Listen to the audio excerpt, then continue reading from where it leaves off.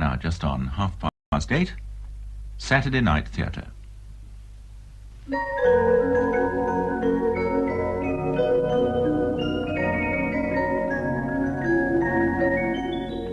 We present Persuasion by Jane Austen, adapted for radio by Dennis Constanturis.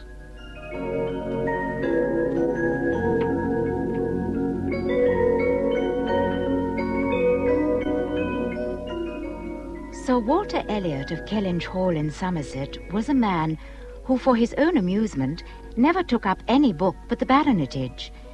There he found occupation for an idle hour and consolation in a distressed one. There his faculties were aroused into admiration and respect, and there any unwelcome sensations arising from domestic affairs changed naturally into pity and contempt. As he turned over the almost endless creations of the last century, he could read his own history with an interest which never failed. For this was the page at which the favourite volume lay always opened. Elliot, Sir Walter, Baronet of Kellynch Hall in the county of Somerset. Wife, deceased.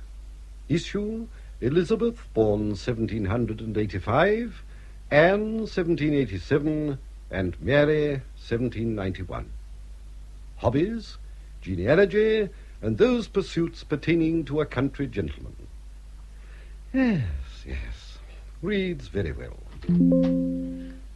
Oh, Anne, what is it? Pray knock before you come in. Father, there is a man outside. He insists upon seeing you. Some low fellow, I have no doubt. Some tradesman. Tell him to deal with Shepherd by agent. He has done so, Father, but says he's had no satisfaction. Father, I dislike having to say this, but I am beginning to feel that some form of retrenchment in our style of living is unavoidable. Oh, Elizabeth, my dear, you're looking very fine, very fine. That gown becomes you. Thank you, Father. Father, let me speak to Lady Russell. She may have some plan of action that would put us on our feet again. Thank you, Anne. Lady Russell is a woman of breeding, I grant you, but I scarcely think we shall require her assistance. However, you may mention the subject if you wish. I have no objection. Dear Anne, you of all three girls are the most like your poor mother. I feel it an obligation on my part to take her place whenever I can. Oh, you do, Lady Russell, you do. You are most helpful in all matters that concern my father. He has the greatest respect for your judgment. That I take leave to doubt, my dear. However, I've foreseen something of this sort for a long time.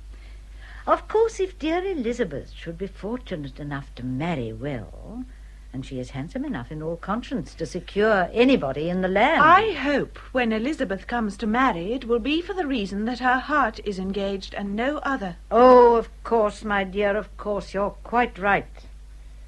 But there was a time a while back when I hoped that your cousin, Mr. Elliot... But there... His behaviour was quite odious. Oh, quite. She was very much hurt in her pride. And I don't blame her. But he is your father's heir, my love. One day, whether one likes it or not, he will presumably be master of Kellynch. It would have been, convenient. But no matter.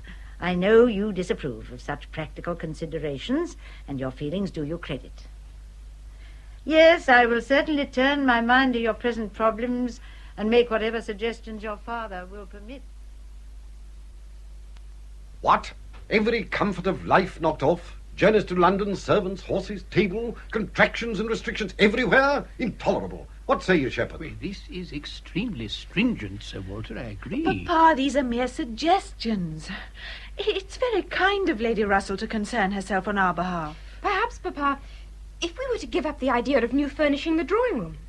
And again, if we were to tell Mary and Charles we simply cannot afford to have them and the children to stay this year. They really are dreadfully noisy now, those boys. Yes, Elizabeth, my dear, that I would be prepared to agree to. But these other suggestions, to live without even the decencies of a gentleman, that I cannot countenance. I'd sooner quit Kellynch Hall at once than remain here on such terms. I must say, Father, I'm inclined to share your feelings.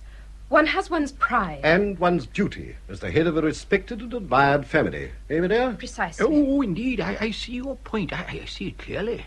Sir Walter Elliot must indeed be expected to maintain the very highest standards in all matters, naturally. Perhaps, Father, if a suitable tenant could be found for Kellynch, we might winter agreeably in Bath or even London. Indeed. Why not, my dear? Indeed. Why not? Oh, not Bath, please. I must confess an aversion to the place ever since I went to school there. That would be an admirable suggestion, Sir Walter. Admirable. The present moment is most propitious for such a venture. This peace will be turning all our naval officers ashore, rich with their prize money. He would be a very lucky man, Shepherd, who secured Kellynch Hall even for a season. That would be a prize indeed. Quite, Sir Walter. I'm certain something highly satisfactory can be arranged. I will advertise the matter at once. Advertise? Did you say Well, advertise? if you wish. I hope, sir, you would not expose me to such vulgarities. I was merely... I should require the whole matter to be conducted with the utmost discretion, naturally. Thank you, Father. Oh, indeed, Sir Walter, indeed. In fact, I already know of a certain personage who, I understand, is anxious to find such a property. A very fitting personage, I think you'll agree. An admiral. An admiral, eh? That tells me nothing. The Navy has always been notorious for bringing persons of obscure birth to positions of prominence. Besides, the exposure to all weathers is most damaging to the appearance.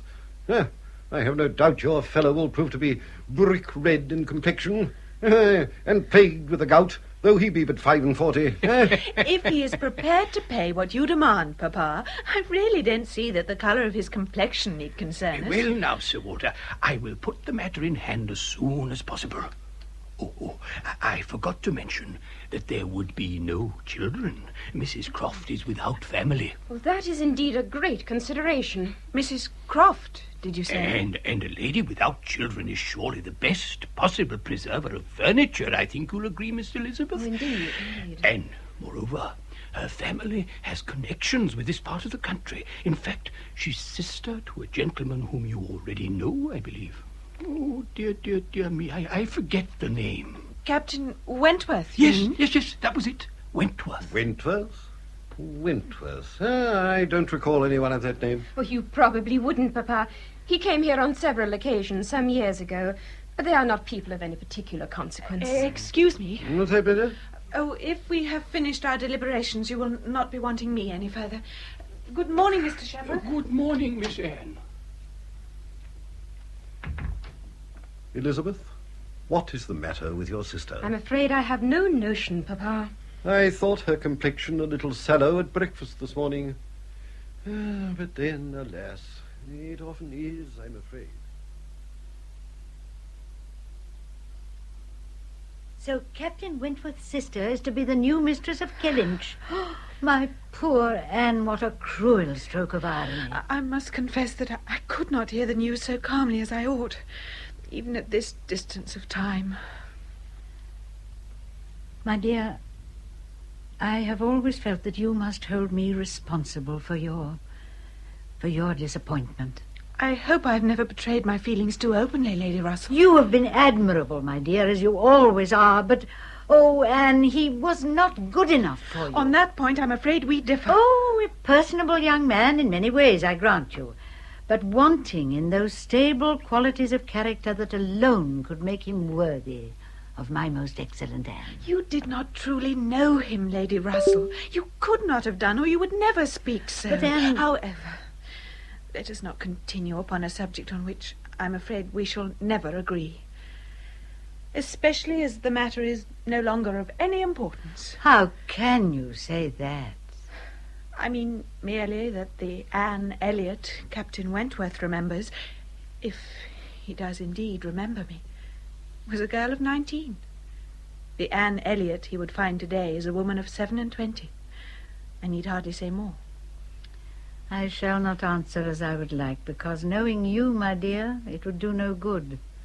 But if that is how you truly feel, what shall you do? I don't know. Father and Elizabeth, I believe, intend taking rooms in Bath. And you, of course, would join them. Well, that remains to be seen, Lady Russell.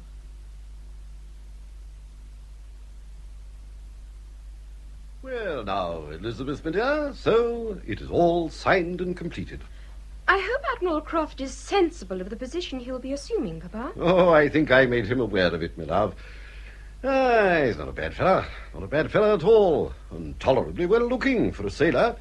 In fact, if my own man could have had the arranging of his hair, I should not have been ashamed of being seen with him anywhere.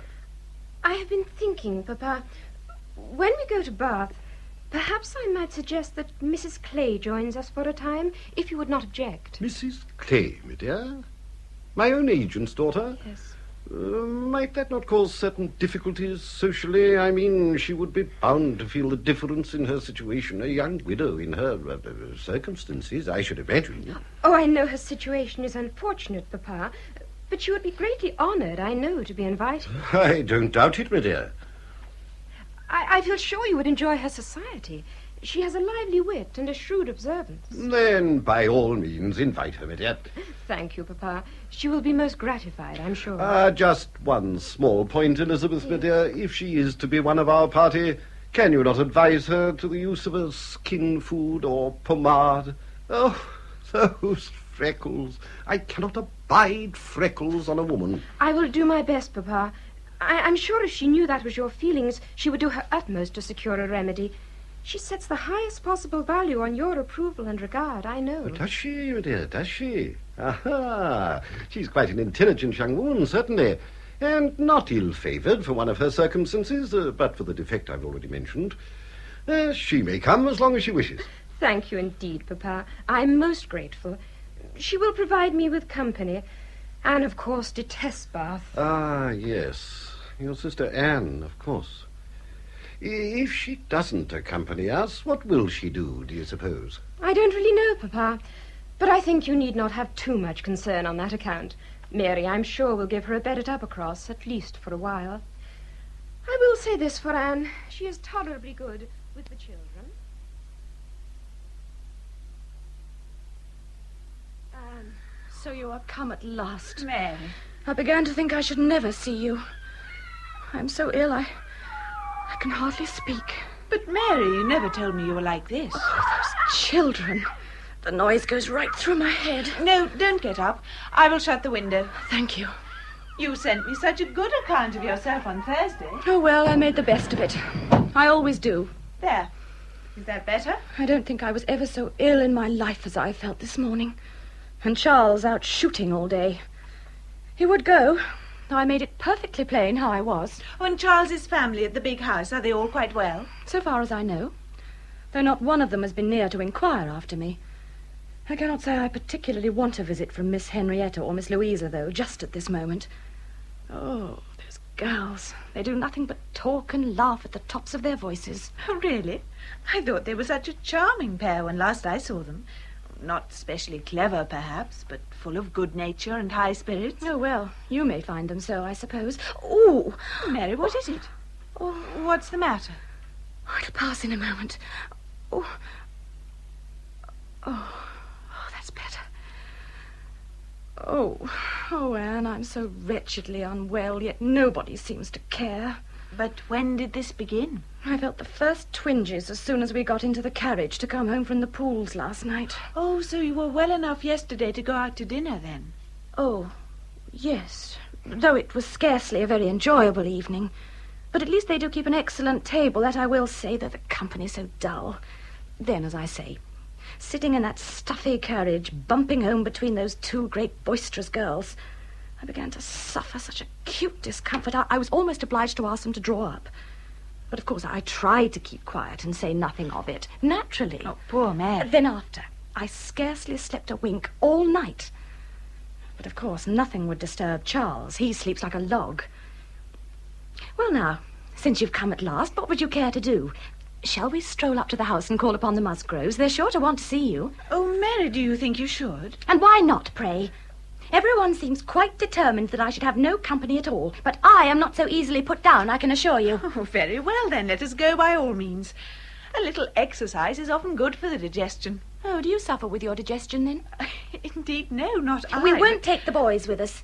Their grandmother Musgrove spoils them dreadfully and gives them so much trash and sweet things. They come home sick and cross for the rest of the day. Boys! Boys! I'm just going up to the big house for a while. Boys! Oh, well. They pay no heed to anything I say. Let their father deal with them for once. Come on, Anne. If we go now, we might just arrive in time for a glass of sherry and a biscuit.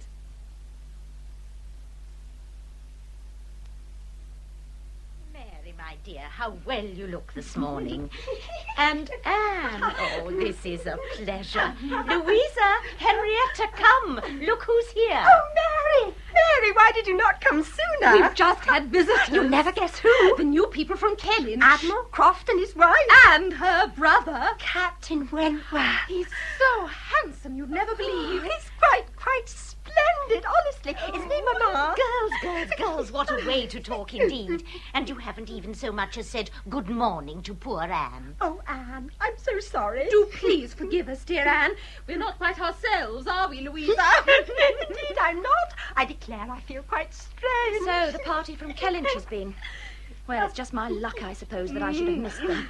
If you had not kept me talking so, Anne, they might have been still here. That's right, Henrietta, dear. Take Mary through into the garden. Anne and I will follow you in a moment. And it was not just Henrietta and I who liked him so. Papa quite doted on him, didn't he, I Henrietta? declare we could hardly get a word with him from the moment Papa came into the room. Oh, dear.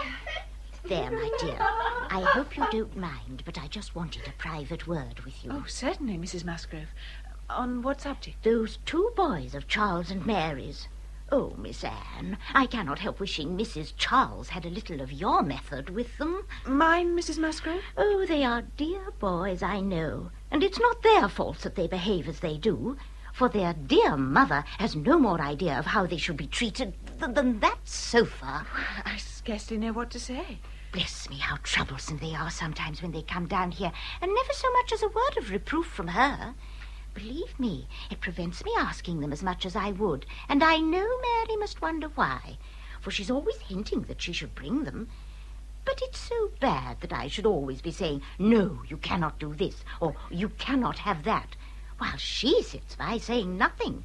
But poor little creatures, somebody must curb them. Yes, indeed. I do understand your feeling. But there. Oh, we must follow them out, or she'll wonder what I have been saying. You'll not repeat it, of course. Oh, no, of course not. Dear Mary, I'm very fond of her, really, but I just wanted you to know the true situation. Of course. Oh, there you are then, Mary, dear. I hope my poor girls have not quite overwhelmed you. They are a little excited this morning, I'm afraid. Mamma, Papa says the party from Kellynch are to come to dinner next Wednesday. Is that not splendid? Louisa, dear, do not raise your voice so. I am not hard of hearing. They must all come, must they not, Mamma? Charles and Mary. Well, Thank you very much, I'm sure. Oh, and of course you, Anne. Oh, your numbers will be quite sufficient without me. no, she must come, must she not, Mamma? Yes. Wait till you meet him. Oh, he's quite the finest addition we've had to the neighbourhood for a long, long time, I can assure you. Is he not, Henrietta? Yes. Well, really, Charles, I declare. Isn't that just my luck? What is, my dear? Mary, has anything happened? Oh, no, indeed. Nothing, I can assure you. Little William, if you please. Your mother, Charles. She will insist the boys go up there and gets quite hurt if I refuse. So today, as I wanted to look out my dress and so on for tonight, I let them go. And what happens? She lets him climb a tree and he falls straight out of it upon his head, if you please. Oh, poor little fellow. Poor chap, is he bad? Well, of course he's bad. He has a most unsightly lump upon his forehead. Bad enough to keep us both at home this evening anyway. Oh, I see no reason why we should both stay, my dear. I have rather a wish to meet this fellow Wentworth, actually. I understand he's a capital shot. I will make your excuses to Mother and Father. Is he in bed, that young invalid? I must go up and see how it is with him. You stay here with Anne. Well, did you hear that? Did you hear what he said? Poor William. He will need special attention, certainly. So he will go and I am to stay behind. I did not think Charles could be so unfeeling. If there is anything disagreeable to be done, men are always out of it, if you notice. I hope I am as fond of my child as any mother. But I do not know that I am any more use in a sick room than Charles is. In fact, the sight of blood is always particularly trying on my nerves. Well, it's bound to be specially so, I think, with a mother. one has too much sympathy. Oh, well, there's an end of it, I suppose. I need not have bothered to look out my dress. Look, Mary, why do not you and Charles both go and leave me to take care of William? Oh, no. It's very good of you, but it will not do. I must stay. Thank you all the same, but no. But why not? Do you not think I would look after him properly? Oh, goodness, it's not that. No, I'm sure you'd do it better than I. Far better. And he's forever asking for his Auntie Anne. Well, then? Anne, if you would. I feel Mrs. Musgrove particularly wishes me to meet Mrs. Croft. And, of course, her brother. Or I'd say nothing more of the matter. And I know you never object to an evening on your own. Dear, we've been so long over this, I shall have to hurry.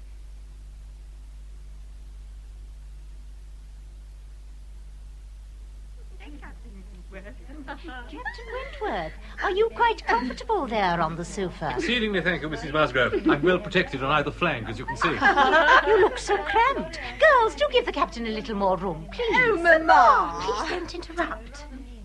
So, your first ship was the Asp, then? Oh, do tell us about the Asp.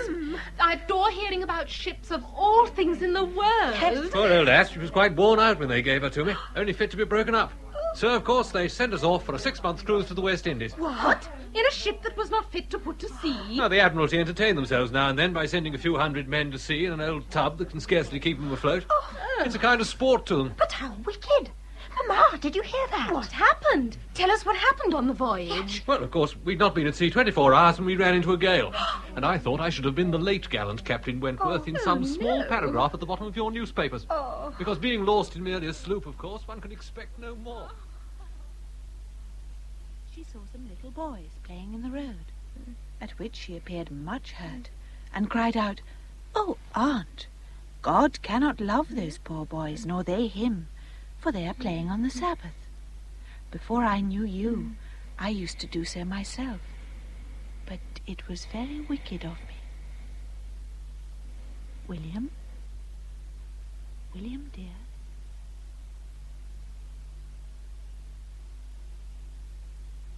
Thank you, Jemima. That will be all. You may go to bed now, if you wish. Goodness me, is that the time? I was near to sleep, I can tell you, the last half hour or so. Yes, Charles, dear. So I observed. Oh, I must get to bed if I'm to take the good captain and the Admiral shooting tomorrow. Anne, my dear, you did well not to go. The room was so hot, I have quite a headache. But Captain Wentworth is charming, is he not, Charles? Shh. What's the matter? Little William. Oh, yes. How is he? Oh, he's sleeping quite soundly. I think he has suffered no serious damage. I had not forgot, of course. In fact, the thought of him quite spoilt my evening. Yes, my love, I'm sure. And really, Charles, your two sisters. Oh, they're good-hearted girls, and we all love them, of course. But your mother should speak to them. She really should. They're not children anymore. Poor Captain Wentworth. I'm sure they pestered him, so I was quite sorry for him. Yeah, I think he bore it pretty well, my love. He didn't look to me like a man who was suffering much. Did he not? Well, perhaps you didn't observe him as closely as I did. He kept throwing me glances as though to say, I would like to come and talk to you, but you can see how I'm placed. For to be sure, they sat so close upon him, poor fellow, he could scarcely move. I saw him make no very great effort to escape, my dear. Poor Charles Hayter, he could get no word out of Henrietta at all. His nose is quite out of joint, I'm afraid. Oh, well, that's no bad thing, if you ask me. I can't think what your mother's about, letting him see as much of Henrietta as he has. The Hayters are nothing very great, to put it at its best. Oh, Charles is not a bad fellow, and quite a tolerable shot. Which reminds me, I must get to bed, or I shall be good for nothing tomorrow. We're to have a day shooting together, Wentworth and I, and, of course, the Admiral. Captain Wentworth is coming here. We're not shooting here, over at Kellynch. I offered our coverts first, but he wouldn't hear of it. Insisted it should not be here. Oh, indeed. I think it was on my account, Charles. He knew that I had a sick child and was anxious I should not be put to any extra trouble. I thought it very fine and considerate of him. It's a pity, though, because now you will not meet him, Anne. Never mind. I know you're always quite happy in the nursery. Well, I think I'm for bed. Oh, he asked after you, Anne, by the way. He asked after me? Who? Who, Charles? Captain Wentworth, my love. Captain Wentworth asked after Anne? I did not hear him. No, my dear, that is not surprising. You ladies had left the room. What did he say? Oh, I forget exactly. Nothing very particular. Asked if you were quite well, I think. Oh, no. I shall fall asleep if I stay down here much longer. Good night, Anne. Good night. Coming, my love?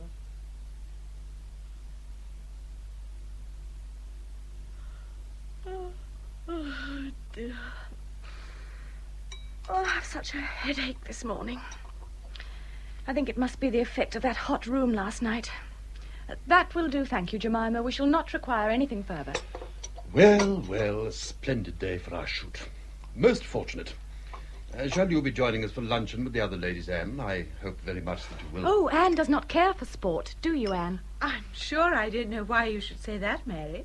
I care for it at least as much as you, I fancy. Anne will be quite well occupied in the nursery, I'm sure. Yes, Anne, you've made quite a conquest there, if nowhere else.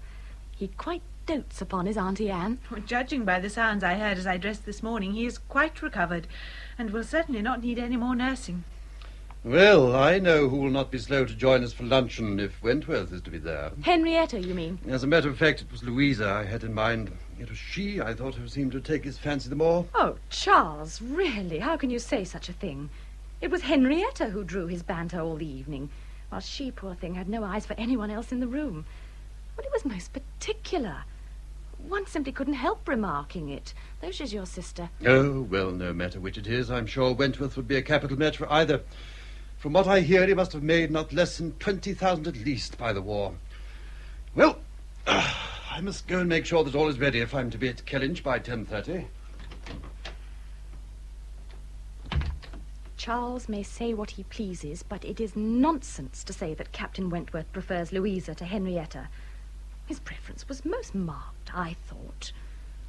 And of course Charles is so positive, and he must always take the opposite side from me. Oh, but there. You haven't made a very good breakfast, have you? I have had quite sufficient, thank you. Well, I know one thing. You cannot possibly go out and join the gentlemen on such a poor breakfast as that. If there is anything they cannot abide, it is females who complain of feeling faint and unwell when they're engaged in their sport. Now, when have you ever heard me complain of feeling faint or unwell? But if you will excuse me, I must go up to my room and take a glass of physic. Oh, this head of mine is quite agonizing. It's always so when we've been dining at the big house, I find. But dear Charles, of course, is quite unconcerned, so long as nothing interferes with his precious day's shooting.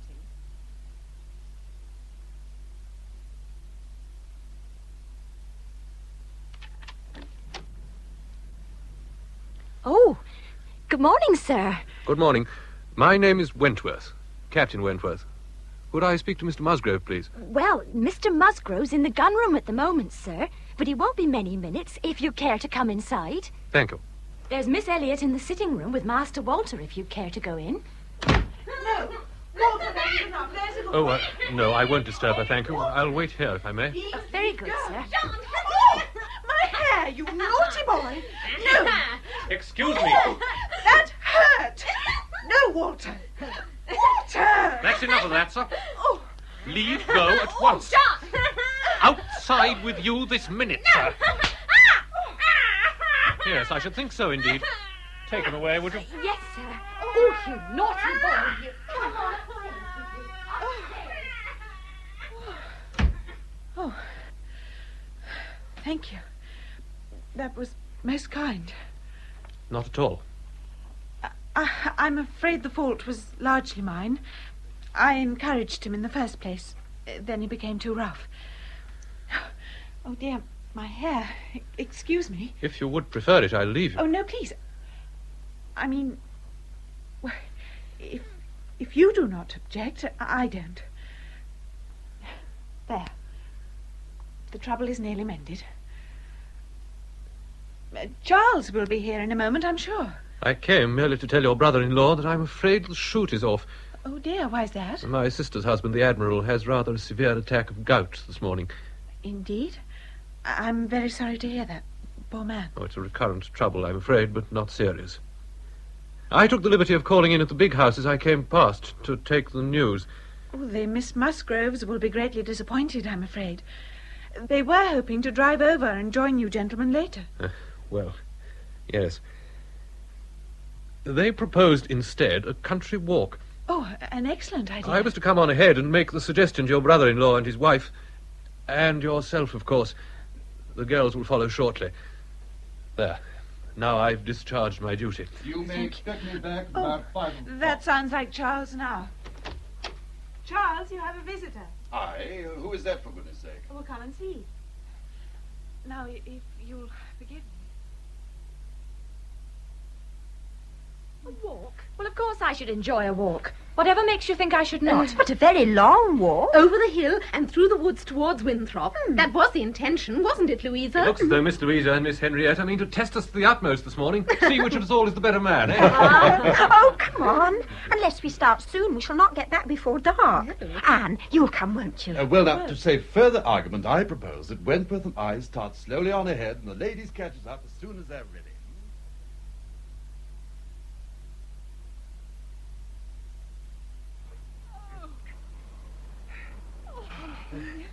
There you are, Lime Bay in all its splendor. Oh, look, everybody. Did you ever see anything half so fine, eh? Let me see. I've never in my life seen lime. Never seen lime? Poor Miss Louisa, that must be remedied instantly. Here, let me lift you onto this stile. Oh, thank you. Hold on to my hand. There we are. Now then, what do you think of that, eh? Oh, it's superb. Magnificent. Oh, Charles, I should love of all things to go there one day. Oh, yes, Charles. Maybe not. Yes. All of us. Go there one day for a visit. Yes. Why not, indeed? If we are not to shoot, then we must employ ourselves somehow, I suppose, eh, Wentworth? I should like nothing better. I've many friends in Lyme. Oh, yes, let us.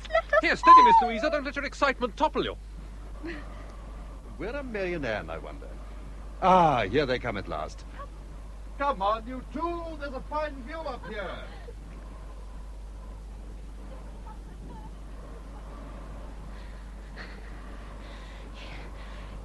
He knows I always become breathless if I have to walk uphill. Oh, this mud. Well, I told you, did I not? Those shoes would not do. Oh, I feel quite ill. I have such a stitch in my side. Oh, you're fortunate to be so strong. I must sit down a moment. Oh, come along, you two. Come along, he says. He would scarcely notice if I were to drop dead in a ditch. I simply have not breath enough to answer. I must say I'm quite weary myself. Sit there a moment. Perhaps you'll feel better. Come on, jump me down. Captain Wentworth, jump me, come on. Look at Louisa. Oh, really, I don't care what Charles says, but her mother should speak to her. Oh, surely it's only high spirits. She should not have such spirits at her age. It's not becoming. Poor Captain Wentworth. You could see he scarcely knew where to look. And see, she's taking him off aside somewhere, on their own. Oh, Anne, even you must admit that's scarcely proper. The others are beckoning to us. Look, they want us to go on. No, it's no good. I'm far too unwell. I can go no further. Mary. No, take no notice. You go on with the others. Please. Enjoy yourself. Oh, dear, this grass is quite damp. I can feel it through already. If Charles asks, tell him I'm walking home. By myself. Oh, No, leave me, please. It's never my wish to be a burden to anyone. I expect I can manage. Yes, Mary's good-natured enough in many respects, but, she does sometimes provoke me excessively by her nonsense and pride. The Elliot pride. She has a great deal too much of it. Excuse me. I thought I heard a movement of some sort. I must have been mistaken. I beg your pardon. Of course, we all greatly wished that Charles had married Anne instead. Anne? Do you mean that she refused him? Oh, as to that, I don't know. I always understood there was some prior attachment on her side at the time, but that Lady Russell was not in favour of it. Oh, I know we were all greatly disappointed when Charles married Mary instead. But that's quite between ourselves, of course. There, I think I see the others waving. We've been absent too long, I fear. I cannot go Wednesday. I'm shooting. Well, Thursday then. Thursday would suit me better. Then Thursday it is. Ah, here are Louisa and Captain Wentworth at last. Oh, and Anne, look. Where have you been? Listen, everybody. We're all to go to Lyme this very Thursday. Is that not a splendid arrangement?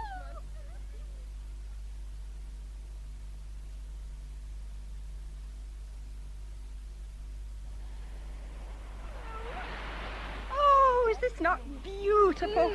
Of all things, I adore the picturesque. May we not walk on the cob? Oh, Captain Wentworth, maybe not. If you ladies wouldn't find it too windy, yes, why not? Oh, it's not too windy. Not the least little bit. Anne! Elsa, there you are. Where is Mary? Oh, Mary is a little fatigued. She's resting. Besides, she finds it too boisterous on the cob. Oh, dear. Perhaps I should go back to her.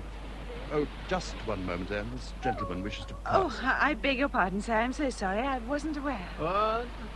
Oh. Thank you. Thank you. Impudent fellow. Did you see how he stared at you? Did he? I didn't notice. If that is their idea of manners in these parts, I do not care for them. Wentworth has met some more friends, I see. Half the Navy lives in Lyme, it seems. May I present my old friends and shipmates, Captain Harville and Captain Bennick, Miss Anne Elliot, Charles Musgrove. My wife and I were hoping when you finished your work, you'd do us the great honor of paying us a brief visit. Oh, that's very kind, Captain Harville. Our quarters are just yonder overlooking the cob. Capital situation for a seaman, eh, Wentworth? Yes, indeed. Really, Captain Bennick, there is so much of the Navy here that I almost feel myself afloat. Lyme is a favorite place for our fraternity, I'm afraid, which does not greatly add to its delights in my eyes. Coming, Harville? Yes, of course. Miss Elliot, I should be very grateful if you could bring yourself to befriend poor Bennick a little. Aye, Captain Wentworth? He's a good enough chap, but a little on the serious side. But then he has some reason to be.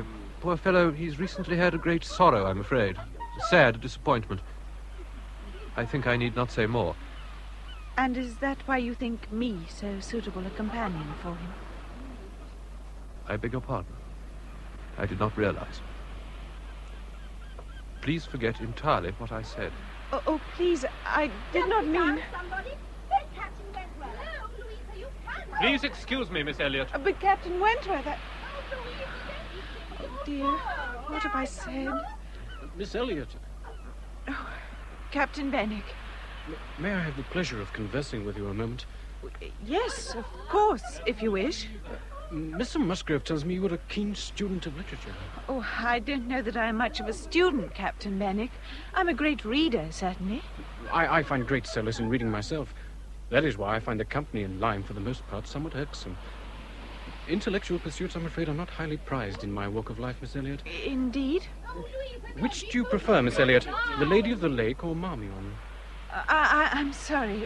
What did you say? I confess I have a strong preference myself, but I shall not declare it until I've heard your views. A preference? Oh, between the lady...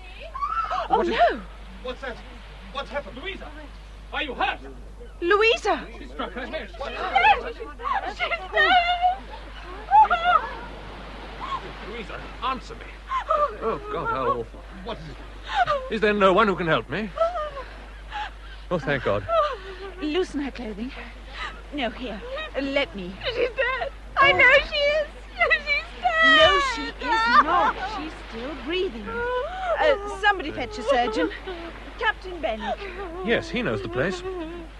Run for a surgeon, quickly, man. Yes. Lift her up a little. Or support her. Oh, there. That's better. Oh, God, it was my fault. It was all my fault. It was not your fault, and you are not to think it. Oh, I saw her eyelids flickering just then. Yes, look. Oh, heaven be praised. Heaven be praised. Perhaps in a few moments you and Charles could lift her up and carry her to the inn.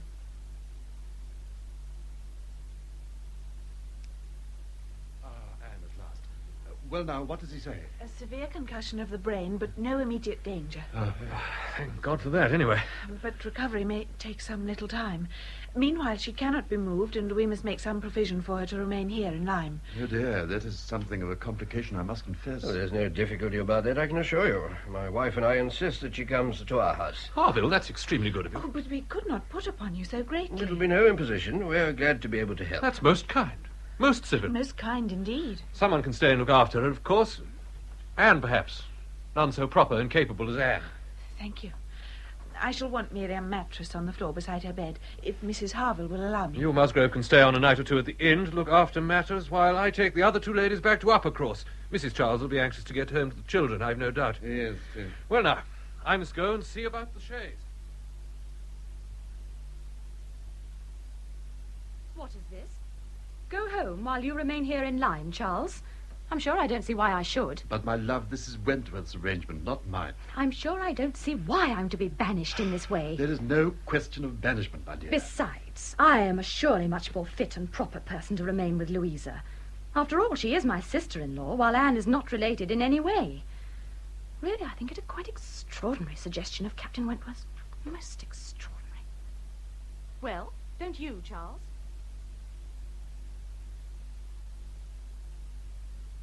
Mary feels that under the circumstances she should remain to nurse Louisa. So, if you wouldn't mind, Anne, No, of course not. I quite understand. Thank you once again. I will go up to tell Mary straight away. Ah, here are Bennick and Wentworth. They will look after you. So, we are to lose you again so soon, are we, Miss Anne? I must say that is gloomy news indeed. There are few enough cultured and informed minds in a place of this sort, I'm afraid. What's that? Miss Anne is to be torn from us, I understand. Just as we were beginning to know each other. Eh, Miss Anne? You're returning with myself and Miss Henrietta to Uppercross. But that was not the Oh, arrangement. do not blame me, please. The wish is not mine, I can assure you. Oh, very well, very well. It's pointless to argue, I suppose. Come, we must make a start. We shall not get back before dark.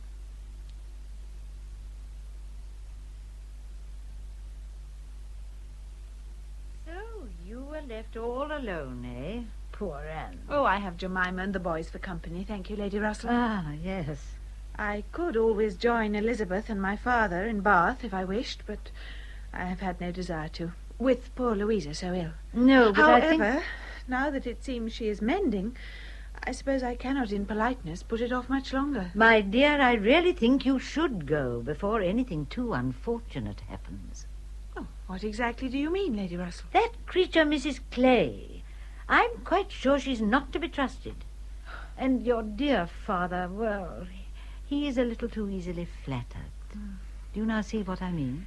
Yes, I think I do. And now, my dear, the latest information is that your cousin Elliot is in Bath, a recent widower, and behaving most attentively to your father and Elizabeth, so it seems. Mr. Elliot? But Elizabeth cannot bear him. He once behaved most hurtfully to her, if you remember, and she is not one to forget such a thing easily. Well, she has forgot it now, apparently. He is a man for whom I have no liking at all. Perhaps we judged him harshly, Lady Russell.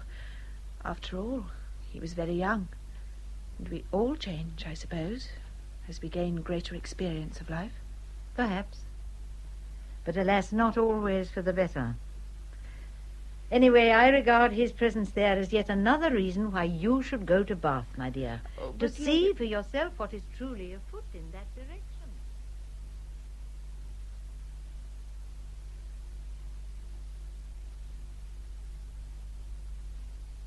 Anne, my dear, we're so pleased that you decided to come at last.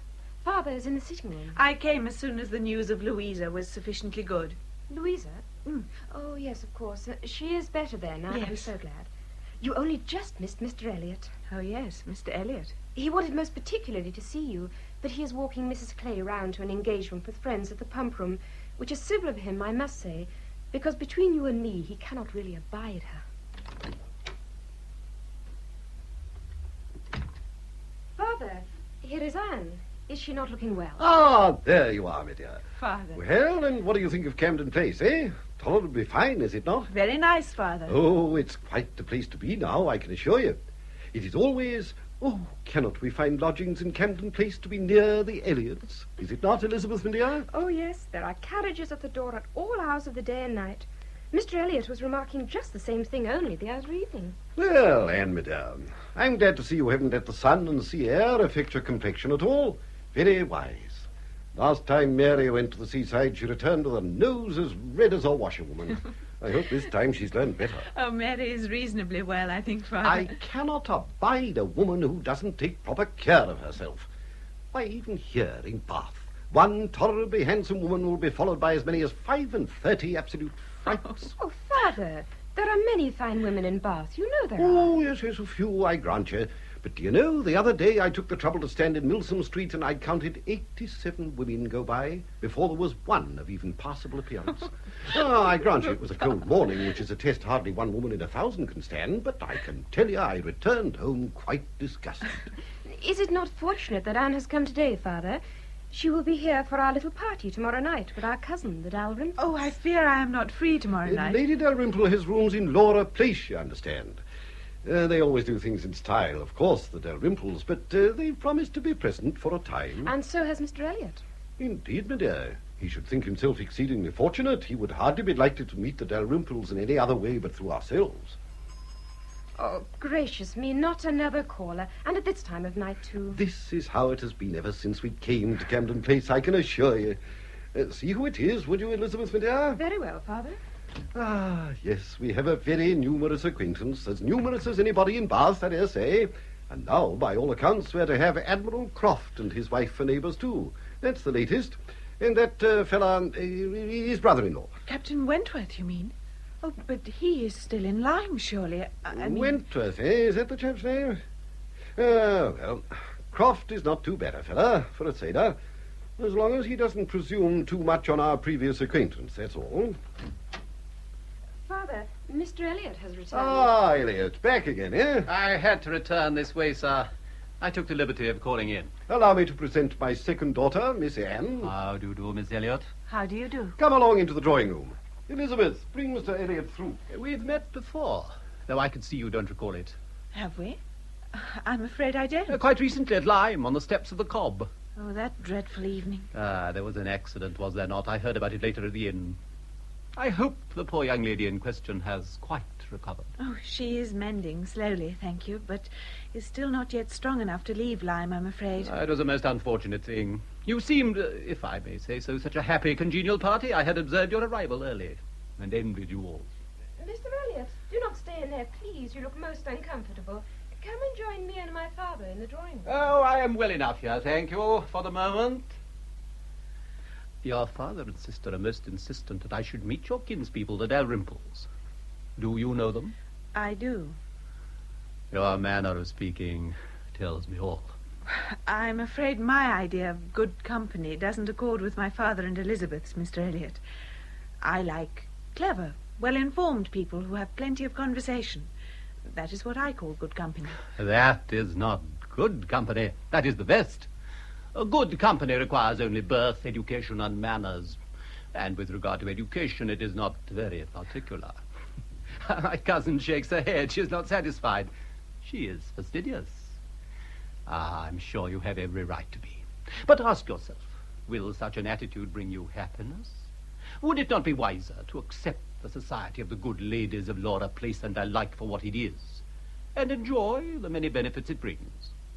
Depend upon it, they will move in the first set in Bath this winter, and rank is rank, whatever you may feel about the justice of it.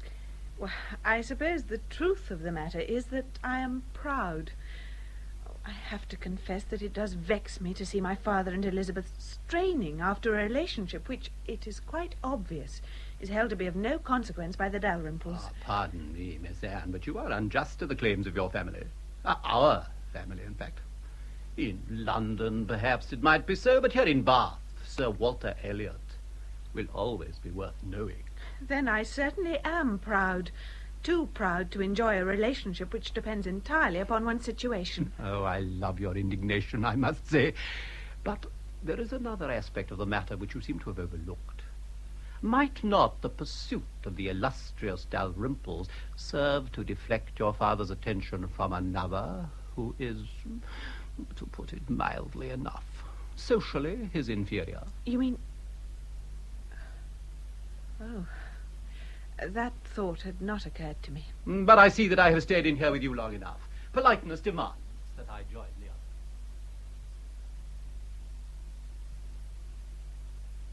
Well, what do you think of him, eh? Is he not greatly improved in appearance since he was a young man? Oh, I expect Anne would scarcely recall him, Father. He came to us on but a few occasions, and then always, if you remember, when only I was at home. Ah, yes. Well, see that he's brought to the attention of our cousins, the Dalrymples, tomorrow night, will you, Elizabeth, my dear? Of course, Father. He's quite a presentable fellow these days. We should do what we can for him. And you, Anne, my dear. Now, if Lady Dalrymple is pleased with you, it might very well mean inclusion among the young ladies of Laura Place. I'm sorry, Father. I thought I'd already made it clear that I cannot be here tomorrow night. Oh, how is that? Indeed, and why not? Because I am already engaged for the evening. Indeed? To whom, pray? There surely cannot be any function worth attending on the night that we are entertaining here. It will merely consist of those who were disappointed of our invitation. This is a purely private visit, Father, long ago arranged to an old school friend in Westgate Buildings. Westgate Buildings? And who is Miss Anne Elliot visiting in Westgate Buildings, may I ask? Ah, some poor old lady, whose only attraction is that she is weak and sickly, I suppose. Oh, Mary, my dear, you have the most extraordinary taste. Everything that revolts other people, mean rooms, low company, foul air, seems to delight you. What is her age, this poor unfortunate personage? 40, if she's a day, I'll be bound. I have already told you, Father, she and I were at school together. She is not yet 31, but she has had the double misfortune to suffer from arthritis and to be a widow. So, just as I said, a cripple. And who is she, pray, this person? Oh, you would not know her, I'm afraid. Oh, why not? What is her name? She was Miss Hamilton. Her married name is Smith. Smith? Indeed. I'm afraid we're very little the wiser, my dear. And who was her husband? One of the 500 or so Mr. Smiths to be found in every town, I suppose. I suppose so, Father. So, Miss Anne Elliot prefers the company of this Mrs. Smith to her own family connections among the nobility of the land. Is that it? Ah, Smith. What a name.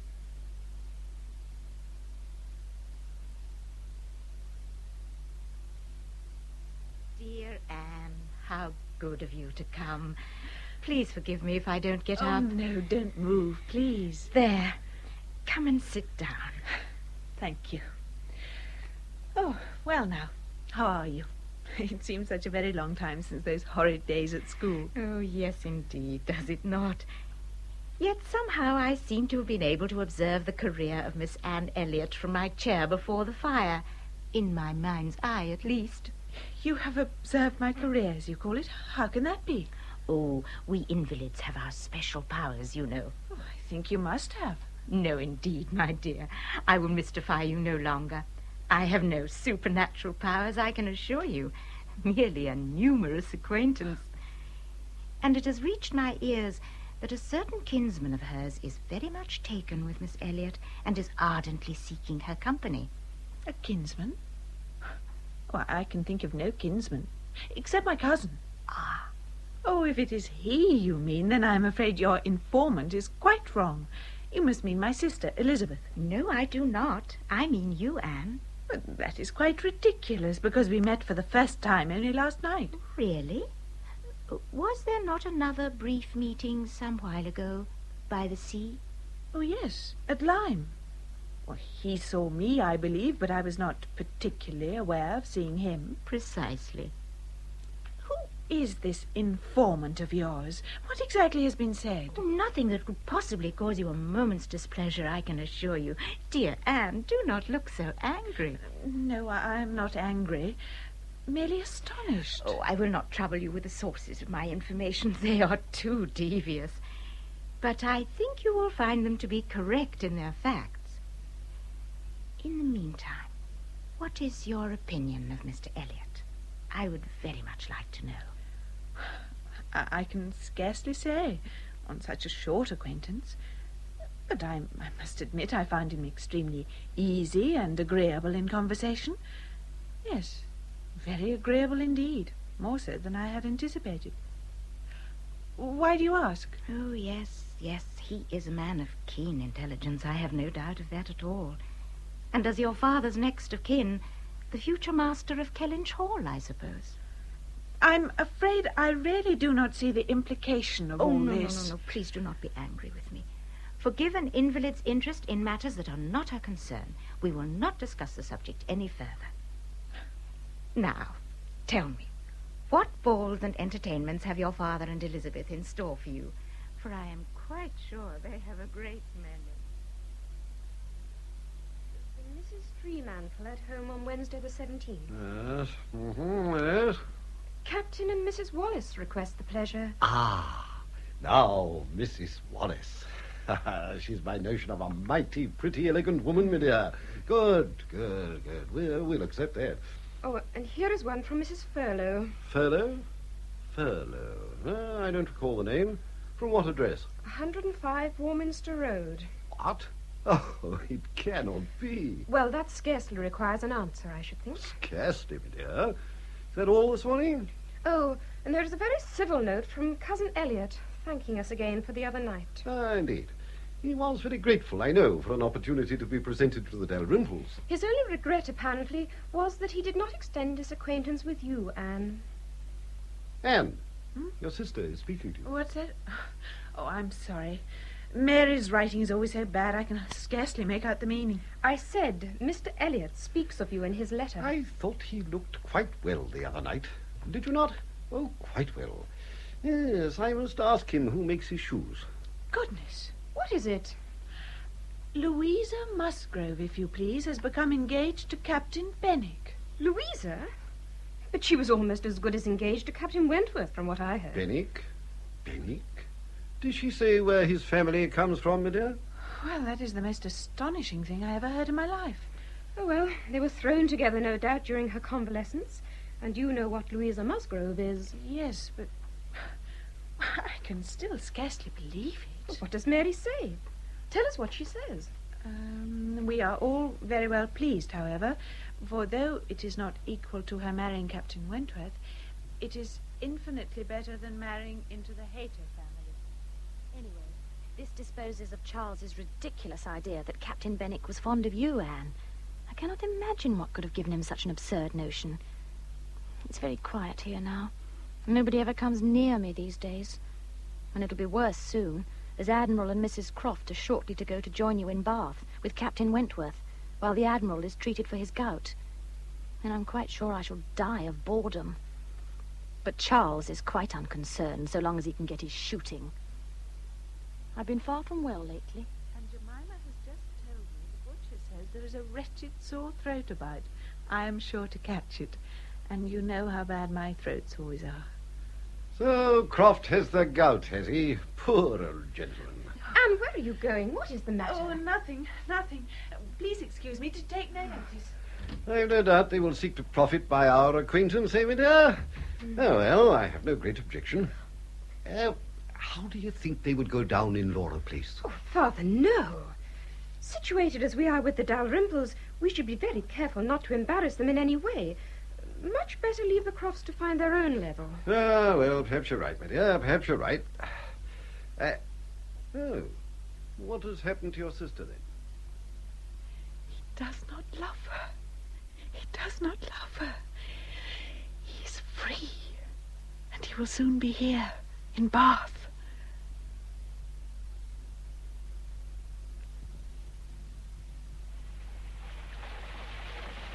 Good morning, Miss Elliot. Atrocious weather, is it not? Captain Wentworth. I thought I saw you standing there, sheltering from the rain. Elizabeth and Mrs. Clay have gone home by carriage, but I prefer to walk. I thought the rain was stopping, but I see it is not. Never mind.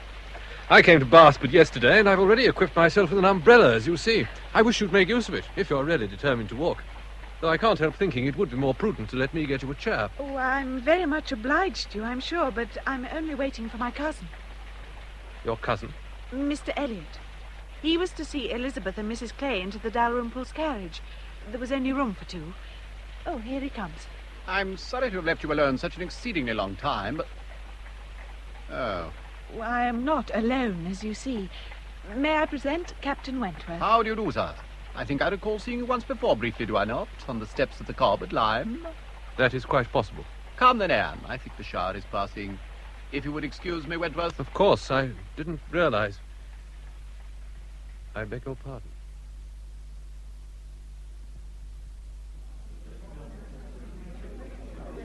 Shall we go in? No, indeed. We cannot take our seats until Lady Dalrymple arrives. They will not commence the concert till our party is seated, my dear. You may depend upon that. All the same, I think I shall go inside, Father, if you don't mind. Do so by all means, my dear, if you wish. Ah, Mrs. Wallace. Ah, good evening. My goodness, but you're looking extremely well in your colour.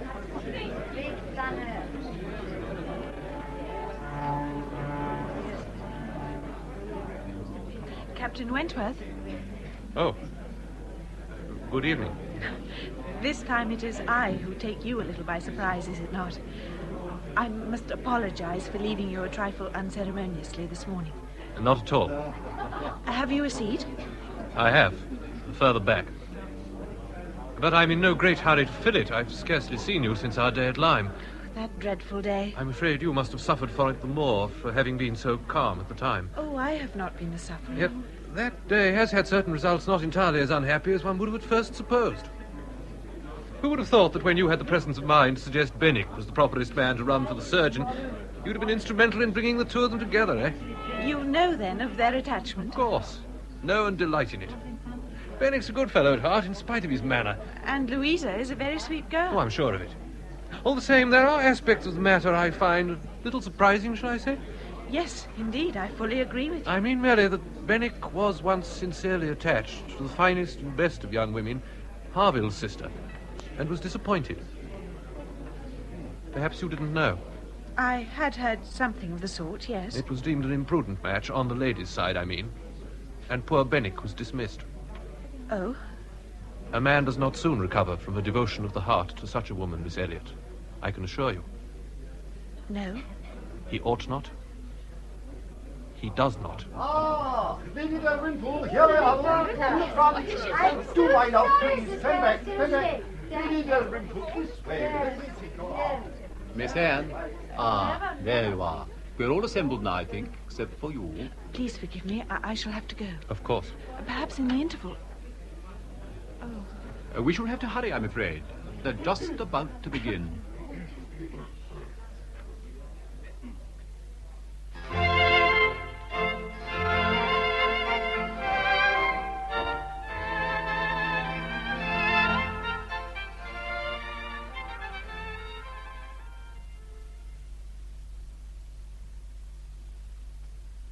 Now then, draw up your chair, my dear.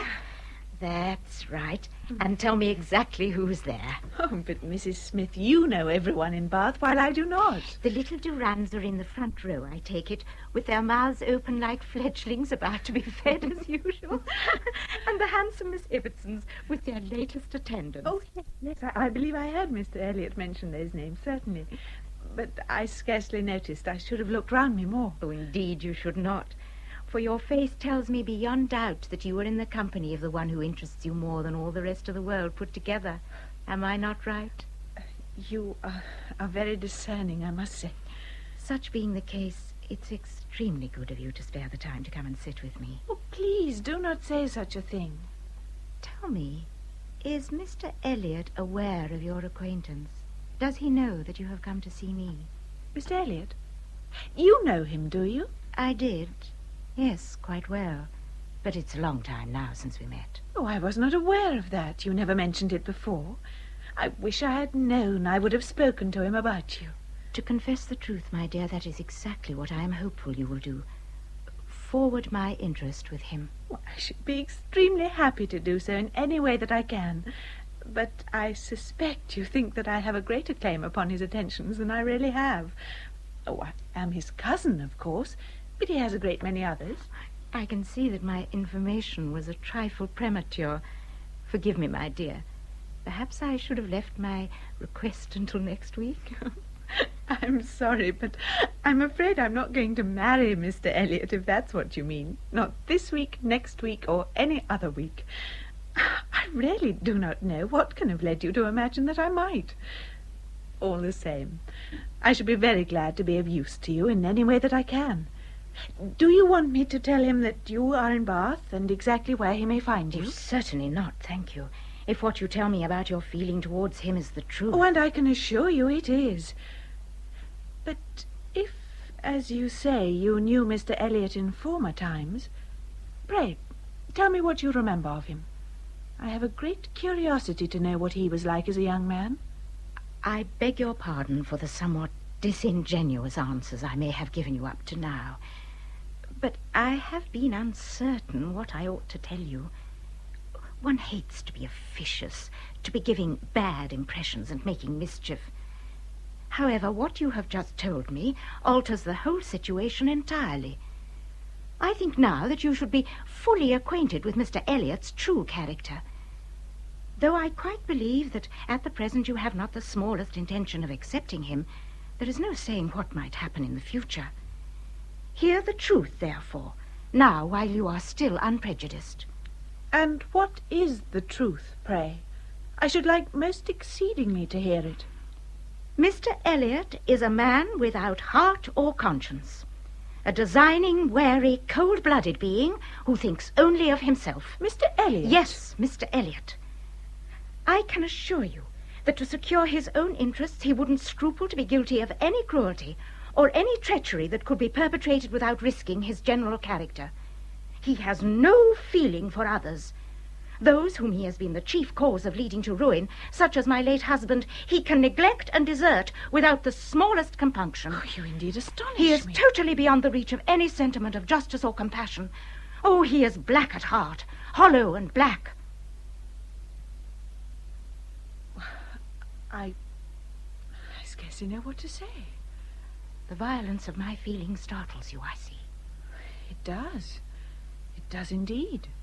My dear, you must make allowance for an injured, angry woman. But I will try to command myself. I will not abuse him more than I must. I will only tell you what I have found. Facts shall speak. Mr. Elliot, at the period of his life when I knew him best, had but one object in view: to make his fortune by the most rapid process possible. That is, by marriage. Well, that I can believe. At least he was determined not to mar it by an imprudent one. And I know it was his belief, whether justly or not, that your father and sister, by their invitations and their civilities, were designing a match between himself and the young lady in question. Oh, dear, I'm afraid my father is not always very prudent in these matters. Such a match he considered at the time to be far below his best interests. Did he indeed? That was his motive in drawing back, I can assure you. He had no concealments from me in those days. What you say certainly accords with his ill-mannered behavior in the past. Yet he has been cordial enough recently. What do you suppose has brought about this curious change? Don't you see? It's because his circumstances have altered. His wife, poor woman, supplied the fortune he so eagerly sought, if little else.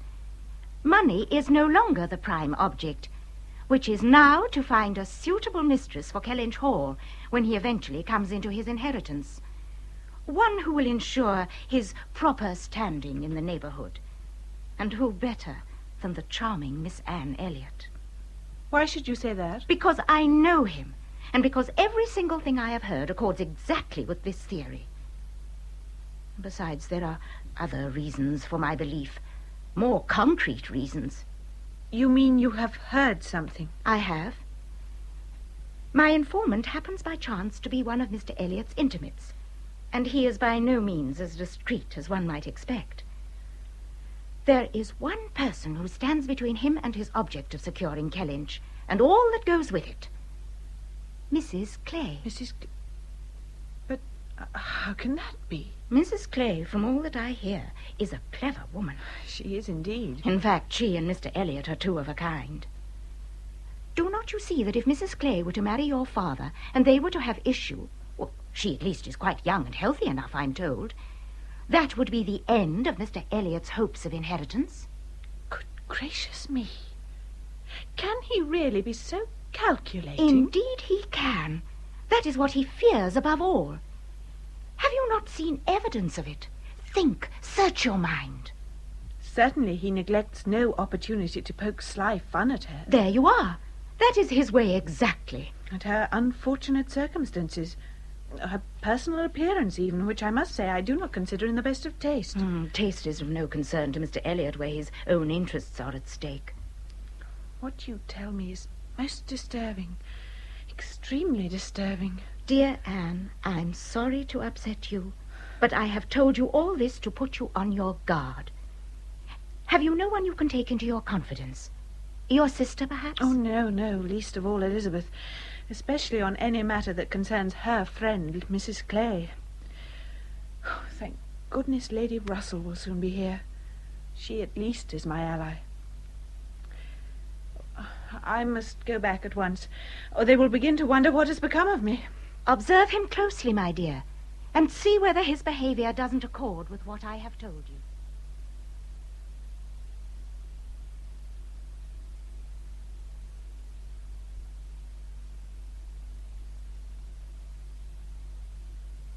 And so there you are at last. I had thought you'd never come back. Such a morning of callers and nobody here to greet them but myself. Oh, I'm very sorry. First, Mr. Elliot, I have never in my life heard anyone spelling so hard for an invitation to come in. Poor Mrs. Clay had the greatest difficulty in disposing of him. In fact, he became almost unpleasant, she says. Indeed. However, she proved successful in repulsing him at last. By what means, I scarcely know. But it was a mercy she did, because within 10 minutes, who should appear but Charles and Mary, if you please, with that Captain Harville person from Lyme. Charles and Mary, how delightful. And that is not all, by any means. Mrs. Musgrove and Henrietta are come to shop for her trousseau and are staying with Lady Russell at the White Hart. Shopping for Henrietta's trousseau? Oh, then she is to be married as well as Louisa. To Charles Hayter, I suppose. Oh, I suppose so. To tell the truth, I did not think to ask. But they require us all to meet together at 12 o'clock at the pump room, apparently. Oh, that will be delightful. I'm glad you think it. Well, you can go if you wish, but I simply cannot spare the time. We are engaged for the evening to our cousin the Dalrymples, don't forget. Oh. So I must get my hair properly dressed. Or perhaps if you go, you would return that tiresome book Lady Russell lent me and pretend I have read it. Oh, certainly. Really, she quite bores me with all her new publications. But thank her kindly and give her my love, of course.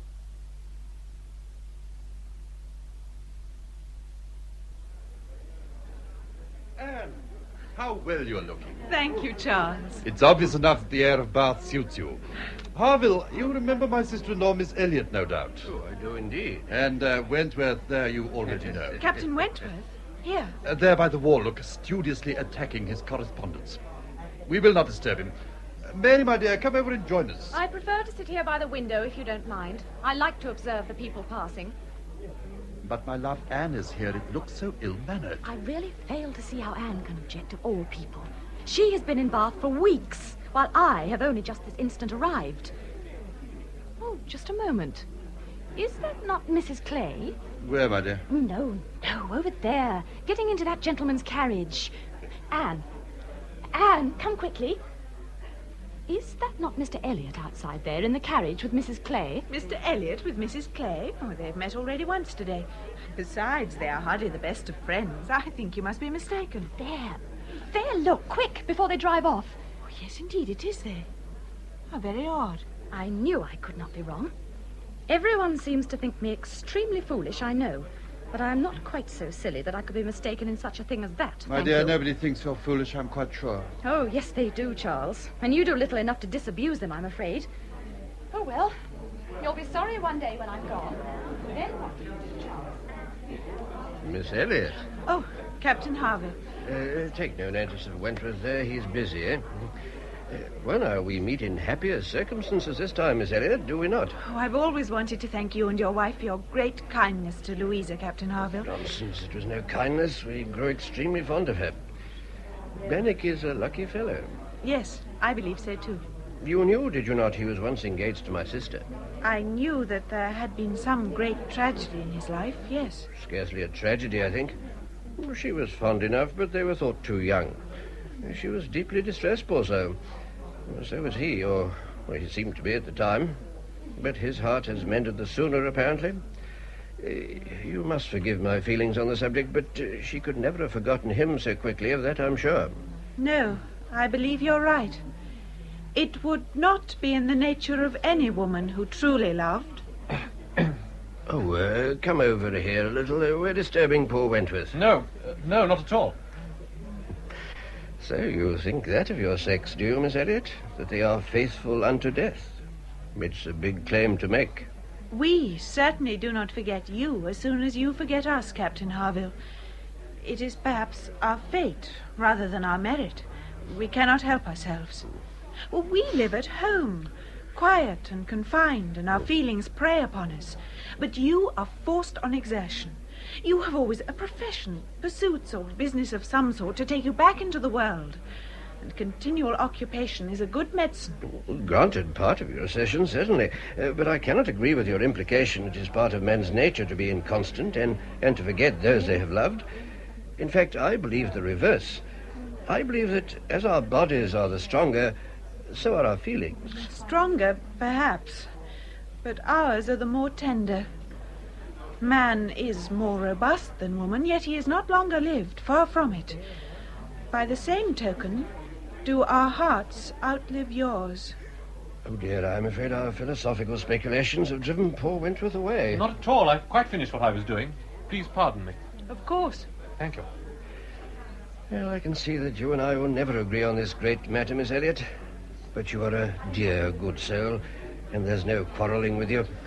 Thank you, Captain Harville. And now I must leave you, I'm afraid. Wentworth, don't run away. There's a good fellow. I'll walk back with you. Anne, my dear, while you were so engrossed with Harville, I have done something I'm sure you will all like.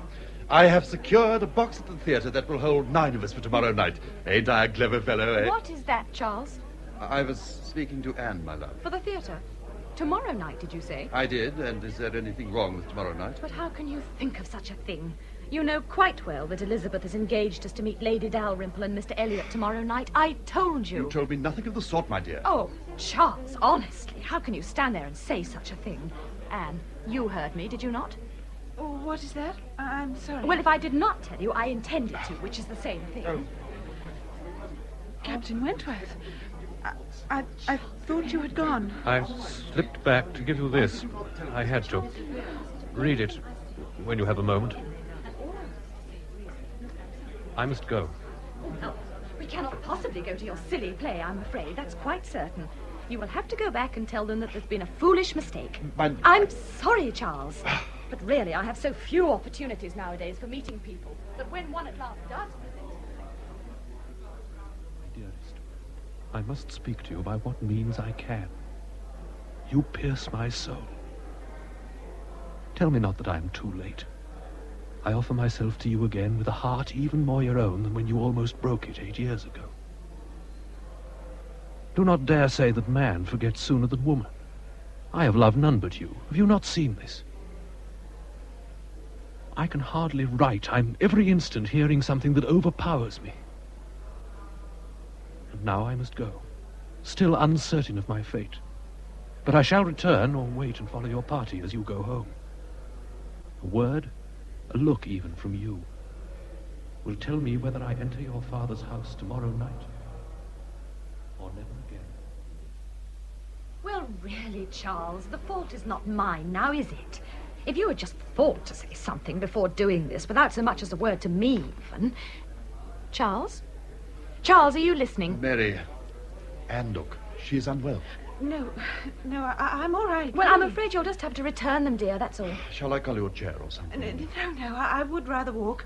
Truly, I would. Then someone must go with you. Mary. No, please. I'm perfectly all right. Mary, poor Anne is unwell. Oh, Charles, don't fuss her so. Really, can you not see it's only the effect of this hot room on a rather full stomach? She just has a little indigestion, I expect. The walk will do her good. Oh, very well. I will follow her myself.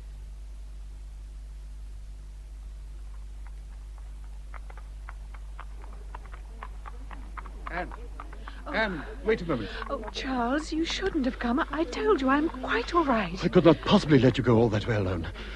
Ah, there is Wentworth, just the man. Wentworth, which way are you going? I hardly know. Are you by any chance going near Camden Place? Because if you are, would you be so kind as to give Miss Anne your arm? She's rather done for this morning, and poor soul must not go so far without help. Yes, of course. Oh, good fellow, good fellow. Then I may safely leave her with you, may I? Thank you 1,000 times. Goodbye. Goodbye. You've read my note? Yes. Then, dare I hope? Of course you may. Oh, Anne. Not here, please. We'll find somewhere quiet. This bench, here, look. Will that do? Oh, yes. Dear Anne. Oh, thank you.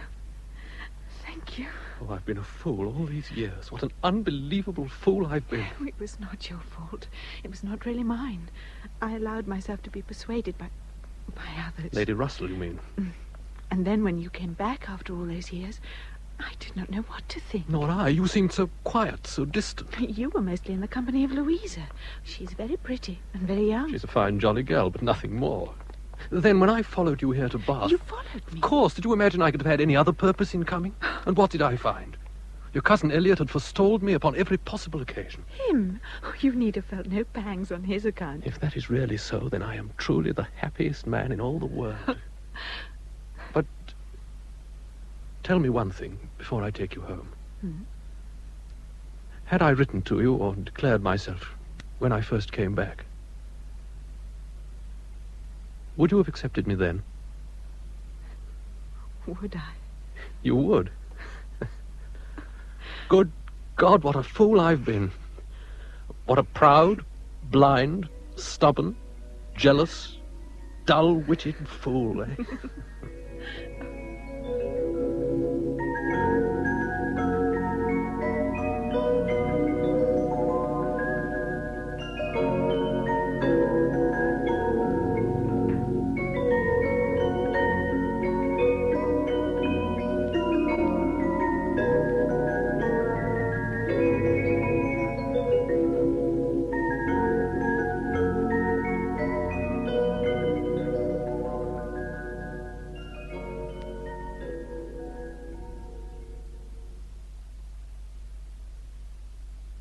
Persuasion by Jane Austen was adapted for radio by Dennis Constanduris.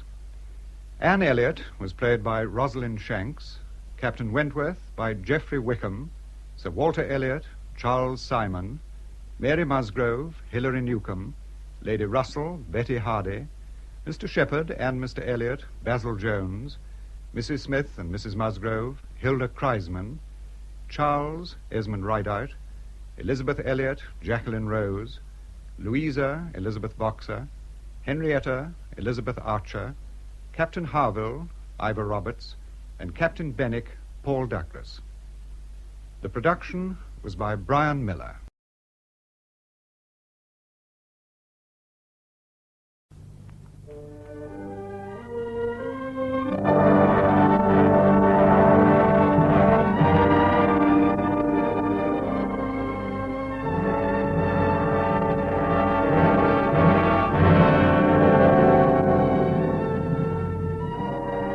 We present Felix Aylmer in Trial by Judge, a play for radio by Michael Hardwick. Trial by Judge.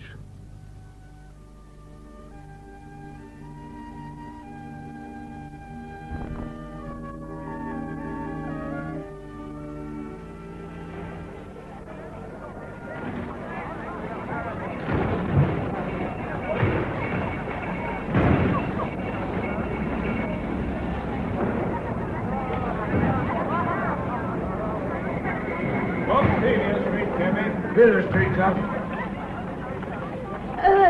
Cabby? Cabby? Lost a piece. Get a move on. Lost a piece, is it?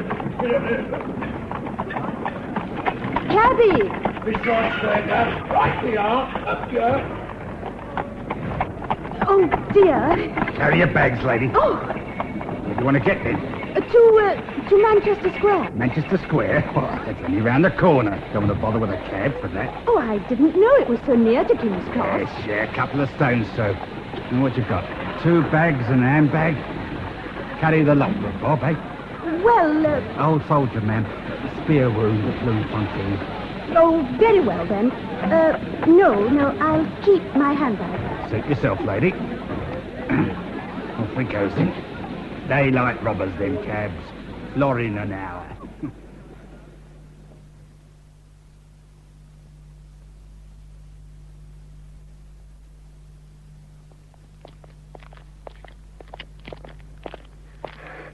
Oh, please, don't go quite so quickly. You said it was just round the corner. Well, we're round the corner, ain't we? Here, you can carry these yourself. What? I'll just take that. Oh, my handbag. Stop! Help, thief! Hey, you stop! Get over my way. No, give me... Damn you. I've got it. Oh, thank you. Thank you. He didn't hurt you, did he? No, I'm all right.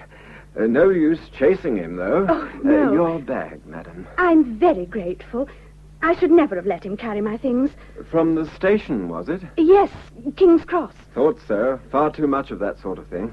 I wonder if you can direct me to Manchester Square. Manchester Square? Well, it must be quite near, I think. Manchester Square's a couple of miles from here, right over by Baker Street. But he said... Oh, well, that settles it. I shall just have to find a cab. Well, it mightn't be too easy just here. Tell you what, I'll take you to Manchester Square. If you'll trust me to carry your bags, that is. Oh, but you can't. No trouble. Quite near where I work, actually.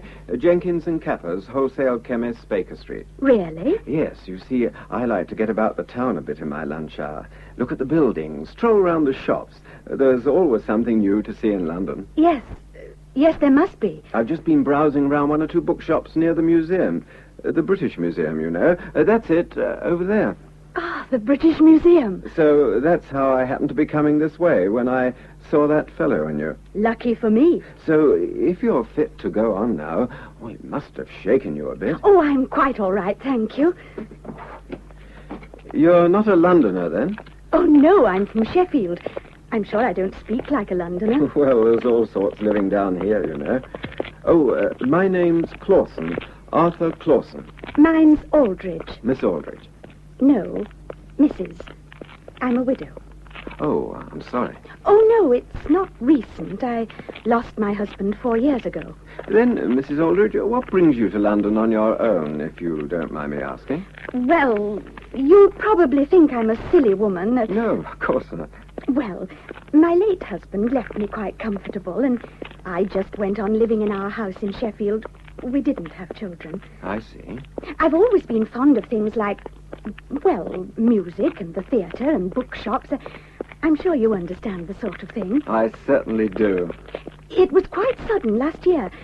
I realized how the days were going by, and I was still living on in the same old way, and all at once, I thought to myself, I'll sell the house and go to London like I've always dreamed of doing. Oh, let's just take a breather, if you don't mind. Oh, dear, those heavy bags. I really think I ought to get a cab from here. No. You know, Mrs. Aldridge, if you don't mind me saying so, you're a woman, a lady to be admired. Whatever for? It takes courage to sell up and arrive in London, of all places. After what's just happened, I'm not sure it isn't plain foolishness. Not it. I can tell you I've had to listen to some very stern words from my husband's family about the pursuit of pleasure. You should have heard them. Oh, there's more to be learned in the theatres and the concert halls and the music halls and just strolling around London in the lunch hour than I'll ever teach you in a school or in a meeting house. That's just how I feel. You do?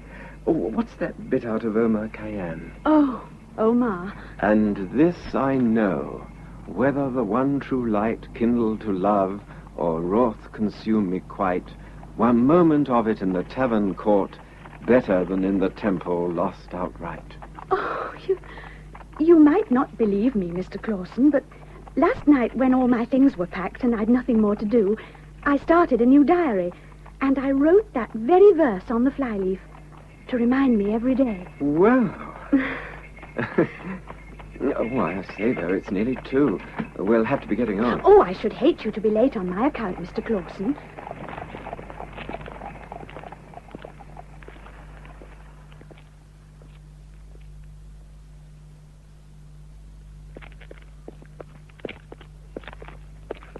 Here we are. The Conway Private Hotel. I don't know how to thank you, Mr. Clawson. Now, you're not to trouble any further. I'll get the porter. Shall you be staying here long, Mrs. Aldridge? Just until I find my way about and decide whether to take apartments or buy a little house. I wonder if you'd like me to, you know, show you about a bit. All sorts of things that'd interest you. It'd take you years to find out for yourself. Well, After all, my firm's only a couple of minutes' walk from here. It'd seem a shame, so close, and... I have enjoyed our talk so much. Perhaps when you've an hour free sometime, you'd like to call here, and if I'm in, I'll come with you gladly. I'll do better than that. I'll be round tomorrow at 12 to see how you're settling in. Help you get your bearings. All right, Mr. Clausen. That sounds very nice indeed. I'll expect you at 12, then.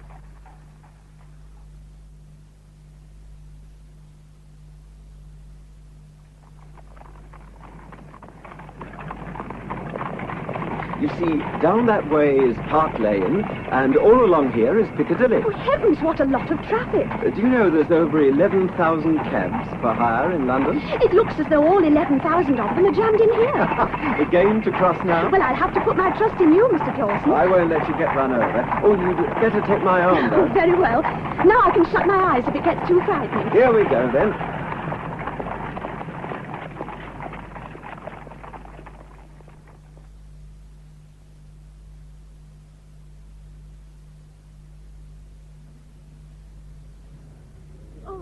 So much to see. I could spend days. And there's a lot more museums besides this, you know. Grace? Your poor lunch hours. But this is what I'd be doing anyway, only on my own. You're quite sure it's not because you offered and don't like to disappoint me? Do you think that's what it is? No, Arthur. Well then, tell you what. Yes? If the weather's like this tomorrow afternoon, come down to Greenwich on a riverboat. Greenwich? Yes, past the tower and all the wharves. See the Maritime Museum and the Painted Hall where Nelson lay in state. But it's Saturday. Surely you don't want to trail about with me on your afternoon off? If you'll let me, Grace. You're sure there's nothing else you should be doing? There's nothing at all. Well, then I'd love to go to Greenwich. But I insist on paying. No. I shan't accept otherwise. No, I mean it, Arthur. Then we stay out for dinner and take a late boat back, and I pay for the meal. Well, let's see, shall we?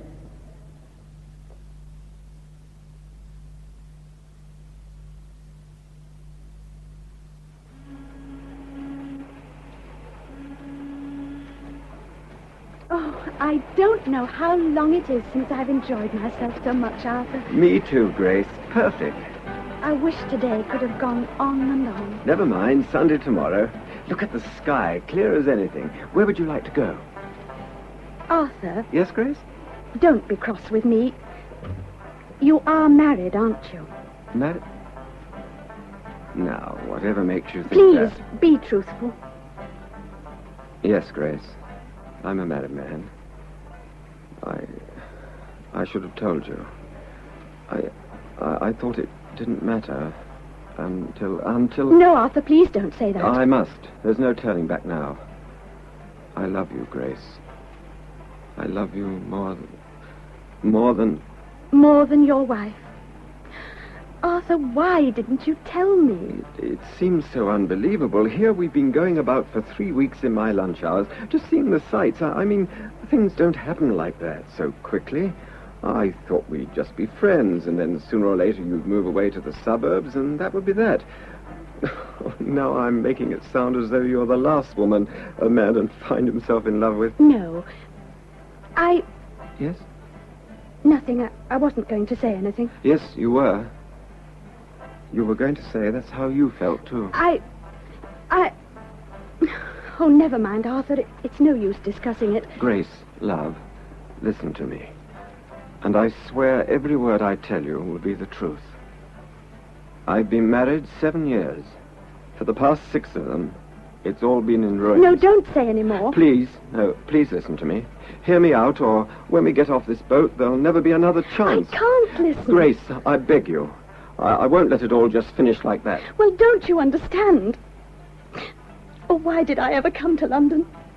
That man who tried to steal my bag, why didn't I go straight home again? And sink out of sight forever? No, Grace. You were meant to live, to make life mean something, like we were beginning to make it. Don't you think that was meant? I don't know what to think. I'm sorry, I'm trying not to cry. You see, my wife's done just the opposite of you. She's taken all the meaning out of life, deliberately turned her back on everything we mean by living.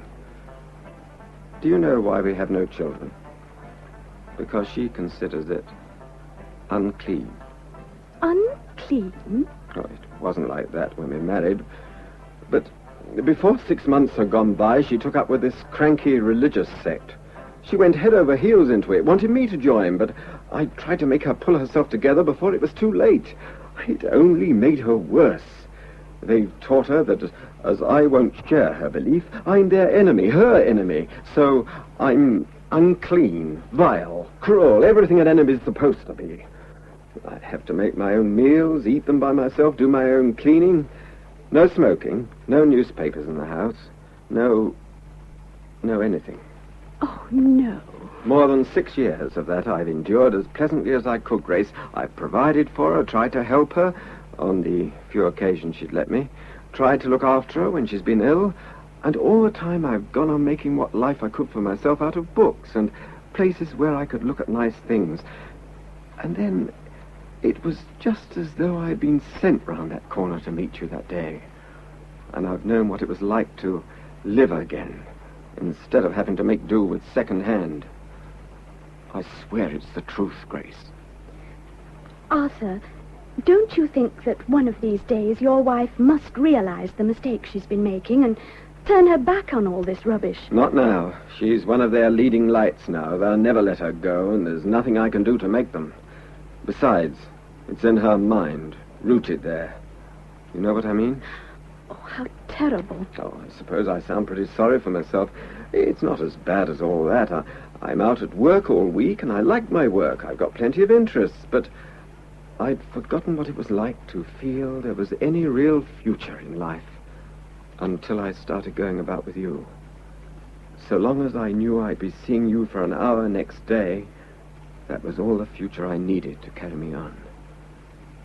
It's all I ask for, Grace. I blame myself, not you, Arthur. I've been too busy enjoying myself, or perhaps we'd never have had to come to this. I'm very, very sorry about the way your life has gone. And now I've made it all worse for you. No. I came to London wanting to start feeling alive again. And I never dreamed how like magic it would happen. Oh, Arthur, dear. Now it's got to end, and I don't want it to end. Oh, my dear, my love, my dear. No, listen. Listen, dear. You're right to say we can't ever be the same again now. But that doesn't have to mean an end. Yes. I won't let her stand between us. She's got everything she needs amongst her own kind. She doesn't care if she never claps eyes on me again. She's told me so 100 times. Well, my darling, she can have her wish. Oh, you can't. You mustn't. Grace, this is the most serious thing I've ever said in my life. And I don't ask you to give me your answer now. Arthur. I love you, Grace. And I want to be with you and look after you. I'm asking you to be like married to me in the sight of God. And I swear that I'll be everything to you till death do us part. Oh, Arthur.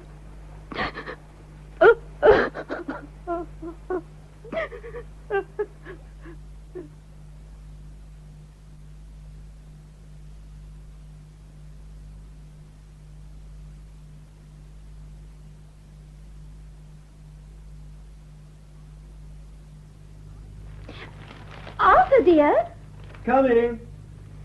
No, do be quick. You'll never believe this. I'm running out of paint again. Oh, Arthur, dear, you should have had a man in to do it. Thinking of the pennies, dear, that's all. You and your pennies. Look, let me pay. Darling, if I catch you paying any more bills out of your own money, I'll... You'll what? I'll jolly well... I'm hanged if I know what, but I will. All right. I'll keep my money for good causes. Oh, darling, I do love you. Still? Oh, it's hardly been a year yet. Give it time to wear off. Now, what won't I believe? What won't you... Oh, here in the newspaper, listen. Alfred Harker, falsely representing himself as having served in the South African War, was convicted at Great Marlborough Street upon 3 charges of having stolen handbags and other property from women in the vicinity of King's Cross Station. Well, But there's more than one of them working that trick, you bet. Ah, but he said he'd served in South Africa. Something about a spear wound at Bloemfontein. Whoever heard of the Bougers using spears? Does it say any more? No, that's all. Poor fellow. Poor? If it hadn't been for him, I'd never have gone that way. But I would, just the same. Only I'd have turned that corner into an empty street.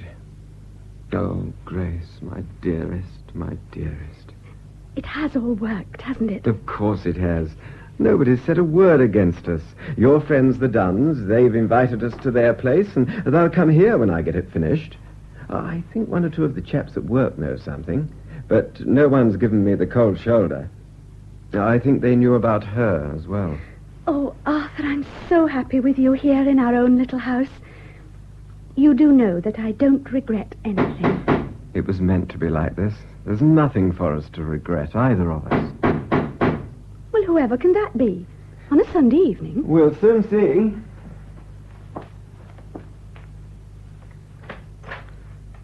Good afternoon. Good afternoon, sir. Mr. Arthur Clawson. Yes?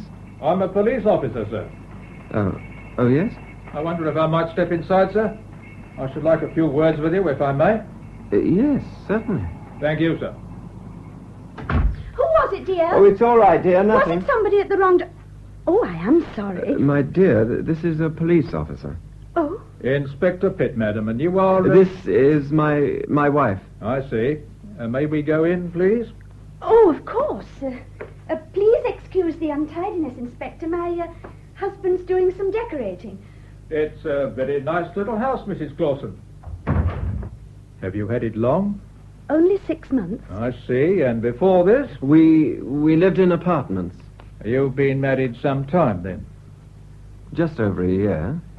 Inspector, may I ask what it was you wanted to speak to me about? Well, sir, we have been speaking about it, in a way.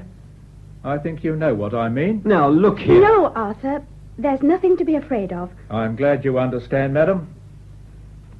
Would you be so good as to tell me your name, please, in full? It's Grace Elizabeth... I protest, Inspector, I don't see... And the surname, madam? Aldridge, Mrs. Thank you. Mr. Clawson, you are lawfully married to Mrs. Charlotte Clawson, aged 41, of number 17 Woodway Avenue, Highgate. Yes, that's right. We're estranged. But you are in the habit of visiting your wife regularly? I ceased living with my wife 14 months ago. I go there every Friday evening to take her money and see that she's not in any difficulty. So the last time you visited Mrs. Clawson would be just about 48 hours ago, last Friday evening? Well, yes, it was about 8 o'clock. How did you find her on that occasion? How? Well, she was just the same as ever. She never would speak to me much. When she did, it was generally in unpleasant terms. You didn't find her ill, though? She was a bit off colour. She'd always had neuralgia, off and on.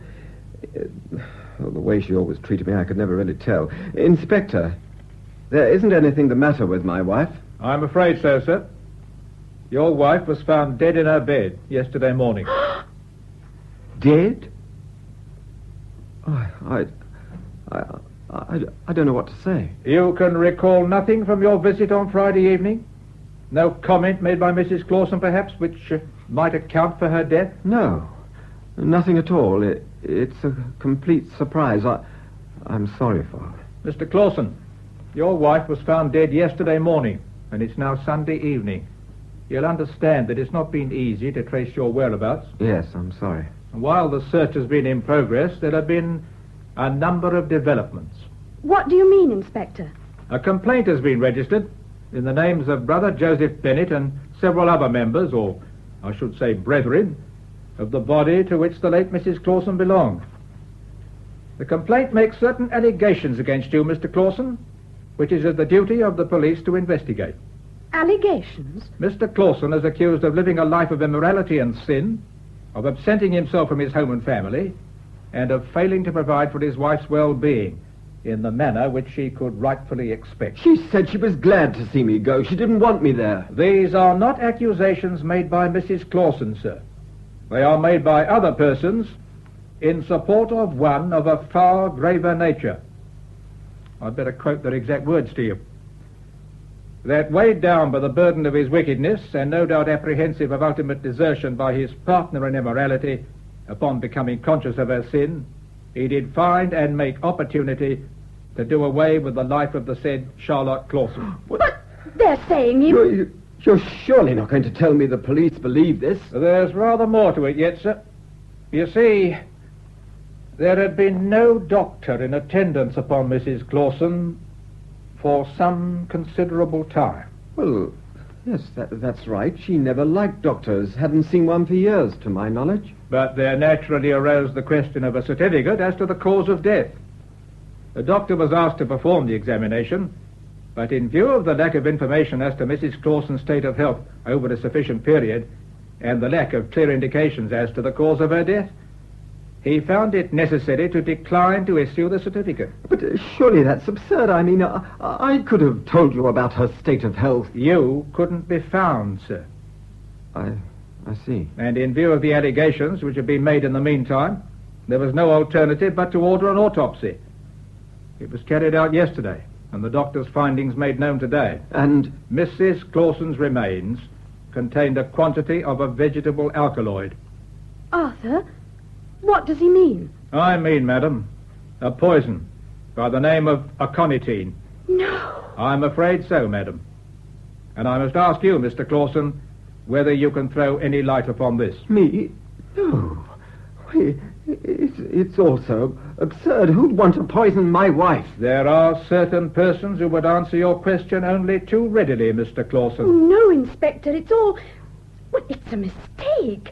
Even they can't believe Arthur would have done anything to her. Can't they, madam? We shall get at the truth.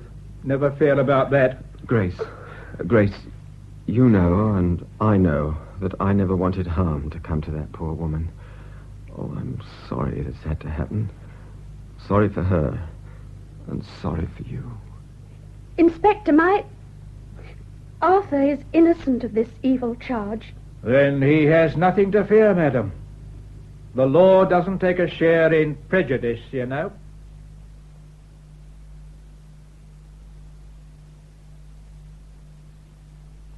Of course, Grace. You're to stay with us as long as you need to. Oh, you're so kind, Hilda. I'd hoped so hard that it would only be a day or so. But now that he's been remanded again, I somehow know it's going to be a long time. Well, James will be home in a few minutes, and I'm going to send him straight round with you to collect your things. Hilda, if it comes to a trial, well, your neighbours, you know what I mean. Don't you know yet, my dear, that in London one scarcely knows one's neighbours. If there's anything they don't like, they can lump it.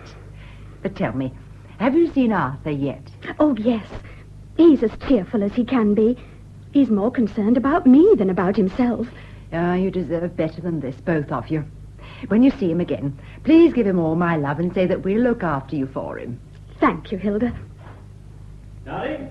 In the sitting room, talking to a visitor. A visitor? How good. Grace, how nice to see you, my dear. James, dear. Is there some news? Grace is coming to stay with us until it's all over. Just what we were saying she should do. Well, I hope it won't be for long. Oh, surely not. When's the preliminary hearing?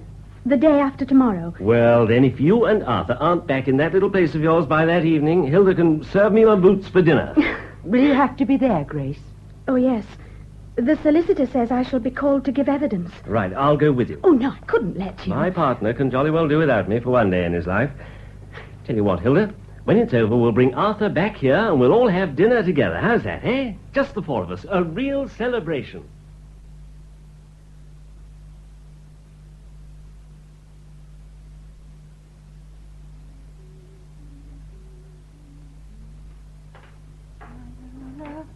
James! Oh, I'm just coming, dear. I was just laying on the table. Have you got Arthur with you? Oh, James. Quick, darling, she's fainted. Get something, quickly. Oh, my smelling salts are in my handbag. Can you see it? Oh, yes, I've got it. Here you are. Good. James, tell me what's happened. Didn't Arthur... They weren't satisfied. He's been sent for trial for murder.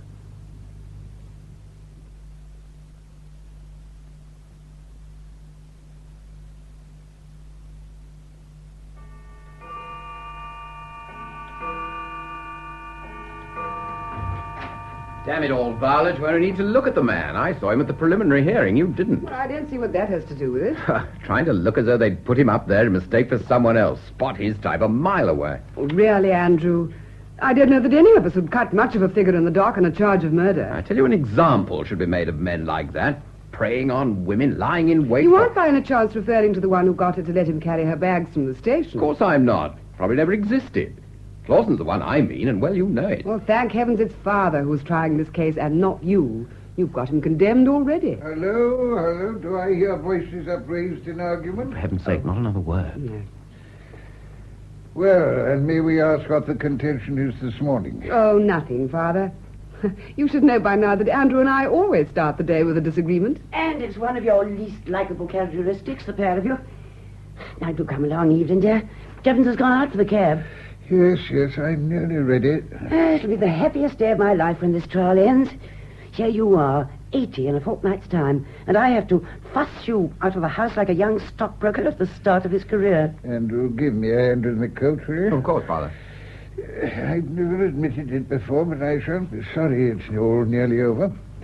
Do you know, I think I've heard every legal argument in the books. Here we are. Thank you, my boy.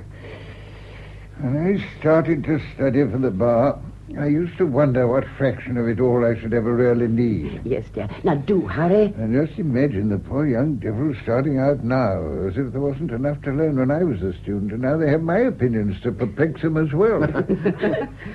Father, tell us what you feel this morning. Violet. I mean, as you go off to try your last case, what do you feel? I really think that's most improper of you, Father. Not at all, my dear. As a matter of fact, I've been asking myself that very thing since I woke up this morning. Can't say I found much of an answer, though. The power, surely. Laying aside the power. No? Have I held power? Well, how could you even ask? Oh, yes, I can see I have. Much as I prefer to think of it as a responsibility, I trust I've used it always upon the right side. Of course you have, Evelyn. Would you agree, Andrew? Well, at least nobody's ever called you a hanging judge. Andrew. Oh, do be quiet, my dear. Our son's 40 years of age. Let him speak. You know what they call you, Father, don't you? The prisoner's friend, I understand.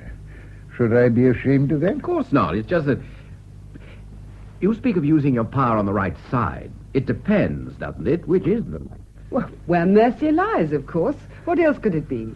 Unless I'm mistaken, your brother's view would be that while excessive mercy may be preferable to undue severity, the one offends as much against impartial justice as the other. Am I correct? Yes.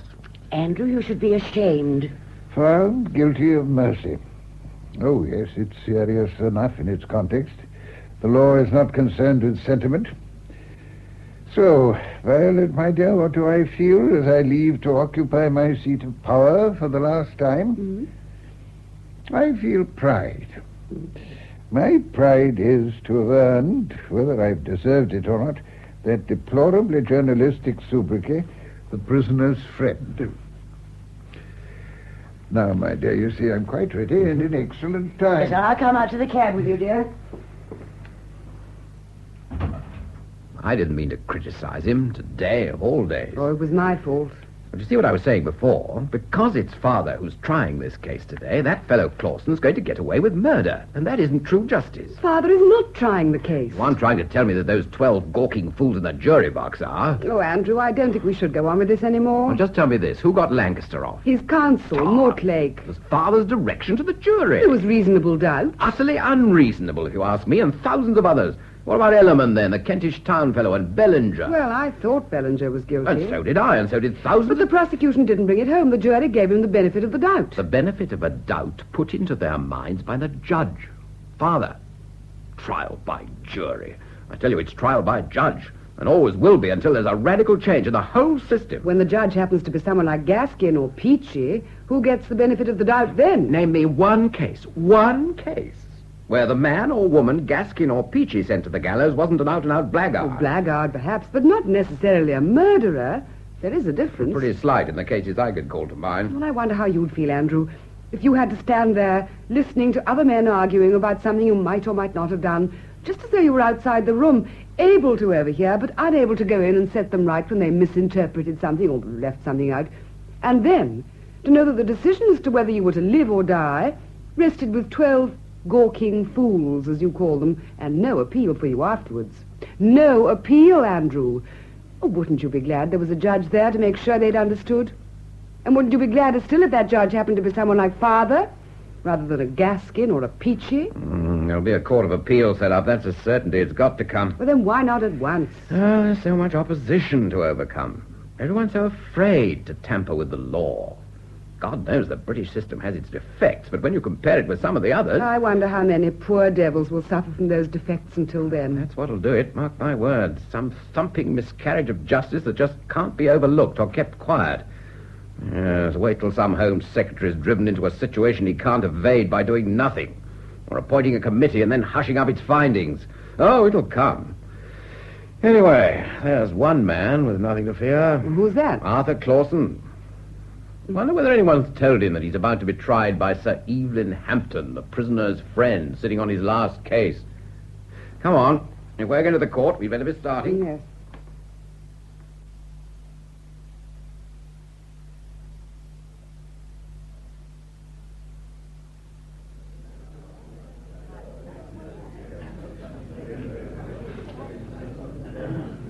My lord, the gentlemen of the jury, it would be affectation to suppose that you have neither heard nor read anything of the case which you are now about to try. But it is my duty to remind you to dismiss from your minds any such information and to direct your attention solely to the evidence. The prisoner at the bar stands charged with the gravest offense known to the law, willful murder. If he be found guilty of that charge, then only one penalty can be his to suffer. Therefore, for his sake, and in the interest of public justice, it will behove you to give the utmost consideration to the evidence which will be placed before you, and unless it completely convinces you of his guilt, to give him the benefit of any doubt which you may entertain. The allegation is that the accused, Arthur Clausen, took away the life of a fellow creature, his own wife, by poisoning, which act he perpetrated in a most callous and skillful manner. To do so, he availed himself of the knowledge which he undoubtedly possesses as an experienced chemist, and of the opportunity which was his of obtaining undetected supplies of a slow and irritant poison. The prosecution will seek to convince you that he administered this over a period of time to his wife until, by the accumulation of poison and organic irritation, she sank and died. What we also know from his own statement before the Bow Street magistrate is that Clausen was immediately impressed by Mrs. Aldridge's great personal charm and lively interests. He has admitted that he seized the opportunity to request a further meeting with her, to which she readily agreed. That, gentlemen, was on April the 17th. On May the 14th, Arthur Clausen and Grace Elizabeth Aldridge became lovers. Silence! Silence in court!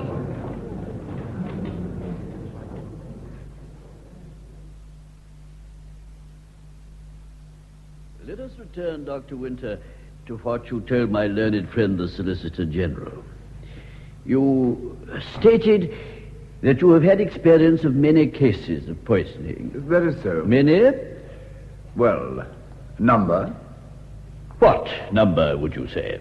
Well... 100? 1,000? Oh, no. More? No. Some 3 or 4 dozen. Oh. Silence! Silence in court! Well then, amongst the 3 or 4 dozen cases of poisoning in your own experience, can you tell us how many concerned the criminal administration of poison? Yes, Doctor? I think 2.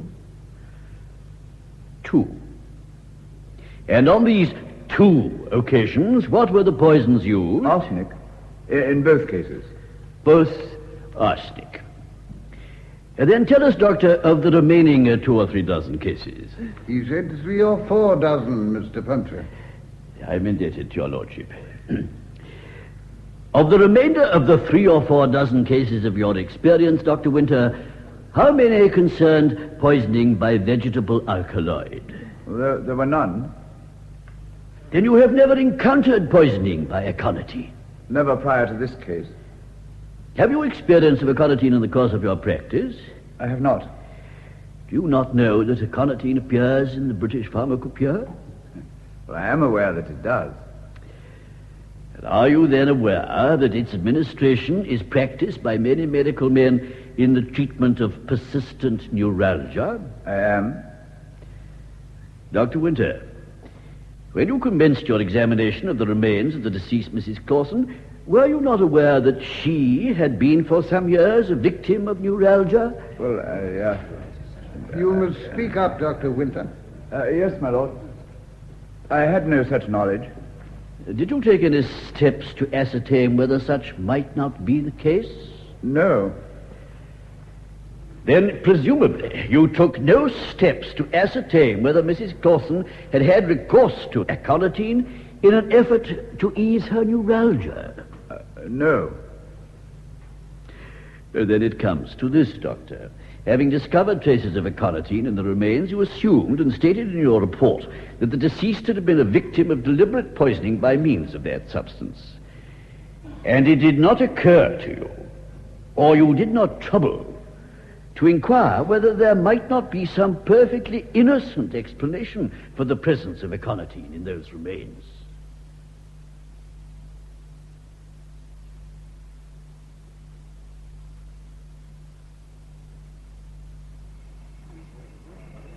Oh, even the air in the street seems fresh after sitting in court all day. Yes. I do think Father might have adjourned for a little longer. If he can get through his direction to the jury quickly enough, we'll have a verdict tonight. Well, I don't think it'll take long. And I don't believe they'll even retire. When those doctors admitted that she could have died of natural causes, I expected the jury to say they'd heard enough. Sure of yourself, aren't you? Oh, you said there'd be an acquittal. Now that I've heard the evidence, I don't believe even our old friends Gaskin or Peachy could direct the jury to convict. I hate to agree with you, but I've a feeling you're right. Mind, I still hold no brief for Clausen. He left his wife to live with that woman. Too many like him these days. Oh, but that's got wife nothing and to... home of their own, but perfectly ready to take the first opportunity of making up to any innocent woman who crosses their path. Innocent? Oh, she's nearly 40, and she's been married. Oh, look, they're going in. Oh, yes. Come on, or we'll find someone in our seats.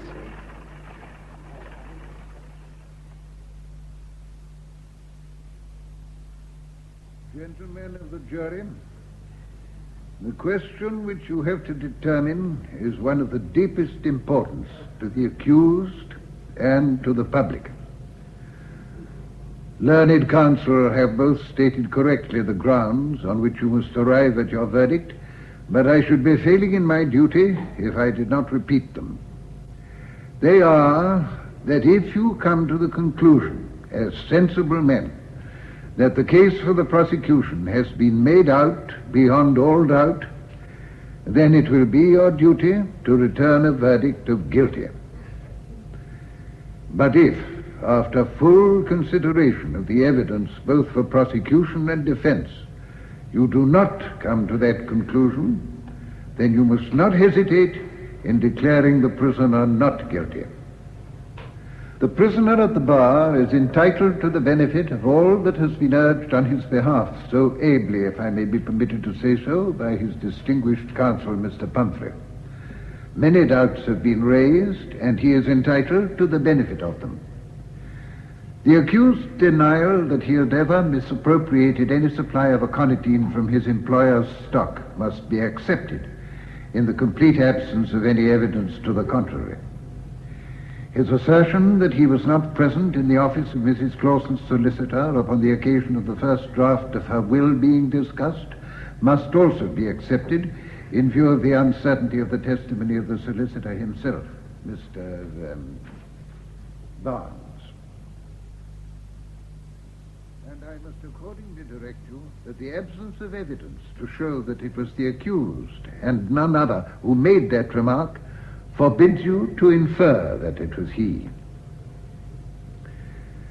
I have mentioned these matters in some detail, however, merely as illustration of my earlier remarks. Having done so, It is my further duty to remind you of certain details of the evidence which you may feel to be less favorable to the accused. What could be more fair? He's given one side, now he gives the other. Wait and see. He'll show them their way to an acquittal and then tell them he entirely agrees with their verdict. You'll see. It has been urged on the prisoner's behalf that no poison has been traced to his possession. That may be so. Yet what you must ask yourselves is whether, in view of the weight of circumstantial evidence, there can be any real doubt that the accused had possessed the poison, that he had used it, and the deceased had died of it. You must consider whether, even in the absence of direct proof, other inferences which have been drawn do not point inexorably to such a conclusion. Who is there among you with so hard a heart that he can think without emotion of that poor, suffering creature abandoned by her husband, being left to die alone, without one word of comfort, without one hand uplifted to ease her passing? It is unfortunately no uncommon occurrence in these times that a married man should desert his home for an unattached woman. But what consolation can it be to the poor victim to know that what she is now being made to undergo has also been undergone by others? Depend upon it, gentlemen, in considering your verdict today, you must consider the effects upon society of the unthinking immorality of those who have obligations to others dependent on them.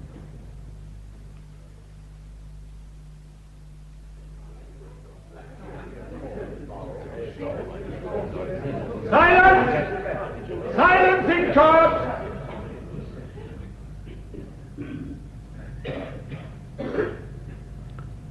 Arthur Ernest Clausen, you have heard the verdict which the jury have pronounced upon your case, and I must remark that it is a verdict with which I unhesitatingly concur. I do not propose to add further to what has already been said during these proceedings. I sentence you to be returned to the place from whence you were brought, and from thence to a place of execution, there to be hanged by the neck until you are dead. And may the Almighty have mercy upon you.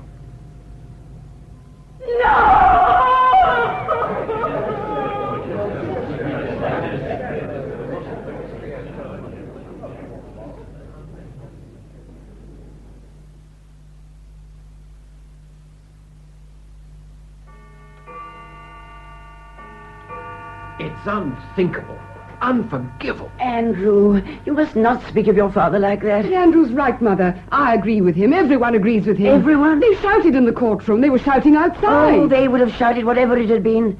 I was there when Bellinger was acquitted. You should have heard them shout. We're not discussing Bellinger. But those people. I've sat in your father's court often enough. I've looked round at their faces. It was almost as though I'd known them all my life. Oh, Mother. I've watched them queuing outside, waiting to gloat over a fellow creature fighting for his life. Haven't you seen them when the jury comes back with its verdict? They wait for their cue and then they shout. I know what you mean, Mother. But today I nearly shouted with them. Violet. So did I. Then I'm most heartily ashamed of you both. Ashamed of us? Don't you think we're ashamed? Andrew.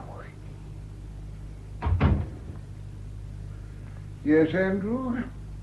What is shaming you? Oh, Evelyn, my dear, we were just discussing something. Father. I forbid you. Don't forget that our forbidding days ended some years ago. Come along now, Andrew. It doesn't matter. Yes, it does. Father, we think your summing up today was a terrible mistake. Oh, Dad, I'm sorry, but what's the use of pretending? Don't listen to them, dear. Come and sit down. You look exhausted. I am a little tired. I think just a glass of sherry. Yes, I'll get it. Thank you. Andrew, your mother will take a glass, too. All right.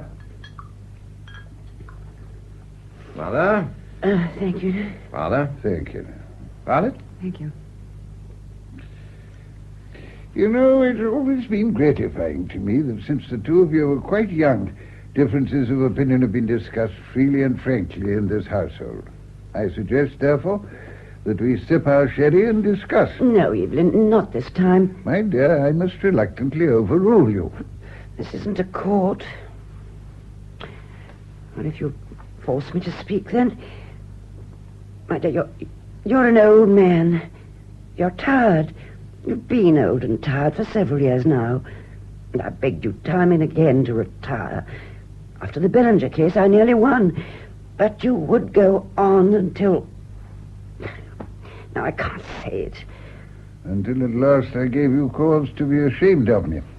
Father, in the press room afterwards, they were saying you must have had private information. You knew he was guilty, and you knew it was your duty to put him away. If that's true, then... Well... Then you needn't feel ashamed of me anymore. Oh, please understand. It isn't you, it's the system. If I'd been a member of that jury, I'd have made up my mind Clausen was not guilty before the prosecutor had finished his closing speech. Then you, the judge, any judge, able to sit there and... Make them find him guilty. You wouldn't have made me, but you made them. You told them he was guilty. Oh, not in so many words, but those moral strictures. All that about the man having to be corrupt and evil because he'd left his wife to live with another woman. I could hardly believe it was you saying those things. I could see those jurors taking it all in, though they weren't quite convinced one way or the other by the evidence they'd heard. They'd have given him the benefit of the doubt. But then you saw fit to remind them of their prejudices. You, with your reputation for beating prejudice down. What was it you said? You must consider the effects upon our society. You might just as well have said, this man left his wife to live with another woman. That is evil. Murder is evil. Therefore, this man is a murderer. Now, Edith, your view, please. No, I've nothing to say. I wasn't there. Be frank, my dear. I've already given you my view. You should have given up before. It hurts me to say this, but it hurts me even more to think of you exposed to ridicule. Every man must come to the limit of his powers. Yours lasted long after the age when most men are glad to admit theirs finished. And I was proud of you for it. But you passed your limit somewhere, Evelyn, my dear, and you never knew. And now you're ashamed of me, too. Oh, not of you. Ashamed for you. Father, tell us that you did have private information that he was guilty. Judges do sometimes. It's common knowledge. Yes, you had, hadn't you? Evelyn? I had no such information. Father, you know what this means, don't you? In what way? I must go down to my office soon and write an article condemning today's verdict and sentence as a miscarriage of justice. Oh, no, Andrew, no. And give my reasons for saying so. You can't. No, promise me you won't. He must do his duty, my dear. That's what it comes to for all of us. Well, you must ask to be excused, Andrew. Your editor will recognize a question of loyalty to one's own father at such a time. No, Edith. Private and professional loyalties are matters apart. They're like water and sand. You may stir them together and one may cloud the other for a little time, but you must not expect them to mix. Andrew is a journalist. I was, I suppose I should say, a lawyer. My loyalty has been to the laws. I may not always have agreed with them. No, I may not always have agreed with them. But my duty has been to serve them, and I have tried to do my duty. A journalist's loyalty is to his profession, to his newspaper and its principles. Words. I tried to prevent this discussion, but you would insist. Now you're making me confused and upset. I think I shall just go up to my room. Oh, Mother, dear. All right, my dear. I'll go.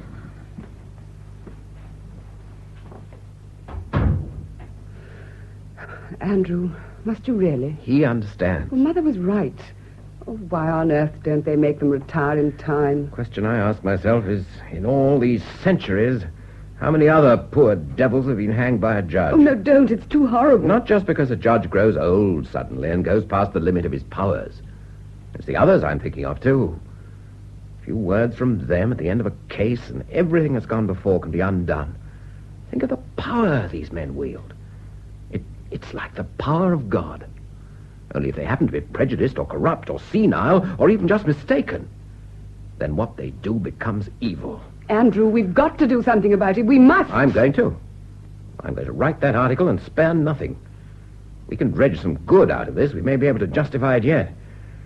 Yes, this could be the turning point. The Home Secretary won't be able to shrug this aside. Promise you won't attack Father personally. I'll try my best. Won't be easy to avoid. Andrew, aren't we forgetting something? All this concern about our own family and purifying the law. What about that poor devil in the dock today and that woman who loves him? Hold on. He was being tried for poisoning his wife. Oh, you surely don't think he was guilty now? I don't like the way the case was conducted. But the verdict was probably true enough for all that.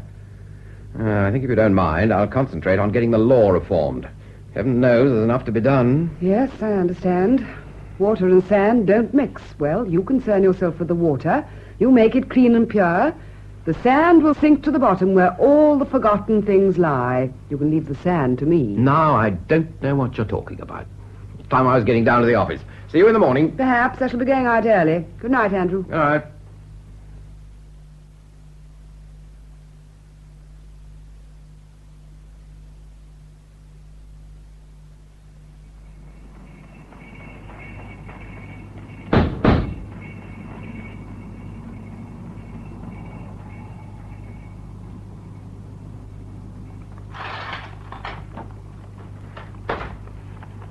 Yes? Oh, good morning. I wondered if I might see Mrs. Aldrich for a few moments. Are you from a newspaper? Oh, no, nothing like that. I've come as a friend. Well, I don't think... Please, I want to help. Well, it's very kind of you, but I really don't think... Hilda, what is it? It's nothing, Grace. Mrs. Aldrich. Look here. I know your face. I was in court. No, not on the press bench. I was in the public seats. It wasn't idle curiosity, though. I had a very personal interest in being there, Mrs. Aldrich. My name is Hampton. Hampton? Sir Evelyn Hampton is my father. Will you come in, please? Thank you, Mrs. Aldrich. In here, please. Grace. No, Hilda, dear, I'm quite all right. Very well, then. Just as you say. Will you sit down, Miss Hampton? Thank you. Mrs. Aldrich, I do realize how you must have been troubled since the trial. Troubled? Oh, no. Everyone's been so kind. Well, look at all these letters. I never knew how kind people could be. The gentleman from the newspaper brought them. They said they expect a lot more. I'm so glad. Glad? Yes, very. You may think that surprising coming from me, but I assure you that my father's opinions do not have to be my own. In this instance, they are most certainly not. I see. But should you... I mean, like this... If you're referring to etiquette, you're probably correct. But frankly, I don't care whether I should have come here or not. Why have you come? Because I wanted you to know, if it's of any comfort at all, that a member of my father's own family can feel that what happened yesterday was unforgivable. Miss Hampton, they called him the prisoner's friend. But how... Then how could he... I only wish I knew. I wouldn't lie to you. It's too late for lies anyway. But I swear to you that that Arthur would never have wanted to get rid of his wife in that way, even if we'd had to face a lifetime of living in the way we were. He was sorry for her. He wanted to go on helping her, but those terrible people had turned her against him. He told me again and again, I don't blame her, Grace. I blame myself for letting them get hold of her like they did. But he was wrong, Miss Hampton. If anyone is to be blamed, it's me. You? Well, don't you see? If he hadn't met me, he'd have gone on living with her, making the best he could of it. She would have died just the same, perhaps, but if he'd been living with her, if he hadn't come to live with me instead, there would never have been any suggestion that he'd wanted to kill her. Even if he'd left her to live alone, it wouldn't have looked so bad against him, but living with another woman, that was what they condemned him for.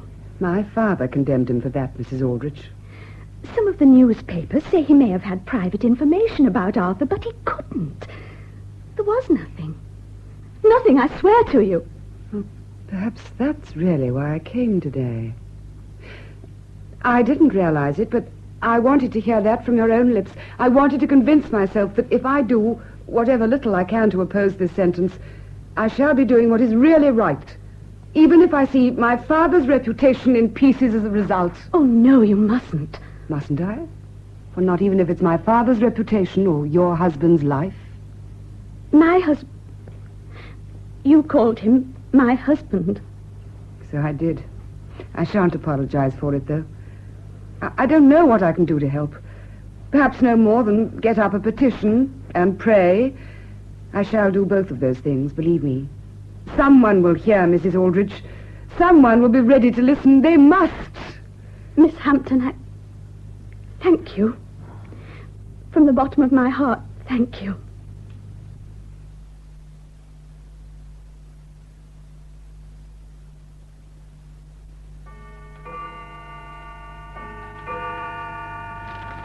Well?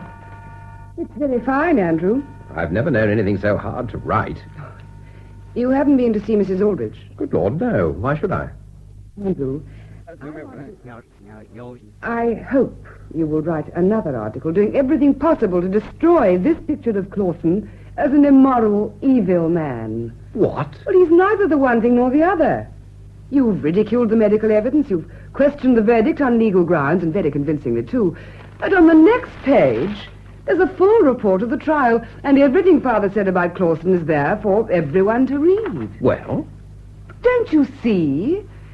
You've argued that he should never have been convicted because the trial was conducted improperly, but you've said nothing about those remarks about his character and morals. Well, the readers can decide on that for themselves. But that's just what they can't do. All they'll read is that he met Mrs. Aldrich, fell in love with her, and left his wife to live with her. Well, put like that, it sounds as bad as it could be. Where does it say that he's a gentle, decent little man, and that they set up house like any respectable married couple? We don't happen to print romantic fiction. More's the pity, then. Oh, you can't expect the ordinary people to get worked up over law reform. But they might if you let them see how someone just like themselves can be misjudged like Clawson. My dear, you sadly undervalue our readers' estimation of themselves. If you think they're going to identify themselves with a poor little wretch like Clawson... Well, who are they, then? What do they think they are? Who they are and what they think they are different matters. I know. If you want that sort of thing, printing, you'll have to go elsewhere. Don't expect us to risk offending the moral susceptibilities of the upper middle class by suggesting that a man living in sin can be anything but a blackguard because it just won't wash. I see. Mere human considerations don't enter into it. Why? Don't blame me for this, my dear. I don't own the newspaper. I write about the things I'm told to write about, the things our readers want to read. Clawson in the abstract, yes. Clawson and his mistress and their respectable little suburban home, no. Andrew, when we were little, we used to say our prayers side by side before we got into bed. Do you remember? Yes. Do you ever pray now? Yes, sometimes. Then pray tonight, will you? Who for? Arthur Clawson? No. For yourself.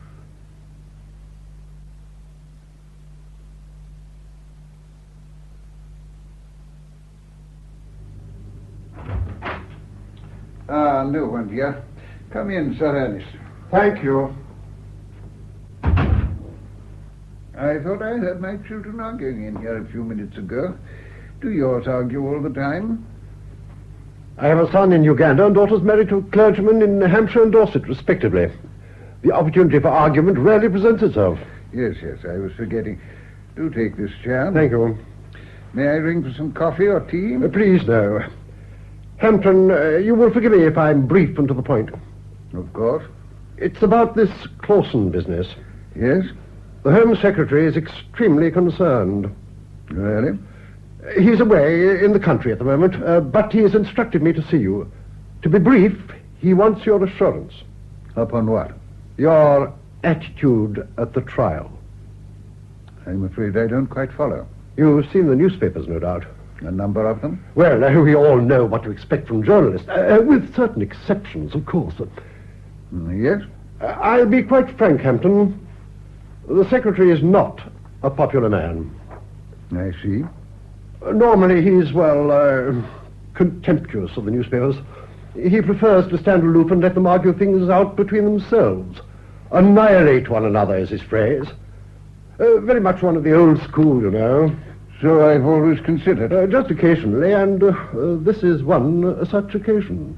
To stand aloof is not sufficient. The newspapers are unanimous in their different ways. Ah. There are also certain petitions beginning to circulate. I understand that your daughter is taking an active part. Anything my daughter cares to do, I regard as her affair entirely. Oh, quite.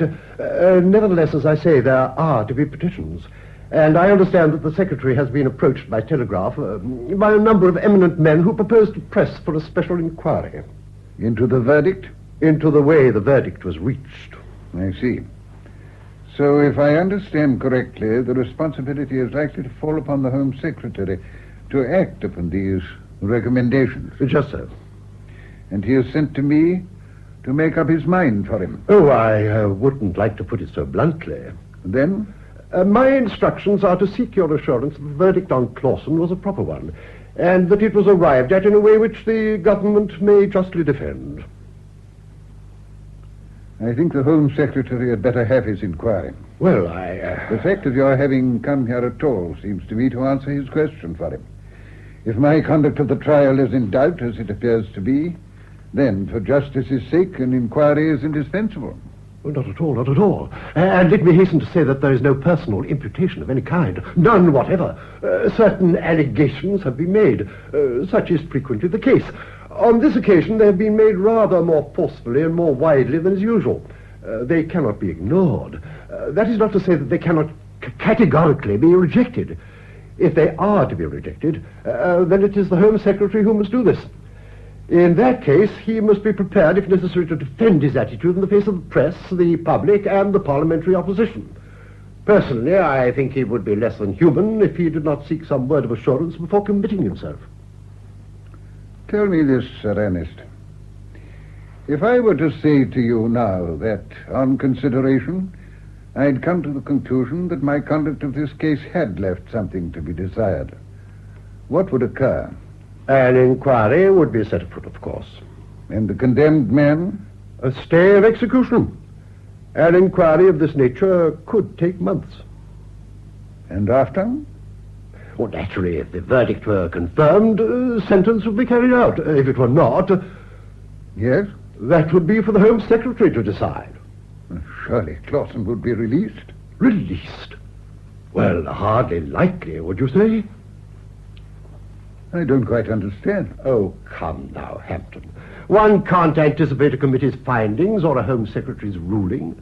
But can you conceive of a government, any government, turning a self-confessed scoundrel loose in society in the face of its duty to suppress crime and uphold public morality? If I may remind you of your own words in your direction to the jury, you must consider the effects upon... Thank you, I remember my own words quite plainly. You've answered my question, and now I'll answer yours. As for the Home Secretary's personal unpopularity, as you term it, he must continue to manage that as best he may. As to the assurance you seek from me that Clawson was properly tried and condemned, you may have it. I know of no reason why the sentence should be varied in any way, and I shall oppose with the utmost vigor any suggestion that it should be tampered with in order to placate sentimental public opinion. I shall let the Home Secretary know at once.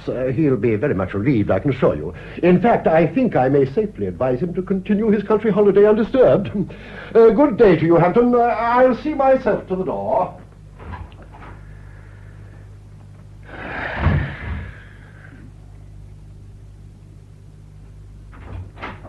Evelyn. Ah, there you are. Oh, why, you're quite flushed, my dear. Have you been arguing with Sir Ernest? Arguing? No, there was nothing to argue about. Oh, I'm so glad.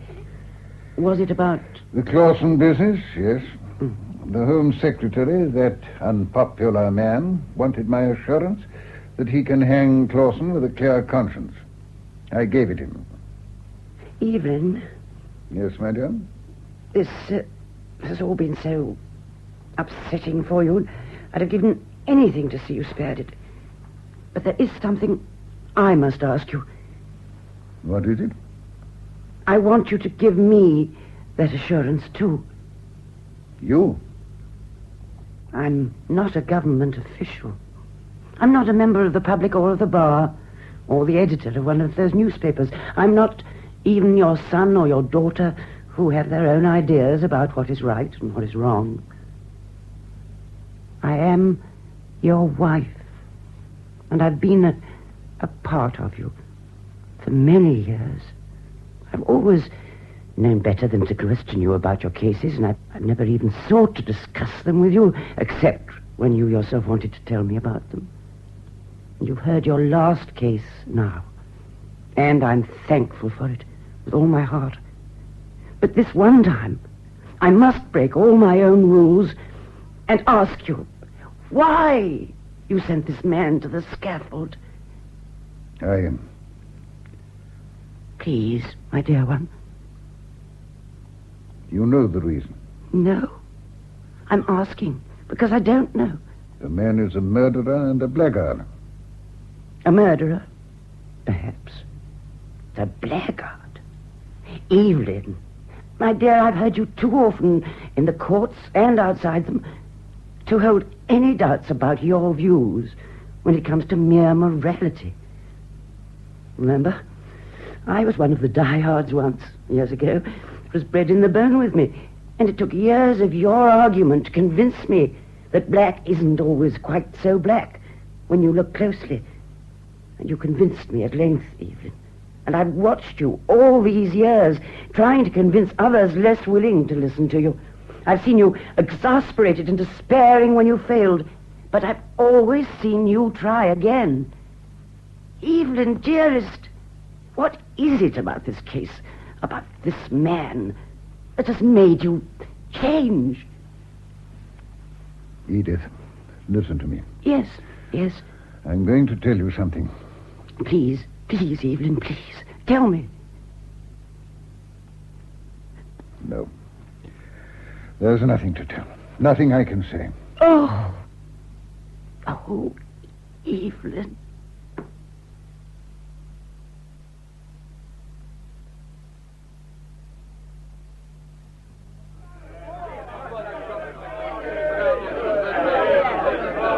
Let's get started. I show you there to be no violence. You're safe for your show. Miss Hampton, Mrs. Aldrich. Oh, I'm frightened, all these people. So am I. They promised an orderly procession, but all sorts of others have joined in. You shouldn't be here. Well, I was going to your house. Oh, Miss Hampton, it's only tomorrow. They're going to... I thought if I could just see your father. One last appeal. I don't know what he could do, but I had to go. Come with me. Run home quickly. I must see my father. Which way? Down there. If we run, we can get there before them. Quickly. Father, you're not going out. Do you object, Andrew? But I told you, there have been demonstrations in the streets. I have some urgent business to attend to. Now, Andrew, if you please. I don't care how urgent it is. It can wait until tomorrow, until after... Oh, Father. Vi, what's happened? Andrew, there's a mob coming this way. It was to have been an orderly procession, but hundreds of them seem to have come from nowhere. They're going to make trouble, I know they are. Some of your friends, no doubt. I warned you about all this rabble-rousing. I tell you, it was to have been an organized procession, to present a petition. Petition? Well, at least we're trying to do something. You might have known this would happen now of all times. How do you do, Mrs. Aldrich? Vi, how could you? How do you do, sir? It's very good of you to come here, Mrs. Aldrich. We shall have a good deal to say to one another shortly. Sir, in less than 24 hours, my Arthur Clausen is to be hanged. I came to make one last appeal. This is outrageous. Andrew. I don't know the etiquette in these matters, and I dare say I've gone against it in coming here. I don't know whether I can hope to do any good anyway. All I know is that if I hadn't come, if I hadn't at least made this last try, I should never have been able to bear with myself as long as I lived. Mrs. Aldrich, as you can see, I'm preparing to go out. Father. I'm going to pay a call on the Home Office. When I return, I shall explain to you and to my children here. And then I shall ask for your forgiveness. Forgiveness? Then there's no chance. Arthur Clausen will not be hanged tomorrow or any other day. I don't... Oh, Have no fear, Mrs. Aldrich. What I have to say at the Home Office will ensure... Father! Oh, Father! What was that? I thought I heard... Oh, Evelyn! Evelyn, he's bleeding. It was a stone through the window. Quickly, fetch some water. And some brandy. I'll go. Thank you. Evelyn, my dearest. It's all right. It stunned him and cut the skin. It isn't serious. Your father is 80 years old, Andrew. Here, let me take his hand. Thank God they're going. Police are moving them. It's all right, my darling. I'm here. Go out. No, you must lie still, dear. You'll soon be better. Go out. I must go. It's urgent. I've something to say. What does he mean? Something about having to see the Home Office. Oh, Take no Andrew, notice, Mother. Is that you, Andrew? Yes, Father. And I'm too weak to get up. Yes. Home Office. Go there quickly. Fetch him here. Now, Father, keep as quiet as you Fetch can. Home Secretary Rudd. Anyone. Here, urgently. It's a matter of life and death. Do lie still, my dear. Edith, make him go. Send Violet, anyone. right. I must see someone quickly. Oh, very well, then. Yes. I'll go. Be careful. Come back safely.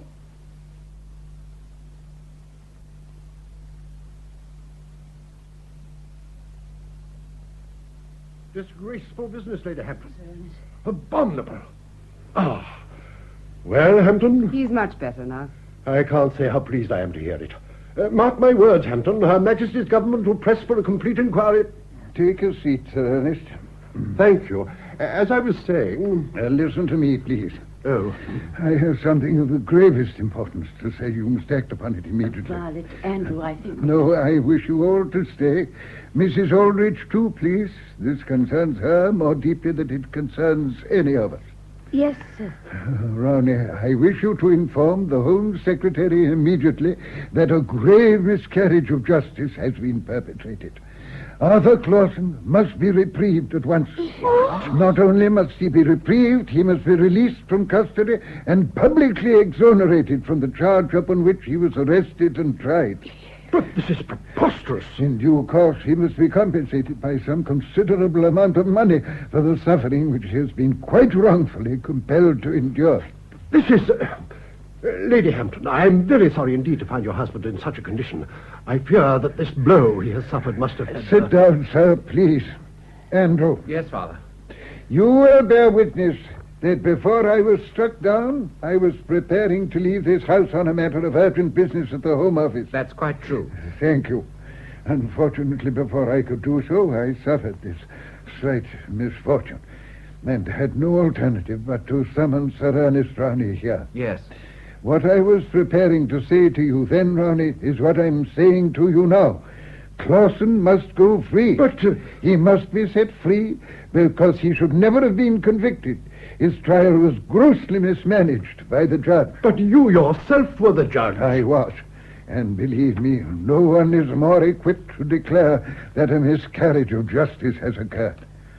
Arthur Clausen was convicted of murdering his wife because it was my resolve that he should be so convicted. How could you? How could you? Mrs. Aldrich, I said that I should have an explanation to offer you and your forgiveness to ask.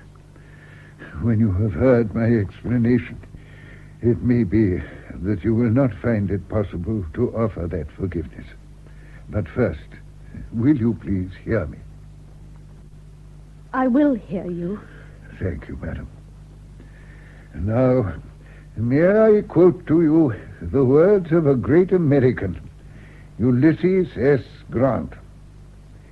In his inaugural address in 1869, he said, "I know of no method to secure the repeal of bad or obnoxious laws so effective as their stringent execution." The laws of this country, Mrs. Aldrich, are good laws. I have been their servant throughout most of a long lifetime, and I think I may claim to have pondered them more thoroughly than it is given to most men to do. They are good laws, but they are not infallibly so. The men who serve them are, in the main, good men. A good man can often temper a bad law with his own understanding and charity. But any law, good or bad, in the hands of a man of prejudice, lacking both understanding and charity? Well, you have seen for yourself what the outcome may be. They called you the prisoner's friend. I was no friend to Arthur Clausen, Mrs. Aldrich. That is why I must hope for your forgiveness. And his. Look here, Hampton. Do you mean to say that you got this man convicted deliberately in order to make some personal protest against the state of the laws? It was the only means available to me. Nonsense. Of course, I could have expressed my views at some suitable gathering, which would no doubt have been convened to honor my retirement. Some passing notice might even have been taken of them. But then what? Immediate clamor for reform, questions in Parliament, petitions circulating, mobs in the streets? I think not. I should have been set gently down as an aged hobby horse rider, enjoying a last canter before putting out his tired old mount to grass. And sooner or later, another Arthur Clausen would have had to face a judge with more concern for the sanctity of public morality than for justice or charity. I see. And in your desire to make your melodramatic gesture, have you paused to give one thought to what it must mean to your reputation, to your family, to the standing of the government? I care not one fig for the government in this matter. You came here and sought my assurance that Clausen could pay his penalty without embarrassment to the government. I questioned you as to what the alternative might be. You babbled of committees. I asked whether Clausen might go free. You threw up your hands at the notion of such a man being turned loose upon society. You expressed your concern for public morals and the popularity of the Home Secretary, not to mention relief that he might continue his country holiday undisturbed. Not one word, Ronnie, did you utter on behalf of the wretch in the condemned cell. It had been on the tip of my tongue to disclose everything to you and spare Clausen further suffering. You showed me by your attitude that my whole gesture would have been made in vain. Your committee would have sat, reported privately to the Home Secretary, and that gentleman would have issued some inscrutable statement to the effect that in view of certain legal points, Clausen's sentence had been commuted to penal servitude for life. And that, believe me, would have been the last ever heard of it. I have heard enough. I shall consider it my duty to report your views to the Home Secretary himself in the most stringent terms. Pray do so. But first, kindly arrange for the immediate reprieve and release of Arthur Clausen. That will be for the Home Secretary to decide. No, you can't, please.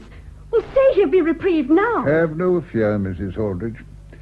Before you go, Sir Ernest. Yes? There are 4 witnesses here to what I have just said to you. My son, as I think you know, is employed in a quarter whose influence I'm sure the Home Secretary would scarcely underestimate, whatever he may think of the press. Are you giving me to understand that... When you have left, I propose to dictate to my son a complete account of my actions and motives in this matter.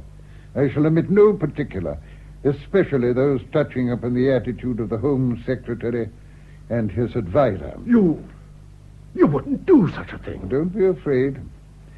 It will not be published unless, by this evening, Arthur Clausen has not been released and his case made the subject of an immediate inquiry.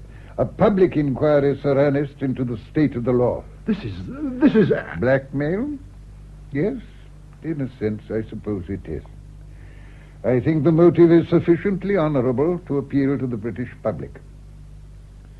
But, as I've assured you, it need never come to that.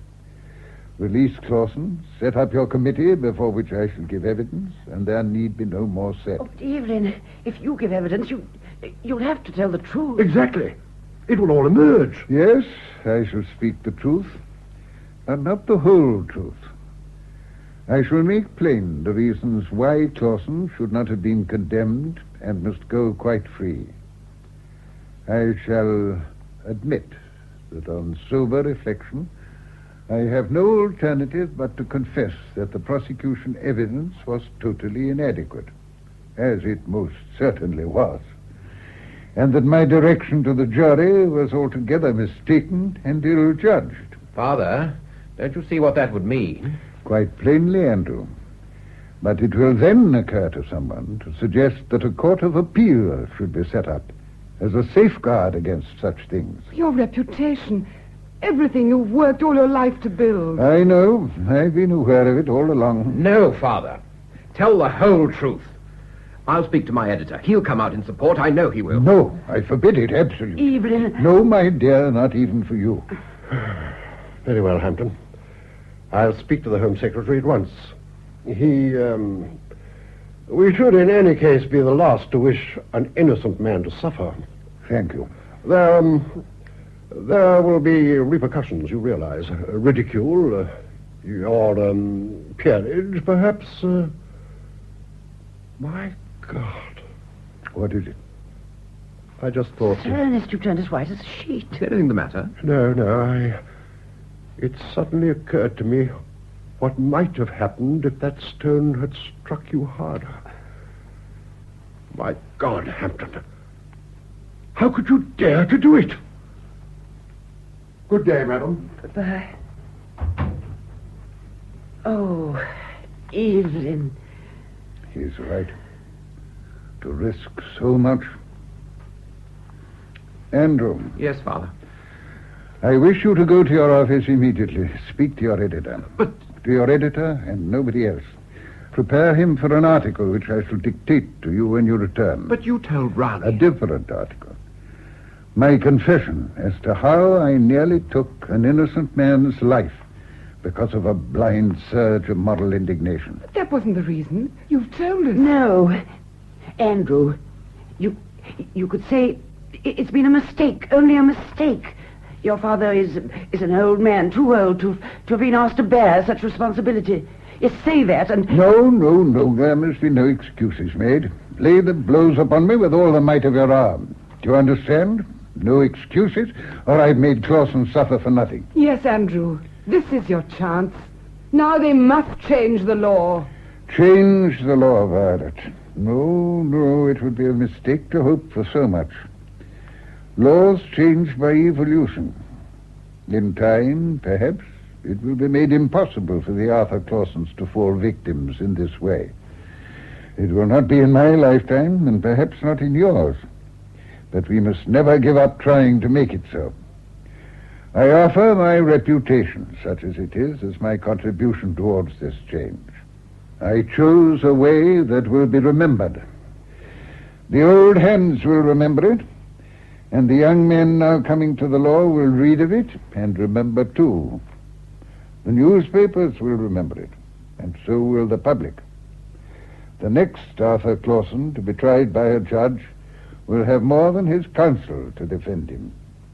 Or it has all been in vain. I'll be back as soon as I can. They affect contempt for the press, Mrs. Aldrich. It's the measure of their respect for it. Yes. Sir Evelyn, how is your head now? My head? I'm sorry, my dear. I can't ask you to forgive me now. I am trying. Perhaps when Arthur... Of course, my dear. Violet, will you go home with Mrs. Aldrich? Certainly I will. You've been very kind, but... Sir Evelyn. Yes? How could you? How could you bring yourself to do it to him? I was prepared to sacrifice myself. Not much sacrifice for a man close to the grave. I accepted that my family must suffer with me. But to impose suffering upon a stranger, upon an innocent man, and upon you, Mrs. Aldrich, the decision did not come easily. But causes sometimes demand their martyrs. In my estimation, this cause was worthy. In your estimation? But had you the right to use another person's life in a cause of your own choosing? Isn't that the prerogative of God alone? I plead guilty, Mrs. Aldrich. I had no such right. If I had died before... I should not have forgiven you then, Sir Evelyn. You can forgive me now? The prisoner's friend? Yes. I forgive you. Thank you, my dear.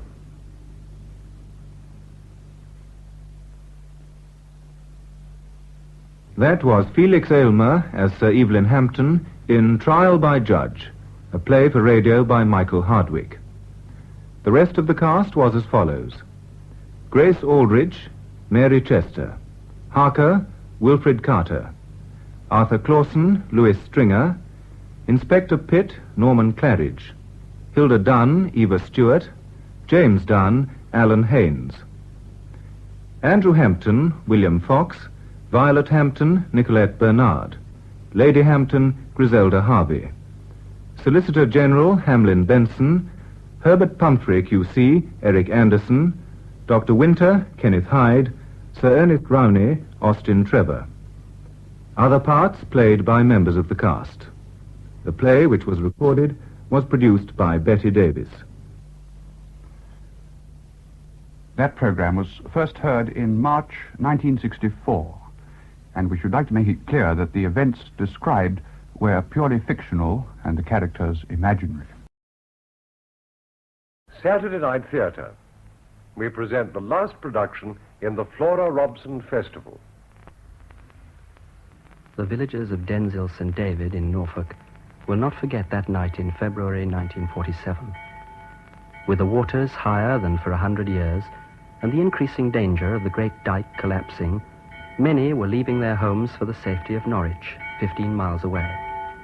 Many others were beginning to trickle up to the high ground where stood the convent of Our Lady of Rheims, a French nursing order.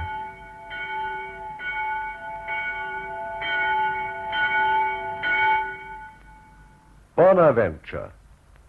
The play by Charlotte Hastings, adapted for radio by Peggy Wells, stars Flora Robson as Sister Mary Bonaventure.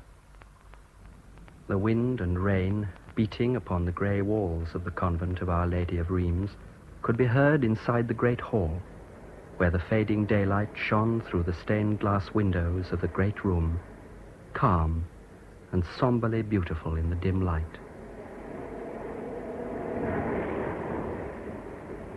They're getting out boats and sandbags in the village, Phillips. They say the great dike may come down. Brent, for heaven's sake, stop talking. You're on duty in 19 3/4 minutes precisely. And do something about your hair. If Sister Mary Bonaventure sees you with it falling out of your cap like that... She won't be stuffy. She's got a sense of humor. You know, until I came to the convent, I thought all nuns were very calm and detached. I didn't expect them to laugh and be approachable like other people.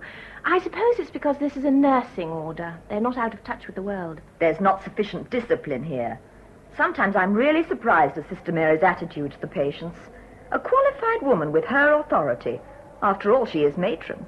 Now, when I was at the Memorial Hospital in... All right, you told us.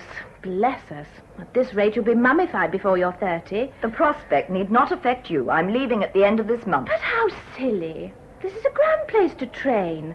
Mary's a wonderful teacher and the food's superb. I don't like the lax atmosphere. And I object to that horrible Willie prowling about. Willie's all right, if you don't show your aversion. Poor thing, couldn't help being born. Ah, here's Sister Josephine with your supper. You'll have to be quick. I'm starving, Sister. Here you are, then. But what you want, young lady, are some hairpins. Which particular film star are you copying? It was so windy.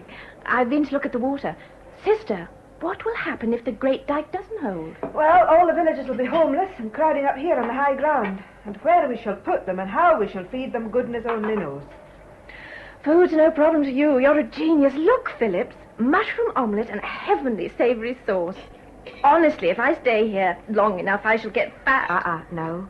Wait a moment. Wait? But why, Sister? Well, no blessing, child. Oh, I'm sorry. Dear Lord, thank you for my most excellent supper and for making Sister Josephine such a divine cook. No. Let's have a little reverence. Benedictus. Benedictus, benedicat, per Jesum Christum, Dominum nostrum, Amen. Now, savour every mouthful in the good Lord's name. My word, this wind and rain. I pity the poor souls on the road tonight. I think we should keep the place extra warm just in case. I must speak to Sister Agnes.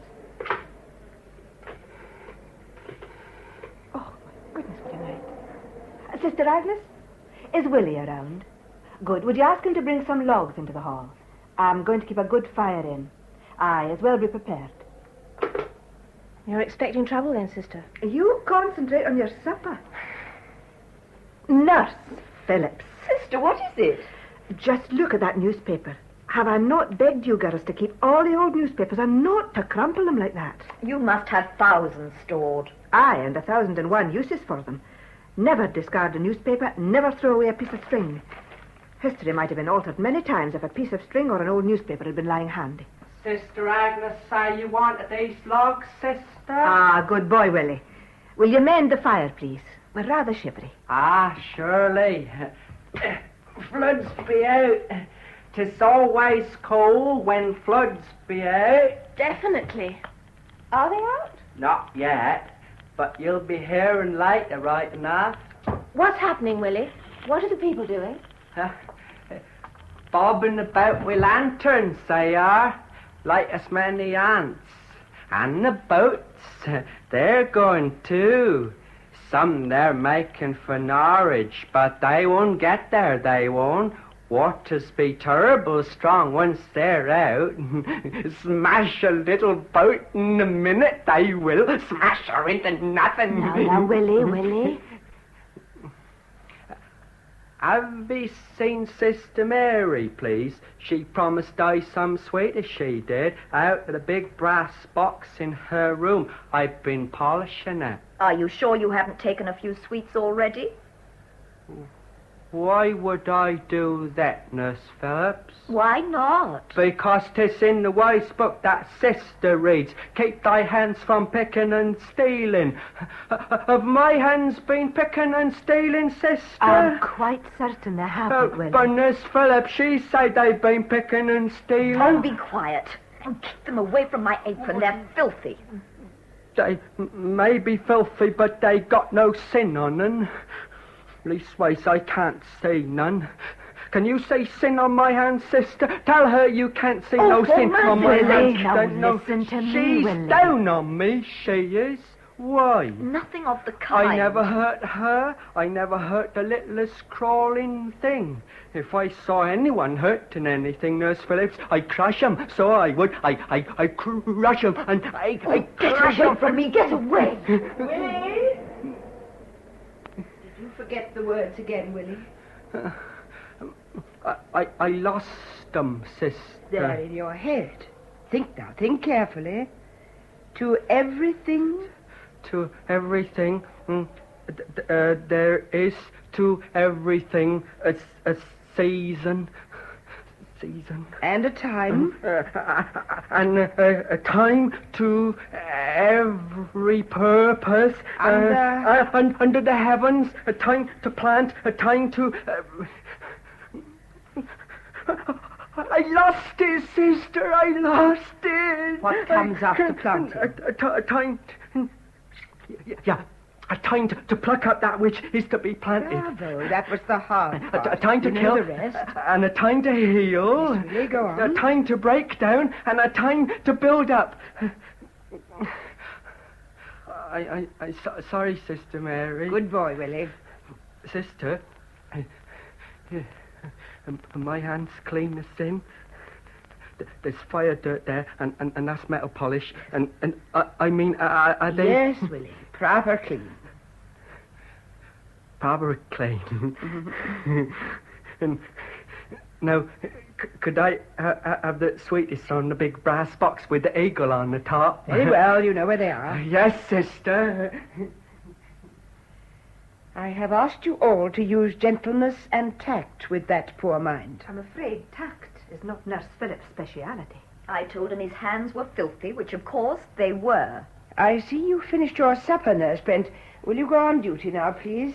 Read the notes I've left about Mrs. Thomas. Read them carefully. We shall need your help. Yes, sister. One moment, nurse.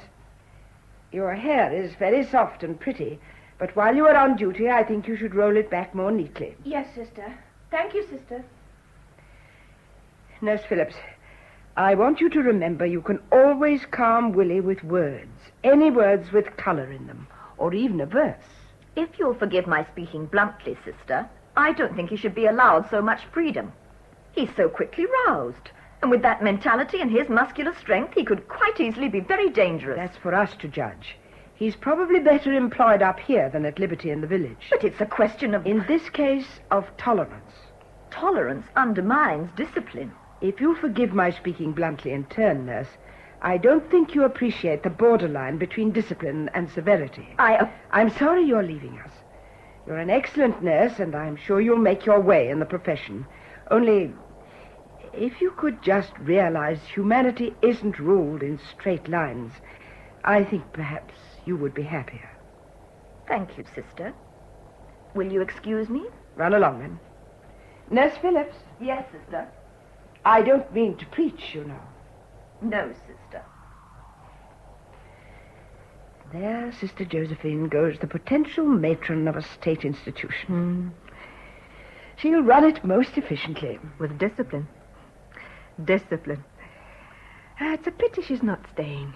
You wear them all down in time. Not at all. They merely come round to our way of thinking. Look, I've brought down that tapestry we found in the old cupboard. Such a pity. I'm afraid it's past repairing. Sister Agnes will tackle it. Now sit you down by the fire.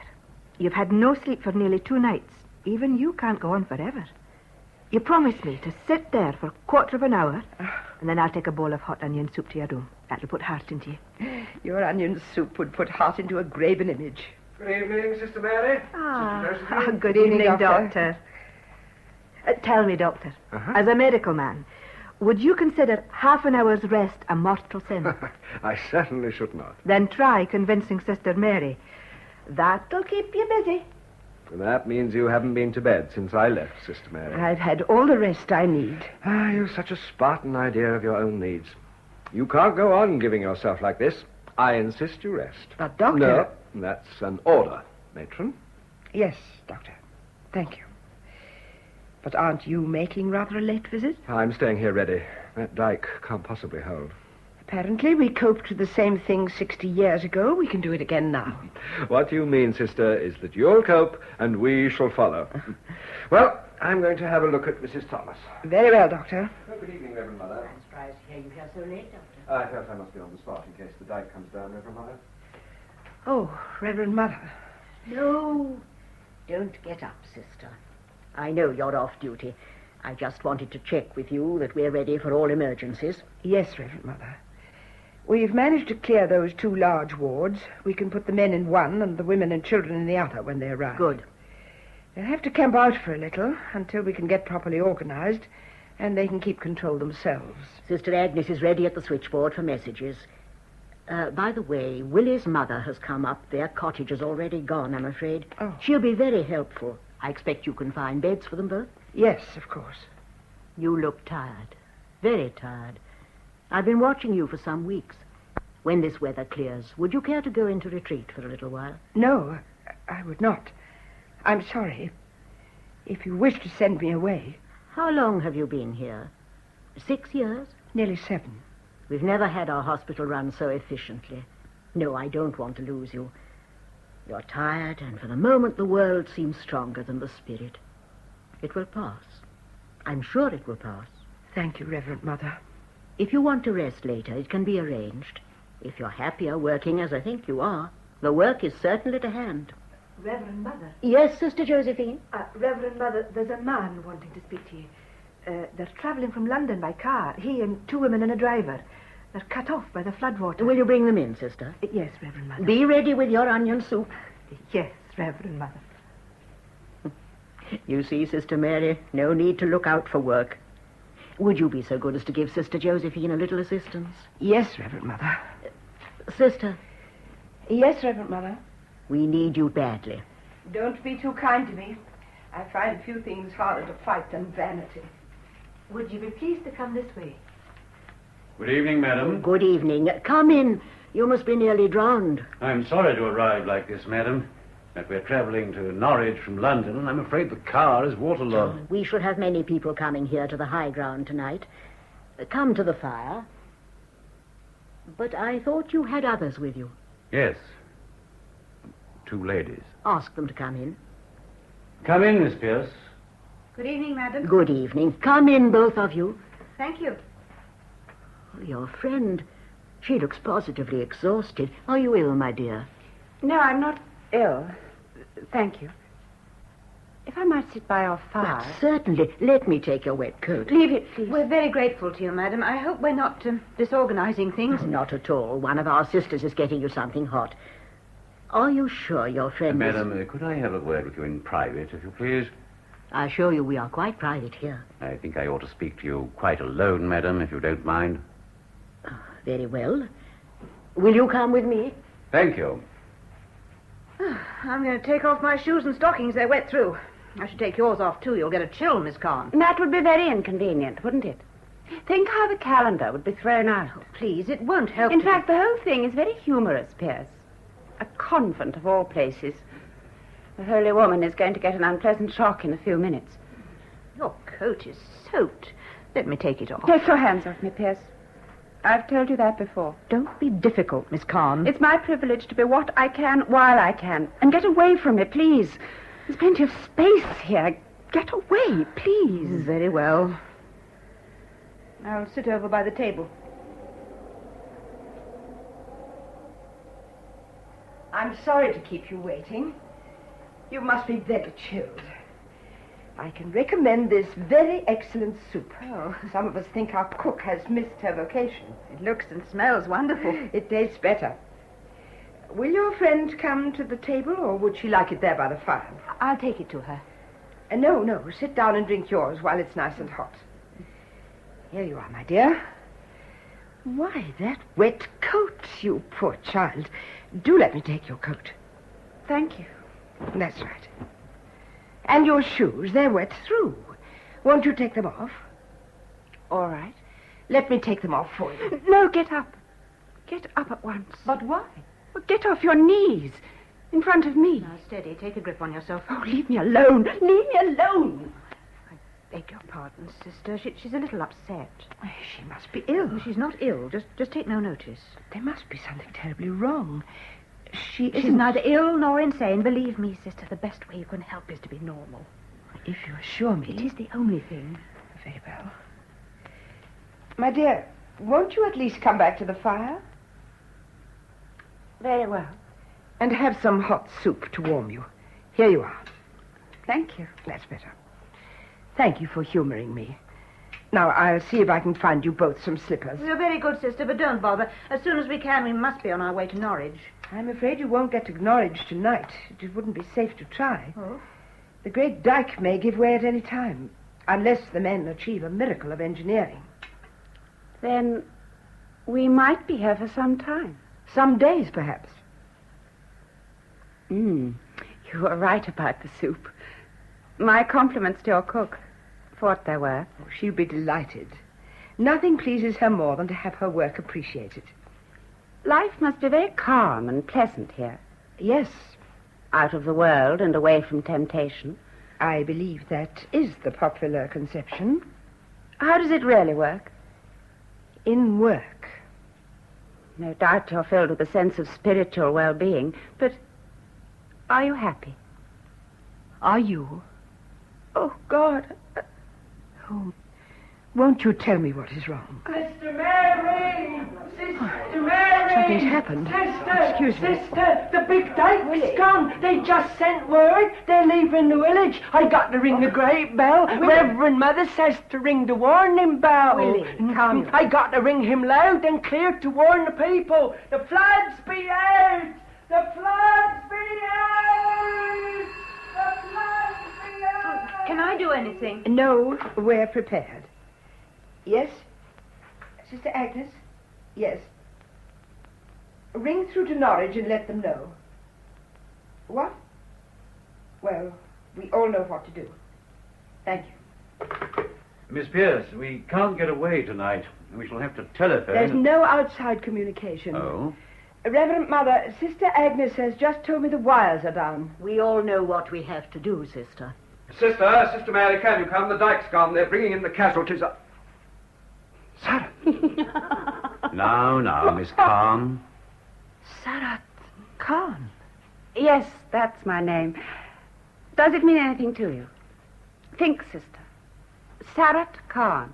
You'll have to know, sister. I'm afraid it will distress you. If she's to know, I'd like to tell her myself. No, come with us. There's a good girl. Be quiet. Sister Mary, my name is Sarah Khan. 3 weeks ago, I was tried and convicted for the murder of my brother. We've just come back from London from hearing the appeal. It has been dismissed.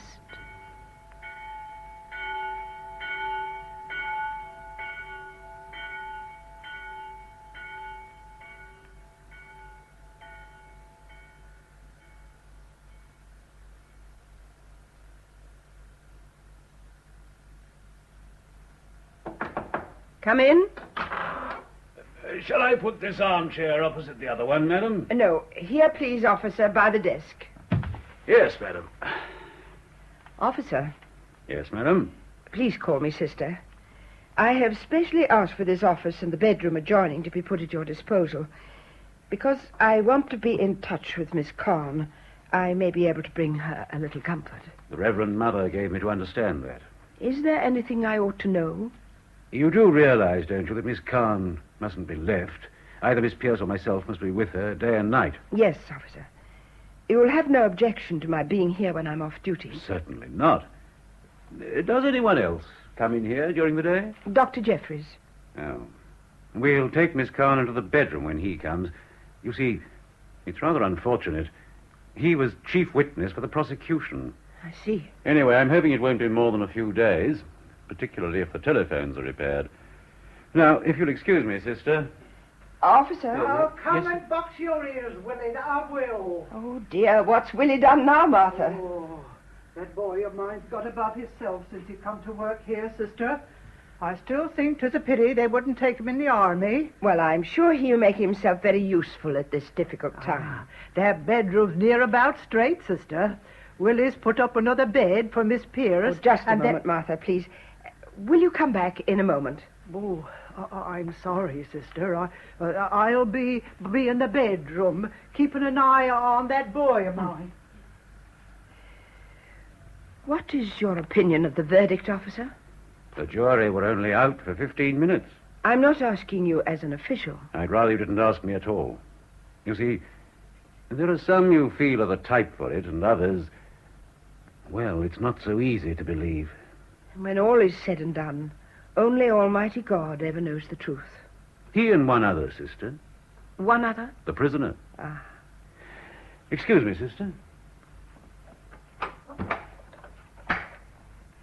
It's all right, Martha. Oh, thank you, sister. Martha, you were Miss Khan's housekeeper, weren't you? Ah, surely. Right from the time she come to the village to do them big wall paintings for the church. We were at the Grape House, the big cottage over to Denville, St. David. Mr. Fenning's old place, yes, I know. Took a good lease of it, she did, along with the old barn next door. Willie fixed that up for her like it were a proper painting place. And did you get on with her? You never found her difficult? Nay, she's an artist, of course. Up like the rocket and down like the stick. But leave her be, and she mind her own business, and yours too. Sweet as any bird. We were fine till Mr. Jason come along. Mr. Jason? That was her brother? Yes. Well, we'd been settled about a month, and he walked in on us at breakfast one morning, all smiles and as cool as you please. Ah, vicious bad he were, and no mistake. I'd have said his death were a proper blessing if it hadn't been for poor Miss Khan. So you think she was responsible? Oh, I never said that, sister. And what's more, I never said it in court neither. But by the time that lawyer gentleman had done asking me questions, you'd have thought I'd seen her do it with me own eyes, and standing up there to tell him so. Sister, that were a terrible moment. Giving evidence? Nay. When the judge put on that little black cap and spoke them words. Do you know the words, sister? Yes, Martha, I do. Oh, I never looked up, sister. I never looked up till I knew they'd taken her away. You were called for the crown, Martha. You had to answer their questions. The lawyer gentleman said only to tell them what they asked and no more. Well, there was some things they never asked, so I never told them. Maybe there was something you should have told them. Oh, I don't suppose it were important. Just some funny words I overheard her say one night when he'd been rowing her worse than usual. Yes? She said, I should have thought that royal affair in Florida would have been a lesson to you. Oh. That's what she said. Sounded like he'd been playing round in higher circles than usual. Sister, I fixed them casters. Now then, big ears, don't stand idle. Get and fill that stove for Sister. We can take another turn later. If you like, Pierce. That's Miss Sarah. Now, Willie. Miss Sarah, I'm not glad I proper missed you when you're coming back to the great house. Come on now, Willie. Willie, you haven't had any sweets this morning. Get the brass box. Yes, sister. I could just do one right now. One of them big green ones that tastes like cinnamon. There's the dust I've been picking out. Willie! Would you like one too, Miss Sarah? Sister wouldn't mind. No, thank you. Take a little lump, Willie, and go with Martha. Yes, sister. Goodbye, Miss Sarah. I see you when I make up the stove. Look. I get 2-3 sweets when they stuck, see? Willie. Oh, I'm that sorry, Miss Sarrat. He just doesn't understand. Come on now, Willie, will you? Come on. I got 3 that time. Come on, Willie. Are these your rooms? This one and the one through there? Yes, Miss Khan. And you've given them up to us? It's very comforting. With the warmth and the flowers. I'm glad you like it. Spacious, too. One can move around. Whom do I know here besides Martha and Willie? Dr. Jeffries. Oh. Does he use this room? Occasionally. But if you'd rather... Oh, don't worry. I can go into the bedroom. Not having visitors for a couple of months has made me rather unsociable, hasn't it, Pierce? You could have had visitors. And flowers. No, thank you. The wrong atmosphere for both. Ah, sister, have you got those slides? Oh, sorry, I didn't expect you. To see me here? Well, now you have. Don't be uncomfortable about it. I would have come to see you at Norwich. Only I told you I didn't want anyone. Oh, don't worry, there's no ill feeling. You did your best for me at the time. Is there anything else I can do? Whoever your church committee gets to finish off my murals, for God's sake, don't let them daub those angels on the left with gold leaf. It'll ruin everything. Right. Now, Pierce, I'd rather be in the bedroom. Yes, Miss Carn. So, you knew her before? I'm on the church committee. When they decided to restore those murals on the south wall, I recommended Sarah Khan because I'd seen and admired her work. It's good, then? Oh, first rate. She'd a picture in the Academy the year before last. What was the subject? Well, rather unfortunate in the light of later events. Death of Lucretia Borgia. So it was poison? Yes, it was. I don't know the details. Then I shouldn't bother to find out, sister. But Have you by any chance those slides we made for tests? Yes, Doctor. In the cupboard. Ah, thanks. Martha seems very concerned about Miss Khan, Doctor. Just why are you so persistent? Because I want to know, and you're the one person who can tell me. What good can it do if you do know? If I'm ignorant of the facts, I may be tactless with every word I say. True enough. Very well.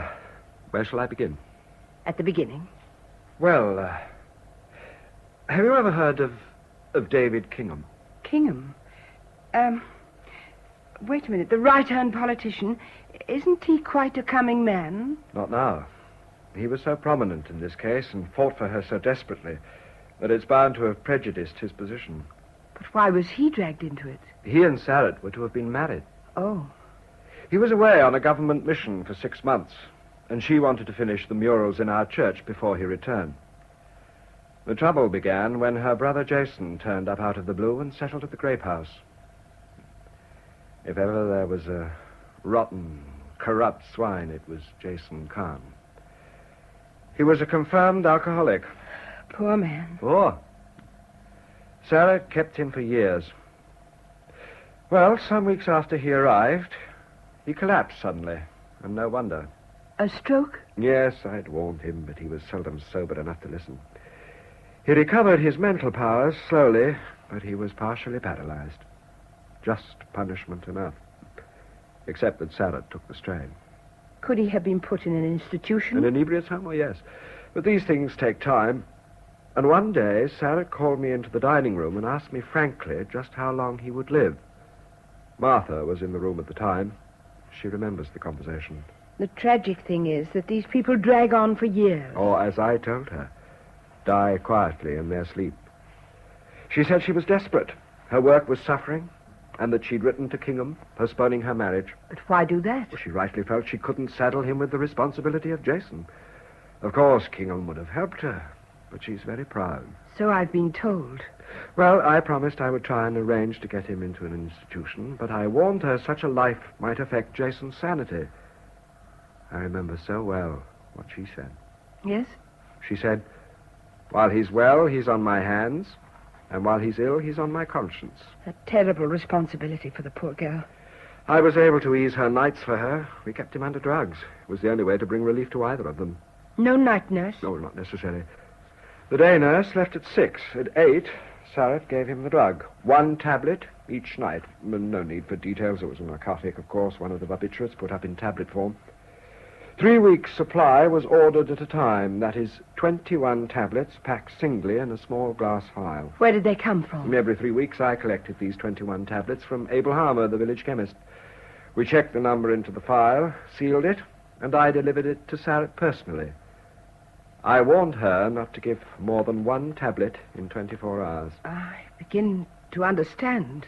At the end of November, I went to Norwich for 3 weeks' vacation. I delivered the usual file the day I left. 21 tablets? Yes. 4 days later, Dr. Giles, my locum, telephoned me to say Jason had been found dead that morning. Will it shock you if I admit my first reaction was one of overwhelming relief? I think I might have felt the same. Until Giles told me that from the evidence of vomiting and so on, he suspected an overdose of the drug. So he checked the tablets in the file. Now listen carefully. No, wait a minute. Have you got something? Yes, this box of sweets will do. Here it is, sister. 10, 12, 18, 21. 21 tablets. Now, 1 a night for 4 nights. How many left? 4 from 21, 17. There were 17 tablets left in the file. But I don't see. Neither Giles nor I could understand it either. So I took it on myself to get those 17 tablets analyzed. And they found? 15 were correct. The remaining 2 were harmless aspirin. The police found a half-empty bottle of aspirin in Sarah's room. And Jason had had 3 sleeping tablets that night instead of 1. Exactly. Now do you see why I don't want to be reminded of it all? But couldn't Jason have taken them himself? Suicide and arranged things? He was paralyzed. Oh, yes, of course. And as I told you, Martha had been in and out of the room that time that Sarah spoke to me. At the inquest, they got that damning conversation out of her practically word for word. But this doesn't make sense. Miss Kahn's a highly intelligent woman. She would have known you'd suspect an overdose and analyze the file. Sister, if you had no medical knowledge and gave someone an overdose of a narcotic, how would you expect them to die? Why, I don't know. I suppose quietly in their sleep? Mm-hmm. And I told her he might die that way. Yes, you did. I'd forgotten that. The prosecution didn't, I assure you. In fact, the defense wanted her to admit to a mercy killing, but she flatly refused. Mm-hmm.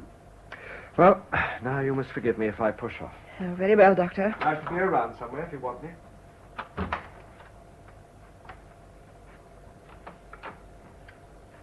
Dr. Jeffries has gone now. Bess has an idea she'd like to explore your bookcase. It's a bit dull for her. We played cards at first, but it rather pours. Do have whatever you want. Those on the top shelf are mostly textbooks, but there's some fiction lower down. Thank you, sister. Miss Carn, will you tell me something, and forgive me for asking? Ah, surely. Why wouldn't you let counsel plead a mercy killing? I'll answer you as I answered him. Because, although I had often wished Jason dead, I had never felt called upon to do anything about it. Sufficient? Completely. Thank you. Good. Isn't this the tapestry you had in the hall? Yes, it's very old. We discovered it hidden away some weeks ago. Sister Agnes was going to try and repair it, but I'm afraid it's beyond her. If she's a good needlewoman, I don't see why. The design is lost. Well, how do you mean? May I take it to the window? Yes. Oh, I see. The pattern doesn't recur. Oh, what a pity. Oh, it's magnificently done. Look at the exquisite stitches. Reverend Mother wanted it restored for the chapel, but we couldn't do it unless Sister Agnes had something to work from. What we need is an artist. You mean? Oh, no, sister. There isn't time. Would it take so long? No, sister. You see, a piece of plain canvas to back the missing strip with the design outlined, even roughly. I'd need materials, colors. Oh, I'm sure we could supply most of them. Oh, no, sister, I can't.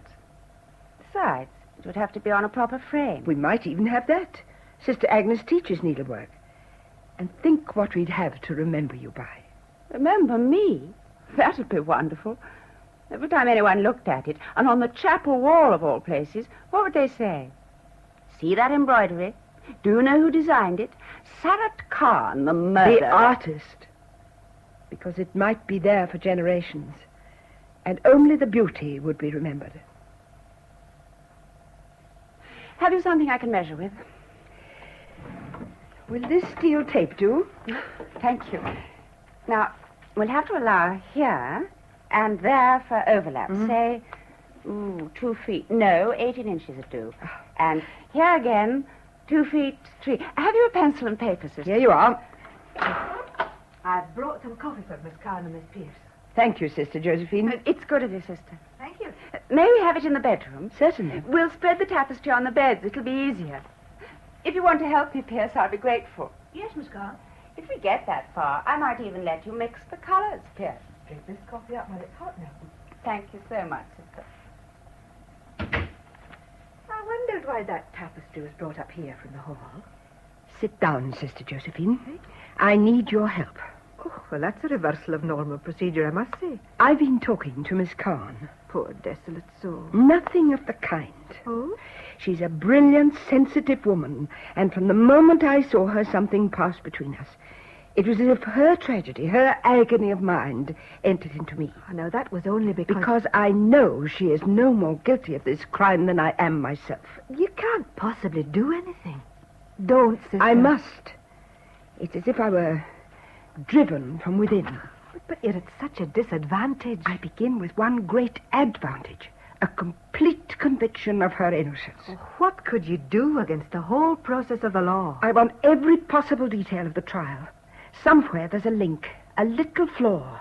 That's why I need you. Me? Those piles of newspaper you're always hoarding. Oh. Find me every scrap dated January, particularly the local paper. But I may have used them. It's 3 weeks ago. Go and look, Sister Josephine. Very well. It's a blessing I'm methodical. It won't take a second, provided they're there. The cupboard's just outside. But don't break your heart if they're not there.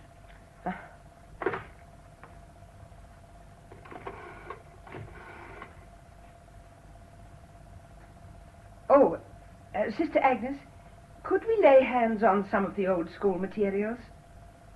No, poster paints for preference. Oh, good. Yes, urgently. Miss Carn is going to do the design for your tapestry. Yes, I believe that would be wonderful. And have we a tapestry frame? Well, Willie can mend it. He's an excellent carpenter. Thank you, sister. There's organization for you. 2 bundles. Oh. Here, now, you take the London ones and I'll take the locals. This is wonderful, Sister Josephine. Now, December, January. Here we are.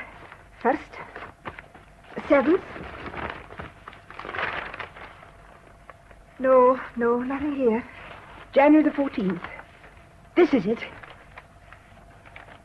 Let's have a look. The case against Sarat Khan. Trial of noted artist, opens at Assizes. Where's the local paper for January the 21st? We must have that. The summing up's bound to be practically verbatim. It's not here, I'm afraid. It must be. It has to be. Why should that particular issue be lost or destroyed? Think, Sister Josephine, think. January, now, what happened here in January? I did all the cupboards, the linen cupboards for the new year. We did your cupboard, that one there. Quickly. Now, what have we got lining the shelves? Now, it's a local paper right enough. Though I don't remember using it here. You see, December, October previous, and December. Oh, it's not here. Oh, then we must think again. Sister Mary, this parcel. Look at the paper round it. January the 21st. Sister Josephine, what should I do without you? Bless your busy heart. Unwrap it quickly.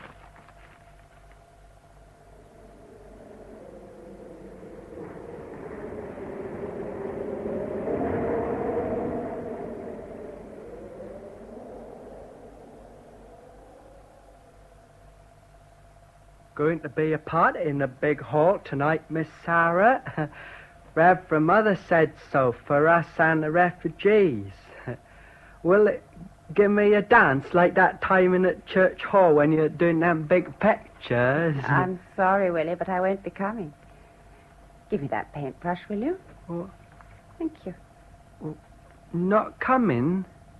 Well, Ted Newlands is fixing the wireless gramophone for real music. That's enough, boy. You go along and help Newlands. Right smart with his hands, that Ted is, Miss Sarah. He was saying he might even get the telephone wires mended soon, maybe tomorrow. Telephone? Downstairs, Willie, and jump to it.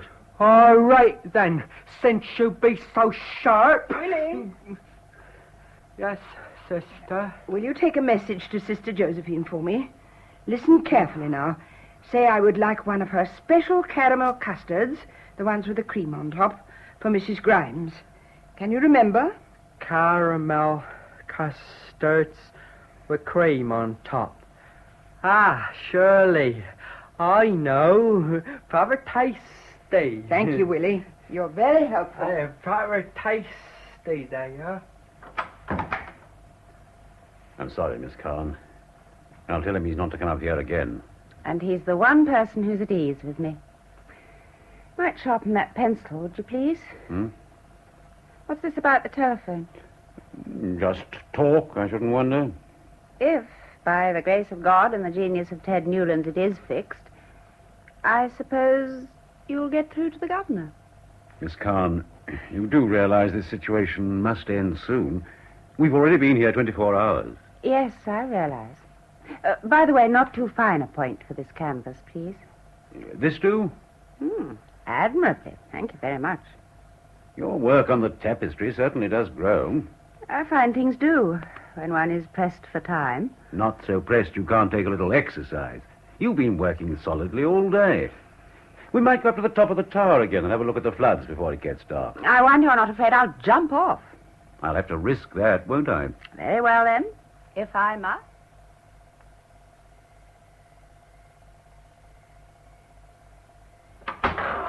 Oh, sister, can you let me have a length of gauze? It's only for my bag. Certainly, Doctor.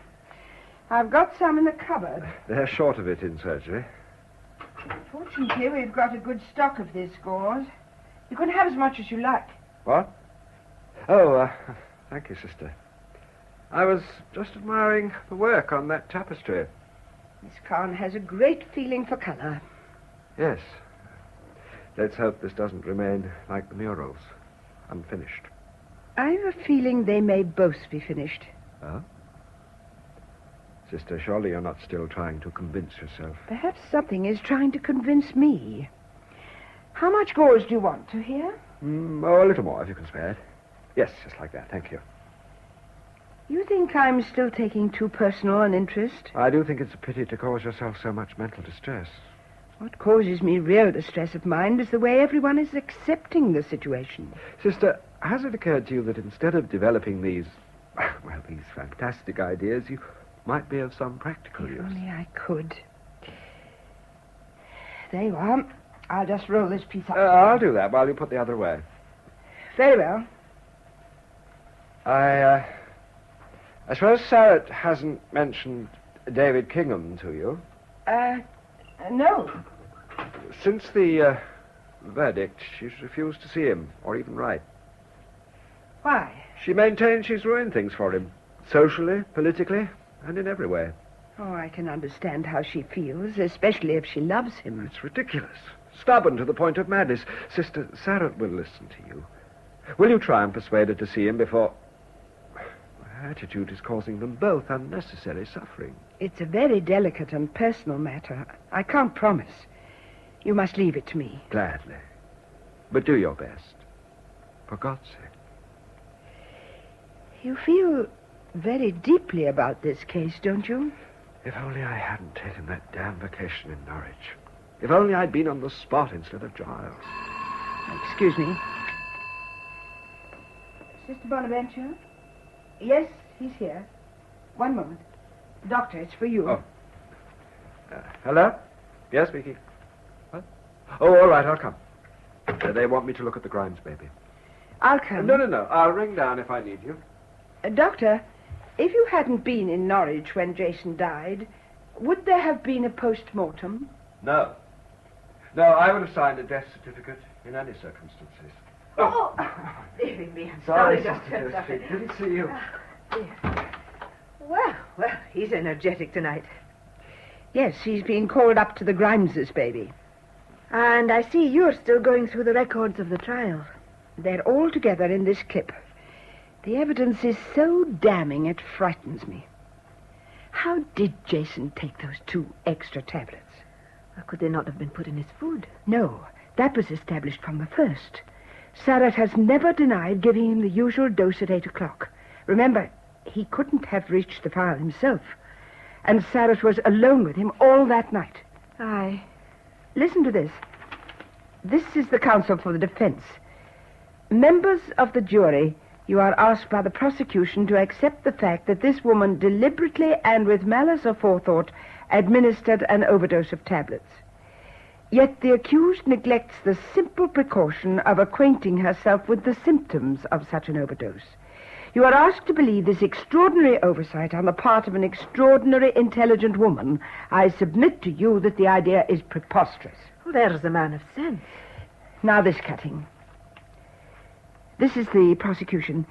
My learned friend has pointed out what he calls an extraordinary oversight on the part of an intelligent woman. The prosecution is concerned with plain facts, and the plain facts are these. Sarat Khan had every reason to desire her brother's death.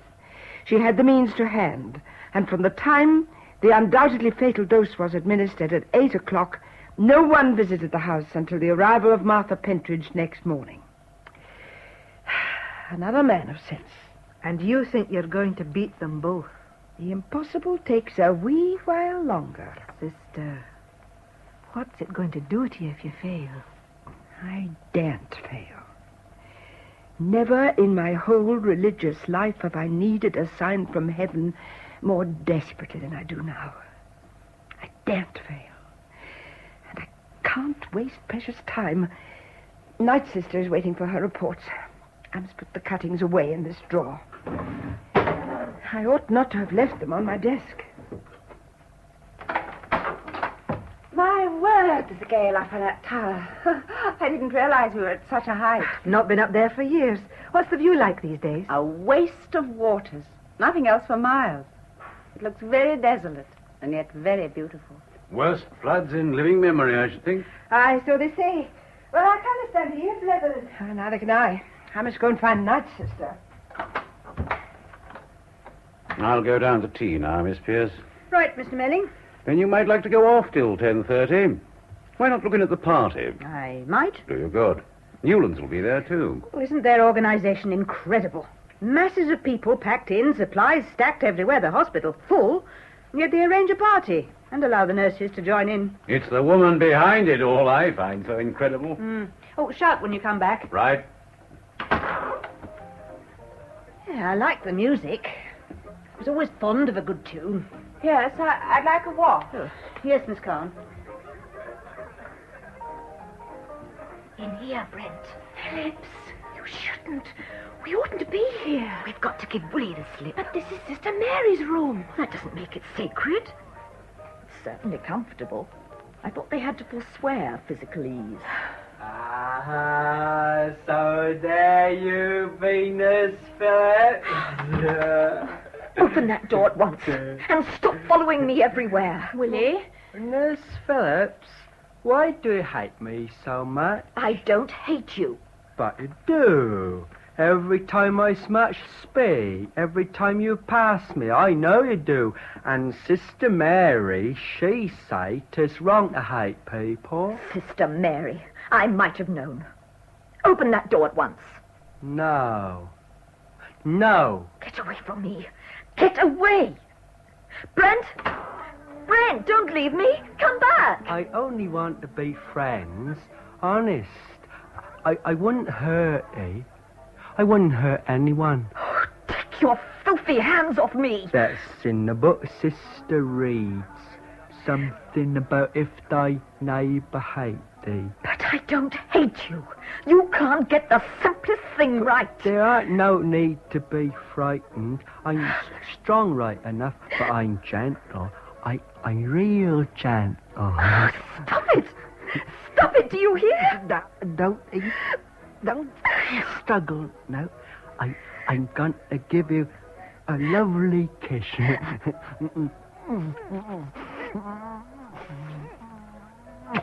You half-witted beast! Willie! Better go downstairs, Willie. But sister, I don't mean no harm. I know, Willie. I'll see to it. Go along downstairs. But it was like you said. I wanted to be friends, sister. Yes, all right. Run along now. I only wanted to be friends. I'm very sorry, Nurse Phillips. You're not hurt, are you? My God, he's got no right to be here. He'll injure someone, and when he does, it'll be your fault. Miss Carn, come back. You trade on your habit. Standing there so calm and saintly, you're nothing but a fiend. How dare you? How dare you? Oh! Now, Miss Carn, if you please. Come along now. Come along to the bedroom. How dare you? How dare you?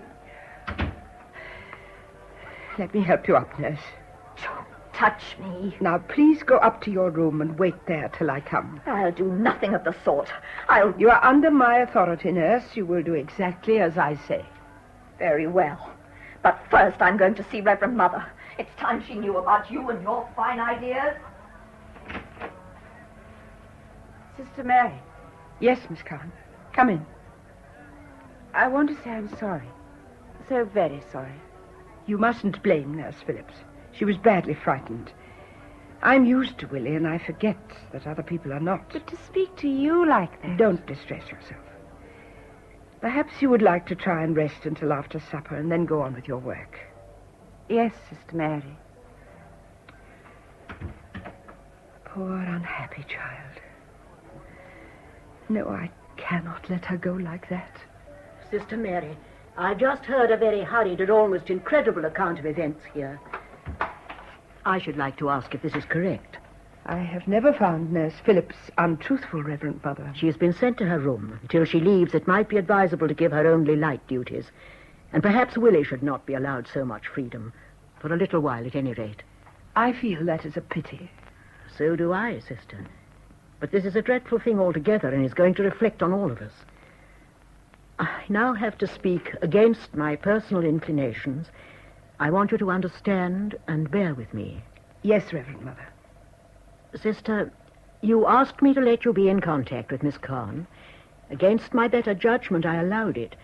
But you were asked by myself and the warders not to raise unreasonable hopes. I assure you I've not mentioned anything to her. You have raised your own hopes and allowed yourself to be carried away by personal emotions.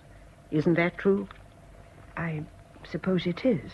Hasn't it occurred to you that matters reach a stage when they are in other and greater hands than ours? Reverend Mother, Can you possibly reconcile the fact that any god of any creed, Please. I repeat, of any creed, could permit such a cruel and terrible matter as this? Everything possible has been done in scrupulous fairness. I cannot agree. So you place yourself above the highest legal wisdom. Which is secular in approach and reasoning. I see. You feel you are in some manner blessed in your reasoning? I wouldn't presume so far as that. I only know that never in my whole life have I been filled with such strong, such complete conviction. Then you must destroy it. How? I can only suggest by faith and prayer. Remember, the whole foundation of our training is to accept. Blindly? We enter this life to do the work of God. We learn to subdue our bodies by labor and submit our wills to higher direction. I cannot think we should also subdue our intelligence. Even intelligence cannot always recognize divine intention. I will not believe this is divine intention. If it should be, then I have no use for such a doctrine. Sister Mary, you cannot make that kind of bargain. Let me see those newspaper reports of the trial. So she's told you that? I know about them. Where are they? In this drawer. Why are you so proud and obstinate? You're privileged to handle many lives, but you're not permitted to pass judgment. Here are the cuttings. So you think Miss Khan was responsible? I think there is nothing we can do to save Miss Khan, but I know I must try to save you from yourself. Take the cuttings and drop them into the stove. Oh, no. It's her life. Reverend Mother, her life may be in them. It is the best way, sister. Please, I beg of you, don't ask me. As your spiritual superior, I order you. I can't. Oh, I can't. I can't. We have heard a great deal about discipline, sister. But ours is a discipline of the spirit. Very well, then. I must burn them myself.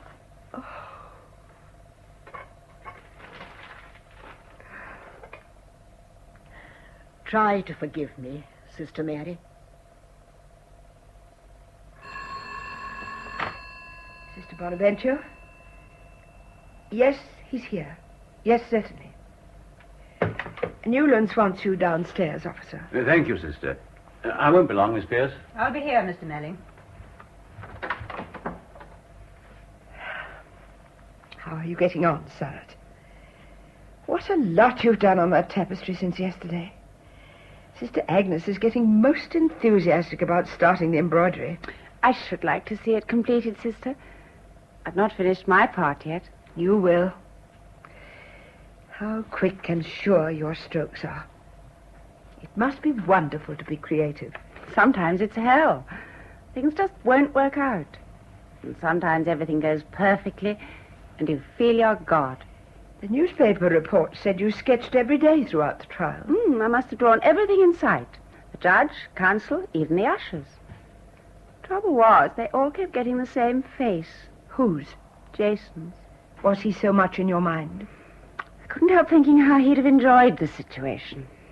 He could draw too, you know. In a facile, showy way. He couldn't be bothered to learn properly. Poor devil. Made such a mess of his life. Things might have been so different. He made your life intensely unhappy, yet you have this depth of pity for him. People can't help the way they're made, can they? Poor Jason. I had some grim interludes. Such as the royal case in Florida. Who on earth told you that? No one knew. Martha overheard you talking. The words stuck in her mind. Martha? Would it distress you to tell me? No.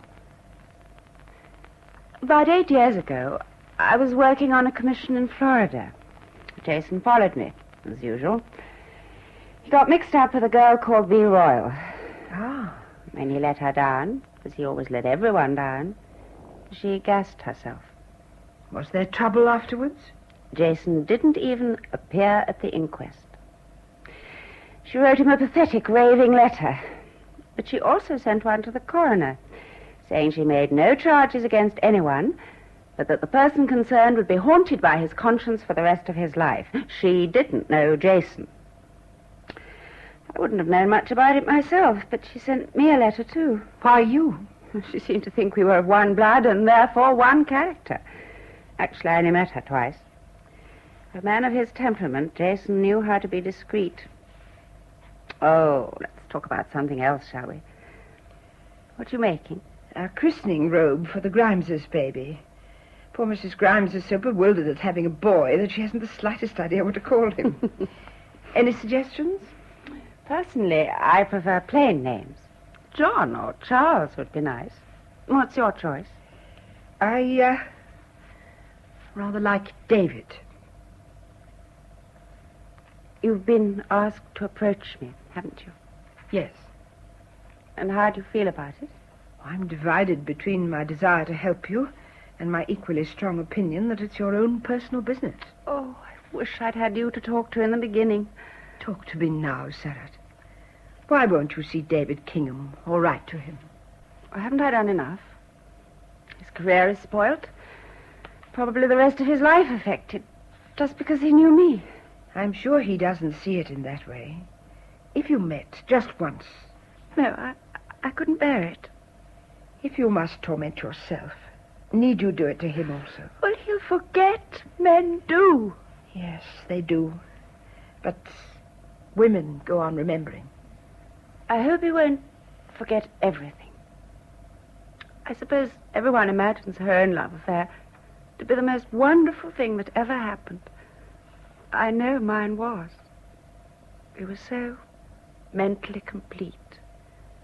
Our minds struck sparks. I've lived it over and over again since. Particularly the little idiotic things. You know. I know. Miss Pierce, I'd like a word with you over here, please. Ah, now, officer, we can't have you making overtures to Miss Pierce while you're on duty. Is there much more to do, Miss Kahn? Not very much. Why do you ask? Now, Miss Kahn, Why do you ask? I thought you'd like to finish if you could. You've been very cooperative so far. For God's sake, come to the point. Newlands has made some sort of connection with the telephone wires. We contacted a nearby house and finally Norwich. I've spoken to the governor. They're sending out a police launch. I should say maybe another 3 hours. Thank you, officer. Could you and Miss Pierce give me a few minutes with Sister? Quite alone. We'll go out of hearing. I'm afraid we can't go out of sight.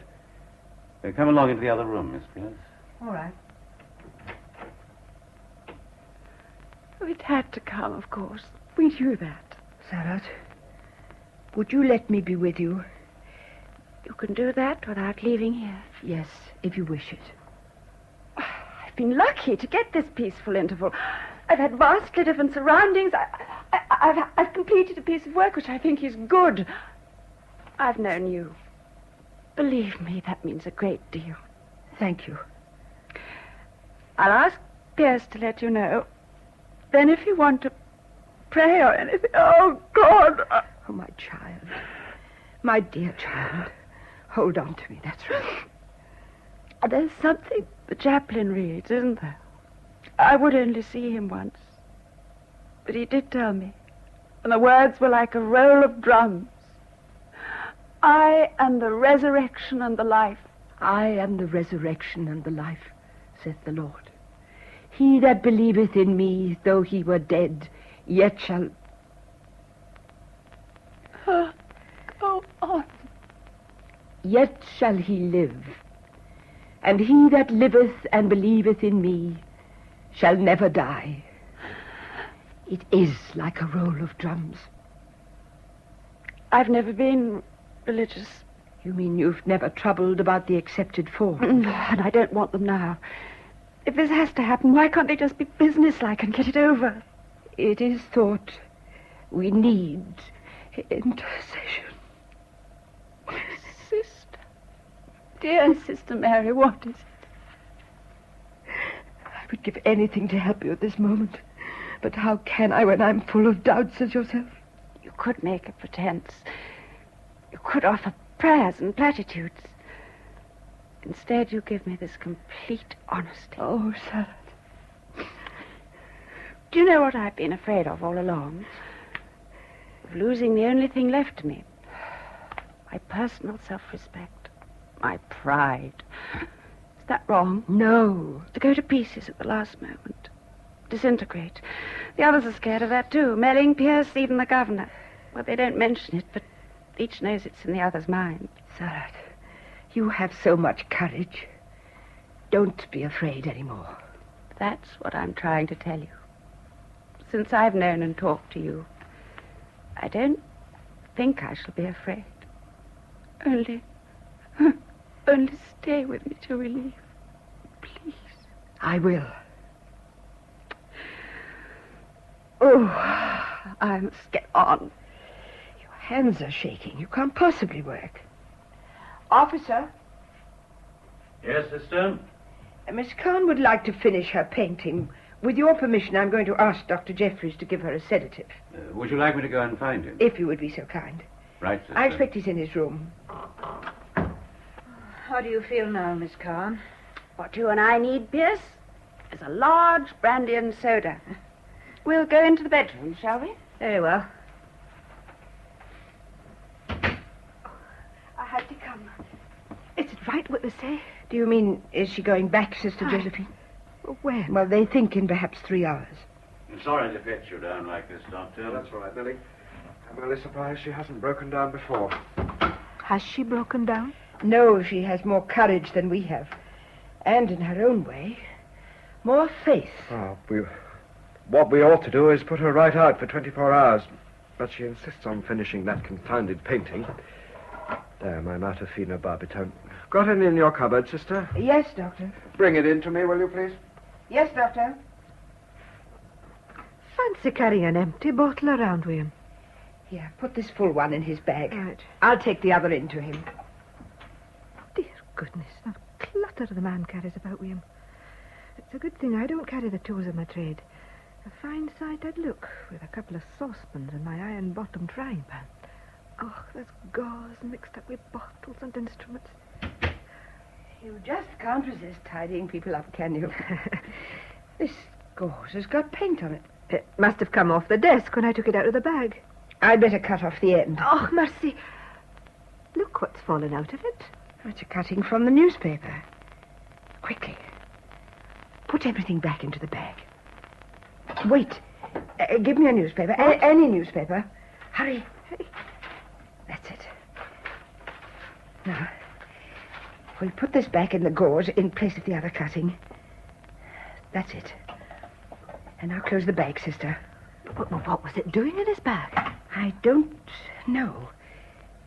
Wait a minute. He asked me for that gauze yesterday. The cuttings were on my desk when he folded it. Aye. He caught that one up and put it in the bag by accident. I suppose so. And yet, I had all the cuttings in a spring clip. I remember I was at the cupboard. I turned round and he was standing here with the file in his hand, fiddling with the clip. He could have taken it off. Not by chance. He'd need to do more than fiddle. Then he must have meant to take it. Well, perhaps it's not one of yours. Yes. Look, there's the mark of the clip. Sister Josephine, just what does this mean? It means he didn't want you to study that one too closely. Which one is it? It's the report of his cross-examination. All my cuttings were burnt, or so I thought. There was nothing I could do but resign myself. And now, by some utterly unlooked-for incident, this is returned to me. Now, do you think you should harry yourself all over again? It might be coincidence. Perhaps I've been working in the wrong direction. Perhaps this is an indication of the right one. But why should he bother to take one when the whole lot went into the stove together? He didn't know that would happen. It was Nurse Phillips who told the Reverend Mother about the cuttings. Who said she did? Why, no one. But she must have done. But when did she ever see them? They weren't in the desk last night. You put them in the drawer before Phillips came in. Yes. Who else knew besides you and me? The doctor. But surely He's done everything to help Sarat. Yes. And you've forgotten, haven't you, when it all happened, he was in Norwich. Aye, there's no getting over that. I want to think. Let me read this through thoroughly. No, I'll put it under the blotter till he goes. There. You know, sister, I may be wrong, but I feel as though... I've given her a grain and a half, sister. You'll let her have a warm drink in about an hour? Yes, Doctor. But what reason would he have for telling the Reverend Mother about the cuttings? Could it have been Willie? Willie? Oh, no, the poor lad. He couldn't read a newspaper well enough to know what it meant. All he worries about in here is whether the sweetness are sticky enough to give him 2 or 3 in one. Sister Josephine. What is it, sister? Quickly. I must read the cutting again. Sister Josephine. I must have been very stupid.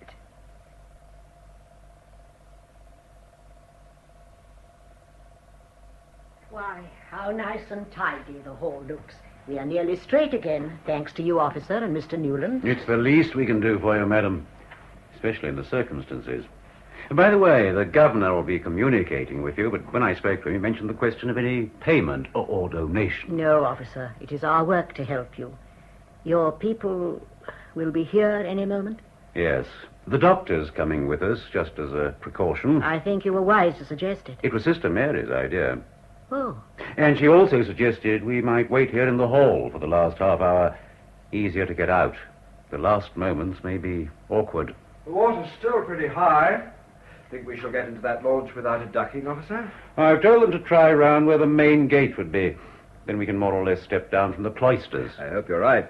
Good evening, Reverend Mother. Good evening, Doctor. Oh, please, Reverend Mother. If it's not important, Martha, I should prefer you to wait. Well, you see, 'tis that awkward.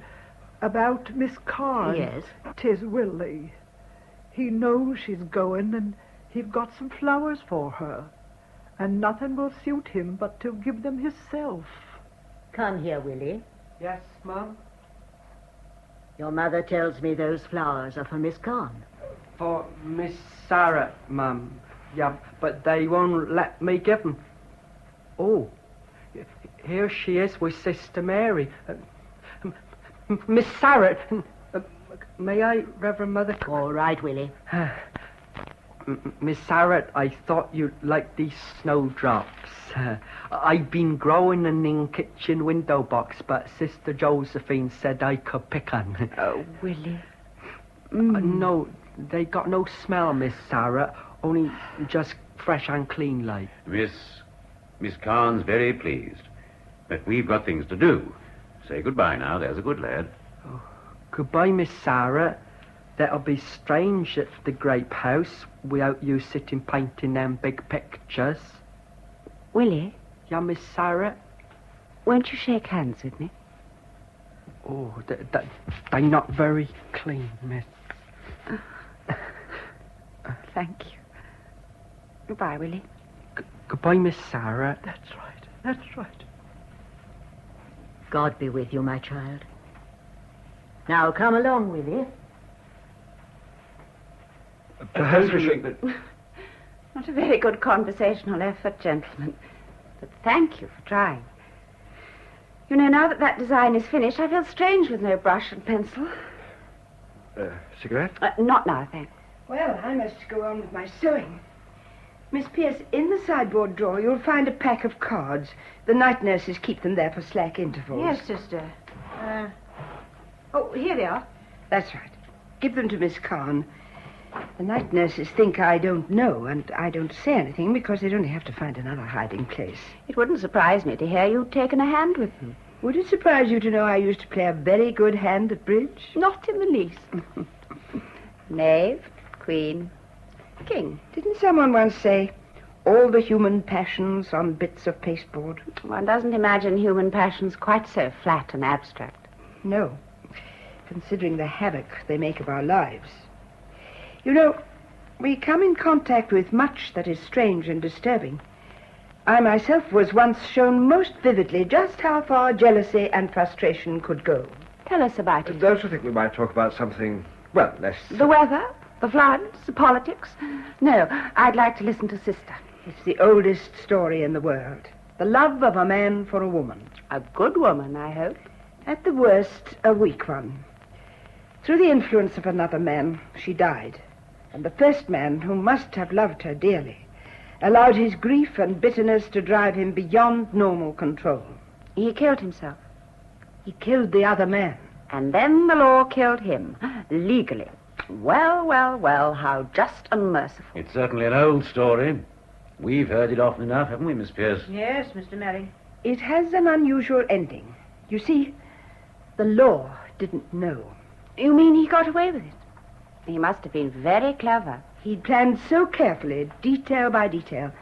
I think he'd forgotten everything but his obsession for revenge. Miss Kahn, what about three-handed whist? Don't sidetrack, officer.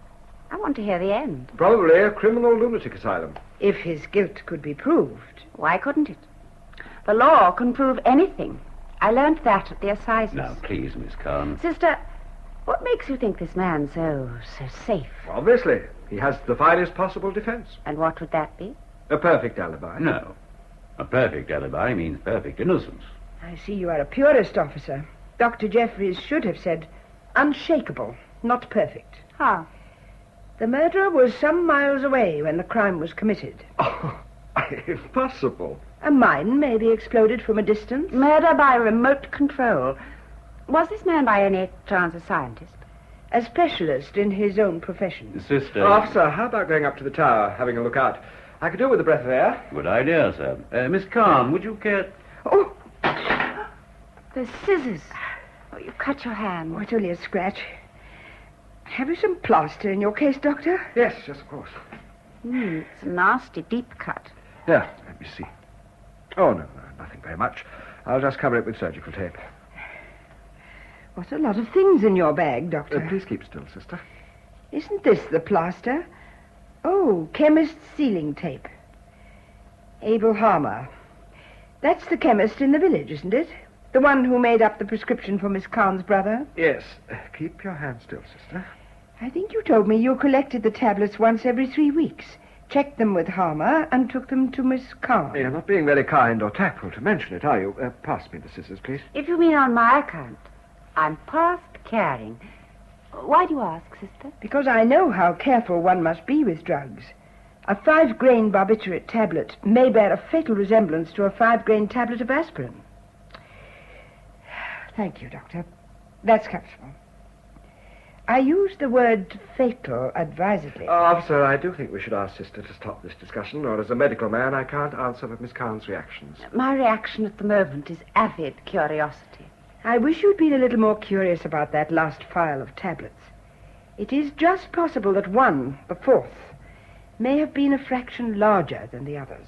Oh, why should that 4th tablet have been larger? Because I think it contained the equivalent of 3 ordinary ones. Sister, you're talking absolute nonsense. In other words, the necessary overdose could have been put into 1 tablet. You see?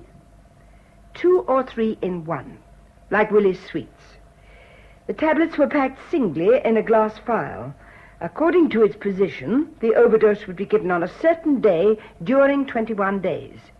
21 days during which the person who had prepared that overdose could be any distance away. Officer, for heaven's sake. Sarat, who first brought you down to Denzil St. David? The murals for the church. Dr. Jeffries. Who prescribed those tablets and delivered them to you? Dr. Jeffries. Who actually suggested those tablets should be analyzed? Doctor... I won't stand by and listen to this. Sister, one moment.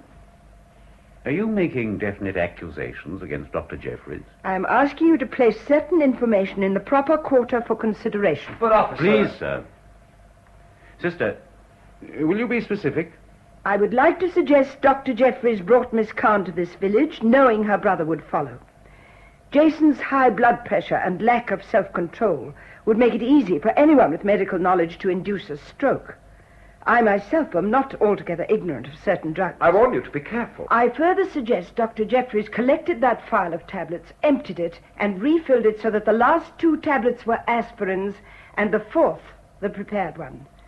He then resealed the file with Harmer's tape, delivered it, and went to Norwich. knowing exactly when the prepared tablet would be given. By me? By you. Oh, God! This is purely supposition, sister. But you better make out a statement in writing, and I'll take it with me. I will. Meanwhile, Miss Khan is entitled to see her solicitor at once. But this whole thing, it's fantastic. I'm inclined to agree, sir. But in a capital charge, the merest indication of doubt must be properly investigated. You do see that? Yes, of course. I'll talk to the governor. He'll quite understand Sister Mary has allowed the emotional circumstances to carry her away. I think it only fair to warn you that I'm not entirely relying on supposition or emotional circumstances. I did ask you to be specific. Officer, are you seriously going to listen to this wild story? Having gone so far, sir, we'd best get it clear, don't you think? But in fairness to Miss Khan, In fairness to yourself. Yes, sister? You may know I made a collection of cuttings about the trial. They were burnt. Afterwards, by chance, I found one. I knew it for one of mine because of the clip marks. It must have been taken from my file deliberately. Here it is, officer. It's a report of Dr. Jeffrey's evidence. Where did you find it? In Dr. Jeffrey's bag. If you look, you'll find a cutting I substituted, wrapped up in some gauze. It's cut in the middle of 2 columns and makes no sense at all. Well, let's see, shall we? Do you mind, sir? If you want to, but she just said she put it there. Here's the gauze. You're quite right, sister. Here is a cutting. But that doesn't prove much, does it? Not by itself. You might take out that little roll of sealing tape with Harmer's name on it. Here we are. That doesn't prove anything either. Why do you suppose the cutting was taken from your file, sister? So that I shouldn't study the biographical details too closely and note 2 significant facts. Well? First, that about 8 years ago, Dr. Jeffries visited America. What's so strange about America? There's a state there called Florida. Officer, will you ask Miss Khan what that conveys to her? Well, Miss Khan. My brother... About 8 years ago, my brother was responsible for the death of a girl there. What was her name? She called herself B. Royal. You knew her, I think, Doctor. But I've never heard of her. I've not the least idea what you're talking about. The second fact in the cutting told me you were once very prominent in your profession, that you are the author of a standard textbook on congenital diseases. I don't see what bearing my literary achievements has to I do felt that a man of your former distinction might be mentioned in some book of reference. Sister. Miss Pierce. Yes? Would you fetch that book from the sideboard, please, and give it to Mr. Melling? That's the one. Thank you, Miss Pierce. You will find an entry under Dr. Jeffrey's name, officer. The place is marked. Please read anything relevant. Jeffries. Leslie Jordan Jeffries, MD, FRC, PFRCS, Cambridge and London. Born 1900... But this is ridiculous. It's a preposterous idea. Damn it, there isn't a sound argument in the whole thing. Dragging me in on the strength of some guesswork about tablets which can't be proved medically, a cutting which doesn't mean a thing, and the fact that 8 years ago in America some hysterical redhead killed herself. How did you know she had red hair? Why, well, you just said so. I didn't mention it. I didn't know. Give me that book. 1934. Married Beatrice Royal. Dr. Jeffries, was Beatrice Royal your wife? Yes. Yes, until your damned brother came into her life. I must warn you, sir. Don't say any more. Bea had been restless for some years. I was absorbed in my work. I didn't realize she took a holiday alone in America. Look here, sir. I didn't know she used her maiden name there. She wrote me a bitter letter about Hugh both. When I received it, she'd been dead some time. I went out there and checked. I watched you two. I've watched and planned for 8 years. I was always too ambitious. I should have been content to let Jason suffer, knowing I could let him linger or snuff him out just as I wished. Don't, please. You were responsible for your own part, Sarah. That day you appealed to me. Those damaging remarks you made with Martha passing in and out. I remember wondering just how soon it would be all round the village. And then I saw the whole thing vividly, because while you talked, you were turning an ordinary bottle of aspirin over and over in your hand. But why me? Wasn't it sufficient that Jason should suffer? Oh, men don't suffer like women do. I wanted another woman to suffer the torments she must have suffered before she died. Died alone. Don't. Doctor? But now, thanks to Sister Mary, just shows what can be done with a little luck and a lot of faith. Or is it the other way round? I did warn you not to say so much, Doctor. I'm not sorry. The main thing is that Jason's dead. And if your theology is correct, sister, in everlasting torment. Eternity is a long time, and I hope he burns through every endless second. The mercy of God is also eternal, and his compassion equally endless. Perhaps, because after all, Salad, you won't hang. And neither shall I! Here, come back. Locked, the other side. I'll have to break it down. You can't, it's solid. Use the garden door. Miss Pierce, get Newland. Yes. He may be going up to the tower. Can you see anything, officer? He's on the long gallery. Yes, he's making for the tower. Oh. He's going to throw himself off. No! No. No. Sarat, come to me. Oh, sister. Sister. Magnificat anima mea Domini. Et exaltabit spiritus meus in Deus.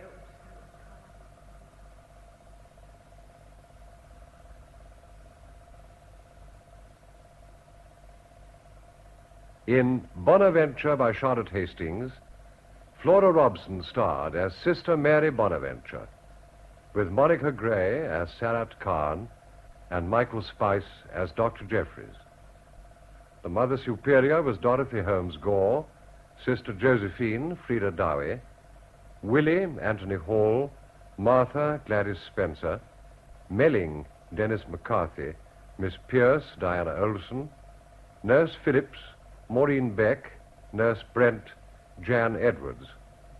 The radio adaptation was by Peggy Wells and the production by Graham Gould.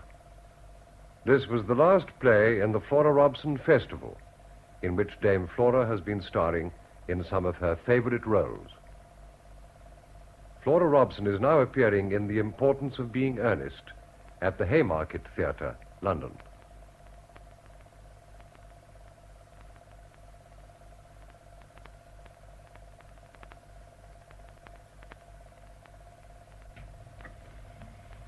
The time now is 17.5 minutes to 5. At a quarter to 5, it'll be time for home this afternoon. Meanwhile, some music, played by Julian Bream. Saturday Night Theatre. The French Prisoner, a play for radio by Brian Gear, based on The Westcoats by Sir Arthur Quiller Couch, with Rennie Atchison as Dorothea Westcoat. The French Prisoner. This is a simple, old-fashioned story. It is set in England in the early years of the 19th century, the time of the Napoleonic Wars. To much of the country, the politics and the gunfire seemed a long way away.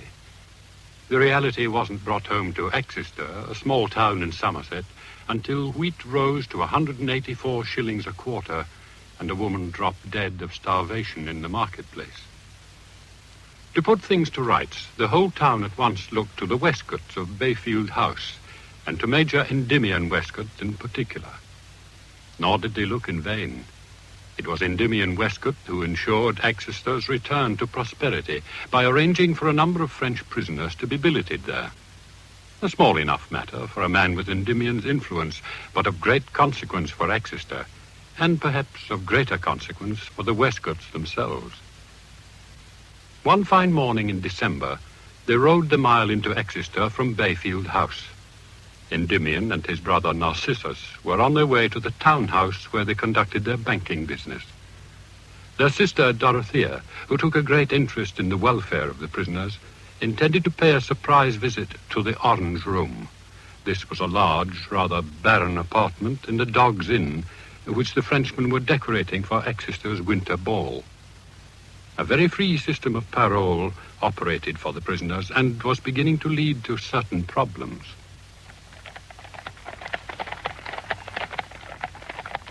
Oh, and another thing, Narcissus. I've just found out where my pippins have been going. Your pippins? I'd no idea they'd been going anywhere. I've been missing them since October. You know what it is? Those dashed French prisoners. You don't mean to say the French are in the habit of climbing the hedge into our orchard? The temptation must be very great, seeing all those apples just out of reach. Well, I hope you've issued a reprimand, Endymion. You've quite alarmed me. Nonsense. I shall do nothing. Nothing? How do you know it was the prisoners? Might it not have been the town boys? I'll tell you how I know. Mudge brought me a board this morning. A board? He said he found it nailed to one of the trees. Had something written on it in French. Well, that's not likely to be the town boys, now is it? What did it say? It said, Restaurant pour les aspirants. Well, how do you like that for nerve? Restaurant for the hopeful climbers, eh? Shocking. Quite shocking. I don't see how you can take it so lightly, Endymion. Because I understand them, Narcissus. Their flamboyance, their, well, I will ignore it. That's the way to deal with it. Well, here we are at the dogs. Now, look alive there, Narcissus. Ring for the ostler. There's a good fellow. At once, brother, at once. This is what I like. An early start to the day. It will still want a few minutes of 10 when we've walked to the townhouse. Why, isn't that General Rochambeau? By Jove, so it is. Rochambeau? Huh? Good morning, gentlemen. Miss Westcott. Good morning, General. A pleasant one for the time of year, is it not? A trifle cold, perhaps, in our quarters, but what is that when it brings such roses to the face of your charming sister? Now, where the devil is that fellow? Ring again, Narcissus. Oh, yes. And what errand brings Miss Westcott to Exeter this morning? I cannot believe that you have come to inspect bonds and ledgers and bills of exchange. I thought I should like to see the preparations in the orange room. Ah, then perhaps you would permit me to escort you. That is very kind of you, General. Morning, Mr. Nivimum, Mr. Narcissus. At last. Morning. We have been kept quite 5 minutes here, you know. Oh, I'm sorry about that, sir. What with that short-handed with purpose... Yes. We'll just take Miss Westcott's horse with Jasper and Hunter, will you? Yes. I shall want him again in about half an hour, Rogers. Very good, Miss Dorothea. Well, then, my dear, be off with you and inspect the decorations. I entrust my sister to you, General, the more confidently because I know you cannot take her far, eh? Come, Narcissus. After I've run through my letters, Dorothy, I'll step down and join you for a moment. A good day to you, General. Good day, monsieur. I must say, Narcissus, I'm quite looking forward to seeing what they do. If you will permit me to give you my arm, Miss Westcott. You have not seen the orange room since the decorations began? General, you must forgive my brother. I'm sorry he spoke as he did just now. Then he is more than forgiven. He did not stop to consider. Your brother is an excellent fellow, Miss Dorothea, and not a bit more popular than he deserves to be. I could name 1,000 acts of his kindness to us prisoners, and I'm thinking not of us privileged ones, but of our poorer brothers. And acts, Miss Dorothea, speak louder than words.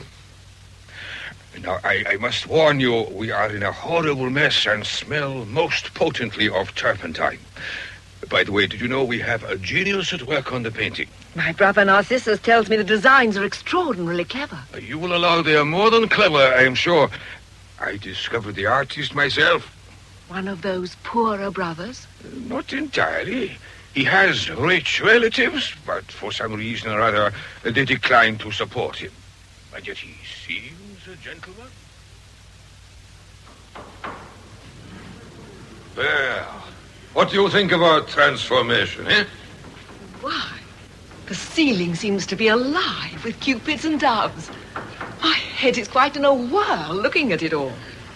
And the vines and the roses growing up the trellises on the walls. Really, one would think one was in... A sunnier climate than Exeter. But then I said the artist was a genius, did I not? And the panels. All these classical subjects. But there he is. You must allow me to present him. He will amuse you. Raoul! Oui, mon général? This is Mr. Raoul, creator of all you see around you. The lady from Bayfield House. You know Miss Westcott already? Only from afar, General. I must apologize for the state of the room, Miss Westcott. The General has sprung a trick on me bringing you so soon. I had not expected visitors before Wednesday.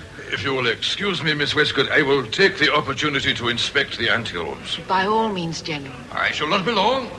I am ashamed you should find such confusion. Do not give it a moment's thought, Monsieur Rao. But you are a critic, Miss Westcott. And especially of classical subjects. I have heard of your drawings for your brother's book on the Roman pavement at Bayfield House. Indeed, I am no artist. And please do not talk of those drawings. They were meant only as diagrams to help the reader. Oh.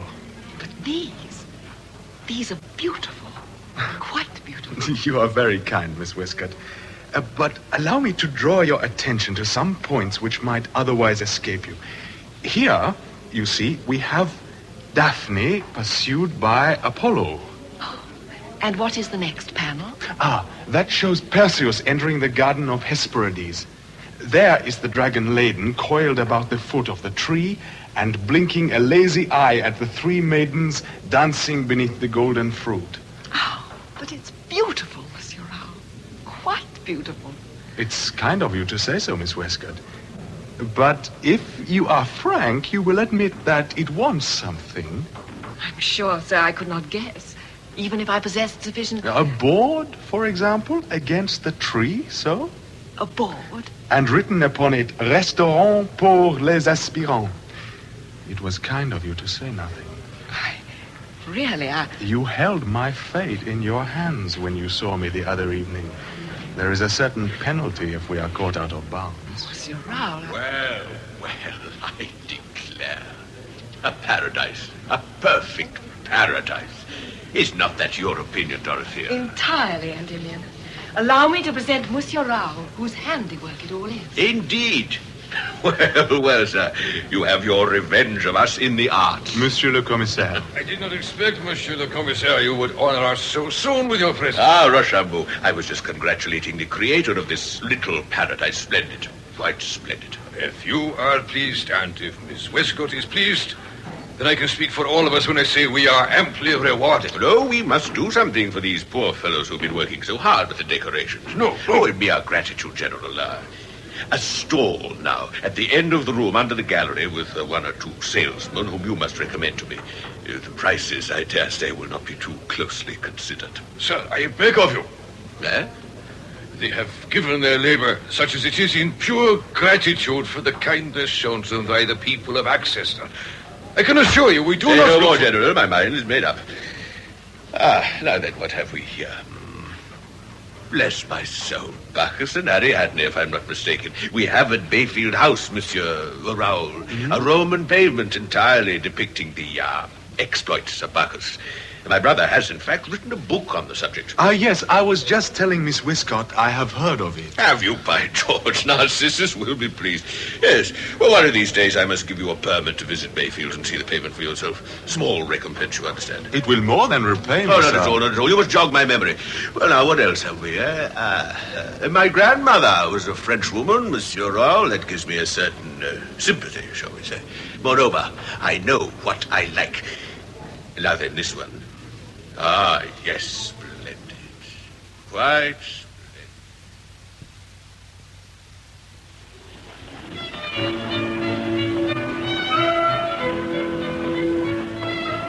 Exeter's December ball was an important event in South Somerset. It ushered in not only the domestic Christmas festivities, but the public ones, which began with the New Year and culminated in the great county balls at Taunton and Bath. Thin, powdery snow began to fall as the Bayfield barouche rolled through the gates into the high road, and Narcissus, who considered himself a weather prophet, announced that it would be of short duration. Unless the weather grew worse, they would all drive back after the ball. But the old caretaker in the town house had orders to light fires and make the bedrooms ready. Dorothea was looking her best that night, in an old maidish way, of course. She wore a gown of ashen grey muslin and a sash of a flame-coloured ribbon that had taken her fancy at Bath in the autumn. Perhaps it was this striking yet tasteful costume that attracted the eye of the young French painter. Miss Westcott is not dancing tonight? Oh, excuse me. I had not expected to see you, Monsieur Rao. Ah, but they have given the scene painter a free ticket, and I assume it carries permission to dance, as long as I do not display in an unseemly manner the patch in the rear of my best tunic. I'm sure a uniform looks none the worse for having seen a moderate amount of service. Always so kind, Miss Westcott. But I interrupted your thoughts, did I not? I was wondering why General Rochambeau had not yet come to speak with me. Come, Miss Westcott, do you know the air? I understand we are to dance Britannia's triumph to it. So, let your captive lead you.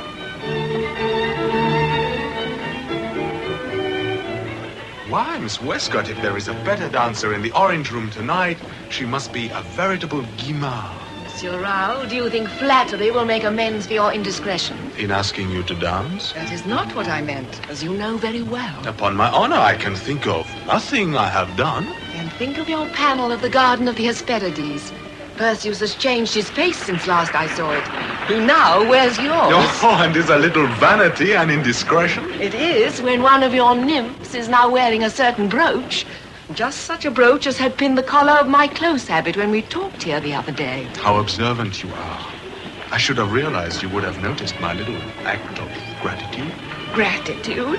For a kind word to a man in exile. How else may I show my appreciation? Come, Monsieur Rao, I am sufficiently familiar with gratitude to understand the ways in which one may show one's appreciation. Miss Westcott, I humbly beg your pardon. At the very first opportunity, I shall erase the brooch. But do not let such a little thing spoil our dance. Indeed, I shall not, Monsieur Rao. I shall not.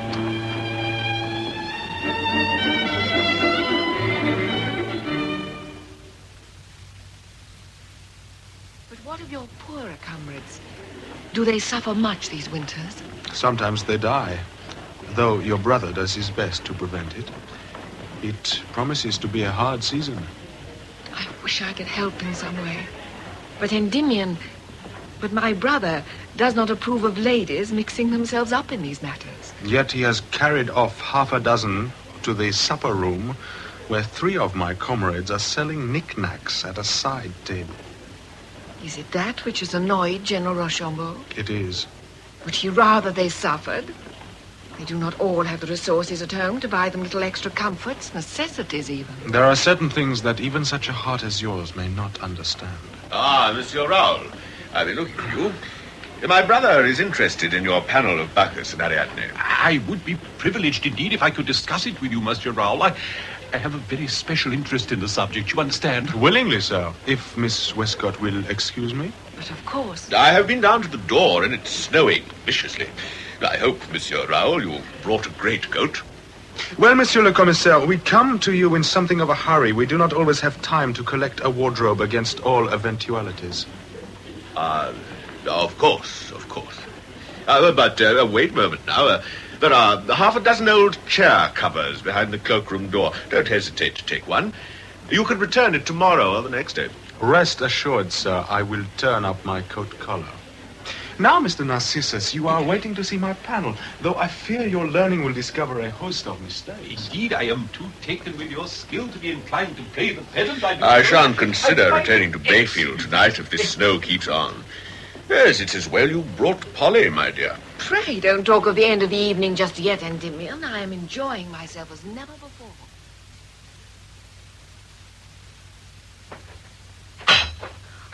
Oh, miss, you woke up. I was trying to be quiet. I'm sure it's time I was awake, Polly. Oh, it's cold in here. Yes, I'll soon have this fire going. Have they sent for Mudge? Oh, Lord, no, miss. Small chance of getting to Mudge or Mudge getting to us. Why, the snow's halfway up the front door. It's quite an adventure. It was a pretty adventure for the gentry at the ball last night.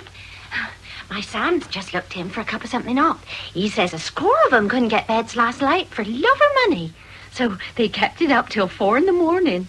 And now they're all sleeping the sleep of the dead round the fire in the orange room. They were caught like this 18 years ago. I remember, because it was my second ball. But then there were no prisoners filling up the lodgings, so everyone found a room. Oh, but some of the French gentlemen gave up their lodgings last night. They're down at the Dogs now, keeping themselves warm. Indeed. Did Sam say who? There was that young one, miss, that did all the painting. Monsieur Raoul? Well, I'm sure I don't know his name, miss, but at all events, it seems he was the gayest of the lot. He carried old Mrs. Kekiewicz home pick-a-back through the snow and got wet to the waist. And then, when he got back, one of the young ladies was speaking of some new dance she'd seen at Bath, I think it was. Well, it seems that this Monsieur, what's his name, he'd seen it too in his travels, and nothing to do but they must dance it together. A valse, they called it, Sam says, or some such name. But such a dance, miss, Sam says. Roll and roll, round and round, roll and roll. Roll? Oh, upright, miss, upright. I should have thought Corporal Zeeley had better things to do than pass on tittle-tattle like that. And you to listen to it. Yes, miss. What time did Mr. Endymion come in? Oh, about 1, I think it was, or 1:15. But he was up again at 6. He's gone out with Mr. Narcissus to see the roll called and get the prisoners to clear in the streets. There now. That'll be a nice blaze in a minute. Thank you, Polly. Tired, miss? Well, yes, Polly, a little. But not uncomfortably. I danced several times last night. Did you, miss? Oh, I beg your pardon, miss, but, well, 'tis not often you dance. No, Polly, it's not. Well, I hope monsieur will tell me all about it later on, but Mrs. Morris is downstairs now declaring she don't know what to find for breakfast, and she never will till I find it for her. All right, Polly, I'll dress myself this morning. Very good, miss. You'll have some tea, won't you, Narcissus? The pot's quite fresh. Oh, if you please, my dear. Oh, it's nipping outside. And how are the roads, Endymion? Not so bad beyond the bridge. That's the worst spot. I've sent down a gang of volunteers and prisoners to clear it. I think most of the guests should be able to depart before noon. It seems to be quite a treat for them. The prisoners, I mean. They were throwing snowballs in the street below my window. Snowballs? Yes. Is there anything wrong in that? I think you've touched Endymion rather on the raw, Dorothea. Indeed? How? After I saw you and Narcissus into the barouche to bring you here to the townhouse last night, a snowball struck me in the back of the neck. Endymion, are you sure? Positive. I mean, are you sure it was a snowball? Might it not have been a lump of snow falling off a ledge? No, it might not. Moreover, I have a fair idea who might have thrown it. Although, of course, by the time I had turned, there was no one to be seen. I refer to our artistic friend. Oh, really, Endymion? To Monsieur Raoul? Well, who else merits that description? Oh, I am sure Endymion Monsieur Raoul is not at all. I think you will allow, my dear, that I am of necessity the better judge of men. And I can assert quite emphatically that, in my opinion, he is just the sort. Might I trouble you for the butter, Endymion? What? The butter. Yes. Oh, thank you. Well, you have no proof, Endymion, as you did not see who it was. And I hope you won't let mere suspicion prevent you from giving your consideration to a little plan I'd like to submit for your approval. Plan? What plan? If you will but hear me out, you will learn what plan. General Rochambeau and Monsieur Raoul are doubtless prepared to teach me my business. Now, Endymion, for whom but you would these poor men have worked as they did upon the Orange Room, and all to show their gratitude? Well, Narcissus, if you have finished with the butter. Thank you. It appears that the worst part of captivity is its tedium and the way it oppresses the mind. They dread Sundays most of all. And I said I would speak to you, and that if a way could be found... My dear Dorothea, I have not often to request you to mind your own affairs, but really, when it comes to making a promise in my name... Not a promise. May I ask if you seriously propose to familiarize Exeter with all the orgies of a continental Sabbath? Already the prisoners spend Sundays in playing chess, draughts, cards, and dominoes. Practices which I connive at, only insisting that they are kept out of sight, but from which I endeavor to wean them by encouraging them to take part in our church services. But I have heard you regret, dear, that only the least respectable do so. The rest, being strict Roman Catholics, think it wrong. Dorothea, are you quite sure that last night did not overtire you? Overtire me? Not at all. Well, you are certainly disposed to be argumentative this morning. I think you might at least listen to what Dorothea has to say, Endymion. Well, since she has evidently been committing me to her projects, I suppose I had better just hear what they are. I haven't committed you. I only said I would ask your advice. I thought that if perhaps you extended their walks on Sundays, and I did wonder if once in a way we might entertain them at Bayfield. What? Late in the afternoon when you finished your nap. Narcissus might show them the pavement and tell them about Vespasian, and in the evening they might meet in the Orange Room for some sacred music. It need not be called a concert. I envy your simplicity, my dear soul, in believing that the alleged ennui of these men can be cured by a talk about Vespasian. But when you go on to speak of sacred music, I must remind you that a concert is nonetheless a concert for being called by another name. I can scarcely even term it the thin end of the wedge, so clearly can I see it paving the way for other questionable indulgences. I don't doubt your good intentions, Dorothea, but you cannot, as a woman, be expected to understand how easily the best intentions may convert Exeter into a veritable hotbed of vice. Very well, Endymion. And, by the by, you might tell Morris I shall want the horse again in half an hour. Yes, Endymion, I'll do so at once. Obliged, I'm sure. Hotbed of fiddlesticks. I beg your pardon, Narcissus. Are you going to be disagreeable now? Well, you needn't have snapped Dorothea's head off. I thought her suggestions extremely sensible. Oh, did you? Including the concert, no doubt. Yes. You don't make sacred music any the less sacred by calling it a concert. Moreover, I really don't see why, as intelligent men, they should not find Vespasian interesting. His career, in many respects, resembles the Corsicans. Yeah. Well, we will talk about it later on, Narcissus, yes, indeed. And you still got the butter. Little now remains for me to tell you, except that the great hall, and where we are at this moment, was built over the hollow square about which the old Roman villa had once stood. In place of the colonnaded walk, we have the deep galleries on 2 stories in which some of you are now standing. Notice how a ray of wintry sunshine burnishes this unique pavement, investing it with all its former splendor, so that the intervening centuries seem to have dimmed it hardly at all. Thank you, gentlemen, for your kind attention. He will be served in the library, gentlemen. He will now be served in the library if you'll kindly step this way. Will you remember your promise, monsieur, and allow me to examine the pavement a little more closely? But of course, Monsieur Raoul. Pray, take your time. Merci. But it's a wonderful thing. That Ponteus. And the Maenad carrying the torn limb. I see it strikes a chord of sympathy in you.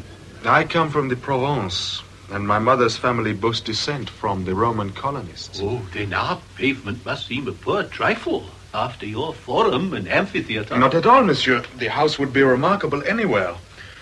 But I don't see how those southern settlers managed to endure the climate. The trees, my dear sir, the trees. I have not the slightest doubt that our Bayfield elms are the ragged survivors of an immense forest. Given this forest, we must infer a climate totally unlike ours of the present day. Damper, perhaps, but far, far milder.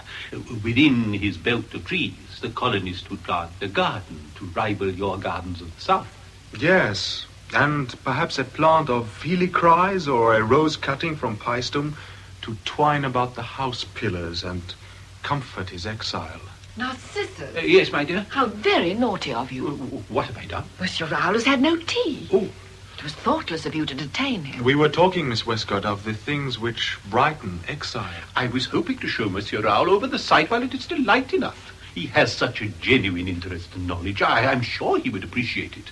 Very well, Narcissus, if it is Monsieur Raoul's wish. Then come with me, sir. And now suppose we take the triclinium first. That will tell you whether I'm right or wrong about the climate of those days. A summer parlor facing the north and with no trace of heating tools. Monsieur Raoul was not among the long train which shook hands with Dorothea just before sunset and filed down the avenue at the heels of General Rochambeau. Narcissus was at that moment engaging Raoul's services to illustrate a new edition of his monograph on the Bayfield pavement. 20 minutes after the others had gone, Dorothea happened to look out of her boudoir window and see Monsieur Raoul striding off into the dusk. Then she decided to examine the hall herself, to make sure the couches were in position and the cushions shaken up so that Endymion could find no cause for complaint. Excuse me, miss. Yes, Polly, what is it? Oh, one of the servants has just found this book, miss. Seems to belong to one of the French gentlemen. Perhaps there's a name on the flyleaf. Why, it belongs to Monsieur Raoul. Polly, be a dear and run down to the little gate with it. If you go the short way, you'll overtake him easily. I've seen him leaving just this minute. Yes, miss, right away. With my compliments, Polly. Yes, miss. Hey there, just a minute. Hello, is it highway robbery? If so, I surrender. Would you be Monsieur Raoul? I would. And you would be Miss Dorothea's maid, would you not? That's right, sir. You left this book behind, and my mistress sent it after you with her compliments. Thank you for your trouble, Polly. You haven't been reading it, I hope? No. Is it wicked? That depends on where you happen to open it. Now, if your sweetheart were Who told you I had one? A girl like you without a sweetheart? The very idea. What's his name? Well, you must know I'm walking out with Corporal Zeeley. Zeeley? But I know him. A stoutish fellow. A worthy member of the Atchison Volunteers. What are you doing to that book? I want your mistress to read it, but there are one or two passages she might not entirely approve of. Oh. I think it would be easier if I perched on top of the gate. Perhaps you would be so kind as to put up an arm to prevent me from overbalancing. Indeed, I shouldn't dream of it. Oh, very well. Now then, I particularly want her to read Monsieur Rousseau's Reflections on the Pont du Gard, but I don't seem to have a bookmarker, unless you would allow me to use a lock of your hair. Are you the gentleman she danced with the night of the snowstorm? The Pont du Gard, my dear, is a Roman antiquity and has nothing to do with dancing.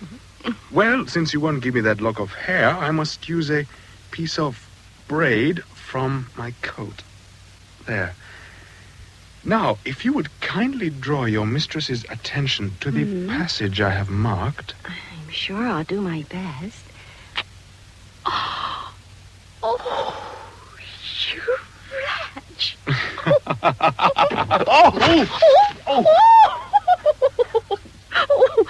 If you were yourself? Not at all. Like a cat, I land on my feet. Well, serves you right if you land on your head. Hello? Hello, here comes one of the volunteers to see why I haven't answered my name. What? I do believe...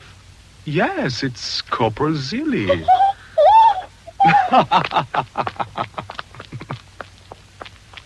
Good evening, Corporal Zeeley. We're both of us a little behind our time this evening. Oh, dang my living buttons. Couldn't even wait till me back was turned, but he must kiss the maid under me nose. That's a funny thing, though. Come to think on it, her looked a bit like Polly. Her sounded like Polly, too. Oh, dang, this dimpsy old light. I got a good mind to run after her and ask who 'twas. Oh, I don't. I'll go and ask Polly. Polly's answer was short and to the point, but it would take more than the tongue of a woman to daunt a corporal of the Exeter Volunteers. Sam appeared satisfied and decided to keep a close eye on the situation just in case. The first days of spring made their appearance.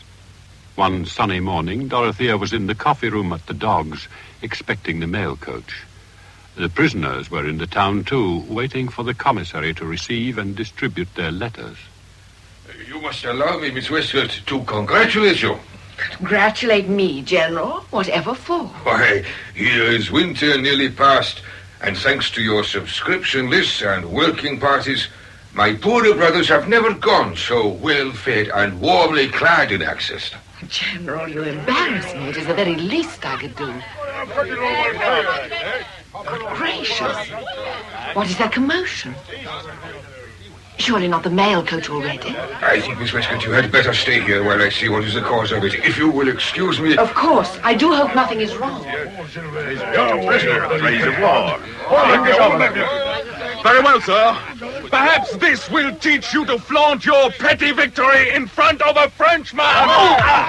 If you wish to make a fight of it, Frenchie, then here's the King George. Then we shall see which is the best of us. Roll. Is this how you keep your parole? And who the devil are you, sir? General Henri Rochambeau, monsieur.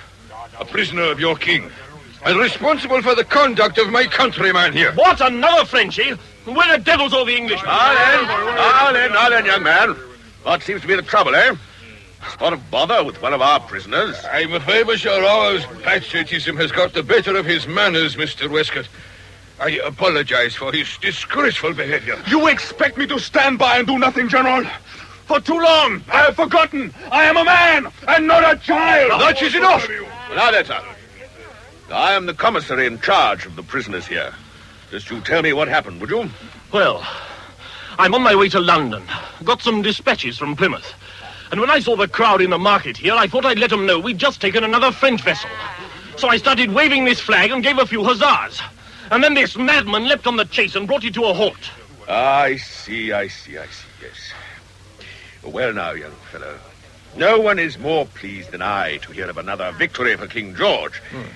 But you see, we have a large number of French prisoners billeted here.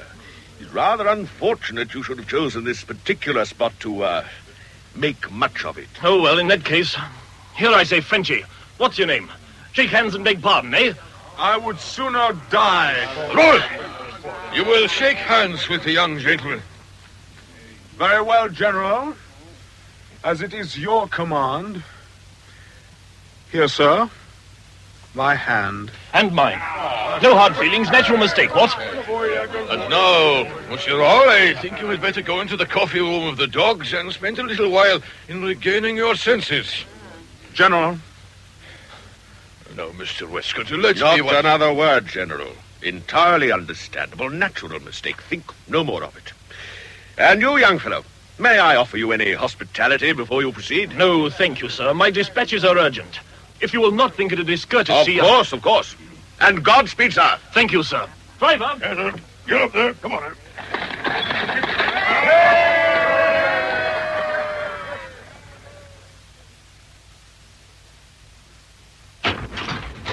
Monsieur Raoul. Miss Westcott, I did not expect... I saw what happened. If I have any regret, it is that I might have lowered myself in your estimation. It seems I was over-hasty. And that the young officer was over-jubilant. While I trifle away my time here, my country needs my services. While I paint pictures for English gentry, my countrymen are dying on land and sea. Forgive me, Miss Westcott. This is no concern of yours. And yet I almost feel as if it were.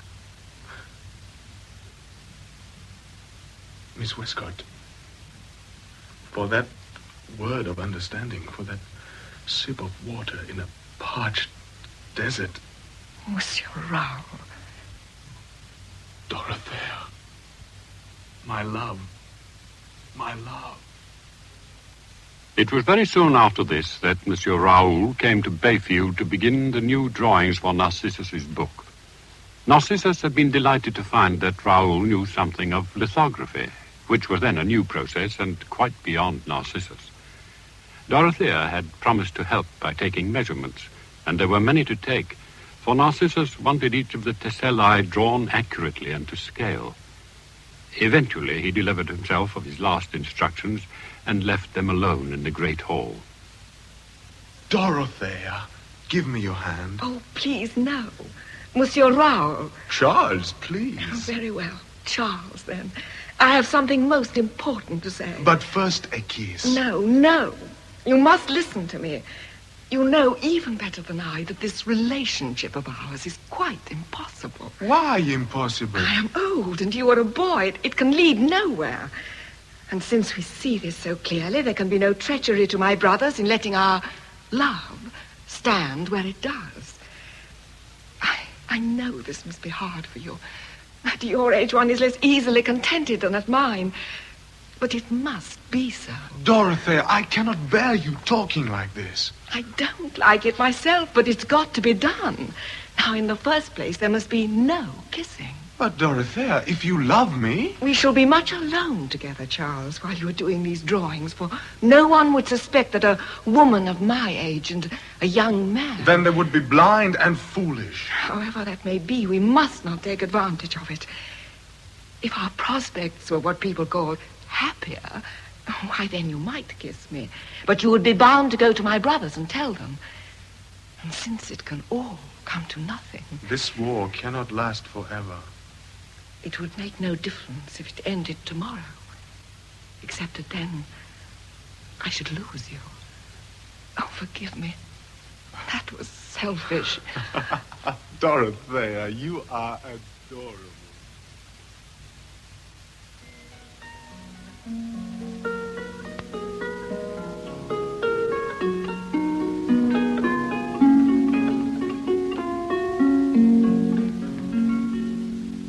Oh, but you play beautifully. Now, you must not flatter me, Charles. If there's one thing I'm rather vain about, it is my music. But so you should be. You play with such elegance, such sensitivity. I wonder I've not heard it spoken of. Oh, but I play only for myself. Never for your guests or your brothers? Oh, no, never. I don't suppose Narcissus remembers I can play. And Endymion never does more than inquire occasionally how I progress. He never puts my skill to the test. What dolts they are, these brothers of yours. Charles. I cannot be silent. There is the one, so pompous with his importance and vain of his figure. Oh, yes, I've seen him admiring himself in the glass when he thinks no one is looking. Charles, really? And the other with his head buried in the sand, or the tesselae, I should say. What fools these Englishmen are. They think that if a woman does not look like a piece of porcelain, she is of no account. I think you are unjust, Charles. You should not expect my brothers to think of me as they do other women. I am their sister. Their half-sister, at least. Really? I did not know. My father's first wife died shortly after Narcissus was born. Some 4 years after that, my father created the only scandal in the family history. He married the daughter of a wholesale glover. No one would forgive him, for she was good-looking into the bargain. However, she died within 12 months of the marriage. And you are her child? Yes, but I'm afraid I resemble my father. He died when I was 12. That is why people laugh at me, I'm sure. I beg your pardon, why should they? I mean, but my childhood was lonely. I had no female friend or relative on whom to model myself. I have given it a lot of thought. I believe that is why I am so awkward today. But you are not awkward. You are sincere, you are good, you are honest. How can you be awkward? Charles, you are prejudiced. You love me. But others who do not love me, they see only an aging spinster who has no way with her and who throws babies into screaming fits when she chucks them under the chin. Have you never wanted babies of your own? I suppose I have had a vague sentiment that it would be delightful to have one of my own that would not scream. But in spite of that, I have no regrets. There are many whose lot is far, far worse. What harder fate can there be than never to know love, never to have children? To be poor, to be without material comforts, to lack even the basic necessities. I have seen this among the poor people round about, and I know my own fate, and I know, too, which is the more bearable. And so you are content to spend your days here at Bayfield, looking after your brothers and your garden. Visitors always praise my garden. Come, Charles, we must go downstairs into the library. I have a higher opinion than you of my brother's powers of observation, of Endymion's at least. And I am sure you would not think a musical recital was good enough reason for your presence in my boudoir.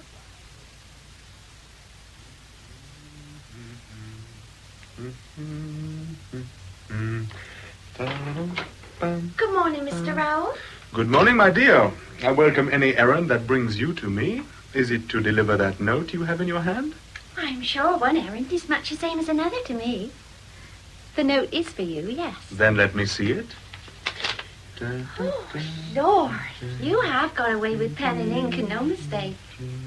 I never come across anyone that could draw like this. Mr. Narcissus has an eye for detail, to be sure, but I think he sometimes underestimates my intelligence.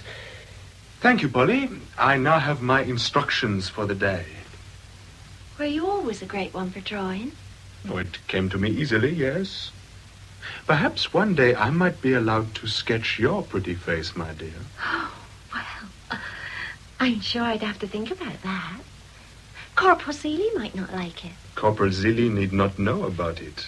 Surely there is somewhere where one could spend an hour or so undisturbed, a barn or outhouse. Very idea.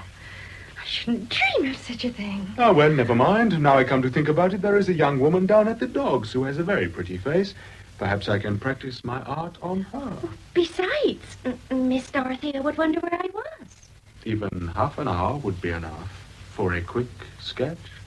Well, there'd be no harm in just half an hour, would there? Polly, haven't you anything you should be doing? Oh, yes, miss. I was just going. I've been delivering a note to Mr. Rowell from Mr. Narcissus. My dear, how charming you look this morning. What was she saying to you? Polly, I forget, something of no consequence. I didn't think her attitude seemed quite respectful. I suppose that class of person cannot be bothered to show respect to a prisoner. Really, Dorothea, your brother must take me for an idiot. Look at this note, he said. I am most displeased, Polly. And I shall speak to Zelie if anything of this kind happens again. Oh, miss, please don't do that. Please, miss. He'd go wild, he would. And 'twas not what it seemed, miss. I promise you, miss. Very well. I'll overlook it on this occasion. But remember, if Mr. Endymion is to let you and Zelie have a house when you marry, and taking one or two of the prisoners as lodgers, he'll want to know that you treat them respectfully. I'm sure I meant no harm. Mr. Rowell is... He's that way that you can't help but be... Be what? Well, I don't know, miss. Friendly, I suppose. What has Monsieur Rowell said or done to make you think he is friendly? Oh, nothing, miss.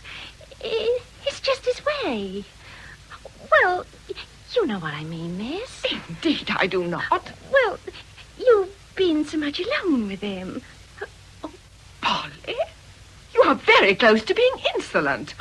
I shall definitely have a word with Mr. Endymion. Oh, miss, please don't do that. You know my Sammermere counted on that cottage. I really didn't mean no harm, I promise, miss. Polly, you're a good girl, and I'm very fond of you, but you must not meddle in what does not concern you. Oh, I really don't know what that could be, miss. Well, I mean, you should show as much respect to Monsieur Rowell as you would to me. What? In his own country, he is a gentleman, and while he is here making the drawings for Mr. Narcissus, I want you to treat him as a gentleman. Oh, yes, miss. I'm sure I shall, as I've tried to all along, miss. I really don't know how I come to give offence in the first place. There, Polly, dry your eyes and go on brushing my hair. Oh. We'll say no more about it. Thank you, miss. April, May went by. They were into June.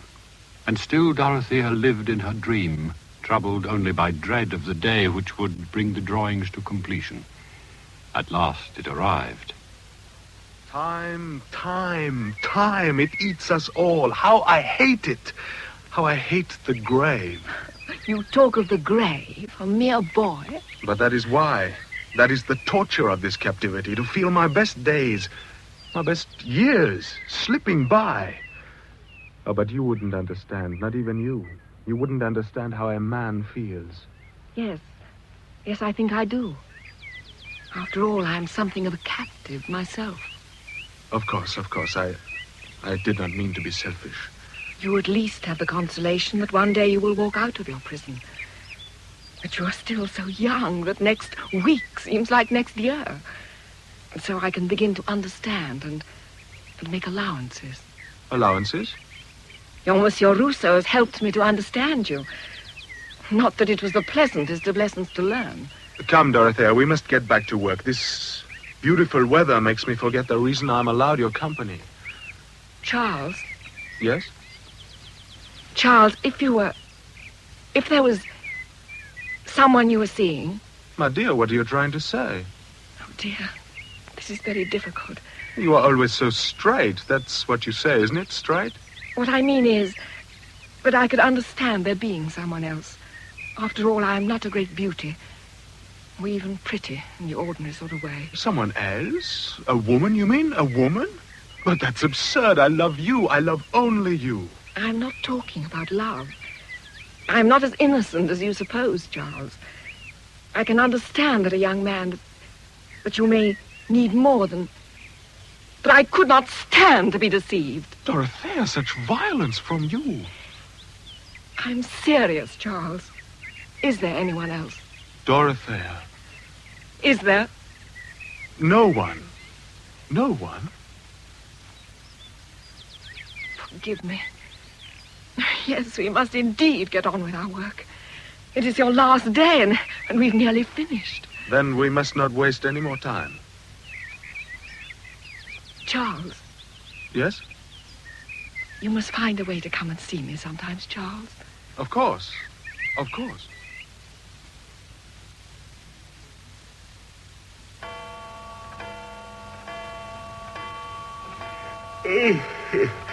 Goodness gracious me. Time to retire, I think. Good night, Endymion. Good night, my dear. I think I shall just finish reading this dispatch upon the campaign. Now see that you don't strain your eyes. Or you, Narcissus. Narcissus. Yes, my dear, what is it? Narcissus, haven't you finished checking those drawings yet? Well, it's only a week since you gave me the last of them. I have to make sure they are correct before I send them to the printers, especially with this new process of lithography.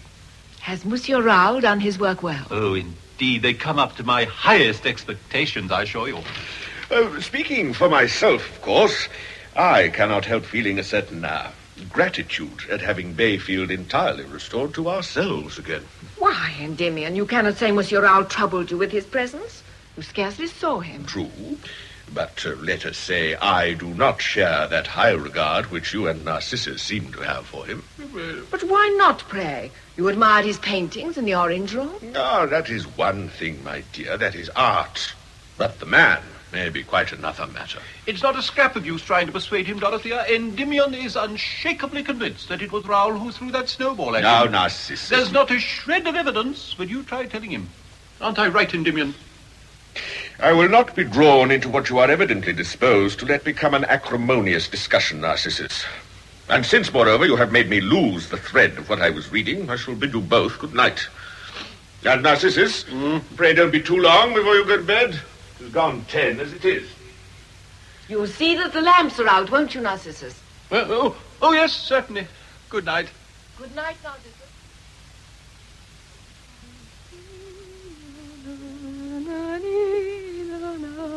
Well, I don't know, I'm sure. I'd have to see about that, wouldn't I? Polly? Oh, miss. Oh, you did give me a turn. I didn't hear you. Who is under the window?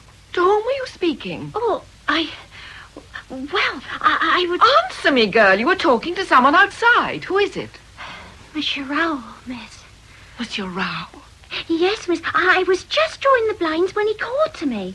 He wants to speak with you, miss. With me? Yes, miss. Oh, well, I'll go now, shall I? You will not. You will stay here while I dismiss him. He must be out of his senses. Yes, miss. I suppose he's still there. Oh, I expect so, miss. If you was to go to the window and call him. What a predicament. I suppose there's no other course. Monsieur Raoul? There's no one there. Try again, miss. I expect he's in the shadows somewhere. Dorothea! Charles! Forgive me. Another night and no word from you. I could not bear it. See what I risk for you. And have you thought what you make me risk by coming like this at such an hour? Nay, you've shamed me already. Polly is here. Polly understands. She's a good girl. Give me your hand. If I stand on this little wall, I can just reach... And what about your parole? I can pass the sentries. Just let me have your hand. Just to touch your fingertips with mine. Please, Dorothea. Very well. Then you must go. Ah, my love. I knew you could not refuse. Oh, they've shot him. Oh, quiet, miss. What's happening out there? Oh, it's all quiet. Well, then. Why have you shut the window? They'll find quite enough without that. But I must go to him. I think you can leave that to the men by the sound of things. Marge! What the deuce? Marge! I'll find him soon enough, never you fear. Oh, my God, if he's dead. No, get back to bed, Narcissus. This is no job for you. What the deuce is Mudge? Marge! Yes, sir. You'll never find him down there. He'll roll down the bank. It's so dark. Don't worry, miss. They'll find him, you'll see. Oh, that's Sam at the back door now. He'll tell him. Sam Seeley, miss. Seeley, oh, you wicked girl. It was a trap. Is that what you think of me, miss? Oh, Polly, forgive me. I don't know what to think. I can't. Where, man? Where? Here they are already, see? It's so deuced dark round here. It's so dark inside the I'll house. go down the bank and have a look. You, come with me, Mudge. Yes. Take the lantern, Mr. Westcott, sir. No, man, you keep Polly. that Wait, lantern. miss. Only You hold get it the higher. game away. Polly, I want it clearly understood that there was nothing. Aha! Opponent, sir? Now then. Who have we... Get out of the light, Mudge. Good God. Row. Oh. Where are you hit? The leg. Thank God. You take his shoulders, Mudge. Yes, I'll manage it. Steady, Mudge. This is a wounded man. And Seeley, keep the juice lantern up. Get the medicine chest, miss. Oh, of course. They'll take him to the kitchen. I shouldn't wonder. You get along there, miss. I'll get the lint and the bandages. Oh, Polly, will he be all right? Oh, he can still yell, that's for sure. Now, careful, Mudge, going round that corner. You servants, stand well back. Give us gangway there. Gangway. Now then, let me see. Yes, you, best. Run for Dr. Ibbotson, will you? Yes, miss. Well, go along then. Don't just stand there. Yes, miss. Now, seat him on that chair by the fire. Very good, sir. Gently. And you, Hawkins, sir, make up the fire. We shall want a good blaze. Yes, sir. And one of you girls set on some kettles. Ah, Dorothy. And you have the medicine chest. Let me look at him. Fetch me a chair, Polly. Here you are, miss. Marge, see the barouche is brought round. Right away. He must go to the infirmary as soon as we've done what we can for him. Here's some towels, miss. Thank you, Polly. I have already unlaced the shoe and rolled down the stocking, Dorothea. And now, if I may leave the rest to you. Spread a couple of towels over my lap, Polly. Like this? That's right. Now lift his leg gently. Put his foot in my lap. There we are. Thank you, Polly. First, I must get this stocking right off. Now stand back there, stand back. You're in Miss Westcott's light. Please, stand back like good people. Are those kettles ready yet? Oh, not quite, miss. Well, pour me some warm water into a basin. I must clear away some of this blood before I can see what the damage is. A flesh wound only, I think. Nothing too serious. Thank you, Polly. Tear off a few strips of lint so that I can bathe the wound. He looks very pale. A tot of brandy might set him up. I think not, Endymion. He's not going to faint. Oh. Well, you know best in these matters, of course. I don't think I'll bother him with questions just yet. Where's Seeley, though? Right here, sir. Well, Seeley, you'd better step into my room and give me your account of this affair. Right, sir. Before you examine Seeley, Monsieur le Commissaire, let me save you what trouble I can. What? I don't think I'll bother him with questions just yet. Where's Seeley, though? Right here, sir.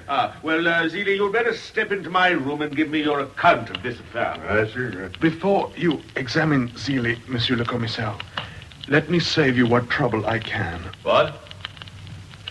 Now, are you fit to speak, Raoul? It's no desire of mine to force you before you are able. I can speak, sir. I wish only to say this. I was trying to escape. Seeley was evidently in pursuit and challenged me as I cut across the park. I didn't answer. I jumped onto that low wall to the east of the house. I thought I could run down into the trench there and double back. But as I jumped for it, he fired. That's all there is to it. Do you agree with that, Seeley? Yes, sir. You realize, Raoul, to what you've just committed yourself? I realize that perfectly well, sir. You're standing in my light, Endymion. What? Oh, I beg your pardon. As I was saying, Raoul, I don't see what other interpretation the facts admit. But the matter is so extremely grave that it is my duty to warn you. Spare yourself, sir. I have broken my parole. That is the end of the matter. Except for the consequences, which I am ready to suffer. Well then, Seeley, there's promotion for you in this night's work. Oh, thank you, sir. Thank you, Tony.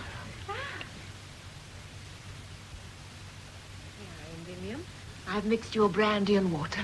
Ah, my dear, how thoughtful you are. The sight of human blood, an aversion I have never been able to conquer. Well, there he goes to the infirmary now, and in the morning I must write my report on the business. I was proud of you tonight, Dorothea. Very proud. Dr. Ibbotson spoke most highly to me of what you had done for Raoul before he arrived. You have the nursing instinct, my dear. Any woman would have done as much. Well, I must say I'm sorry for the fellow, though I never liked him. Why he should try to escape defeats me. He is not hardly treated, after all.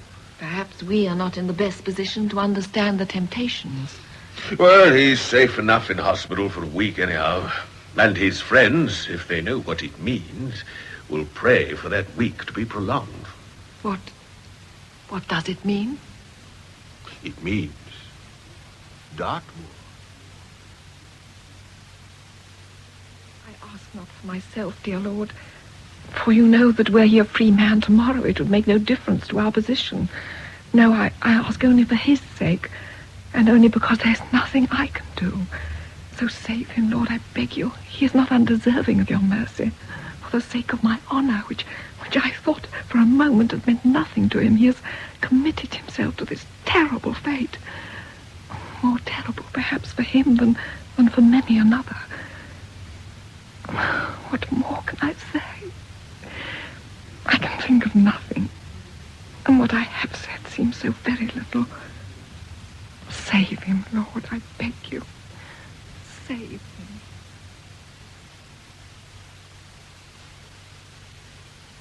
Excuse me, miss. Yes, Polly, what is it? Well, miss, it's like this, see.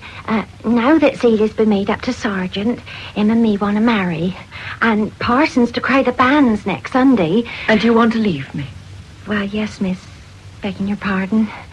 I thought perhaps I could stay for a week or two after, if that'd help, to show whoever takes me place. Of course you may leave, Polly, and I will speak to Mr. Endymion about your wages and that cottage you're to have. Oh, thank you, miss. I'm sorry, though, that it should have happened like this. The way of Celia getting promoted, I mean. Let's not say anything more on that subject, Polly. No, miss. Have you... I suppose you have not by any chance heard how Monsieur Raoul is recovering. Well, Celia said yesterday that he was getting along very well. I wonder you haven't been to see him yourself, miss. Oh, but Polly, I couldn't do that. Oh, no, miss. I'm sorry. They say, well, at least Sam says, that he'll limp the rest of his days. Limp? Just a little bit, yes. Polly? Yes, miss? I want to ask you something. I want you to help me. Oh, I will if I can, miss. You know that. This is not an easy thing to ask. It's about Monsieur Raoul. Do you know what will happen to him? Dartmoor, Sam says. Polly, that is a terrible place. Well, they say it's bad, but I can't believe 'tis as bad as all that. I'm sure you wouldn't want Sam to go there, especially if he didn't deserve it. Oh, where are you getting at, miss? A prisoner is sent to Dartmoor only for very serious offences, like trying to escape.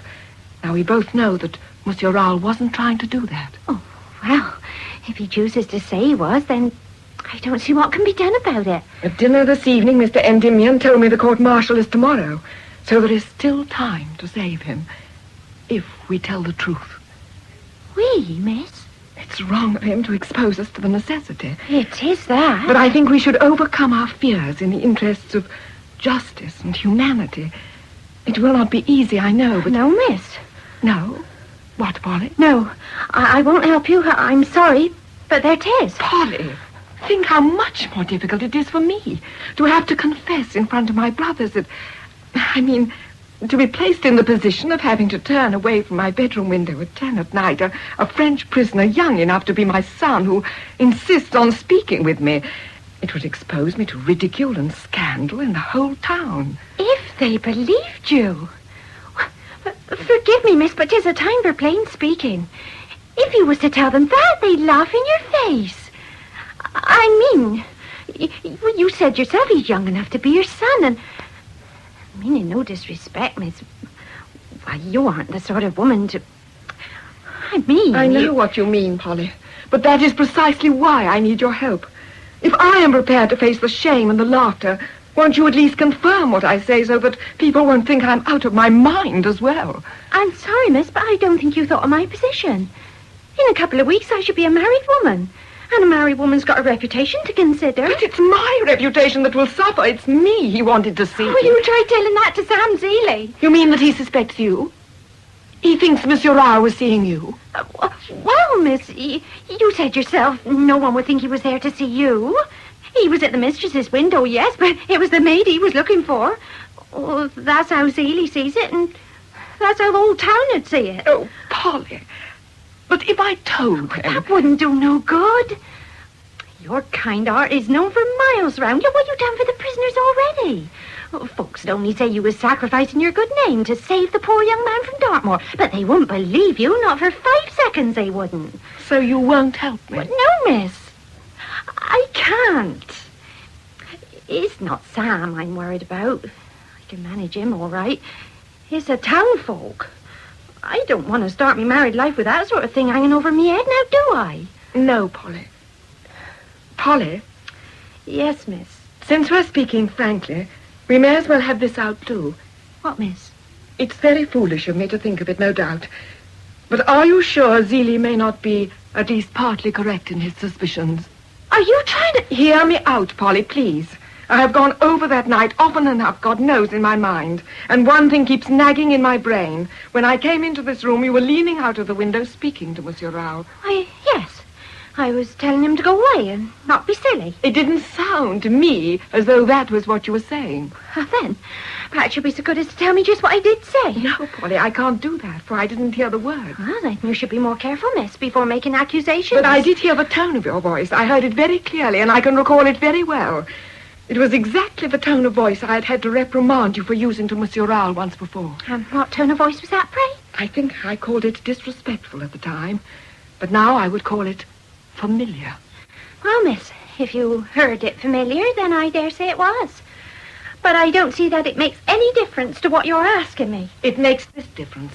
If Monsieur Rao had come that night with the intention of seeing you and pretended that it was me he was looking for to spare my feelings, then you have some responsibility for what happens to him. Well, that may be your opinion, miss, but it's certainly not mine. And in any case, it was you he wanted to see. I'm sure I never gave him that much encouragement.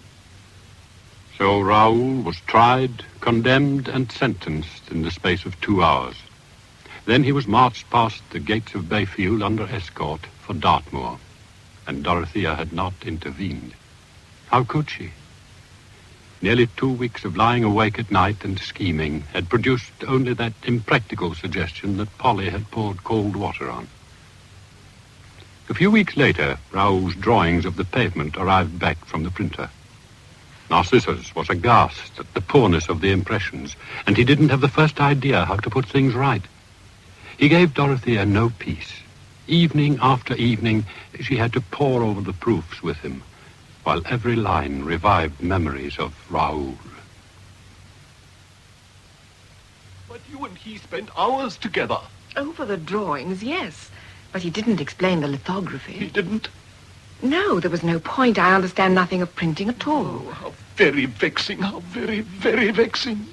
I quite thought he'd be here to correct the proofs, so I didn't give the matter any attention. Of course, if I could have foreseen... Oh, I'd give £50 to have the fellow back, if only for a 10 minutes talk. Ah, Narcissus. Still hard at it over the drawings, I see. They're a complete mess, Endymion. Look here, can't you get Raoul fetched out of Dartmoor to set us right? What? Well, come now. As commissary, you can surely manage a little thing like that. My dear fellow, I shouldn't dream of it. It will be most improper. Oh, I wish you weren't such a stickler for the proprieties, Endymion. There would be no harm, would there, Endymion, in sending the drawings to Monsieur Raoul? Oh, what an excellent idea, Dorothea. After all, the poor fellow owes us no grudge. I believe he'd be glad to do us this small service. And really, the printer has made such a mess of the stones. It could all be done in due form through the commandant of the prison. It might well relieve the monotony of Monsieur Raoul's captivity. Impossible. Quite out of the question. And I may say now, once and for all, that mention of that unhappy youth is repugnant to me. It is only by very good fortune that we escaped being compromised by him. And I have refrained from reminding you, Narcissus, that your patronage of him was indiscreet, to say the least. Indiscreet? God bless my soul. You don't suggest, I hope, that I encouraged him to escape? I suggest nothing, but I am honestly glad to be quit of him. I take some satisfaction in remembering that I detested the fellow from the first. I wasn't taken in by his airs for one moment. Well, then, if you could see what was coming, why didn't you beg him to behave himself for my sake? He's absolutely indispensable as far as these drawings are concerned. I sometimes feel, Narcissus, that your enthusiasm for antiquities blinds you to any other consideration whatsoever. Endymion, will you, or will you not, have these proofs conveyed to that young fellow for his perusal? No, I will not. And that, Narcissus, is my last word on the subject. Oh, there are times, Endymion, when you're utterly infuriating. If you were not my own brother, I would be very tempted to call you, a blockhead and a Philistine. Really? And now I shall bid you good night, before I forget that you are my brother. Narcissus, there is no need Good night, Endymion. Dorothea, would you be so kind as to return the drawings to their folder? Of course, Narcissus. Good night. Dear. It seems I somewhat upset him. But where those drawings are concerned... But Endymion, I'm bound to say it seems a great pity to spoil Narcissus' project, when with a little arranging... Now, I warn you, Dorothea, I shall not give way. For what Raoul has done, I would have had the old hulks maintained with all their severities. My one regret in the matter is that in Dartmoor he will have the consolation of herding with his betters. Endymion, that is unjust. You have no right, no cause to hold him in such scorn. No right, no cause. Did he not ingratiate himself first with you, then with Narcissus, until he was living here almost as one of the family? A privilege not even a gentleman such as General Rochambeau has been permitted. And then, spoiled, no doubt, by such petting, no sooner does he return to his proper quarters than he must attempt an escape. No, Dorothea, in this case I cannot help feeling that the punishment is particularly apt. But Endymion, he did not commit the offense for which he was sentenced. But his confession, Zeeley's statement, I assure you the court-martial was most thorough in its investigation. The court-martial was hoodwinked. Hoodwinked? Dorothea, what do you know about this matter? Monsieur Raoul's confession was false. He made it to save... Ah, I thought as much. I suspected something like this from the first, though I had no idea you knew anything of it. I thought I scented some low intrigue. Yes, Zeeley seemed uncommonly sharp-witted that night, and that was partly the reason I promoted him, to give Polly the greatest possible encouragement to marry him and leave our service. But it was not Polly. Not Polly? Dorothea, what are you driving at? Monsieur Raoul had come to see me that night. To see you? Are you quite insane? He wanted to speak with me. But just before I went into my bedroom, he'd attracted Polly's attention as she was drawing the blinds. When I went into the room, he was talking to her through the window. Why so? You surely don't need me to point out what those two were up to. No, Endymion, it was not that. My dear woman, do exert some common sense.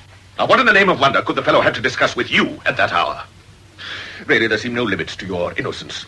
Do you really expect me to believe he would break bounds to discuss watercolors or the exploits of Vespasian with a middle-aged lady? And supposing that was what he had come for, what is there in it to deserve such scorn? Monsieur Raoul and I had many interests in common. Indeed, he showed more interest in my music in 2 short months than you have shown in the past 10 years. It is hardly surprising that Monsieur Raoul and I should have come to feel some regard for each other, and that having to return to his former routine, with no excuse for seeing me, he should feel the lack of our meetings and seek to... No, Dorothea, don't go on. No! It is too much. You! Oh, Lord help us. Oh, dear. Oh, I am sorry, Dorothea, but don't you see? The scoundrel has fooled you all along. It's as clear as daylight. He was after Polly. You were just his cat's paw. No, that is an incredibly vulgar interpretation to put on the facts. I'm amazed at you, Endymion. Well, it may be vulgar, my dear, but it is true. Face it, I beg you, and conquer your illusions. My dear goodness. You, a woman of 38. Or is it 39? And he a mere boy of 20. I realize that this is how the world must see it. But the world would be wrong. He was always saying that there was no enemy worse than time. Now I see what he meant. Time sets a gulf between youth and age that not only forbids love, but derides it, as you have given me ample proof. A coarse amour with Polly. Oh, yes. You can understand that. Polly is young. My dear, I did not realize. Well. So his confession was to spare your name. Well, that does put a different complexion on it, I must admit. What can be done for him? He can't possibly return to Atchison. I wasn't asking for myself. No. I beg your pardon. Well, we must get him a cartel. A cartel? An exchange. Get him sent home to his friends in return for one of our fellows. Can you do that? My dear, it would be a poor thing if a man who's opened his purse to support a troop of yeomanry, to mention but one consideration, could not obtain some little favor from the War Office. And does it take a long time? It can't be arranged in a day, certainly, but never fear. I will write at once. I ask because delays will prolong the punishment which you agree has not merited. Yes. Yes, well, now, as it happens, I have some slight acquaintance with the commandant at Dartmoor. I shall write and say that I hope to arrange a cartel for this man and ask him to show every possible indulgence in the meantime. Though, of course, Raoul must not be informed of his possible release or who is obtaining it for him. Yes, and it would be as well if Narcissus knew nothing of this for the time being. As you wish, Endymion. Dorothea, I behaved very thoughtlessly just now. I ask your forgiveness. You behaved only as Exeter would behave, or Somerset, or the whole kingdom. What is there to forgive? It was October before the cartel arrived. By the same post came one of the reports Endymion received on Raoul from the commandant of Dartmoor. Major Sotheby added a private note that Endymion read to Dorothea. Suffering from such a severe attack of pleurisy that a couple of days ago I feared the exchange would come too late. But today the medical officer is hopeful that he will make a full recovery, though he says he has no doubt another winter in this climate would be the end of him. Oh, Endymion, I must go to him. But what possible good can you do? You will be delivering the cartel in person, will you not? Yes? Then let me come with you. I must see him once more. Just once.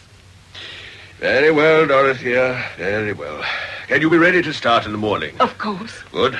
Then I ride in and order a chaise from the dogs. And I must tell Narcissus and make arrangements for my absence.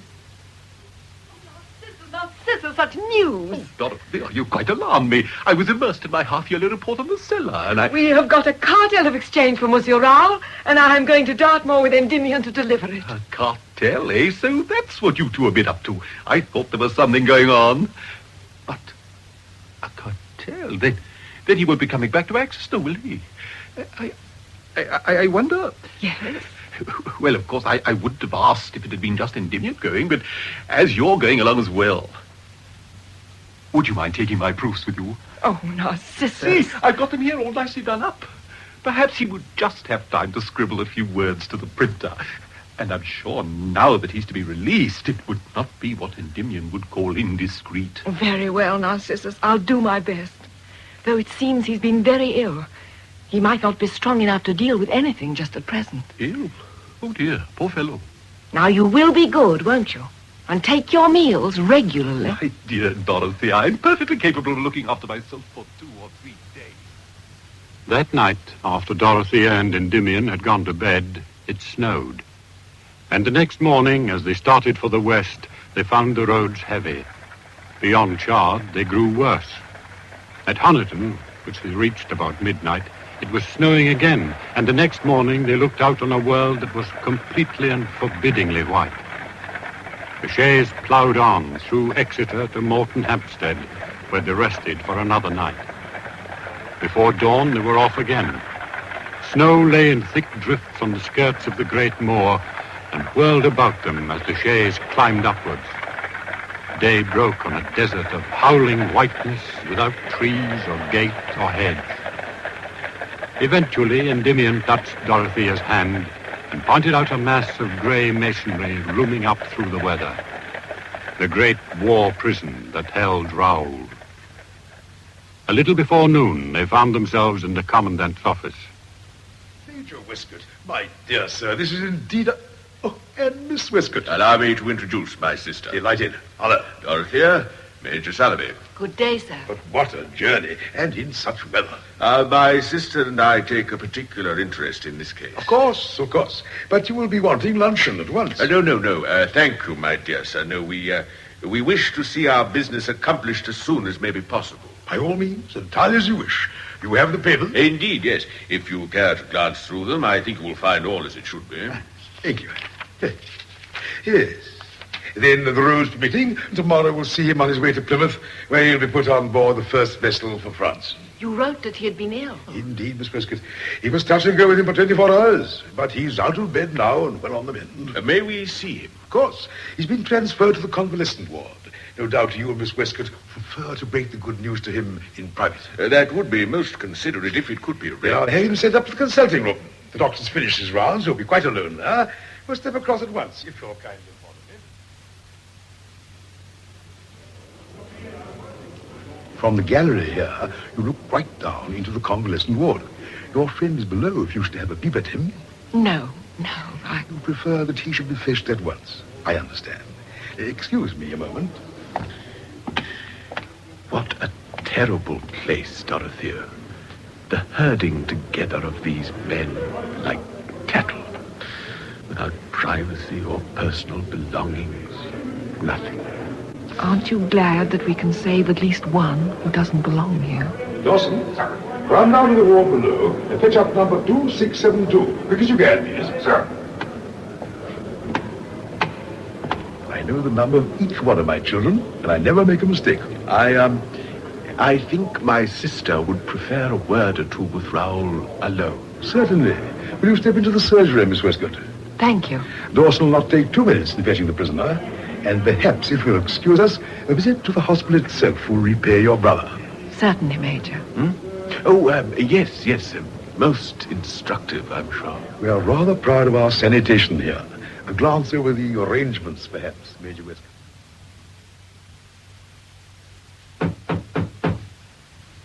Come in. Number 2672 is outside now, ma'am. Thank you. Will you please ask him to come in? Yes, ma'am. 2672, forward march.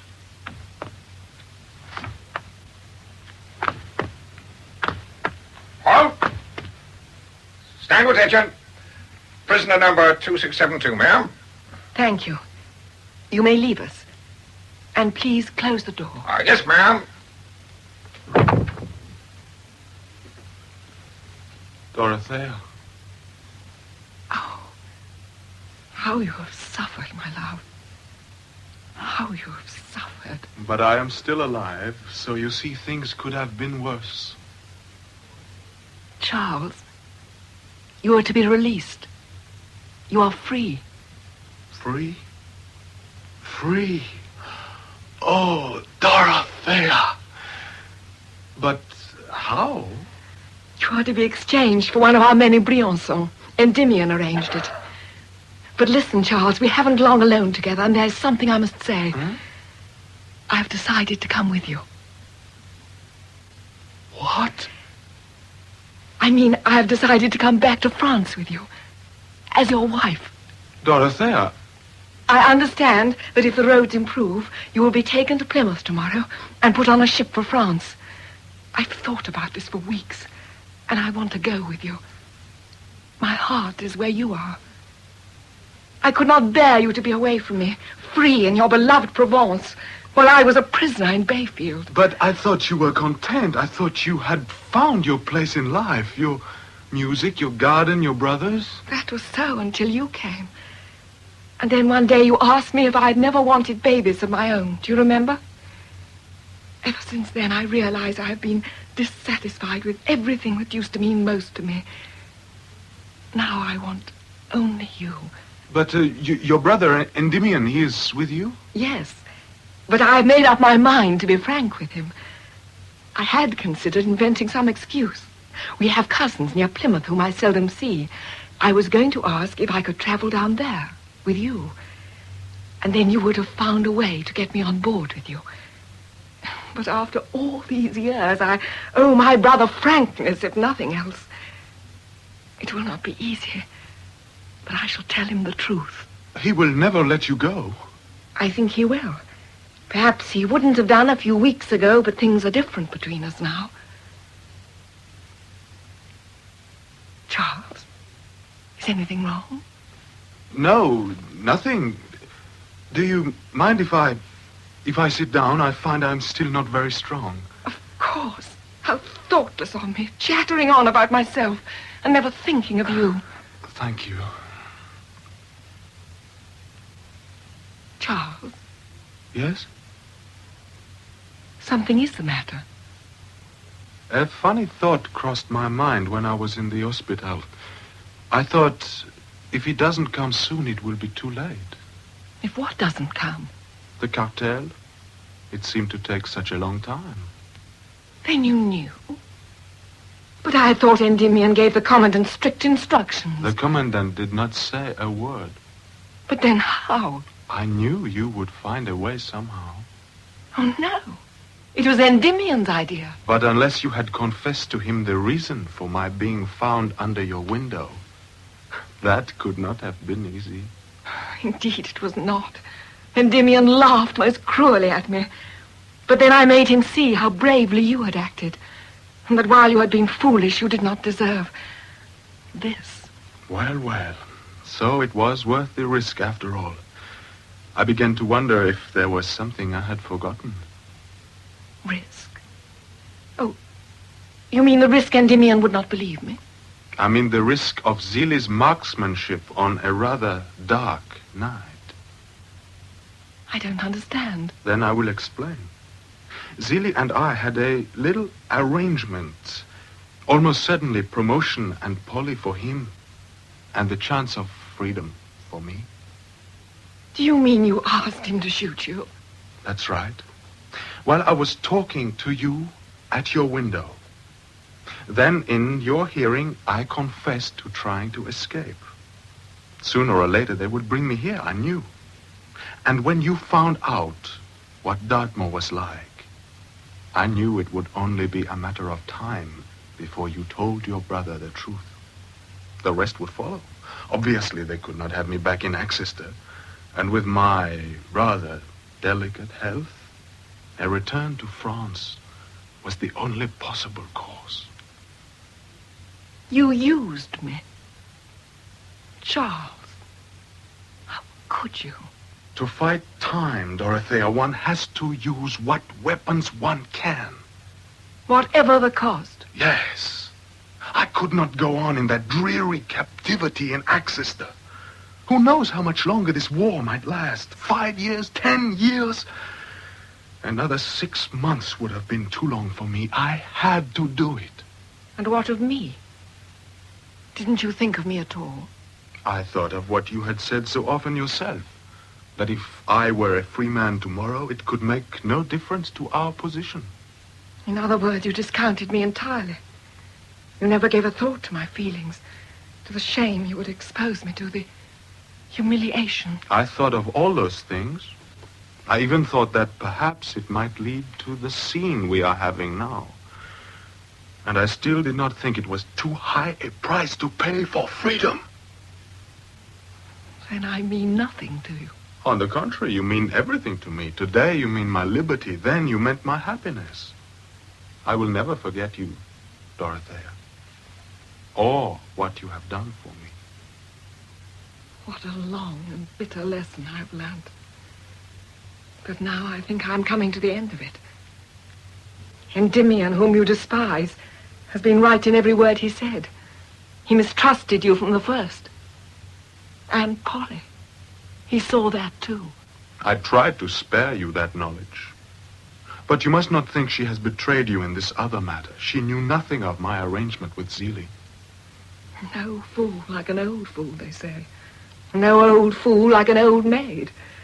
Yes, you were right about time. I hope it is never as cruel to you as it has been to me. Well, Endymion will be back at any moment, I imagine. He is inspecting the sanitation with the commandant. I hope your leg is not too painful. Hardly at all now. The disability is, however, sufficient to ensure that I shall not be recalled for military service on my return. You seem to have thought of everything. Dorothea, I must make you understand. It was time made me do it. Time, the enemy of us all, in 1,000 different ways. That is why I dare to hope you might understand and forgive me. No, Charles. I can never forgive you. For what you have done to me, there can be no forgiveness, either on earth or in heaven. Perhaps one day we'll see why.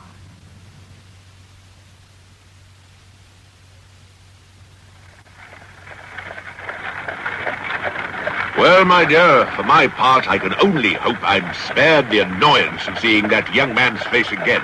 He's caused me an unconscionable amount of trouble, to say nothing of expense, and I doubt whether the least realization of it will ever cross his mind.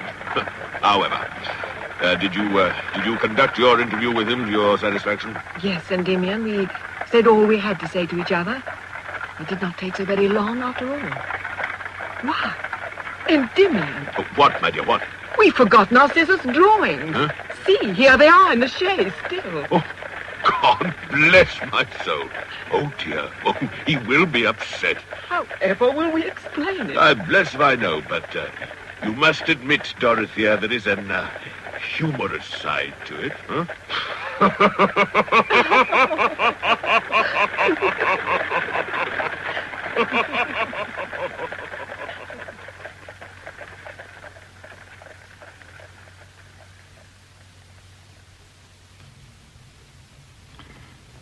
The French Prisoner was written for radio by Brian Gear and based on the Westcotts by Sir Arthur Quiller Couch, with Rennie Atchison as Dorothea Westcott, Dennis Hawthorne as Endymion Westcott, and Basil Jones as Narcissus Westcott.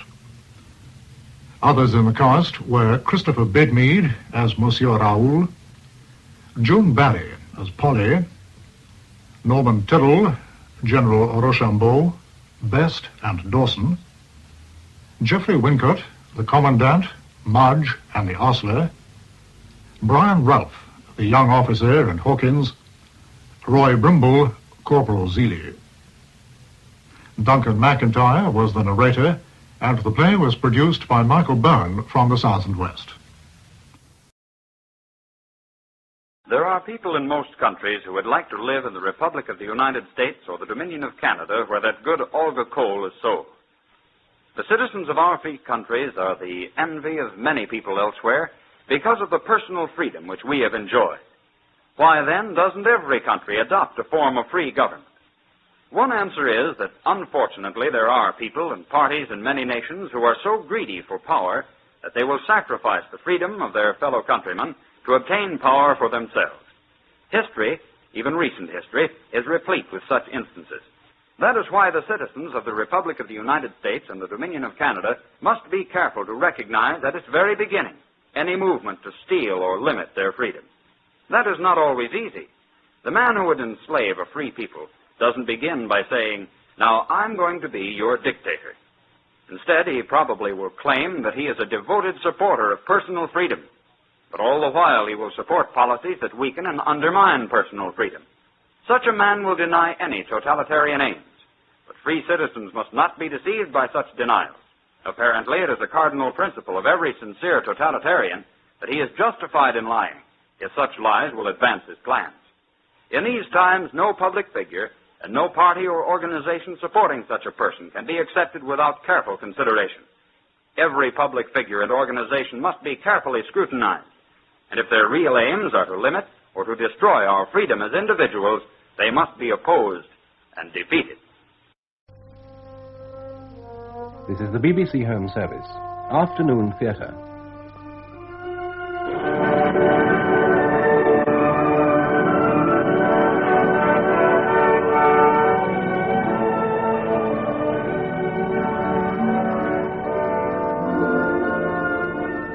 present Ruth Dunning as Elizabeth Peel and Hamilton Dice as William Chesney, with Mary O'Farrell as Mrs. Chesney in Sweet Sorrow, a play by Ronald Barnes, adapted for radio by Cynthia Pugh. Sweet Sorrow.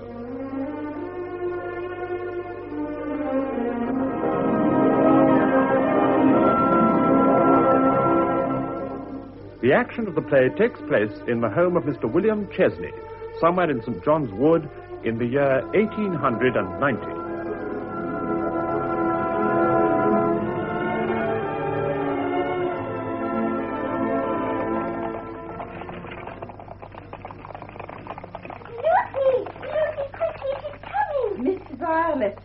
Excitement. The carriage is halfway up the drive. Come and look. Come away from that window at once, Miss Violet. You know what your mother said. Oh, Pooh, I won't fall.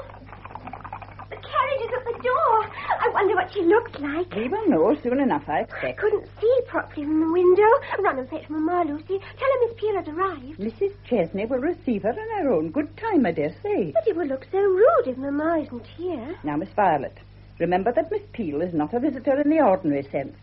She's an employee of her father's and must be treated as such. Lucy, I do believe you're jealous.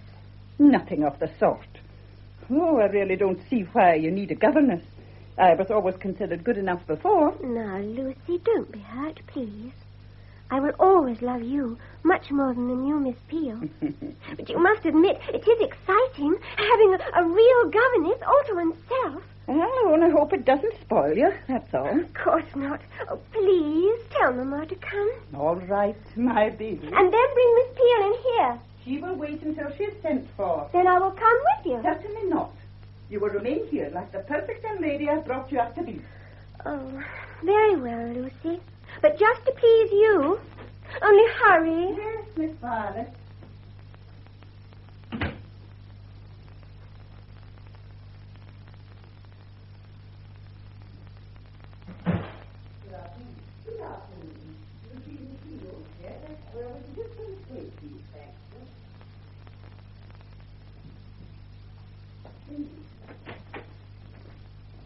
Miss Peel, miss.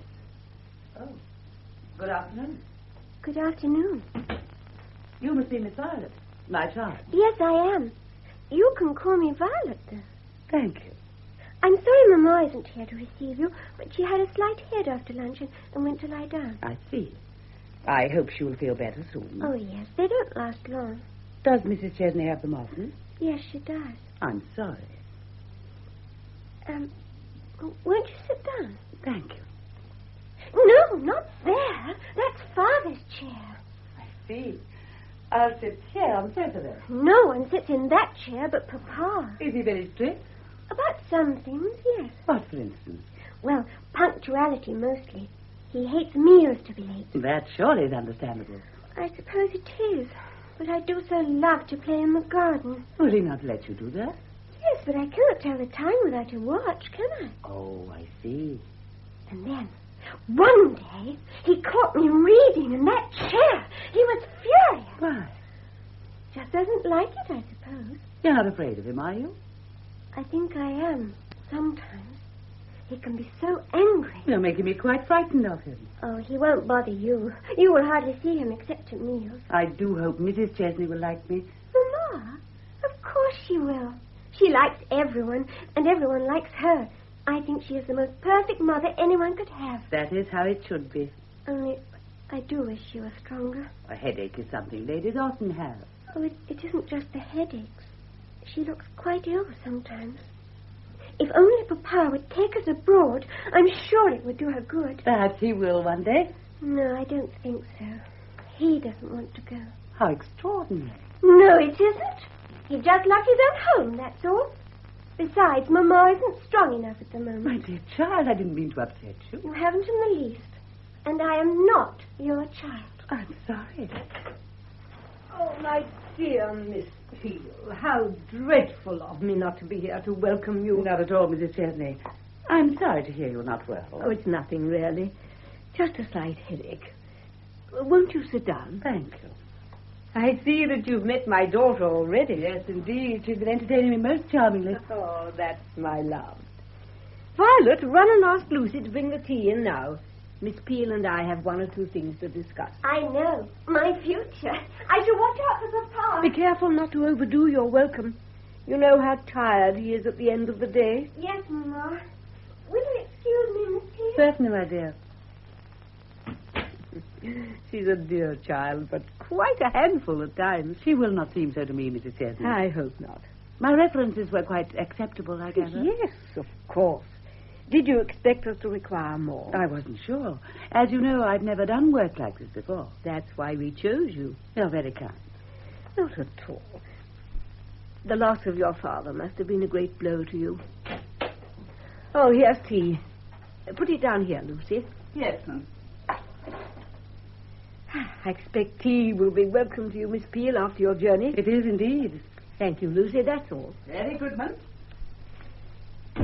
I always feel that tea is a great inducement to friendship. Sugar or milk? No sugar, thank you. It's very odd, Mrs. Chesney. But already I feel at home and happy here, happier than I felt for years. I'm so glad. Your tea. Thanks. As I was saying, you've just suffered a severe loss. Indeed, yes. It is only a month ago that my dear father passed away. Oh. As I explained to you in my letter, he was the vicar only of a very small parish, but greatly beloved by everybody. It came as a great shock to us all. It must have done. My mother had died many years before, and I did my best to take her place. When he was gone, I had nothing. I had to find employment somewhere. When I read your advertisement, it appeared ideal, so I wrote immediately. Lady French, who lives in the parish, was good enough to give me references, and so here I am. I cannot express my gratitude to you strongly enough. There's no need, my dear. You see, we didn't want a professional governess because I, for one, would be intimidated by her. I'm not particularly strong, and I need a companion. I see. You seem distressed. Is anything wrong, Miss Peel? It is nothing. I realize now why you chose me instead of a professional, as you call it. I didn't mean to offend you by saying that. I thought it would make you feel more at home. Of course it has. How stupid I am sometimes. I feel sure I will be very much at home. Splendid. I expect it'll take a little time to accustom yourself to your new surroundings. But you needn't start your duties with Violet until tomorrow. But I would like to begin immediately. After she's had her tea, if possible. Very well, my dear. But she must not have too much excitement before bedtime. Is she highly strung? I didn't mean that. But it isn't every day a governess arrives. What education has she had? She's very intelligent, but she requires more knowledge of history and art. And I particularly wish her to learn French and Italian. You are proficient in those languages, are you not? I pride myself especially on that. I spent many years in France. Oh, how did your dear father spare you for so long? I was sent to a convent there as a child. It's amazing how quickly one picks up a language at that age, is it not? How fortunate you were. I've never been abroad. Really? Unfortunately, my husband has never been able to spare the time to take me. Still, we hope to go one day. I'm sure you would love it. So am I. Gracious me, look at the time. I'll ring for Lucy to show you your room.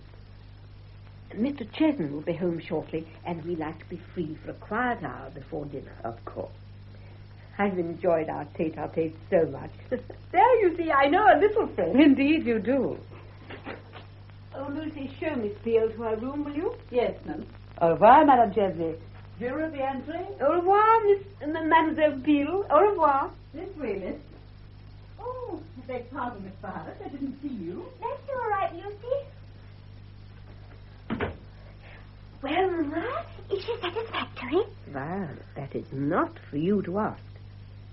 But she is most satisfactory. Have you finished tea? Is that all you have to say? I thought you'd been much more excited. I'm hungry, Mamma. Excitement always makes me hungry. What a terrible child you are. Miss Peel will have a lot of work with you, I can see.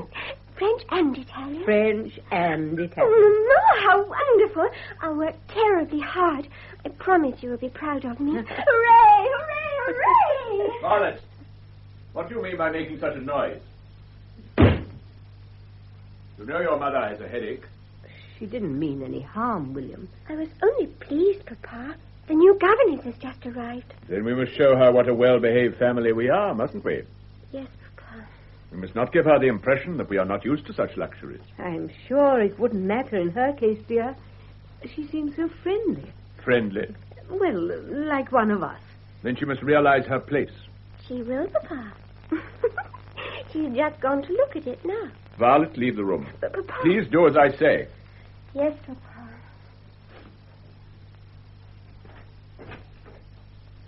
William, do you have to be so stern with her? If Violet is to turn into a young lady, she must learn that a child has to keep her place.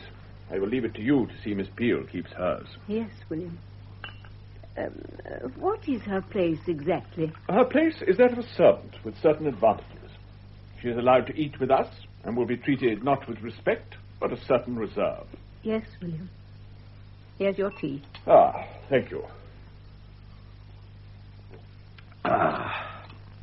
This is a great day for me, my dear.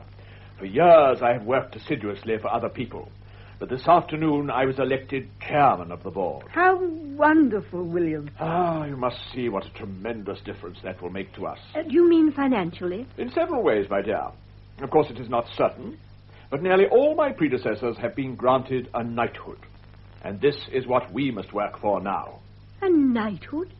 Oh, dear. Yes, I hope by the time Violet is of age, we will be able to launch her successfully and give her a London season. We might even have her presented. Presented? At court. Oh. Yes, my dear. We have come a long way since our early days, and I intend to make the most of it. But we must begin as we mean to go on. And Miss Peel is the first of many changes I hope will take place. I know that in the past you have been on familiar, one might even say friendly terms with Lucy and Cook. But you must learn to curb these indiscretions. It makes life so much easier to be on good terms with everyone. Life is not meant to be easy, but a challenge. A battle of the strong and weak. And we will not be the weak, my dear. Now, will you be so good as to ask Miss Peel to come in? I would like to ask her a few questions. But I've just done that. And what did you ask? About the French and Italian, mainly. She seems so nice. I hope she'll be able to teach me in her spare time. Surely she will assume you know those languages. Oh, but I told her I didn't. You told her you didn't? And she quite understood. I shall be able to learn with Violet. What else did you learn today? From her? Oh, she was telling me about her poor father. He's dead, you know. I know. Such a sad tale. She really is most grateful. I think we've picked up a real bargain with her. Nevertheless, I would like to ascertain for myself. You rang, sir? Yes, Lucy. You may take the tray now. Yes, sir. And ask Miss Peel to step in here, will you, please? Yes, sir. What sort of questions will you ask her, dear? Leave that to me. You won't tire her, will you? She's had such an exhausting journey. She must surely expect an interview with her employer on her arrival. She's already had one with me. That is hardly the same. By the way, you must not mention my possible knighthood to anyone, or it might jeopardize my chances. Oh, of course not, William. I won't breathe a word. I think we will dress for dinner tonight. Just as you say, William. You sent for me, Mr. Chesney? No, Miss Peel. I sent for you. This is my husband, Miss Peel. How do you do? Please sit down, Miss Peel. Thanks. Is it not time for you to dress for dinner, my dear? Oh, it's a little early, William. Nevertheless, you might arrange with Cook to bring dinner an hour forward. I have to go out again. Very well, dear. Will you excuse me, Miss Peel? Certainly, Mrs. Chesney. My wife was telling me about your late father's sudden death. Yes. It was a great shock to me. It must have been. Tell me, Miss Peel, where were you educated? You never mentioned it in your letter. How very remiss of me. I was brought up very quietly in a convent in France. My father wished me to learn the language. Indeed. For any particular reason? He thought it... Mr. Chesney, do you disbelieve my statement? I always believe the word of a lady. Thank you. Was Italian taught at your school as well? No.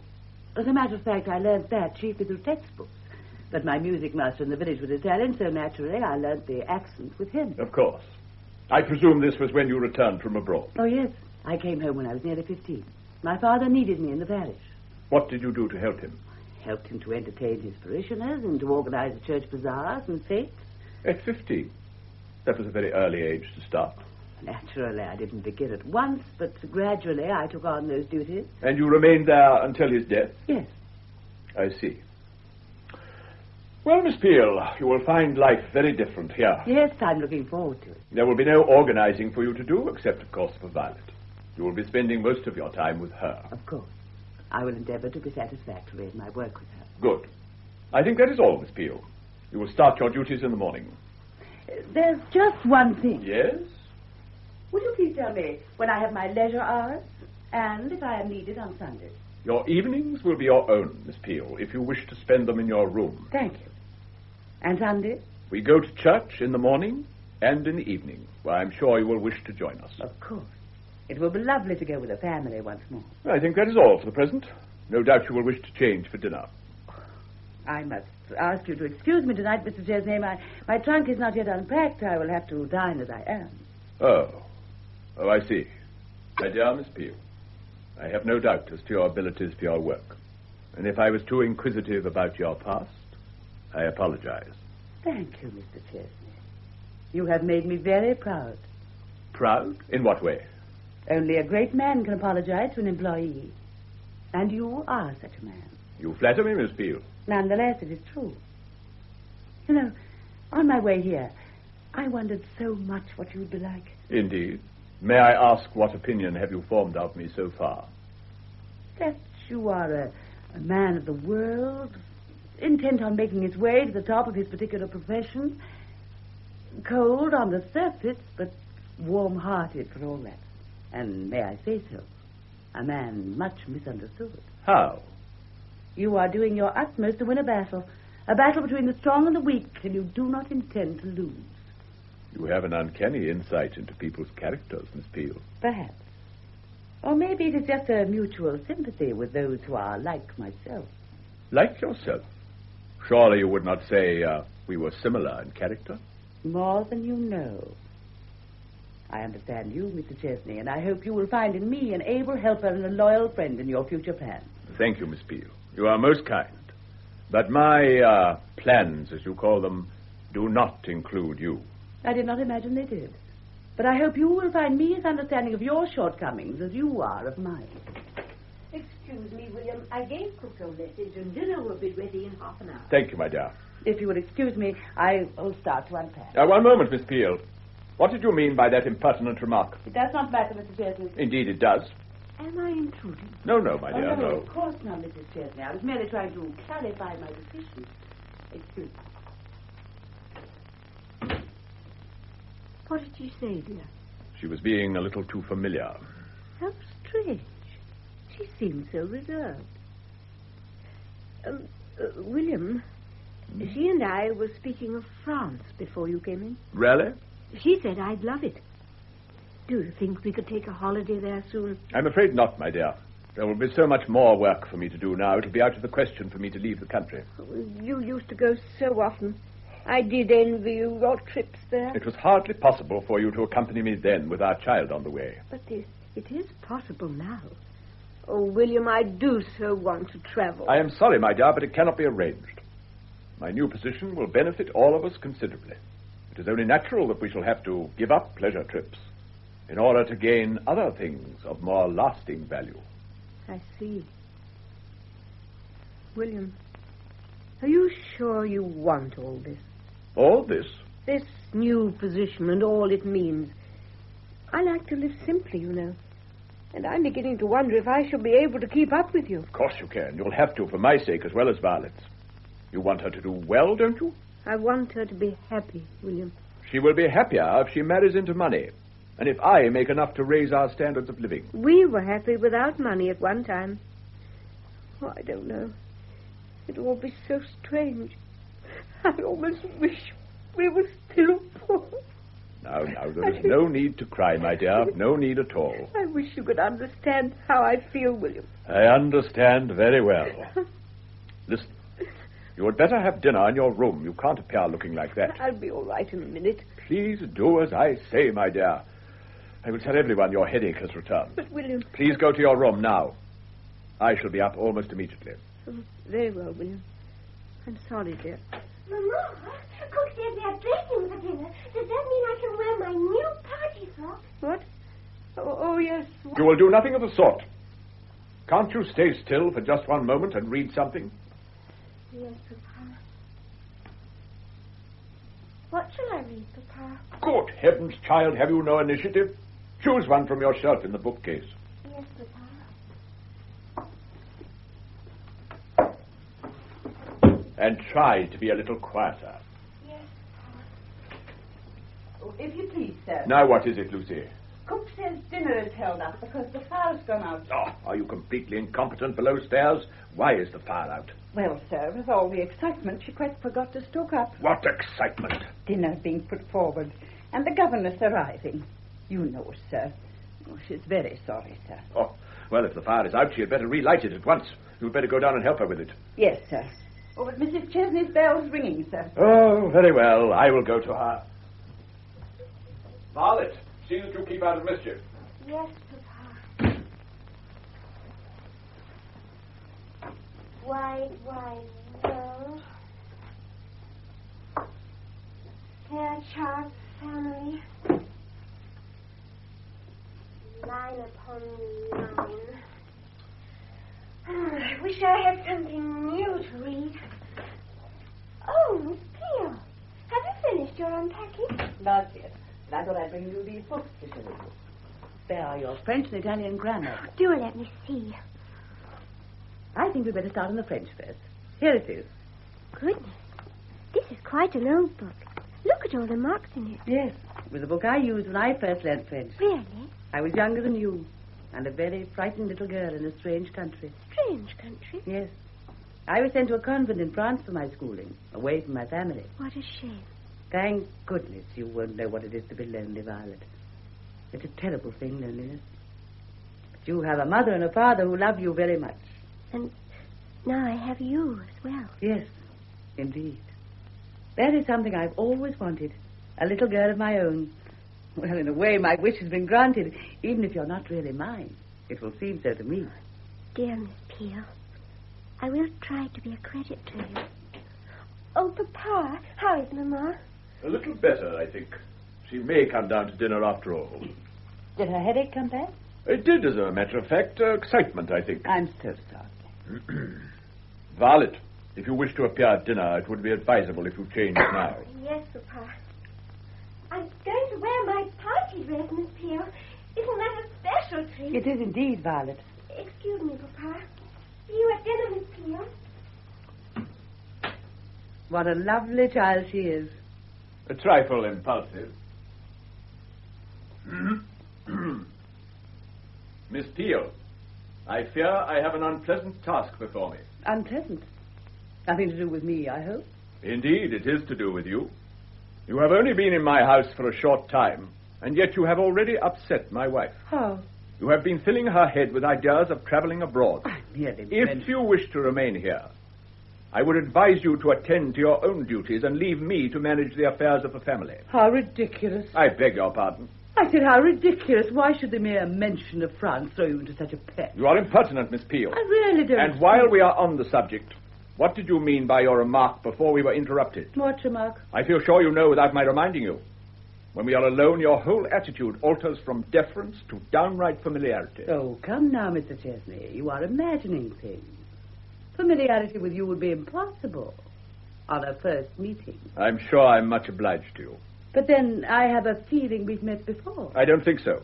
I feel sure I would remember it. Thanks. But one alters a lot with the years, and a child becomes unrecognizable sometimes when she grows into a woman. What do you mean?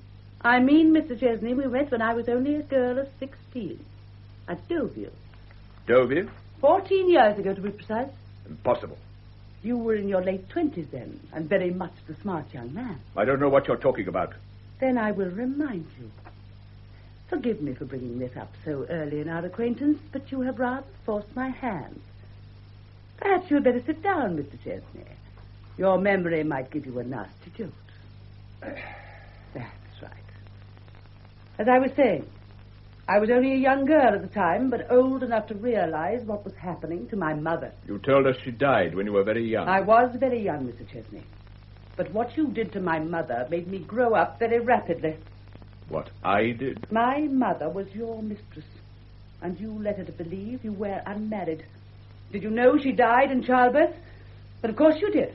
You were the child's father. No. I fear I must disagree. There are, in my possession, several letters showing clearly that you knew what you were about. From your beloved William, I think most of them are signed. Stop this at once, Julia. In my own good time. I realize that you're not entirely to blame. One cannot help falling in love, and my mother had the misfortune to love you. Nonetheless, Mr. Chesney, I think you will agree that you ought to make some sort of reparation to me as your stepdaughter. You? My stepdaughter? Well, I am practically that, am I not? In all but the eyes of the church. And if your son had lived, I would have been his stepsister. I've often wondered how you would have handled that situation. I loved your mother dearly. I'm glad to hear that. All the same, it's strange that your love did not prevent you from deserting her when she needed you most. Well, I had to return to England to my family. How sad. And you gave no thought to me. Oh, you were at school. I did not see you often. You will see me a great deal in the future.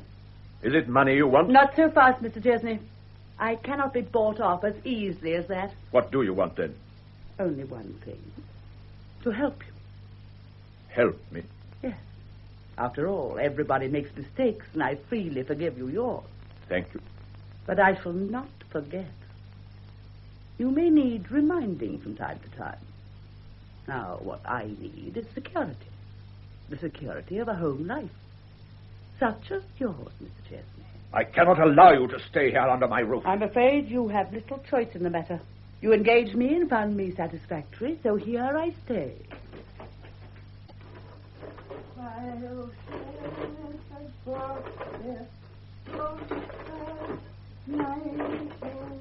Are they home yet, Lucy? Oh, Miss Violet. Oh, what are you doing down here? I want to see Mamma and Miss Peel dressed up. They'd gone when I returned from my party, and Papa did promise. He didn't mean it this time of night. Why, it's nearly 12 o'clock, so straight back to bed you go. I want to see Father Christmas. And you won't see him unless you're in bed. The master would discharge me instantly if he caught you down here. So go upstairs. Please, Miss Violet. Very well, Lucy. But let me get warm first. Oh, dear. I'll get my notice, I know it. No, you won't. We'll hear the front door bang, and I won't tell Papa. Oh, you are a wee bism when you want to be, and no mistake. Oh, pooh. Tell me how Mamma looked. Oh, lovely, Miss Violet. And what about Miss Peel? Overdressed, in my opinion. Her father dead such a short time. Seems quite wrong for her to go out in such a low-cut gown. Fast, I call it. Lucy, I believe you're jealous of Miss Peel. No, I am not. But if you ask me, she puts on far too many airs and graces. Sometimes you'd think she was the lady of the house. You mustn't be so unkind, Lucy. She must be feeling very sad about her father. And it's a pity she doesn't show it more. The way she looks at me sometimes gives me the creeps. Oh, Lucy, please don't say such things. She's very kind to me. I hate to think you don't like her. Now, don't you fret, Miss Violet. I dare say we'll all settle down into our rightful places sooner or later. Oh, dear. Here they are. Now hurry, Miss Violet. All right, I'm going. But I don't promise to sleep.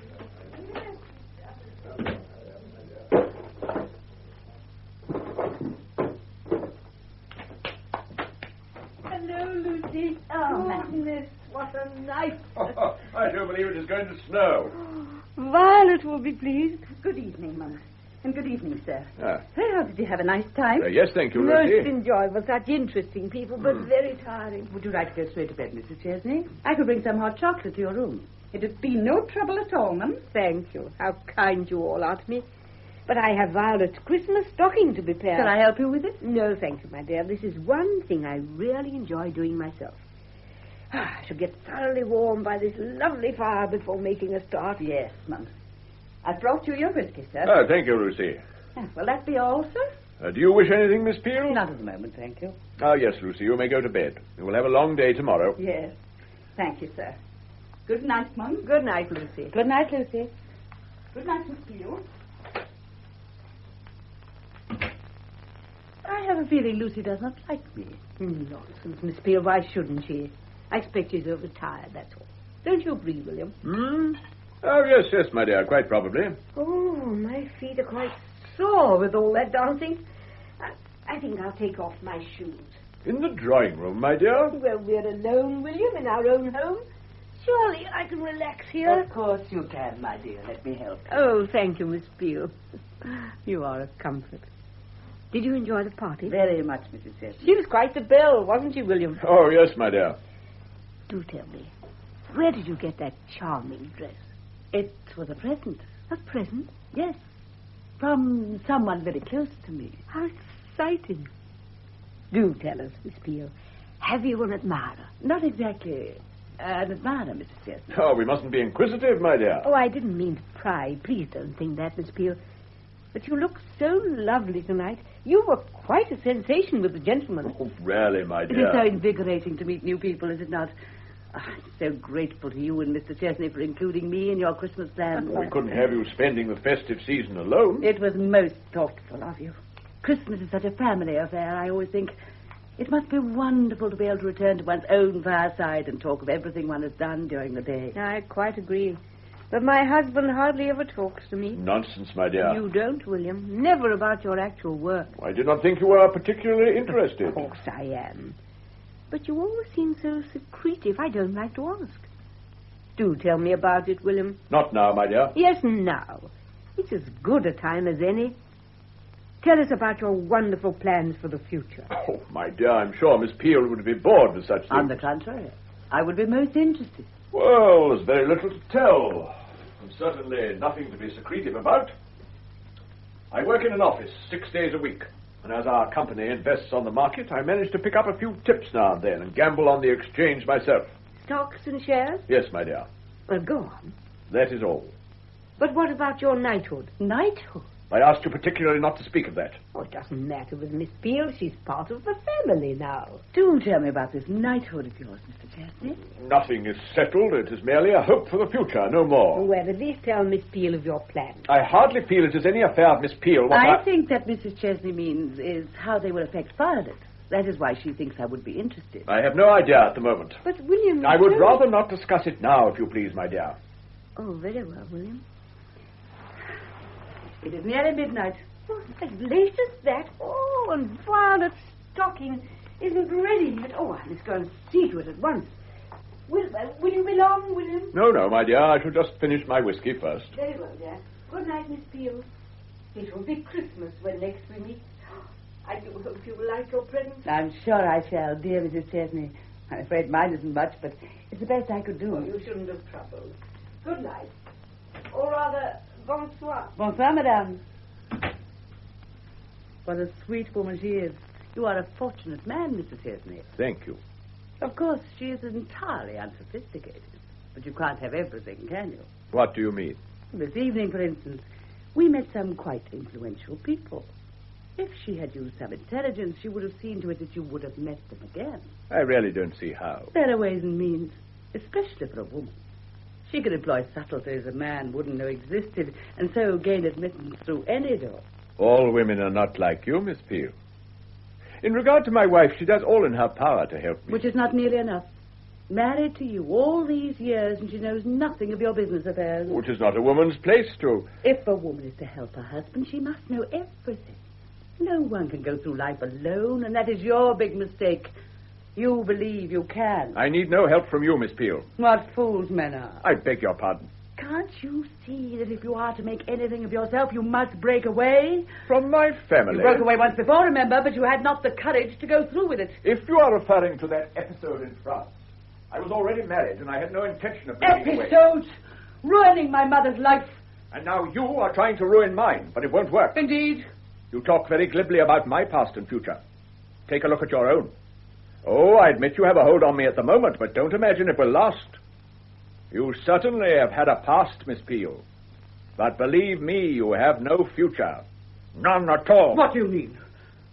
I mean, quite simply, that I shall dispose of you. Don't be so melodramatic.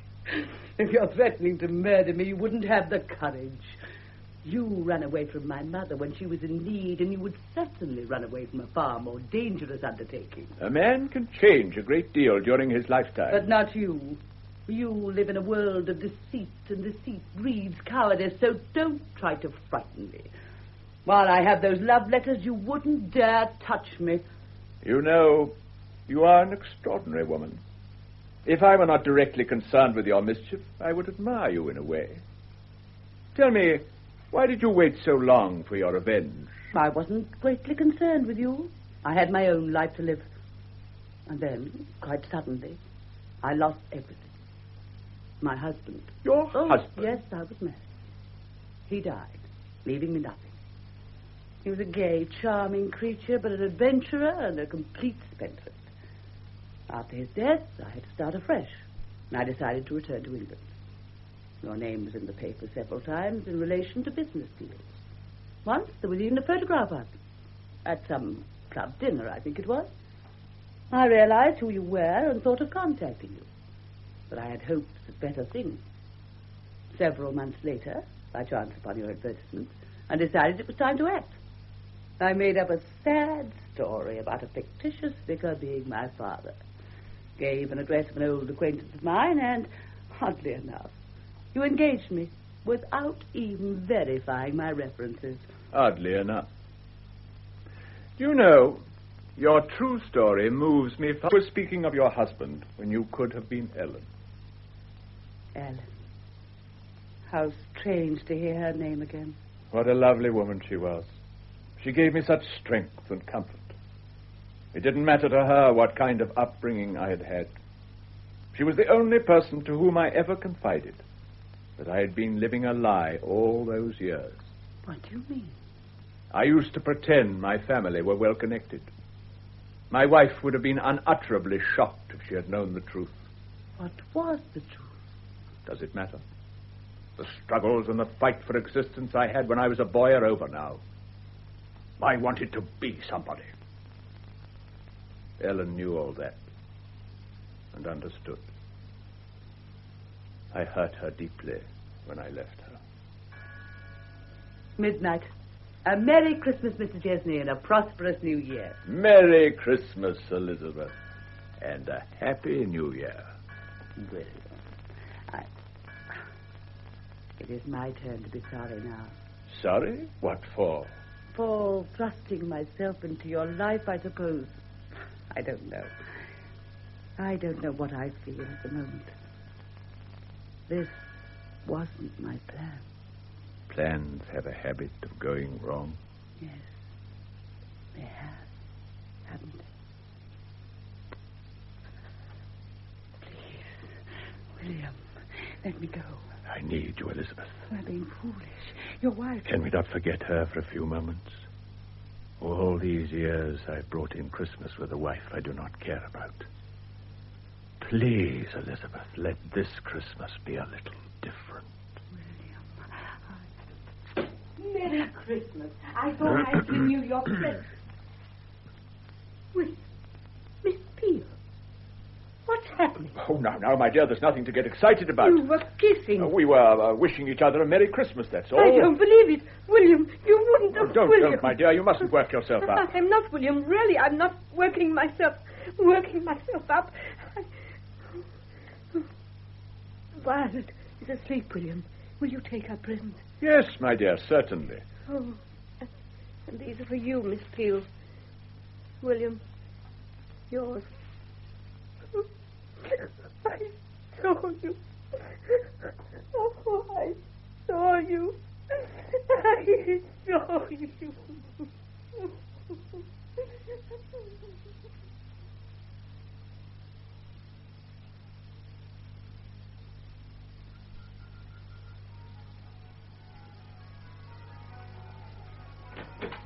Mama, you aren't dressed yet. No, dear, no. I'm not feeling too well.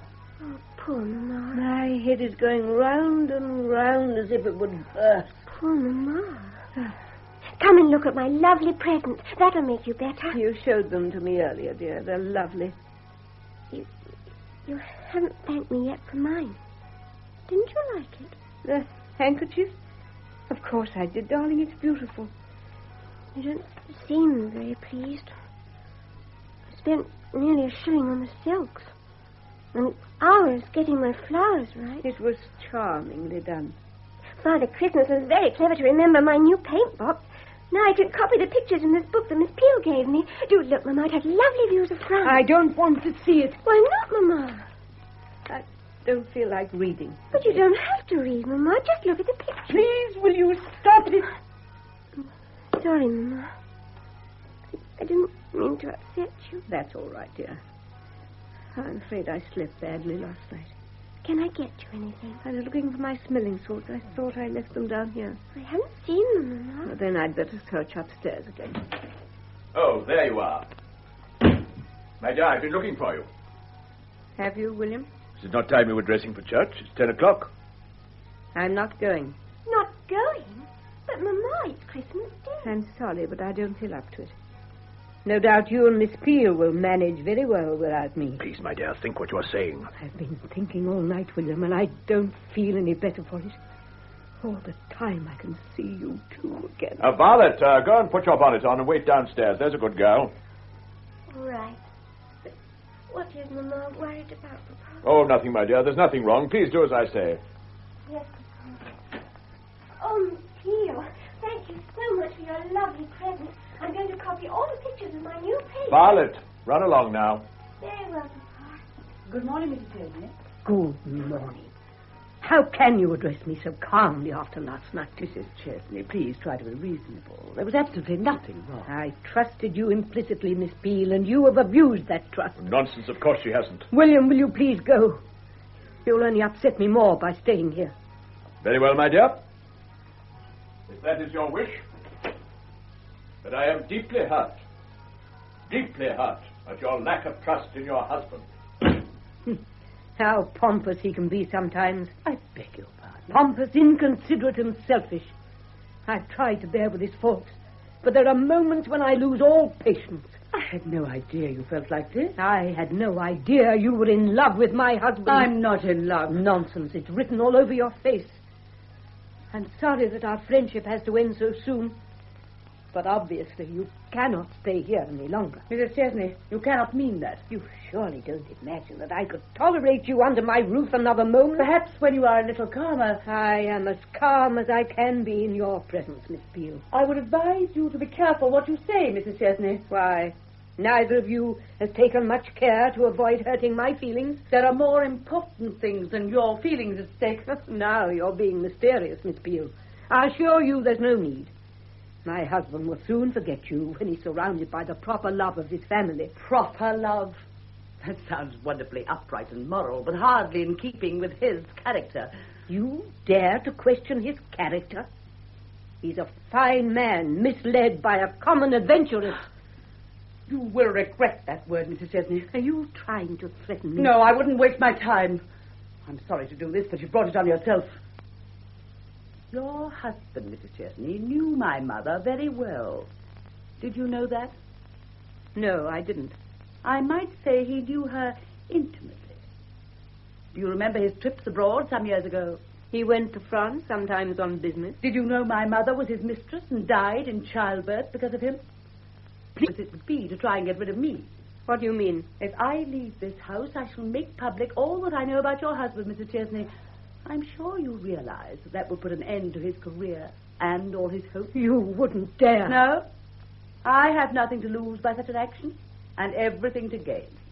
The sympathy of the British press, for instance, for the daughter of an unfortunate woman. A few minutes ago, I ordered you out of the house. That order still stands. You're being very foolish, Mrs. Chesney. I don't think so, Miss Peel. You underestimate me and my love for my husband. If what you say is true, I shall stand by him. Perhaps Mr. Chesney has other views. He will see reason soon enough. Well, my dear, I hope the matter is cleared up satisfactorily. Perfectly, William. Miss Peel has been good enough to tell me of your sordid intrigue in France. She told you? So it is true. But we will speak of that later. The important thing is to get her out of this house. Has she not told you what she will do? Mrs. Chesney is under the impression that your salvation is of more importance than your career. Oh, but this is absurd. You cannot leave now. Why can't she? We must have time to think this over. Thinking will make it no better. It's hard enough for me to forgive you without harboring a constant reminder of your sins. My dear, I'm sorry, but what you ask is impossible. Thank you, William. Remember what I've said, William. Whatever you decide, remember that I am your wife. I'm bound to you by vows too sacred to be broken by any action she can take. Goodbye, Miss Peel. I hope I shall never see you again. Why did you tell her? She insulted me and I lost my temper. Oh, I'm sorry, William. I should have been more careful, but it is done now.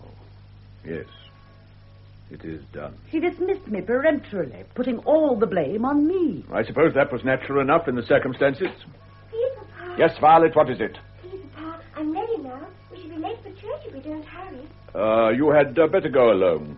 Why, Mister? Oh, yes, my dear. Mamma has a very bad head, and we are staying behind to look after her. Can I not stay, too? No, it would be better if you went and joined your friends. After all, it is Christmas, and they would be disappointed if you didn't. Very well, Papa. Goodbye, Miss Peel. I'm sorry you will miss the special service today. So am I, my dear. But there'll be lots of other Christmases. Yes, so there will. Goodbye, Papa. You must go upstairs and explain. It will be no use. She must see reason. She won't, aren't you, Elizabeth? Someone has to keep a clear head. My dear, that is hardly fair. I'm sorry, William. Things have happened so quickly in the last 24 hours. I can't think straight. Forgive me. Of course. Now, don't worry, Elizabeth. Everything will be all right. I'll be better in a minute. I have a cold, horrid feeling just now. It made me shudder. My poor Elizabeth. William, I'm afraid. Of what? My wife cannot hurt us. I love you, my dear. When you hold me like this, I believe you. And yet, what are we going to do? I want to marry you, Elizabeth. Don't say that. You know it is impossible. Is it impossible? You know it is. Your wife will never let you go. If she were out of the way, would you marry me? No, I would. Well, then, we can dispose of her. Between us. Dispose of her? Yes. You can't mean what I think you mean. I mean what I say, Elizabeth. My life with her is hopeless. You said so yourself last night, and it's true. It is you that I need, Elizabeth. And I need you desperately. But I couldn't kill. Not even for you. Don't think of it as killing. In fact, it would be doing her a kindness. She is a sick woman. You have seen that. She might go on for years with headaches and pains at the slightest thing. I cannot stand it much longer. You must help me. What is your plan? I lay awake all night, working it out. It's very simple. An overdose of her sleeping draught. This headache of hers is a godsend. How do you mean? We will persuade her to take a dose now, so as to be better by luncheon time. And then? As soon as she's unconscious, we will shut the windows and turn on the gas. The doctor will suspect. He will suspect her heart. When she is gone, we will open the windows and rid the room of the smell. The sleeping draught will only be strong enough to make her unconscious quickly. When do we do this? The sooner the better. No. Oh, no, I couldn't. I must have time to think. If you hesitate now, you will never work yourself up to it again. This is an ideal time. Everybody is out. What about Lucy? I'm sending her to Mrs. Bradford's with a note about my illness, remember? And Cook? Cook is down in the kitchen, concentrating on luncheon. How long will Lucy be gone? At least 20 minutes. It will be over by then. That note. Be careful what you say. If Mrs. Bradford lets it out that you were supposed to be ill instead of your wife, they would be suspicious. How clever of you to think of that. I will say we are delayed and will be there an hour later. What is my part in this business? While I am writing the note, go to my wife and apologize. Apologize? Say that you are sorry for those dreadful threats you made, and that you've come to a financial arrangement with me to hold your peace. Something to that effect, anyway. But don't lay it on too thickly, or she might suspect a too sudden change of front. I understand. Tell her I will be up in a few minutes to sit with her. While she rests, pour out the sleeping draught yourself and give it to her with some water. She usually takes 1 teaspoonful, so double it. It's tasteless, I understand, so she will not notice any difference. And then? Come back here and keep watch for Lucy. William, hold me close. There, my dear. 'Tis I who will be doing the deed, not you. I love you, Elizabeth. Think of our love when you are with her. Are you ready? Yes, William. Then go before Violet returns. Meanwhile, I'll write that note. Are you quite sure you thought of everything? Yes, my dear. Quite sure. Oh, Lucy, is that hot water bottle for Mrs. Chesney? Yes, Miss Steele. I'll get it up for you. I'm going to see her now. Here you go, Miss Steele. If you insist. Thanks. Don't go, Lucy. I want you to run an errand for me. Yes, sir. Close the door, will you? I want you to take this note over to Mrs. Bradford. Yes, sir. Well, is there anything wrong, sir? No? Why? Oh, beg pardon, sir, but I thought as you were going there for Christmas dinner, you must be putting it off. Mrs. Chesney is feeling much brighter. I'm merely delaying luncheon so that she can get up at her leisure. I see, sir. Then I'd better see if she wants a hand with her hair. Well, I'm sure Mrs. Chesney can manage her coiffure without your assistance this morning. Yes, sir. I'll try, sir. Thank you, Lucy. Now hurry over to Mrs. Bradford's. Yes, sir. Who could be calling at this hour? I can't imagine, sir. I'll tell them Mrs. Chesney is receiving no one. But you will want to see them, won't you, sir? I don't wish to see anyone. Get rid of them as soon as possible and then run to Mrs. Bradford's. Very well, sir. If you say so, sir. Who is it, I wonder? Why must they come now? Oh, good morning, Doctor. Good morning, Lucy. Well, I'm afraid the master's not seeing anyone. Oh, don't be daft, Lucy. Of course they want to see me. William, a Merry Christmas to you. And to you, Hector. Your maid seemed to think you wouldn't want to see me, but she's probably a wee bit excited over the time of the year. Yeah, probably. All the same, I wasn't expecting to see you this morning. No, you wouldn't normally on Christmas Day, but the Anderson girls next door have contracted the measles, so I thought I'd pop in and see you both on the way. That was very kind of you. Just a social call. Well, where is she? My wife, you mean? Of course. Who else? She has a slight headache, so I told her to miss church this morning and get some rest. Oh, is that so? But, you know, sleep isn't always the answer to a headache. Maybe she should get some fresh air into her lungs. Oh, I'm afraid she won't stir. I'll away up and wish her a Merry Christmas. I shouldn't do that, Hector. Why not? She's asleep at the moment. She can't be asleep in the middle of the morning. A wee chat will do her good. I won't be a minute. Hector? Yes? Please don't go up just now. Why ever not? Well, as a matter of fact, we had a slight quarrel earlier today. Oh, I'm sorry to hear that. Oh, it's nothing much, but we were both a little upset, so she has gone to her room to calm down. I understand. Oh, well, as long as it's nothing serious. No, quite trivial. Then I'll be getting along. Good morning, Miss Pugh, and a Merry Christmas to you. Merry Christmas, Dr. Graham. Well, I'm up the way to the Andersons. Don't worry, William. I can let myself out. Goodbye, Hector. I hope you'll be free to enjoy the rest of Christmas, Doctor. But it's Boxing Day I'm not looking forward to. It's the busiest day of the year for me. God, why did he have to turn up? Now, Elizabeth, you stay here. For heaven's sake, keep away any more callers. I'd better go and get this business over. There is no need, William. What? She's dead. Dead? Good heavens. I'd better go up and see for myself.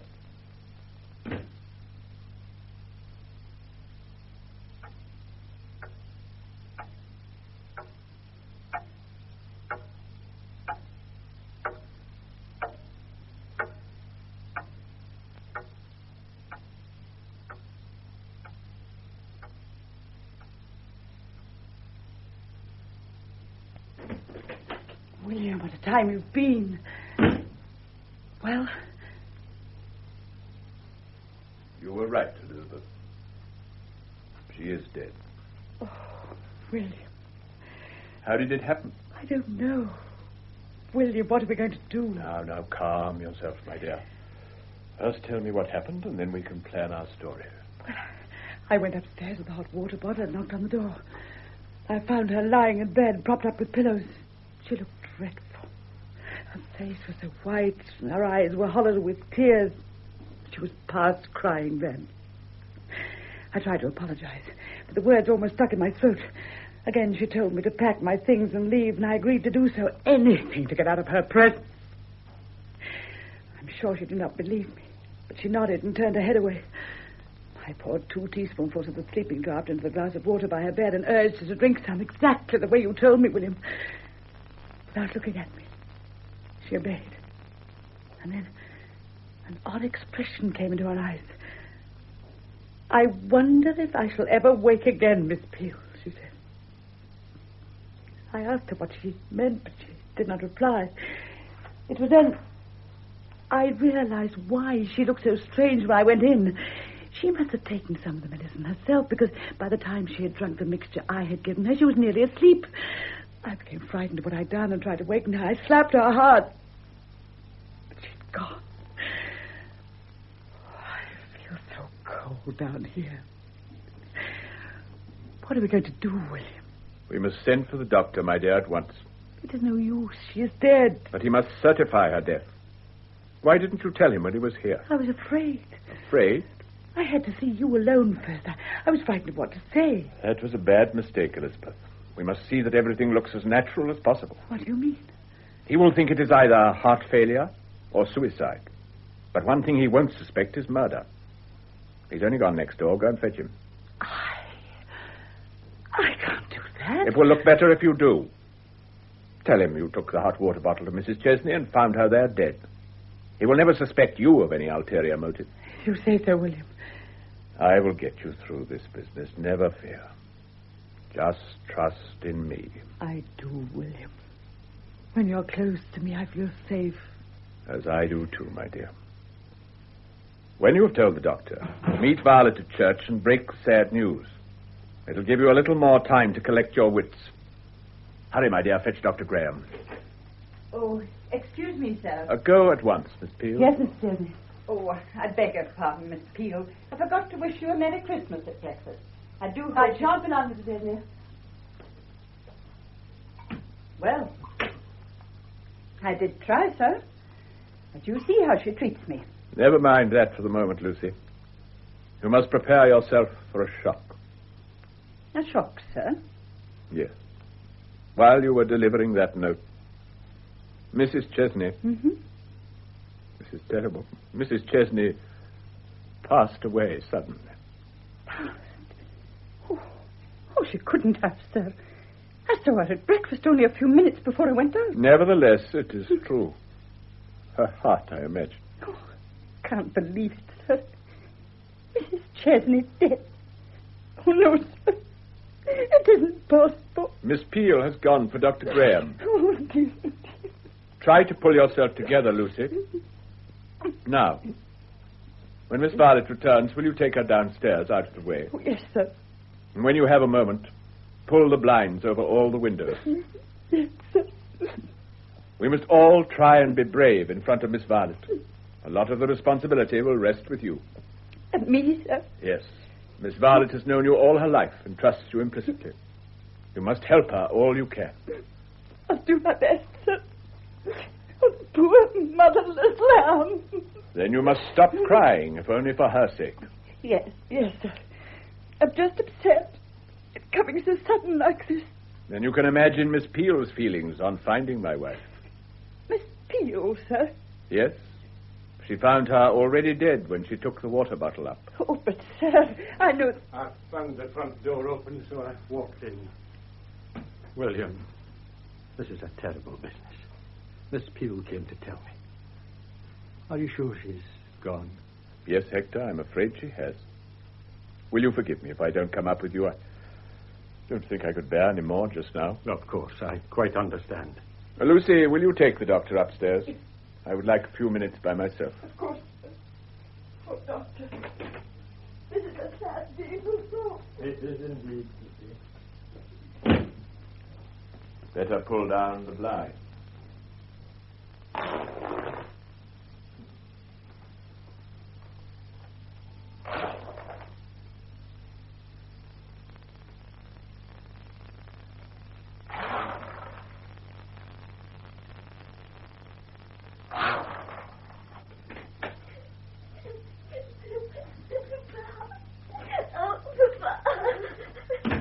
I met her on the corner.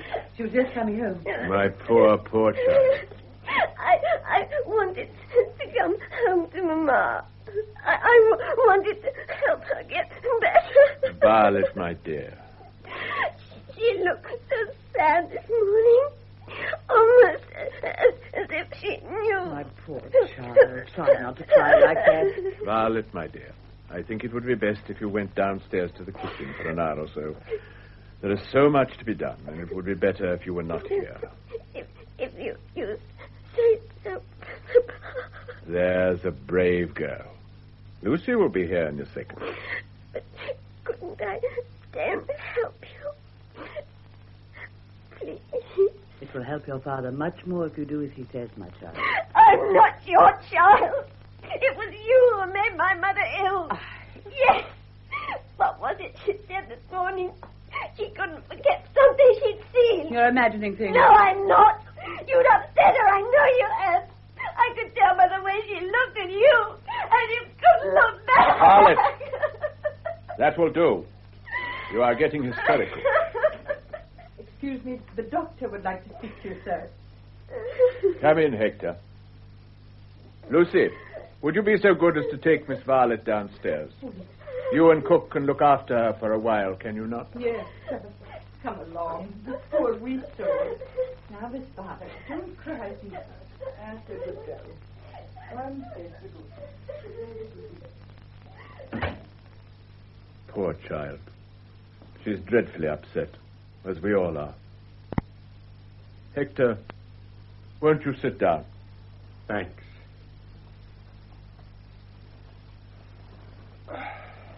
I'm deeply sorry about all this, William. It is a terrible shock. But we must be practical, I suppose. I imagine the next step is to send for the undertaker. I'm afraid it's not as simple as that.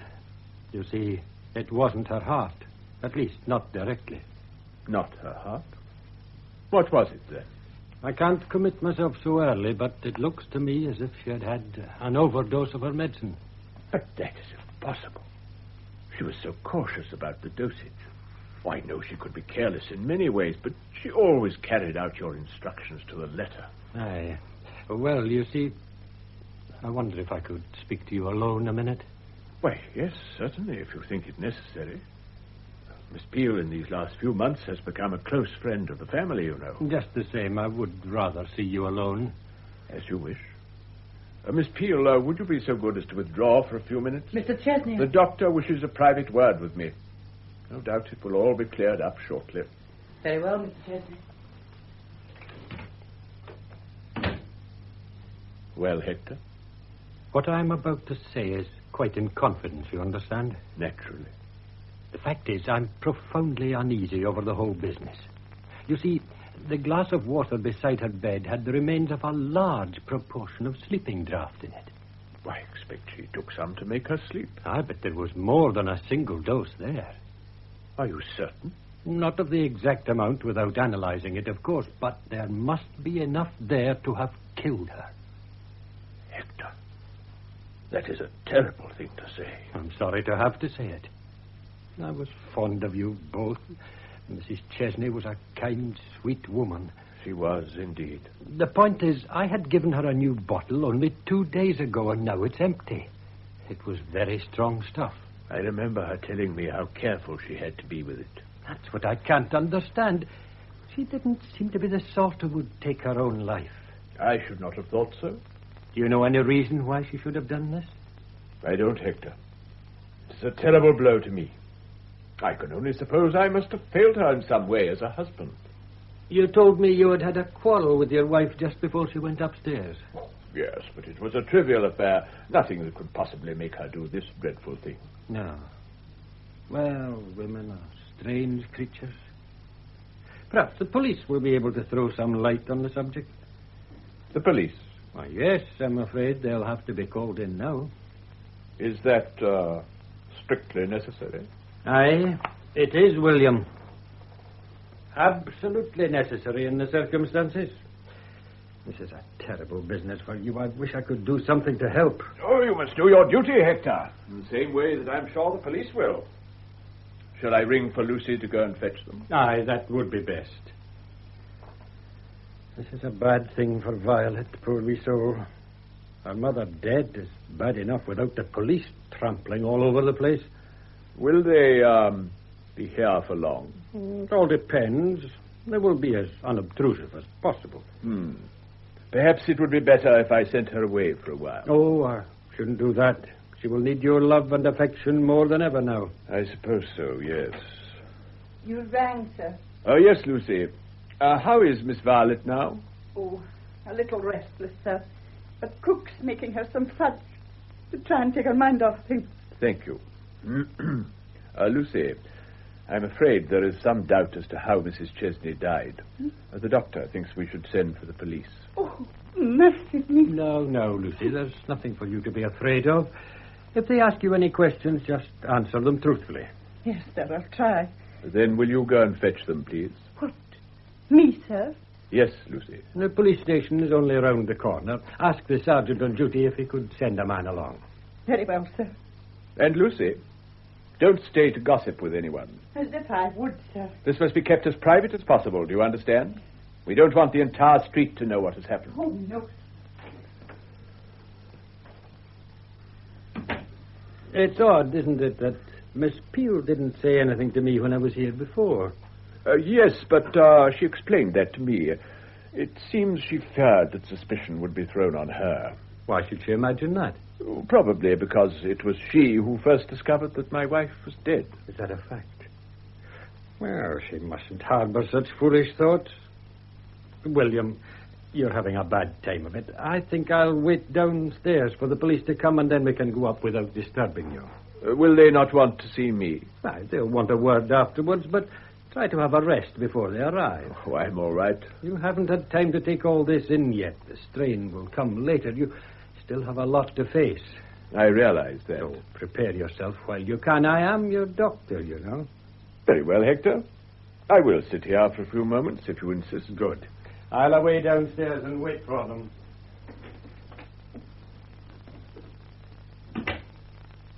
Well, now I know what I must do.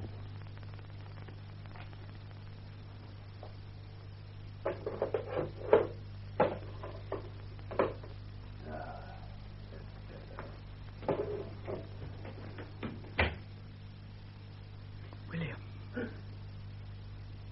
Oh, it's you, Elizabeth.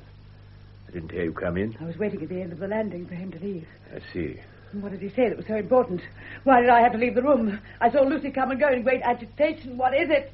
William, for God's sake, tell me. Quiet, Elizabeth.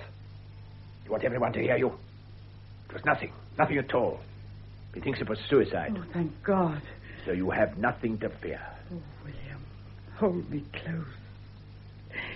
For a moment I was terribly afraid. I told you not to be. If you trust in me, there is nothing to worry about. But you must keep calm. I'll try, William. If only to trust in each other, then all will be well. What's that?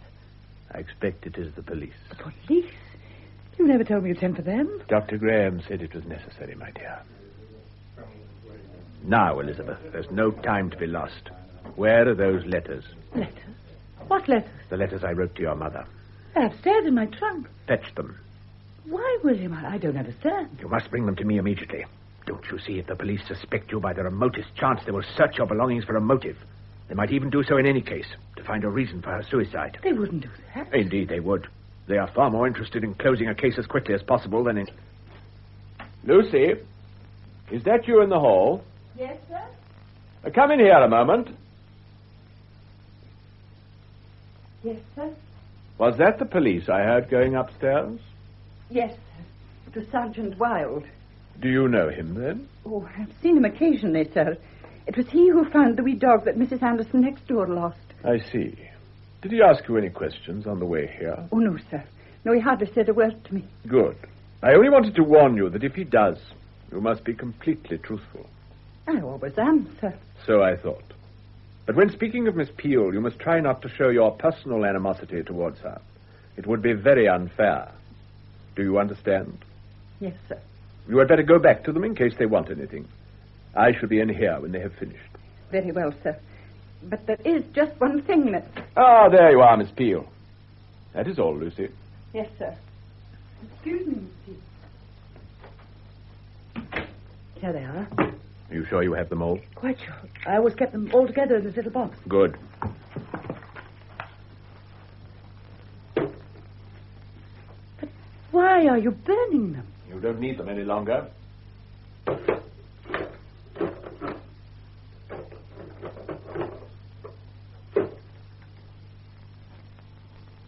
There. The last barrier is cleared between us now, Elizabeth. We are free. You are free. Elizabeth. Strange. I feel no remorse for what I've done. I should, shouldn't I? I don't know. But now that those letters are burned, I feel closer to you than ever before. Naturally. We could not have gone through our lives with anything between us. Now we shall be able to conquer the world together. Once the police are satisfied... They won't find anything. Leave it to me. Listen, I think they're coming. Are you ready for them? With you, I'm ready to face anything. It won't take long. Excuse me. The sergeant, sir, and the doctor. Ah, come in, both of you. William, this is Sergeant Wilde. He would like to ask you a few questions. Good morning, sir. May I convey my deepest sympathy to you and apologize for intruding on your privacy at such a time? Not at all. I realize that you have to do your work the same as anyone else. Won't you sit down? No, thank you, sir. I would rather stand. Just as you wish. Oh, this is Miss Peel, our governess. How do you do? How do you do, Sergeant? Do you wish Lucy to be present? If you don't mind, sir. There are one or two points I would like to clear up. Of course. Shut the door, will you, Lucy? Yes, sir. And now, Miss Peel, I understand you discovered the Mrs. Chesney. Yes, I did. Could you tell us exactly what happened? There is very little to tell. I took a hot water bottle up to her room. She had a slight headache and was staying in bed that morning. Had you seen her earlier? Oh, yes. Not at breakfast, though. She had hers upstairs. Wasn't that... Unnaturally cold. And suddenly I knew. I was frightened. I'd never seen a dead body before, so I ran out of the room and downstairs as quickly as possible. Oh, but Miss Peel, you couldn't have... what do you mean, Lucy? Oh, I beg pardon, sir. I shouldn't have spoken, but I don't understand it. What don't you understand? Well, sir, when the doctor came to see Mr. Chesney, I went upstairs. Lucy, I gave you strict orders to leave straight away with that note to Mrs. Bradford. I know, sir. But I was worried about my mistress, so I went up to have a peep at her. Did you suspect there was anything wrong? Oh, no, sir. I thought she might need me, that's all. Did you think that Miss Peel wouldn't be capable of looking after her? No, sir. Miss Peel has always done her duty as a governess very well. No, it wasn't that. I suppose I just wanted to help, sir. I see. So you went upstairs? Yes, sir. And went in? No, sir, not exactly. I got as far as the door, then I heard voices, so I went away again. You heard voices? Yes, sir. You couldn't have. Could you identify those voices? Yes, sir. Well? It was Miss Peel and Mrs. Chesney. You are quite sure? Oh, yes, sir. This is ridiculous. You surely would not believe her word against mine. The woman has disliked me ever since I came here. She's jealous of me. That isn't true, Now, sir. one moment, Miss Peel. I would like to hear all of Lucy's statement first. Well, sir, I only stayed a moment. I didn't hear much, that's true. What did you hear? Something about Mrs. Chesney telling Miss Peel to leave at once. She tried to calm her down, but, well, I didn't wait for any more. Frightened of being discovered, eh, Lucy? That's right, sir. Besides, I had to leave for Mrs. Bradford. Mrs. Bradford? That's Mrs. Chesney's mother. I see. Miss Peel. Yes, Sergeant? Were you aware that Mrs. Chesney took a sleeping draught occasionally? Yes, Did you notice the medicine bottle beside her bed? I think so. Think? You either did or you didn't, Miss Peel. I noticed it, yes. And the glass of water also beside her bed? Yes, of course, but what else? Did you know that it contained approximately half a bottle of sleeping draught? That is impossible. I didn't... Well, Mr. Chesney, how could that be? I don't know, Miss Peel. I don't understand. How could it have got in there? Obviously, somebody poured it in, Miss Peel. I'm sure it wasn't. Yes? Of course, I didn't really notice the water glass particularly. Nor the empty medicine bottle beside it? Empty. Empty. Dr. Graham. Yes, Sergeant. It was Miss Peel who called you in, I gather? That is correct. And yet you told me you had visited Mr. Chesney earlier. That is also correct. Did you see Miss Peel then? Only for a few seconds. She had just come downstairs from Mrs. Chesney's room. I presume so. Odd, was it not, that she didn't tell you at once what had happened? Aye, I remarked on it to Mr. Chesney here, but he seemed to think she was afraid of something. Afraid? That was what you said, William, wasn't it? Yes, it was. Perhaps you could elucidate this further for us, sir. It is rather difficult, Sergeant. Miss Peel was naturally overwrought and hysterical. She seemed to think that because she had a scene with Mrs. Chesney... Then she had had an argument. I am afraid so, yes. Even Violet remarked on it. William! She was afraid that as it was she who found Mrs. Chesney dead, she would be suspected of murder. William, how can you say that? It isn't true. William, what are you talking about? I am sorry, Miss Peel, but one has to tell the truth. William. Sergeant. Yes, Miss Peel. William, you must help me. My dear Miss Peel, we, that is my wife and I, both tried to help you. But you cannot expect me to shield you now. What? If you have killed my dear wife, I shall do everything in my power to see that you pay for it. William, don't speak like that. Are you not going to help me? Sergeant, I am afraid there are some things that must be told now. My wife and I tried to gloss them over, but that is no longer possible. Go on, sir. This woman insinuated herself into our home, and we did our utmost to make her welcome. Lucy here will testify to that. Yes, indeed, sir. But unfortunately, she is the type to take advantage. At first, she proclaimed herself in love with me, but found there was little to be gained by that. William! So she deliberately set out to estrange me from my wife. She told the most outrageous lies about my past, saying I had had an affair with her mother and ruined her life. It's true, you did. A fantastic story, entirely untrue. But Mrs. Chesney was a very sensitive person, and this grieved her deeply. She had felt sorry for Miss Peel, but this was too much for her to bear, so she dismissed her. Miss Peel begged us to keep her over this Christmas period. I wish to heaven that we hadn't. Oh, William, this is terrible. I had no idea. Oh, sir. After all the help you'd given her, I never did trust her from the beginning. It would appear that your suspicions were correct, Lucy. Well, Miss Peel, have you anything else to say? No, nothing. Except William, you must have emptied the medicine into the glass of water when you went to look at her. And you've burnt the letters. You've thought of everything, haven't you, William? I think you had better come down to the station with me, Miss Peel, to make a signed statement. As you wish. I'm sorry this had to happen. It was just sudden. Come along, Miss Peel. William, did you plan this from the beginning? Didn't you mean anything you said to me? Goodbye, Miss Peel. Your plan did not succeed after all, did it? No, William. But as you once said, plans have a habit of going wrong. You may find that yours was not infallible either. Miss Peel? Yes, sir.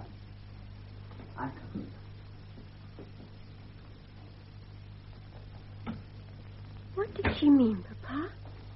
I don't think Miss Peel realized how much I loved you, my child. Where has she gone?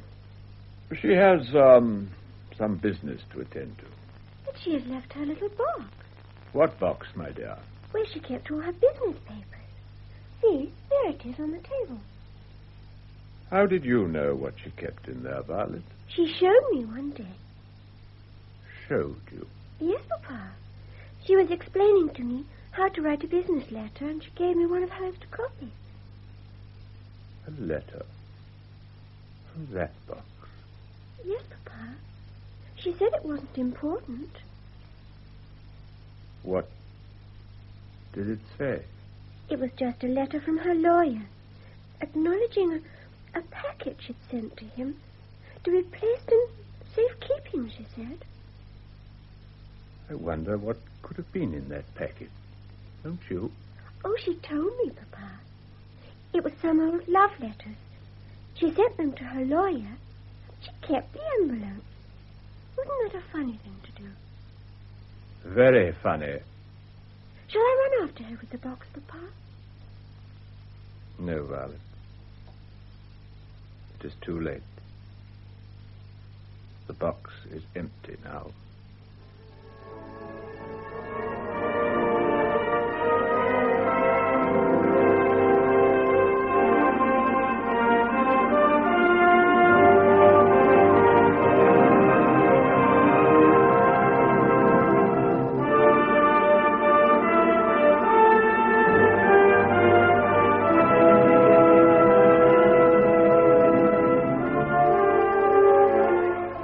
That was Ruth Dunning as Elizabeth Peel, Hamilton Dice as William Chesney, and Mary O'Farrell as Mrs. Chesney in Sweet Sorrow by Ronald Barnes, with Beryl Calder as Violet Chesney, Duncan McIntyre as Dr. Graham, Molly Rankin as Lucy, and George Hagan as Sergeant Wilde. The production, which was recorded, was by Audrey Cameron.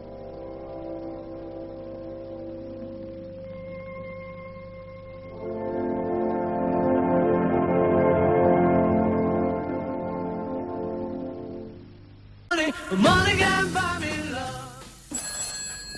Reception LC&M television? No, I'm afraid he's not here yet. I'll tell him. There's supposed to be a car. One of the commissioners is looking into it, Mr. Hamer.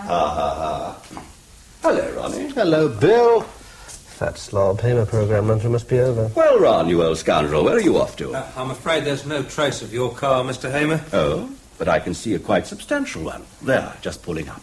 Can I give you a lift, Ronnie? Wasn't there when I looked right. Jolly kind of you, Bill. You could drop me off somewhere central if you would. I'm actually going to Little Venice.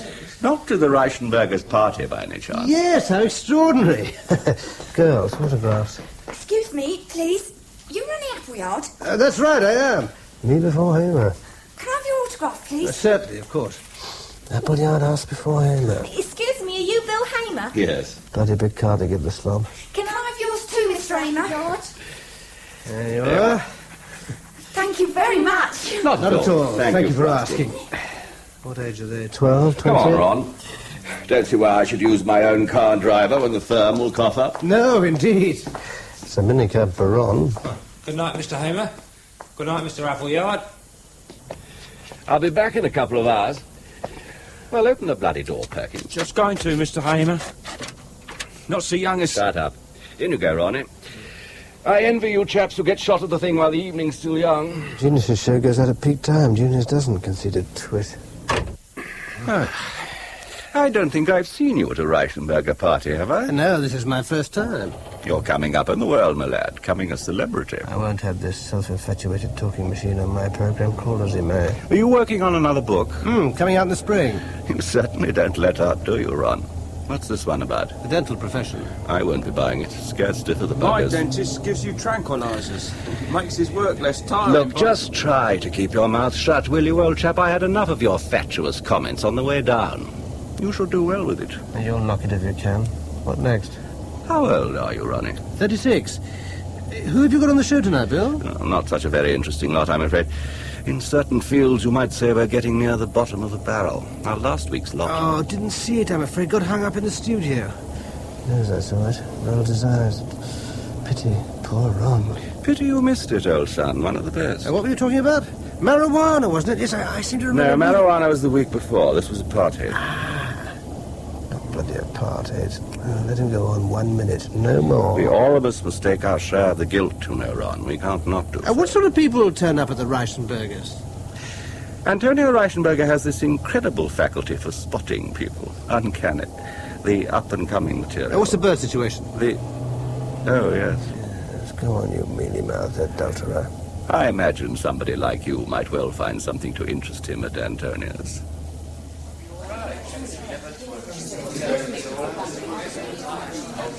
Look who's here, as they say. Mr. Heartthrob in person.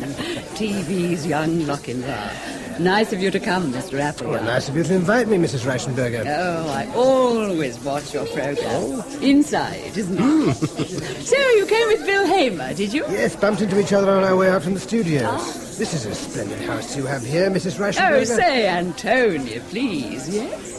Ronnie? Antonia.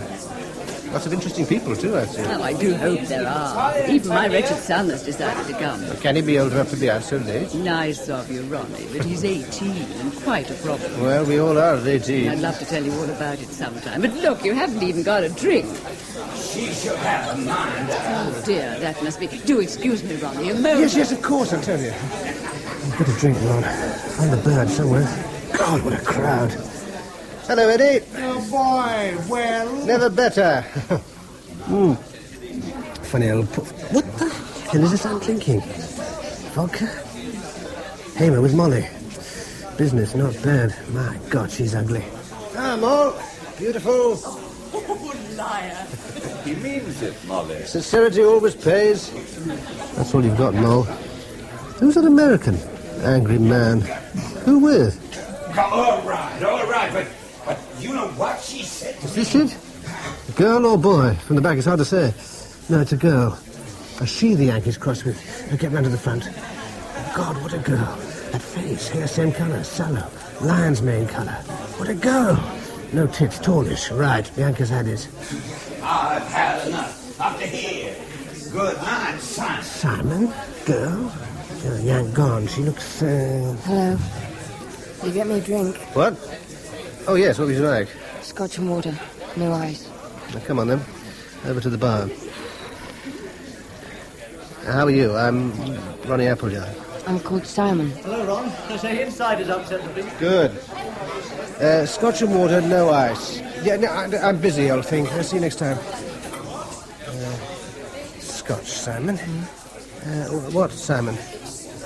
No, Simon what? Simon Quick. Well, Simon's a boy's name. Never mind, I'm called Simon. You don't look well, are you ill? I'm all right, I'm always all right. You were rowing with that chap who left. Anything needing to be done about that? No. I told him I didn't want to do something he wanted me to do, and he got mad at me. People always get mad at me. Is he your husband? No, I haven't got a husband. Oh, I don't need one at your age, do you? What are you, 21? No, 26. I don't know whether I need one, a husband. People are always telling me I do. People? What people? Oh, people, you know. Have you got a wife? No. What was it the American wanted you to do and you wouldn't? Go away with him to Sardinia, not sex. Just go and stay there. Oh, you're well out of Sardinia, I'd say. Do you work? Yes, I do work. I'm a writer and broadcaster. Is that giving talks on the radio? Well, in my case, it's television. I run a show called... Television? Do you know Bill Hamer? Slightly, yes. I think he's super. Oh, that charm. Over there, Hamer. Get her away. That's away with him, fat bastard. Simon, what about skipping out of here, going and having dinner somewhere? I'd rather go to bed. You mean you're tired? Oh, some food will perk you up. I don't feel tired. I mean sex. Oh, fine. Nothing I'd like better. We'll grab a taxi and go to my flat. I can't wait. I want it now. Well, you can't have it now, for God's sake. Of course I can. There are plenty of rooms in this house. I'll ask Antonia. She's an old friend of my mother's. Simon! Oh, God. She's there. Potty? Drunk? What do I do? Oh, Antonia seems speechless. Simon gone zombie again. Better face it. Excuse me. How dare you? I don't get it. What have I done? You couldn't even do it yourself. You had to ask her. I don't get it. What the hell did she say happened? You did say you wanted to, you know. I'm sorry. You must have misunderstood me. I'm so sorry. I'll talk to Mr. Appleyard when you've gone, Mona. That's not my name. I'm called Simon, and I'm not going. Yes, you are, my girl. Under any name. My husband will put you in a taxi and send you home. What happened to George? George left. He got mad at me. I won't go. I'll bite, fight and scrap. Nonsense. Do you want me to upset your mother about this? No. Please don't do that, Antonia. Behave yourself, then. Adrian, darling, would you put Mona in the taxi and send her home? But one would think the girl's a child, not a grown woman. Come along now, Mona. Say goodnight to your friends. Good night. Sorry. Assemble, Ron, fast. Antonia, I feel quite dreadful, and I'd apologise like a shot, and most humbly, if I didn't feel absolutely certain I've done not the least thing that requires an apology. May I ask what, in fact, she did say? That you and she wanted to go to bed together, and could you have a room upstairs for half an hour? Oh, I see. Oh, dear. Well, that's untrue. I thought she looked upset, and I tried to cheer her up. Next time, I keep my charity to myself. I should, if I were you. Surely you can see she's unbalanced. You mean... Oh, she's been out of hand for years. Her mother can't control her. This kind of behaviour is nothing out of the way at all, I assure you. Oh, that's very sad. I am sorry, Antonia. I think I'll be getting along. Do, Mr. Appleyard. Good night. Thank you for having me. And I won't be invited again until the year 2000. Now get out. Taxi, home. Oh, there's Hamer. Keep out of sight. Good. Now no squeak. Potty little bitch. Cause trouble. Ah, the door's open. Slip out into the night, Ron. I'll crucify you, Moll, somehow.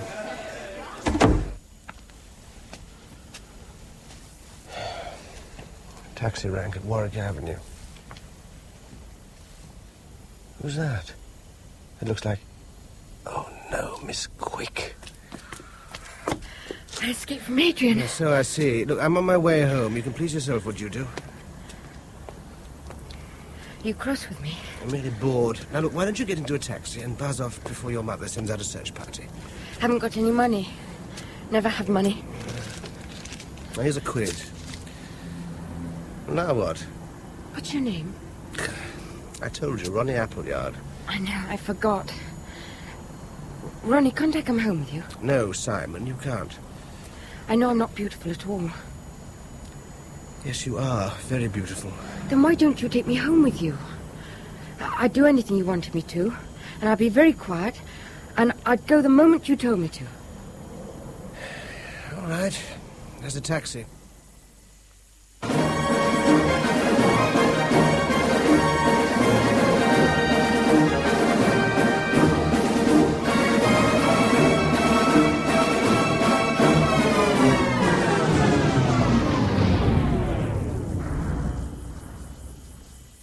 What was I doing wrong? We won't argue. I know when I'm not wanted. I don't know what you're talking about. I don't know whether it's me you don't like, or men, or sex. I'm not bothered which it is. That's your problem, love.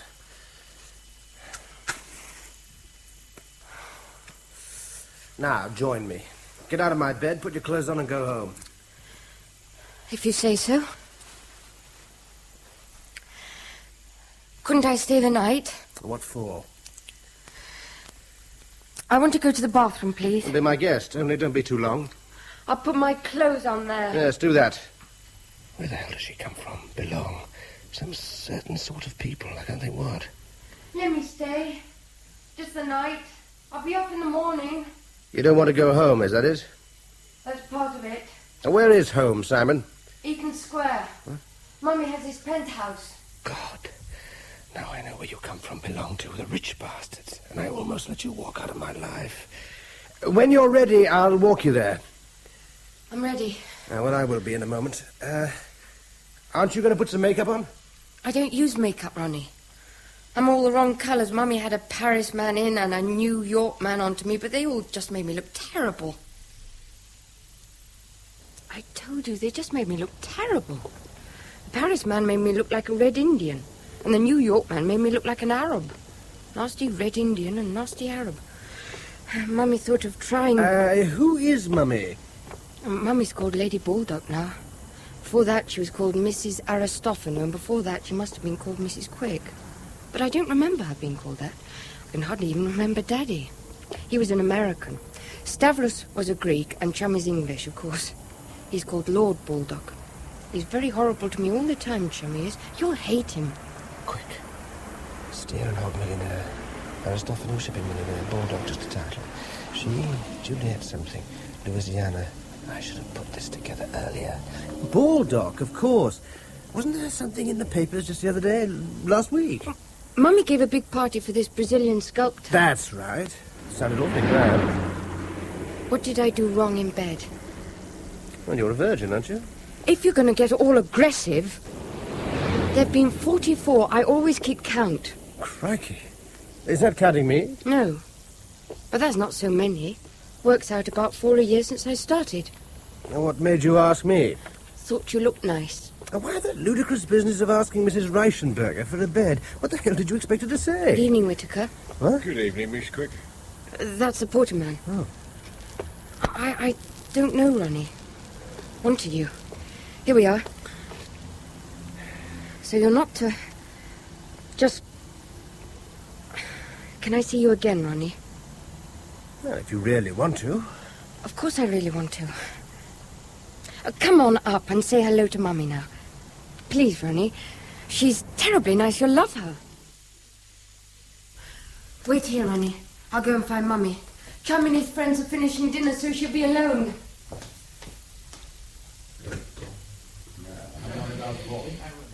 Chummy's friends finished dinner. That's Chummy Baldock, and that's Reg Sands, the football poor millionaire. Hey, that's the American at the Reichenbergers. Dinner jacket must have flown here, because if he wants to hit me, Chummy leads him off. Looks flabbergasted, Chummy. Perhaps the American's mad. Small red-haired chap. Butler? Must be. A nasty little beast, methinks. Now, there they go, into some inner sanctum. Now, how did that Yank get here in time to have dinner? Perhaps he is mad. Ah, here's Juliet. Ready for it? Mr. Appleyard, how nice of you to bring my problem child home. I had a most curious and slightly disturbing telephone call about her earlier this evening. Still, let's not bother about it now. Mr. Appleyard, it's a pleasure to have you here. I watch you so often on television when I'm in London that I feel I know you. Oh, well, thank you. How nice I'm of you. afraid I have a lot of dreadfully dull people here tonight whom it would just bore you to death to meet. But I refuse to turn down the chance of talking with you for a little while, now that it's come up so unexpectedly. What would you like to drink, Mr. Appleyard? Mona, find Burke Smith and tell him to bring a bottle of the Lafroig and some Malvern water to the small parlour. I want them immediately. See that he understands that. Yes, Mummy. Then tell Chummy to slip away and join us. And he's to make sure George doesn't come along, too. Yes, Mummy. All right. Not George. We'll go to the small parlour. I meant what I said just now about being grateful to you for rescuing my little Mona. You know, I think you might be good for her, if only you can manage to put up with all her... She has this completely disastrous taste in people. I think I can see why you're so concerned about Mona, because there's obviously such marvellous basic material there. Do please sit down, Mr. Appleyard. Oh. I do hope any little difficulties tonight won't discourage you from seeing some more of her. She does very much need what maybe you can give her. May I say this? I'd say some of the trouble is that she has her work cut out keeping up with you. Keeping up with me? In what way? Well, you must know. You know, just the whole... Well, Mr. Appleyard, I must say you're not in the least the way you seem on television. Oh, television. Curious half-world of fakes and hangers-on and committee men. Burke Smith. Put the things on the silver table. Chummy, this is Ronnie Appleyard. My stepfather, Lord Baldock, Ronnie. Aha, I've heard that name, haven't I? Aren't you going to sit down, Mona? Funny, Chummy, go on. What you blow? Blow? Yes, blow, like trumpet man. Oh, you mean which jazz instrument do I play? I don't. Your service, Chummy. Thank you, Burke Smith. Now go away. You don't? Ronnie Appleyard? I thought only jazz musicians had names like that. Sorry. Wait. These directors of education, heads of art schools, are all called Stan and Reg and Alf. Perhaps you're one of them. No, I'm not one of them. And what do you do? What about something for me? You know perfectly well, and you know I know you know, Chummy, so no answer. I want a whiskey. Why can't I have a whiskey? And you know it keeps you awake. Oh, Chummy, don't be so stuffy. Let the child have a whiskey if she wants one. I was asking what you did for a living. Yes, that's right. Of course you were. Oh, Chummy, you know as well as I do that Mr. Appleyard does that marvellous program on television. If you say so, darling. Good old Gogglebox. Tell me, do you know Bill Hamer? Yes, I do. Not well, but a bit. I apologize, but I can't stand it anymore. Who the hell are you? What the hell are you doing here? George, dear boy, go to bed. This guy was hanging around Simona at the party. Those Jewish people came. Oh, I say, how frightfully rude of me.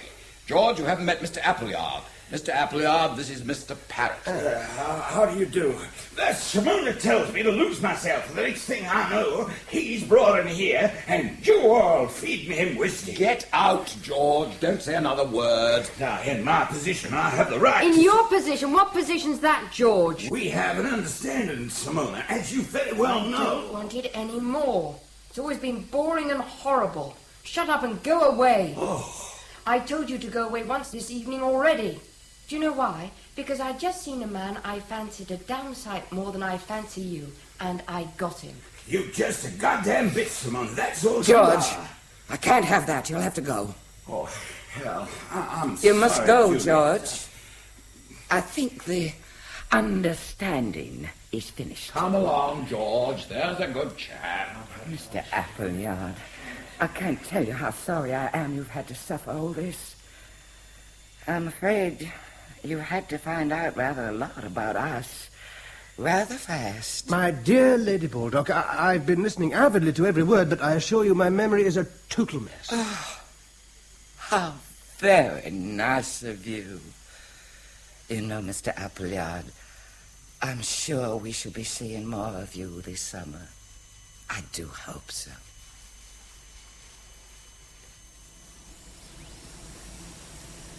Don't like the sea. Water everywhere. Bloody light reflects too strongly. Now that must be the island. Malakos. Oh, Mr. Appleyard, could they spare you for a few days to cheer us all up on our fuddy-duddy little primitive Greek island? Could they hell? Now there it is. Arrive at 12:30. Now 12:40. Arrive at 1:20? They're not bad for these parts. What time do we get to Malakos? What? Rich bastard. Don't you speak English? I am English. I don't know when we get to Malakos. I suggest you try the purser's office. Oh, and by the way... Yes? Come back and tell me when you found out, will you? There's no need to be damned rude. Isn't there? Rich bastard and wife. Guests of Baldock's for sure. No other quality than being rich. Can do as they bloody well like all the hours there are. Splendid state. You too, Ron, one day. Miss Quick behaving badly. Not a word before she left for the fuddy-duddy island with dear mummy. I have to deal with that.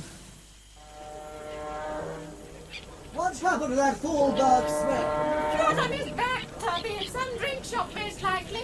It's Mr. Appleyard, isn't it, sir? Afternoon, Bergsmith. These are your cases, sir? And taxis over there, sir. Have you seen anything of Lord and Lady Upshot, sir? No, not a thing. I say, Tubby, there he is. Berg Smith, don't drive off, you damn fool.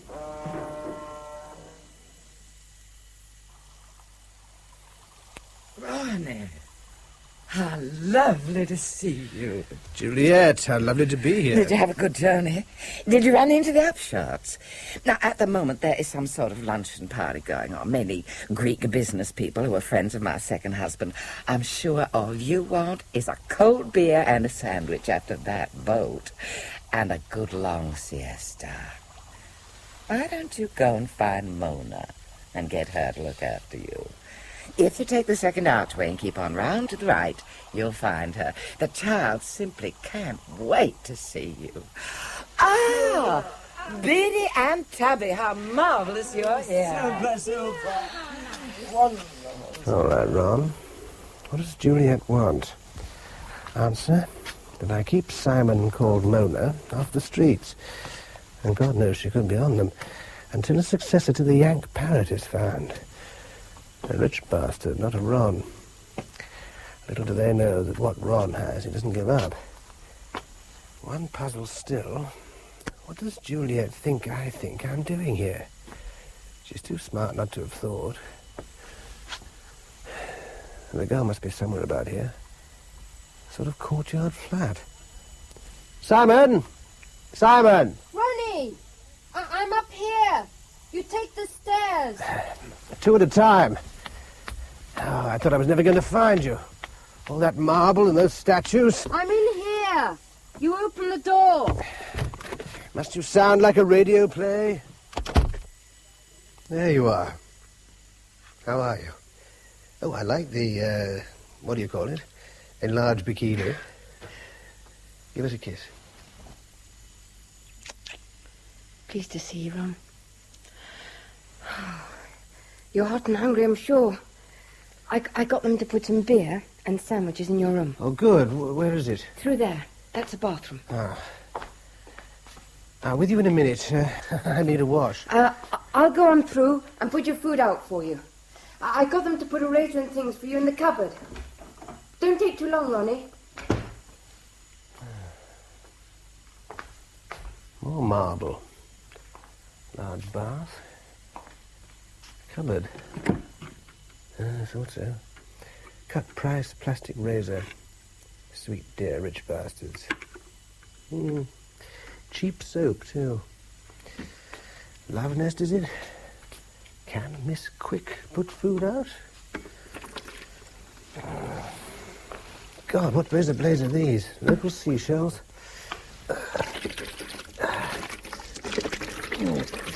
What's it all made of? Oh, towel.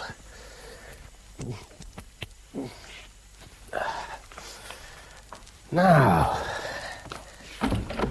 There you are. I'm feeling better. Thank you for pouring the beer. Oh, I was thirsty. I hope the sandwich is all right. Well, I'll soon tell you. Well, I don't know what it is, but it's all right. I see you and I are going to be living here in a little apartment of our own. Right. Mummy always... Always? Mummy's very good about me and sex. I think she likes to know. She can't stop me, you see, so I think she thinks the more she knows about it, the better. That's it, I expect. Ronnie, it is nice you're here. I never thought you would be. Oh, I knew I'd be here. Why are you being so nice to me? You didn't bother to bring me in London, did you? I was going to.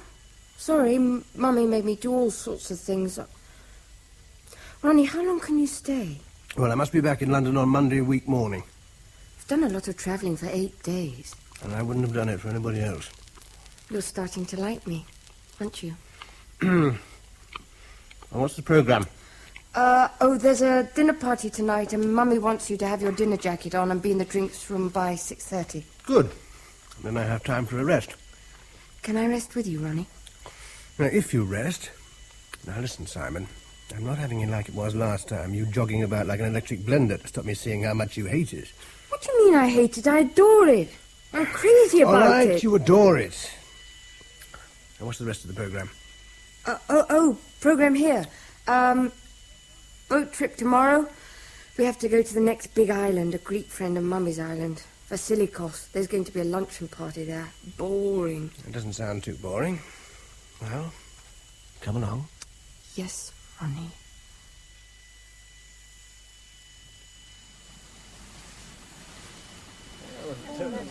See. Boring. Whose island? Vasilikos, was it? She'll be there soon. Simon doing a Garbo act on me, is she? Chummy sneering at the sea. Bergsmith, bring the bottle over. Don't forget the ice. I should wonder how people survive. Something Sexton. He certainly put it away. God bless his belly, and the rest of his elementary tract. Not such a bad old rich bastard, though. Nor is she, Lady Sexton. You know the skates, do you, Tommy? What's that? Smudger and Clarissa. I was saying how marvellous they are. Oh, marvellous. Down to that last $500,000. Where you? Oh, yes, jolly well right. Didn't I meet them in Nassau in the winter? Lived in Northamptonshire, they said. Oh, now you interest me. Mansfield. No first name as yet. American, youngish, fat, nasty, rich. Next in line? Yeah, I thought they were great. Real great. Hello! Here's a sight to gladden the eye, I must say. Miss Quick, out on her own. Hello, Simon. No, Ronnie. No, Mansfield. Oh, get lost. Are you having a drink? Berg Smith is getting me one. I'm going to take it down to the cabin. Got lots of things to do. I can't let her get away with that. Chummy notices. Did an aunt leave Mansfield his money? Must he always shout? What you gonna do, Mona? Lots of things to do. Just you tell us a few of them. I could tell you a few of them, Mansfield. Keep an eye on you. Oh, Chummy has a wet eye on me. Coming over. Hello, Chummy.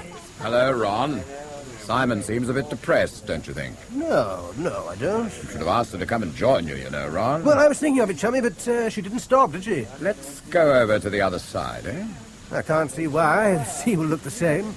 We haven't had time for a proper chat yet, Ron. I think we should have one. If you say so, Chummy.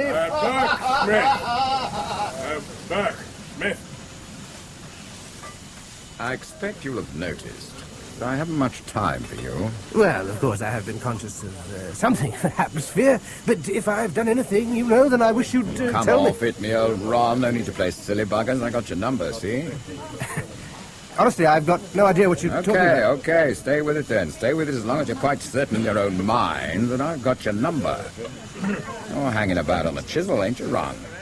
On the chisel? You mean? Yes, and it's no good, old lad. Not a chance, Romeo.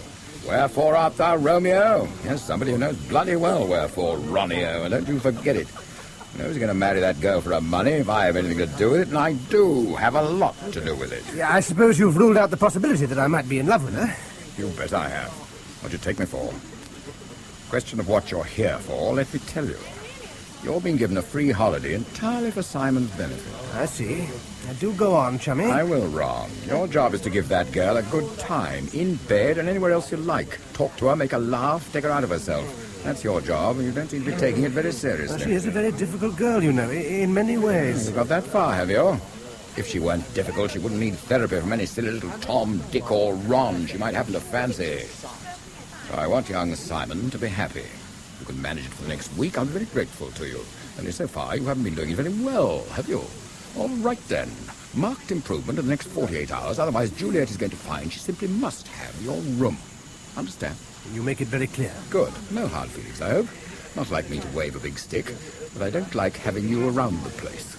It may be good of your kind, but I don't like the kind. Nothing personal. I can assure you I feel the same. About you, I mean. Now, I think I'll go back to the other side. Port, isn't it?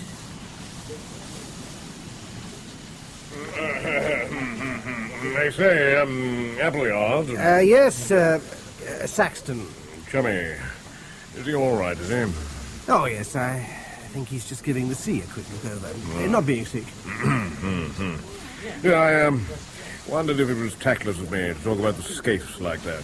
The Scapes? The Smudger and Clarissa Scape. About how well they manage. To Chummy.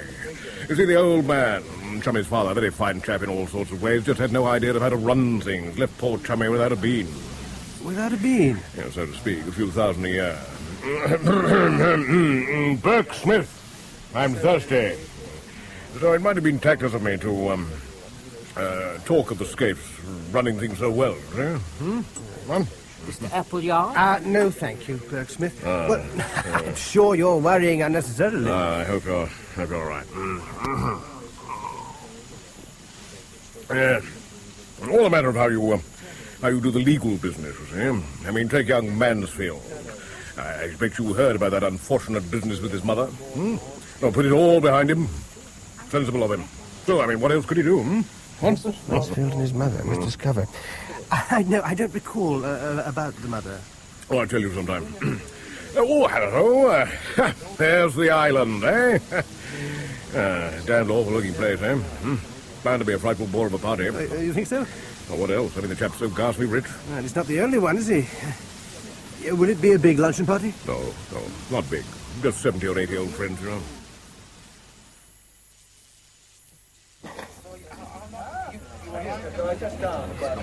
God, look at us. A little open-air party beneath an awning with whacking great air conditioners that blow us all to hell. And that trumpet round the swimming pool. Last one a couple of very debilitating years. Look at Upshot, Lord of Same, showing envy, resentment, with some respect, almost fear. Rank on rank of gins, pimses, whiskey sours, champagne cocktails. But that must be the Silicos, a clean-shaven Zeus, hilariously handsome. Girl beside him. Well, that figure not the handiwork of nature. Injections? Ah, here's skinny Miss Quick. Make her happy, Ron. Ronnie, what you drink? Oh, Simon, nice of you. What did that ghastly chummy say to you? Well, I'd rather not talk about it now, do you mind? Oh, no, Ronnie, of course I don't mind, I understand. Simon, bring Ronnie over. Mummy wants us to meet Kirill Vasilikos. You to meet him, I know him. What Mummy says is what we do, isn't it, Simon? Hello, Kirill. Simona, how charming you look. Kirill, this is Mr. Appleyard from London. Our good host, Ronnie. Ronnie's very famous on television in London, Kirill. Television in London, eh? Tell me, do you know Bill Hamer? Oh, Bill! Yeah, a very old friend. I know Bill of old. I met him in London sometime. Rather a good chap, interesting chap. I was discussing to go on his program. Kirill, you never told me about a program. My dear Juliet, nothing has come of it. He was not getting enough millionaires to come on the program. Oh, it was going to be everybody talking about rich people. Rich people? Oh, I'm so sorry. It is my bad accent. People with a tremendous lot of money. Rich people, eh? We are getting our hands dirty all the time with money. But fellows like him are helping us to be better. So we don't think only of dollars, drachmas, pounds all day long, and having dirty hands. Well, it is nice to meet you, Mr. Apple. Well, we must be doing what God wishes us to be doing. That's what it is. So I can't stop you from your lunch any longer. Ask for a double order of the slams. They are very small. Bye-bye for now. Bye-bye, Zeus. Don't like the way Juliet looks at Ron. Bastards are closing in. Probably only got until this evening. Be nice to Simon. Be a bit honest. Tell her.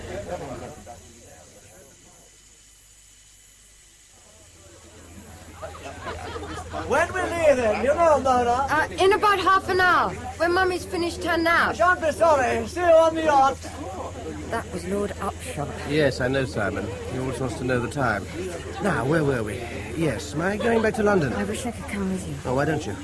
It'd be marvellous if you did. I can't. Got to stay. Why? You must tell the truth, Simon. Mummy wouldn't like it. Now, what would she do if you just said you were going? She wouldn't prevent me, but she'd be terribly upset. So she's terribly upset. But you just tell her kindly. You are 26, Simon, 26. Oh, Nanny, you don't understand. When Mummy's upset, it's just awful. She's so sensitive, and she's had 2 husbands die, and she's so brave. You don't know what it's like when she really gets upset. I can guess, Simon. She's used to her way. It's not fair. She's had so much to put up with. She gets so terribly worked out. She wants her own way, Simon. God knows why, but she does. But Stavros, her second husband, wanted his own way in absolutely everything. He tried to send me away to school, but Mummy stopped it. You don't know the things she's had to go through. Look, Simon, did you think your trouble is simply that you're scared stiff of your mother? No balls, Ronnie. You're so completely off. Everybody keeps saying we're just like sisters. You wouldn't know. I do know, Simon, I do know. And your mother isn't your sister, and she never can be. All my girlfriends keep on saying that they wish they could get on with their mothers like I do with Mummy. And you believe them, Simon? No, you're afraid of her, Simon. Everything you do shows it. Not true. I hate you. I love Mummy, and I respect her. Proved your point, Ron. No good. Have to go. Oh, here comes Chummy. Happy sneer. Not doing very well, are we? Oh, get lost, Chummy. And by the way, I'll be going back to London well before Juliet wants my room. Hi. Off in the morning, huh? Yes, Mansfield. The boat leaves about midday. London you go to, isn't it? So what's in London right now you have to catch? Just name me one thing. Well, one thing is my job. Oh, yeah. What are you going to say about that view, huh? Isn't that just great, huh? Sure, Mansfield. Pain in the arse, Mansfield. All that ocean, all that, huh? All what? Oof. Ah, Miss Quick and Mummy and Chummy. No upshots. And there's Saxton. Cecil Saxton. Hi, Simon, Juliet. Hi, student. Student. Nothing under the sun an American can't be called. You look good enough to eat, Simon. Finger licking good. Thanks. Mummy bought me the dress. Oh, God, the girls are somewhere. Come sit down here, Ronnie. Have you got a drink? Thanks. Ouzo. I'll sit here, if you don't mind. Ouzo. You know what that is. The dregs. From the dregs. They're dregs, you know, the Greeks.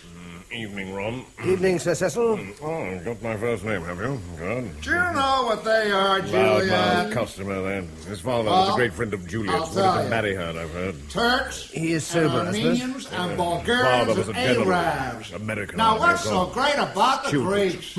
Damn silly name, man. Was in the army. I expect you heard about that unfortunate business in West Germany. Well, no, not actually. Tommy, do come and sit down. Just stretching my legs, you know. Please don't slump like that, Mona. No, Mummy, sorry. Slump, she's asleep. Ronnie, you were giving us such a fascinating account of youth problems at dinner. Frightening, too.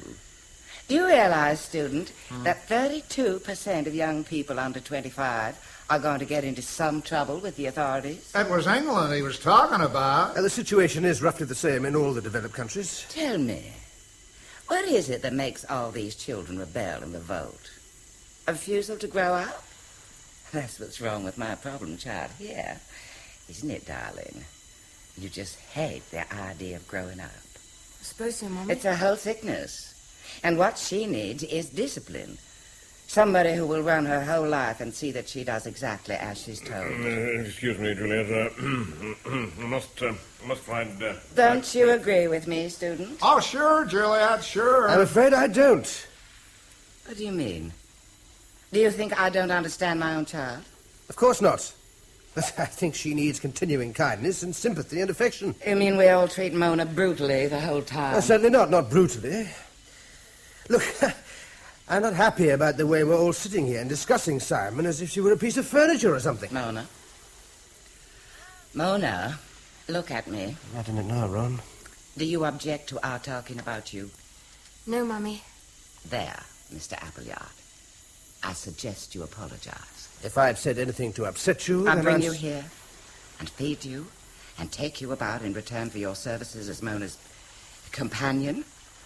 And you repay me by telling me my duty in public. I should have realized that somebody of your background wouldn't fit in here. I've seen your type before, Mr. Appleyard, many times. I say, darling, I think you're taking it all. No, chummy. Mr. Appleyard, you'll need a little less television technique and a little more common decency the next time you come pushing and shoving your way into civilized society. Well, that's what it is it? Now, you look here, Appleyard. All right, student. Mr. Appleyard, you're leaving tomorrow.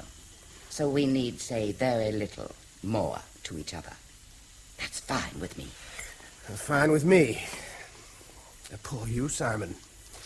You don't know what you want, do you? Good night, chummy. You've got what you want, haven't you? Why did you say that I don't know what I want? I don't know, Simon. Except that it seems so much the thing to say at that point of this evening. I do know what I want. A nice man, all to myself. Well, you've got one. Me. A nice one, I hope. Oh, yes. A marvelous one.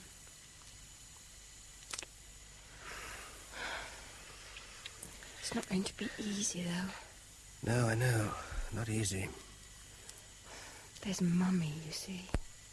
There's Mummy. I know.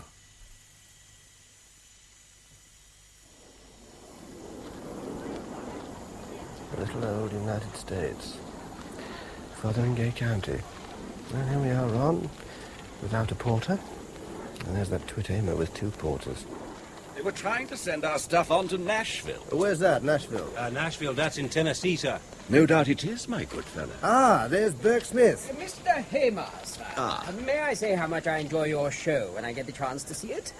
Mr. Appleyard, welcome to Broad Lawns. Broad Lawns? This isn't Broad Lawns. Lady Baldock's house, sir. The car's just over there, Mr. Hamer. South suffered bloody defeat here in Civil War. Ron booked to follow in their footsteps, methinks.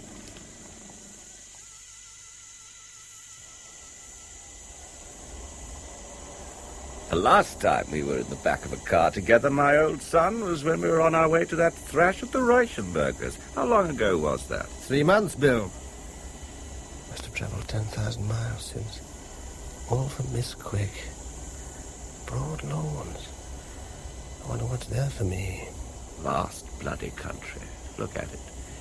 Nothing between here and the Gulf of Mexico, by the look of it. It's only a 5-minute drive, sir. Nice to know. Ron, how soon can I get away from here? I don't know. I'm off on Sunday morning. Juliet, do you really think you can get Mr. Hamer to come? I'll do my best, Juliet.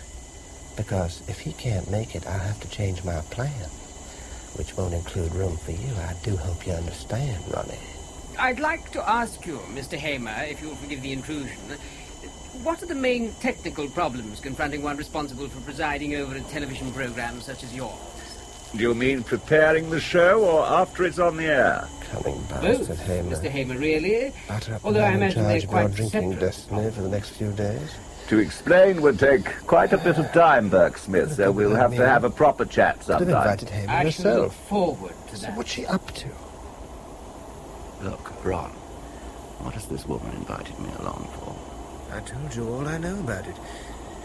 She wants you to set up your Rich Bastards program all over again and put it on with this Greek chap in it, so that he'll know it was our Juliet who fixed it up. Has to bring me from New York for that. The whole kerfuffle is just to impress Vassy whatnot. Get one up on him. Get herself invited to 3-star parties, you know? I suspect there's more in it than that, old son, with her money and the rest of it. But the thing is, Bill, she's horribly rich by your or my standards. But she's not really uncontrollably rich, like Basilikos, so... Could be, I suppose. One last question, old man. What's in this for you? What's in what? From her, I don't know. For me, you guess. The daughter, Simona, isn't it? Right in one. Serious? Yes. Marriage, if I can. Blimey. You'll have your work cut out there, I should imagine. Washy, hiking head. Bloody wildcat. I know. Some of these upper-class bints will bounce you to the ceiling. Well, bloody good luck to you. Watch out for Mum. Like a hawk.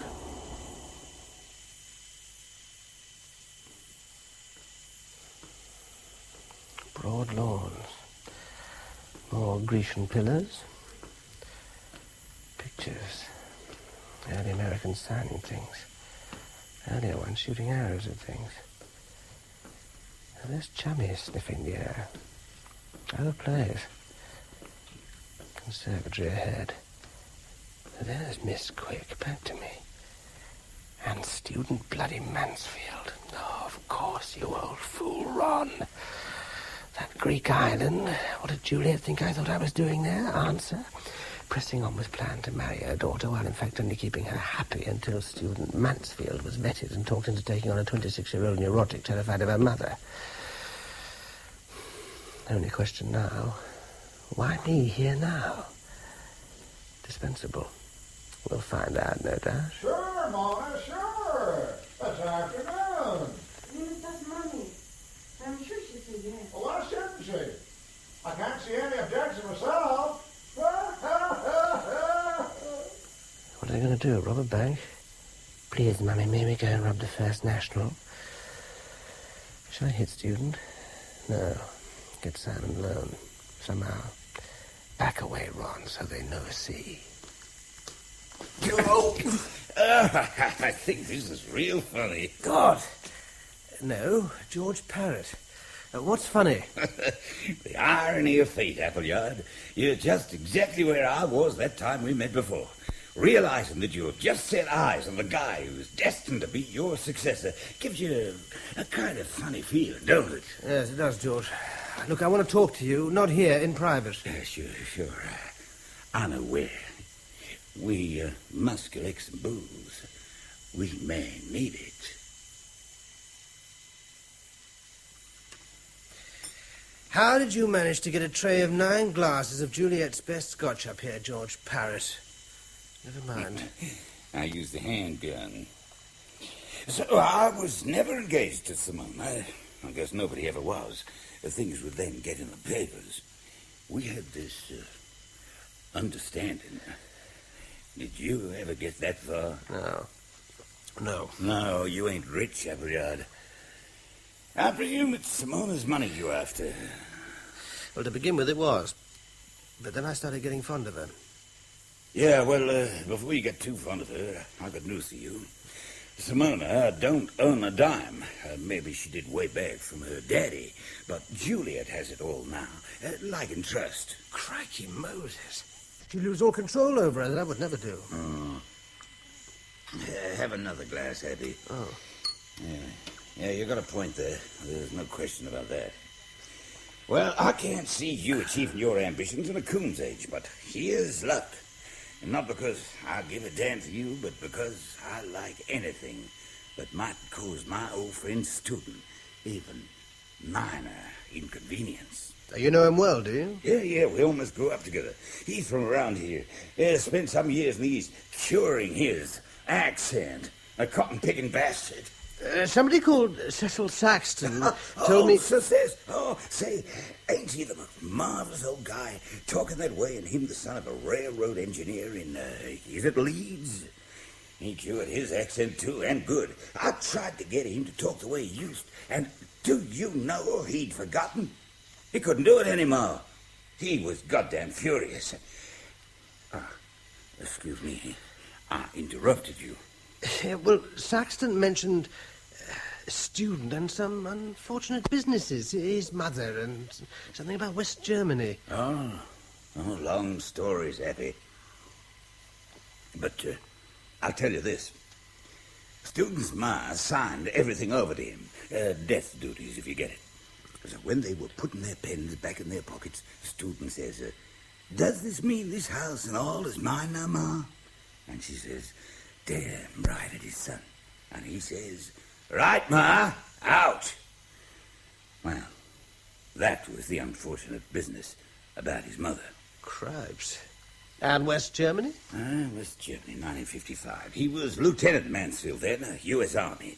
Supplemented his pay along with the sergeant, holding up Germans, putting up a roadblock. And when the crowd comes along in a decent car, they stop him and remove his valuables and his car. Sell the car on the black market, divide the money. In the end, the Army gets to hear about it, and it gets mad. So Student stops being an officer anymore and gets put in the stockade. That was the unfortunate business in West Germany. Good God. And Juliet can consider him as a husband for Simon? I suppose she does know about him. Yeah, of course she does. Everybody does. He's rich, Happy. That means he belongs to a very, very tight circle. A kind of mutual defense system. So you can get away with damn near anything, long as you stay rich. You're eligible on the marriage market, whatever you've done. And even if you can't perform. Even if you can't perform? Common knowledge, Happy. And what better husband for a girl who don't like it than a guy who can't do it? Well, I'll be damned. Now, George, what I can't see is why I'm here. Any ideas? Are you in a position to do Juliet any kind of a favor? Well, I'm not. Only the chap I came with. Hamer. That fornicator. Tell me, you upset or frustrate her in any way recently? Well, I did have a bit of a disagreement with her when I was in... public? Yes, it was about... It wouldn't matter a goddamn in hell what it was about. You're here to pay for that little error of judgment, happy old man. Public humiliation. You here to see Simona and Student, the happy couple, with you not one of it. Yes, that has the right sort of ring. And you, same as me. No. I've expiated my crimes. Not that they were ever as great as yours. I've got to hand it to you for disagreeing with my Lady Baldock. Now I'm back to being an old friend of the family, because I'm rich, like I told you. It's a small circle. Real small. Now, look, George, I've got to see Simon alone. How? Student will never be less than a yard from her. Juliet's throwing a small party this evening. Now that's where you got the tray of drinks from. Sure, from under the nose of that great-headed lush of a butler. Now, Juliet will be busy getting all that black hair coiled. Well, I'll see to it that Student is out of the way. You'll find Simona in the office place. I'll show you. Why? I mean, why will she be in the... Because, happy old fella, I will see to it that she has to take an urgent call on the office phone. So get on your feet and get into action, boy. Ronnie. No good. Nothing to say to each other. No point. None of that, Simon. I love you, Simon. Oh, Ronnie. That's a dreadful thing to say. A nice thing, actually. Tell me, Simon, are you sleeping with Mansfield? Don't want to show. Now, take your hand away from your mouth. I can't hear you. Are you? Yes. That's better. But I gather he can't do it. Is that true? He's very bad at it. But can he manage it all? Not much. Not much. Only twice. He's terrible at it. And now you're going to marry the flaming shit. He's not so bad. He hasn't asked me. Yes. Or more than likely you'll find the whole thing suddenly fixed up overnight. Complete with date, place, best man, the lot. You see, this time I think she means business. What are you talking about? Mummy. He hasn't meant business before, certainly. Not with George Parrott, for instance, who's neither stupid nor illiterate nor insensitive. Obviously, he'd be no good at all. Now, Student. Now, there's a real strong candidate for you.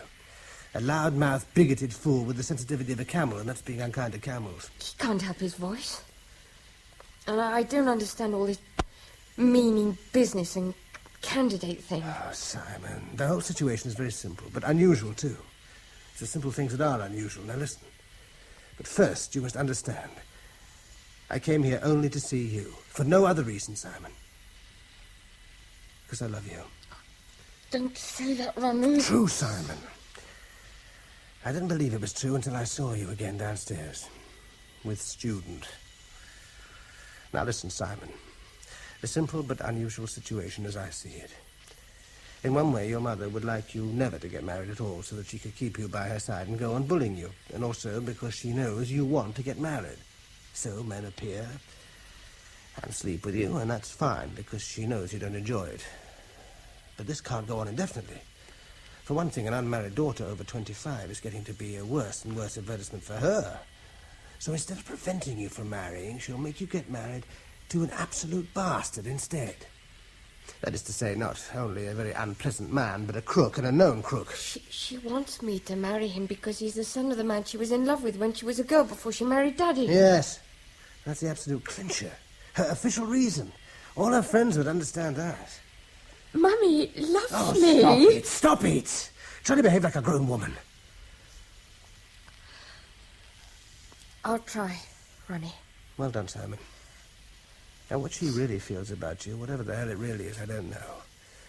But the only way for you yourself, to treat her is as if she hates you. Hates you. Does she hate me, Ronnie? Why does she? Well, there's plenty of things to choose from. You're Mr. Quick's daughter, for one thing, not General Mansfield's. Your first stepfather, what was his name? We called him Stavros. Stavros. Well, he took notice of you, not only of her. Same with Chummy. Chummy's horrible. He hates me. Yes, he's horrible, all right, but he doesn't hate you. In his way, his own horrible way, he cares for you. It's me he hates. Now, going on about your mother, she hates you also because you're not only better looking than she is, you're the same physical type, only your colouring is so much better and extraordinary. People compare the two of you, don't you see? And they can't help seeing that you're better. You have your father's colouring, I bet, yes? I think so. Not better than Mummy. Yes, you are! Though I'm sure you've been told the opposite since before you can remember. Oh, she should have had a homosexual son. Now, Simon, you must leave her. When I go back on Sunday to London, you must come with me. I'll look after you. Couldn't... Yes, you could. Now, you must meet me at the airport at 10:15 on Sunday morning. Sneak out, right? With just your passport. Can't do it. You must. Simon, if you don't come with me on Sunday, you're finished. It's your last chance of ever leading a normal life. I know. Not brave enough, though. You'll have to be. Excuse me, Mr. Appleyard. Lady Baldock would like to see you before the party commences, Miss Mona. Mummy would. I'll come right away. See you, Ronnie. Shall I shut the door, sir?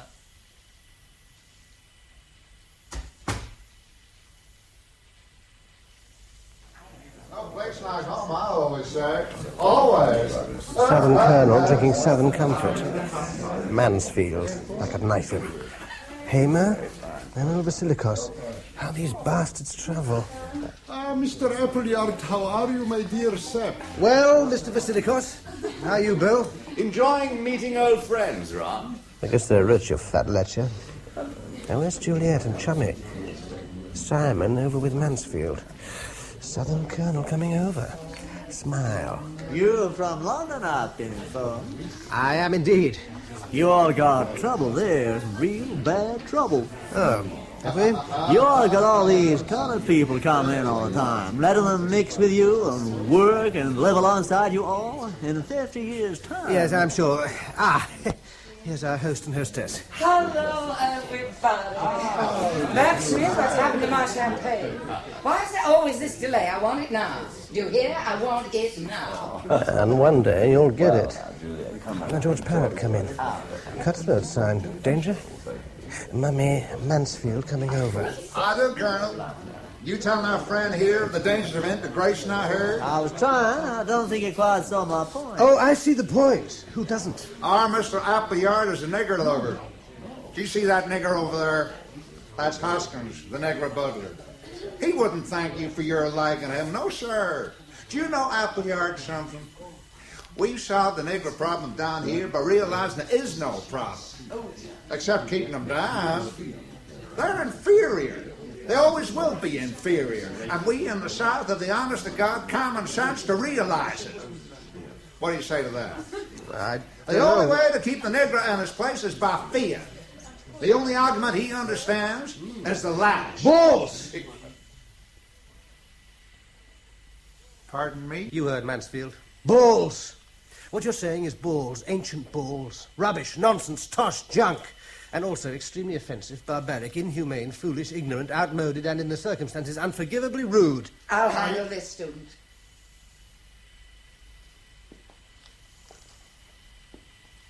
I take it that you're drunk. Not in the least. I wish I were. Bergsmith knows you had 8 or 9 whiskies earlier. 4, actually. Which is less than that little redhead. That is enough. We need not discuss the matter any further. However, what I won't tolerate is your behavior to student a moment ago. Fortunately, I'm in the position of not having to give my reasons. Leave my house. What? You mean now? As soon as is reasonable. A taxi will be at the door in 15 minutes. Hoskins, arrange it. Oh, it's Juliet. The poor sap was only... Darling, a mere difference. Within these 4 walls, I have things the way I want them. Mommy! Oh, God, I can't stand that racket. Tommy, take her up to her room, will you? Yes, come on. Well, I mustn't let you keep me, Lady Baldock. So long then, all. See you in London, Bill. So long, old boy. Shirts, ties. The longest stay. I won't see Simon again.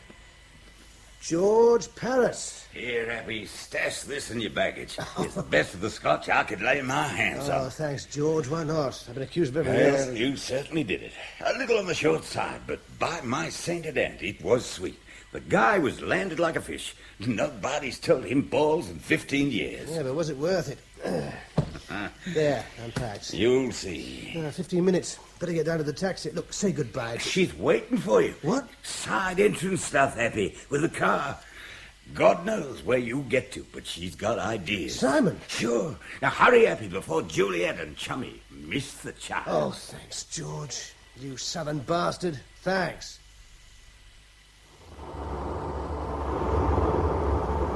George's car.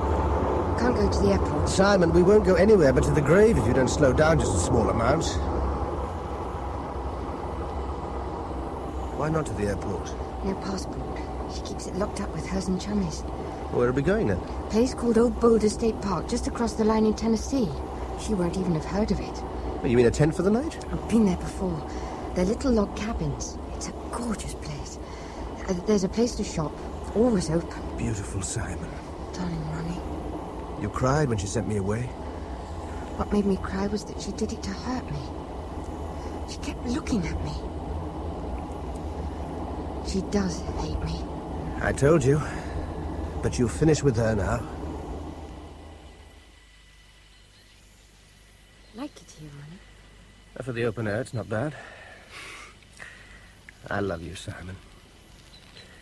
Do you know, nothing I've said or done since yesterday evening has made me feel as shit. That doesn't happen often to me. You are funny. I meant to tell you ages ago that I loved you. But I couldn't say anything, because you hadn't. And the man has to say it first. I've never loved anybody before. You have, though. Lots, I expect, haven't you? Well, yes, in a way. Different from this, though. What I can't understand is why you never married any of them. Oh, they weren't rich enough. Ronnie! At first, I fell for you. Then I was after you for your money. Then I started worrying about you. And I fell in love with you. I'd help you spend £1 million very cheerfully indeed. But it doesn't matter. I'll take you in what you stand up in. Or lie down in. Oh, that car's pulled up. Oh, Ronnie. Oh, Simon. Well, if it isn't Chummy. With some friends he's made in the police force. Oh, is this the man, Lord Baldock? Yes, that's him. Well, Chummy, what is it? Simon, I want you to know this for your own good. Ron, let me introduce Captain Monaghan and Sergeant Eden. Come to take you home, Simon. I won't come. I think you will. If you don't, Appleyard will be arrested. Perhaps you'd care to explain the position, Captain. Certainly, sir. Mr. Appleyard is liable to arrest under suspicion of having removed Miss Quake from her recognized parental household, an offense under a statute of Fotheringay County. In addition, he has committed a federal offense under the Mann Act, prohibiting the conveyance of a female over a state border for an immoral purpose. We have you hog-tied real nice, Mr. Appleyard. This is like something out of... Do you expect these charges to stand up in court? We reckon as how they will. Lady and Lord Baldock are mighty respected figures all over Fotheringay County, and anybody who does them a wrong ain't gonna be liked very well. I see. Now, this Mann Act thing, it was an anti-prostitution measure. Miss Quick is no prostitute, is she, Chummy? No, it wouldn't stand up in court, Ron. The other thing well might, though. So think what it would do to your reputation, Ron, me old pal. Simon, who did you tell and why? I told a friend of Mummy's, in case she got really upset. I'm sorry, Ronnie. So am I, Simon.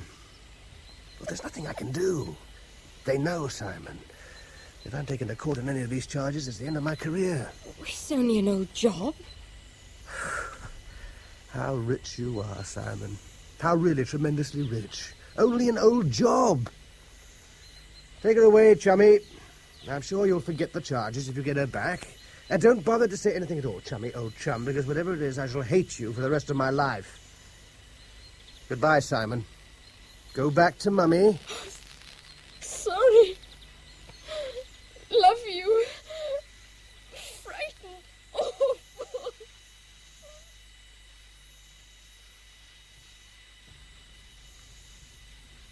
Where's Hamer? Keep Ron waiting. What's he want? Ronnie, well, how are you?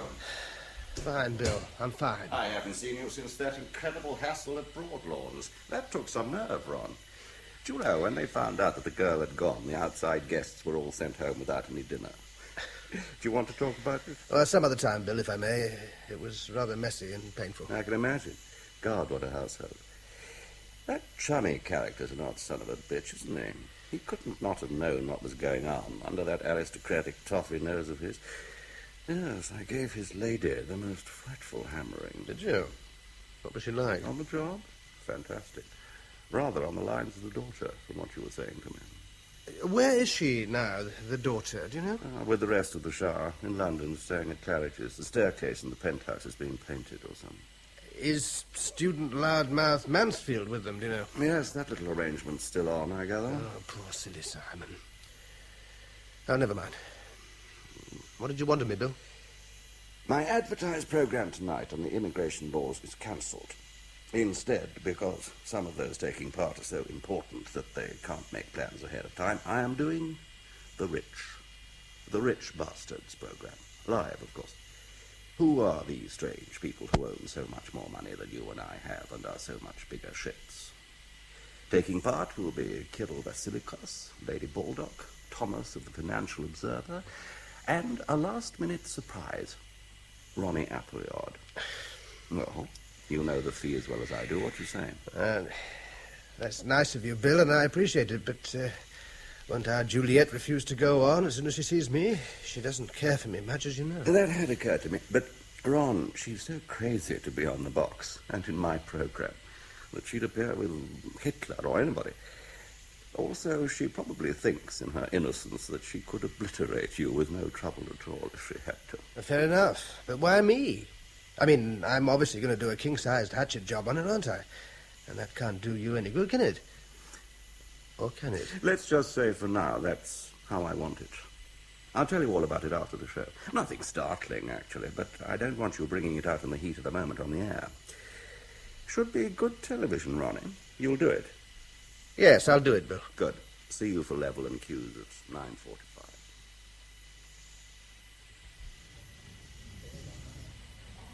The usual before live show, futile resignation in all departments. Lights won't work, Mark's gone up to Spad, cameramen all gone home to bed. Audience arriving, dribs and drabs. Here's Hamer, Juliet, Vasilikos, financial chap. She sees me. Bill, Ron, nice and on time. Hello, Ronnie. Fancy seeing you. What, here? My natural home, Juliet. I mean that nobody gave me any idea that you were going to be on the show tonight. I didn't know myself until the last minute. Now, Juliet, if you'd sit over there. Nice to see you again, my dear Jap. How are you, Mr. Vasilikos? You're certainly looking very well. Oh, well, thank you, nothing but well. Business is good. But how are things with you? Oh, you seem to me a little down in the mouth, a little sad, no? Well, I've had rather an exhausting day. Cheer up, it will pass. Tell me, it's your reputation to be the great television headset man, isn't it? Well, I suppose so. Among other things, I hope. Of course. Then who are you headsetting tonight? Not me, I hope, my dear sir. Good heavens, no. Why should I? Actually, Carol, would you come over, please? Good luck, my dear Jap. Audience filling up. There's Mansfield. Yeah, right. No Simon. Sir Cecil and Lady Saxton. The upshots. Could you all sort of chat about nothing for a moment so we can check the voice levels? Yeah. Is your daughter going to be in the audience tonight, Juliet? No, I'm afraid not. She's felt too tired. She and Chummy will be watching together, of course. Did you know Mona is getting married, Mr. Appleyard? Yeah, I had heard. Soon, Juliet? In a few weeks, Ronnie. At St. Paul's will be placed. A very small affair, just the family. And friends. Thank you, chaps. Just relax. But nice and quiet, studio. Good luck, everybody. 7, 6, 5, 4, 3, 2, 1. LC&M Television brings you truth and laughter, wisdom and wit. The Bill Hamer Program.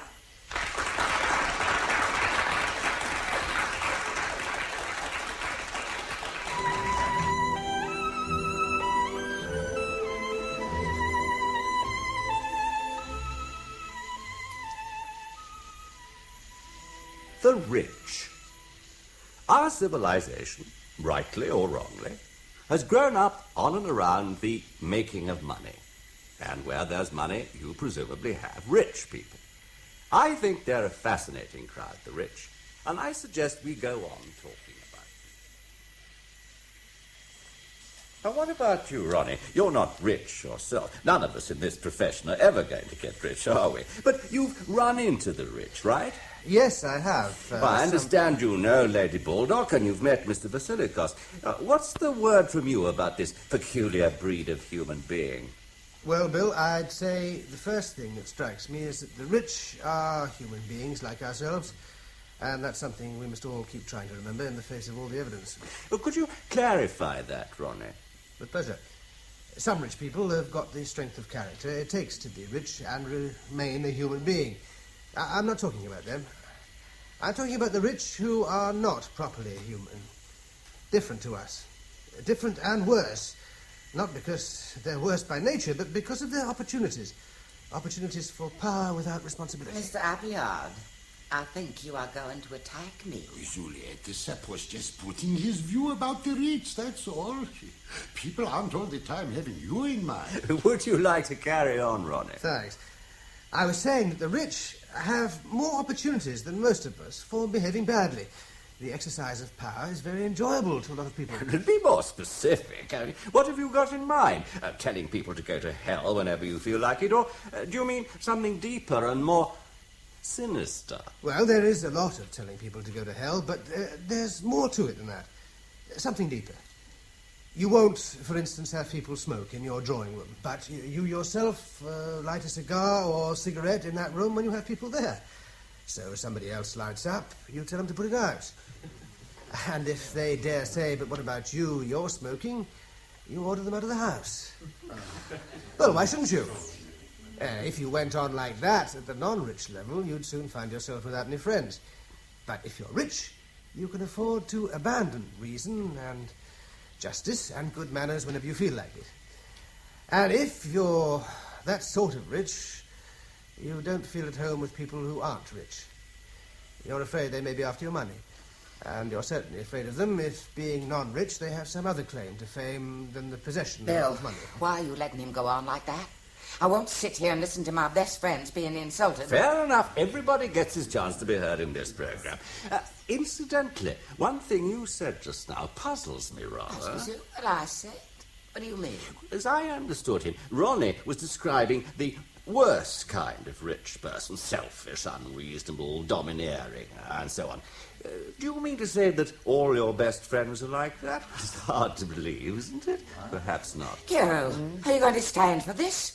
These two men are insulting me and insulting you too, remember? Nobody is being insulted, Juliet. Ronnie is telling us some things about the rich people that I'm seeing in an awful lot of the people I know. He's very wise. But don't be so damn reasonable. Can't you see that that's what they want you to be? I don't think reasonableness ever hurt anybody. Mr. Appleyard, you're complaining about these horrible rich people you've met who've been good enough to invite you to their houses and give you their food and drink. Yeah. Don't you feel a little bit ashamed of abusing their hospitality? That's nonsense, I'm afraid. If somebody buys me an expensive bottle of drink and tells me while I'm drinking it that I stink, that rather cancels out the drink. A little while ago, I invited you to my home. Not only that... I'm sorry. Let's try to keep personalities out of this. Now, we have an audience in the studio. Let's see what some of them think. I'm sure we can find some fruitful disagreements here. I say... would you introduce yourself, sir? Certainly. Saxon. Cecil Saxon. Sir Cecil Saxon, isn't it? Yes, that's it. Yeah. And what do you think, Sir Cecil, of the things Mr. Appleyard has been saying? Chap's gone into a tea. Some of the rich aren't too bad. I mean, take old Tommy Opshop over there. I mean, quite all right, as long as he keeps off the port. Half the people my wife and I know, the rich are like Appleyard says. But take Juliet Baldock herself.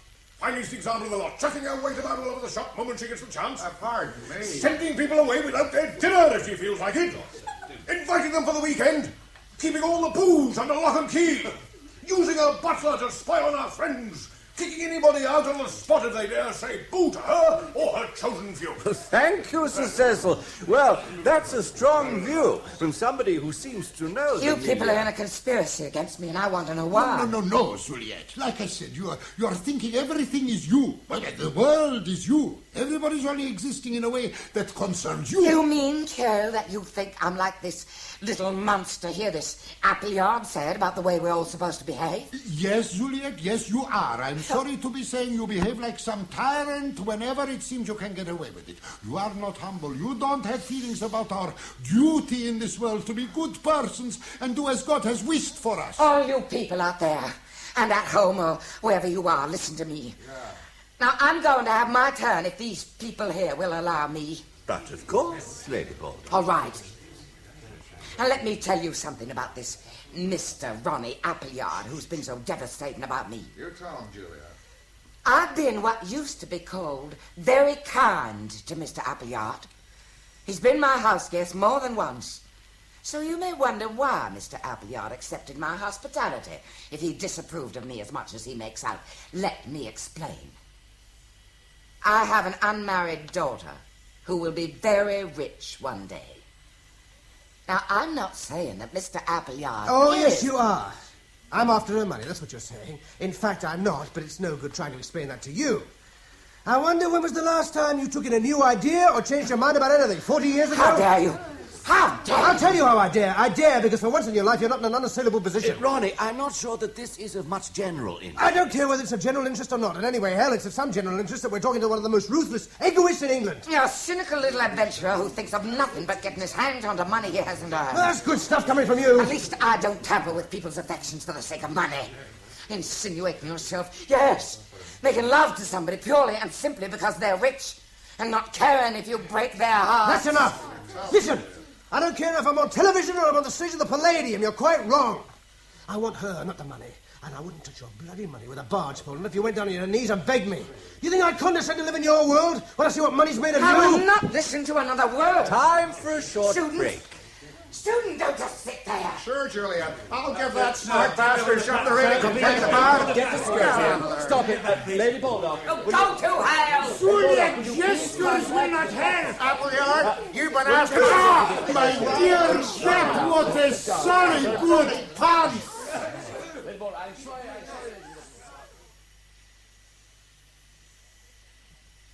Come in, Ronnie.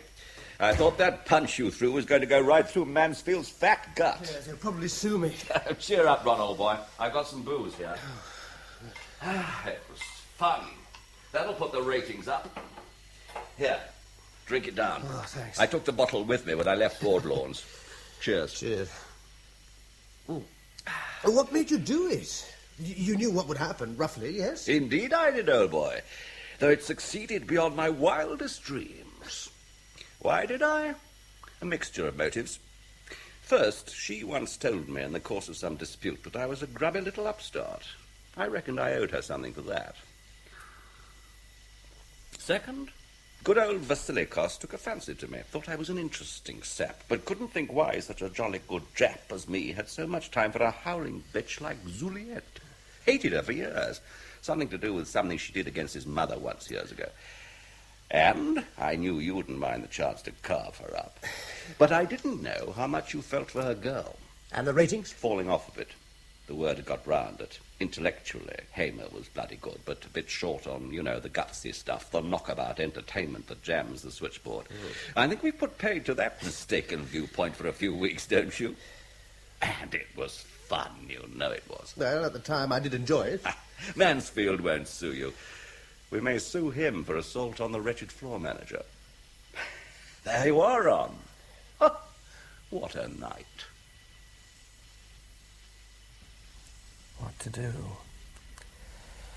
Anticlimax. And however hard you hit student can't do it, Mansfield is going to walk up the aisle with her. Blast. I feel dead. Oh, who the hell? Press? Probably. Better answer. Might be a lovely bird. Holy cow. Chummy Baldock.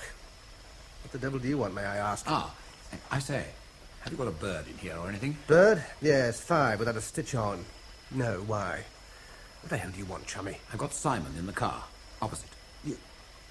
Simon, here? Now listen, you ought to be gentle with her. She's scared stiff of seeing you after that log cabin business. Yes. And what does she want? What's she here for? I'd have thought that was rather up to you. I had to practically carry her here. So, as I say, you've got to be decent to her. I take it you want to marry her? Yes. Right. Wait here. I'll tell her. And where is Juliet? Simon, I didn't expect you. Ronnie, you're not cross with me? No. Now, come on in. And you too, chummy.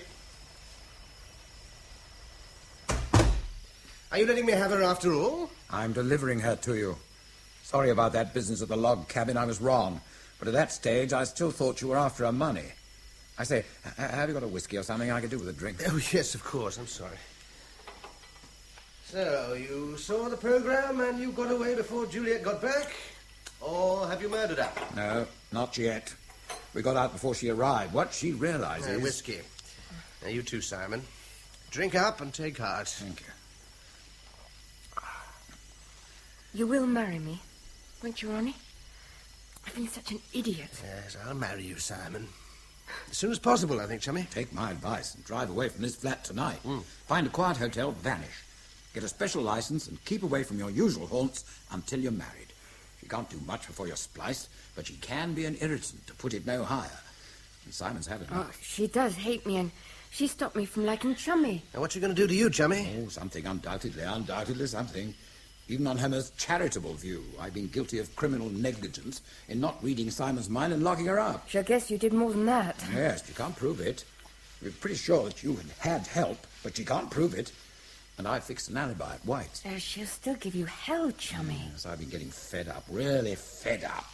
And now that Simon's settled, there's a pink woolen dinner jacket she wants me to wear. I might kick off with that, eh? You know, when you're doing exactly what she wants you to do, she's the most affectionate, loving person in the world.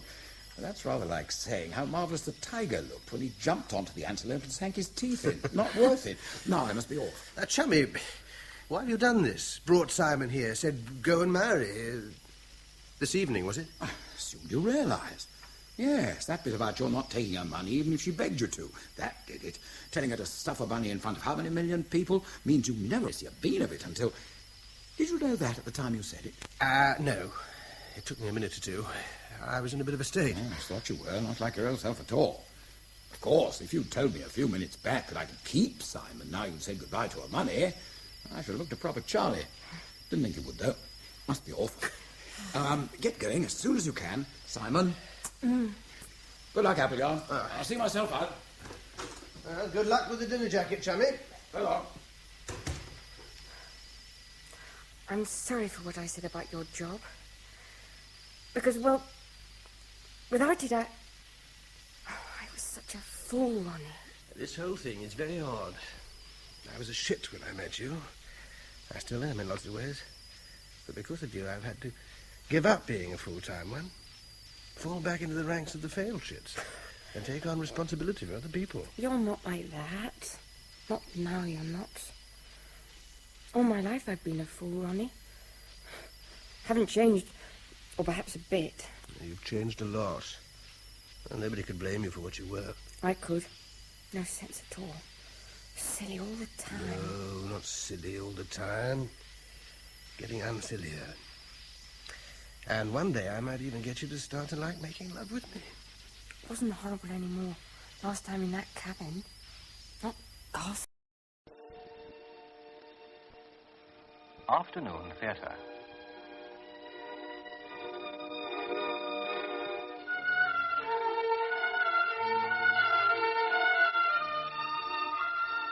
There are two kinds of pity. One is nothing more than the impatience of a heart that doesn't want to get involved. A kind that is not really pity at all, but a means of self-defense.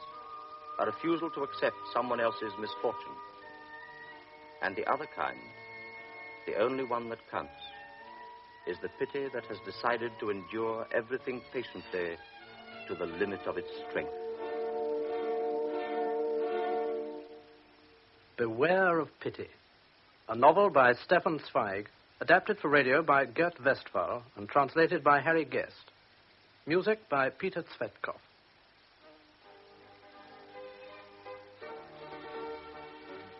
The scene is a small town in Austria-Hungary just before the outbreak of the First World War.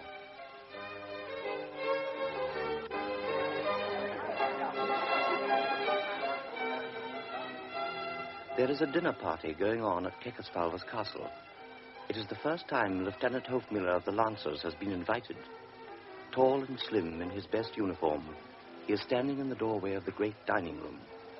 The butler announces him. Lieutenant Hofmiller. The other guests are already at table.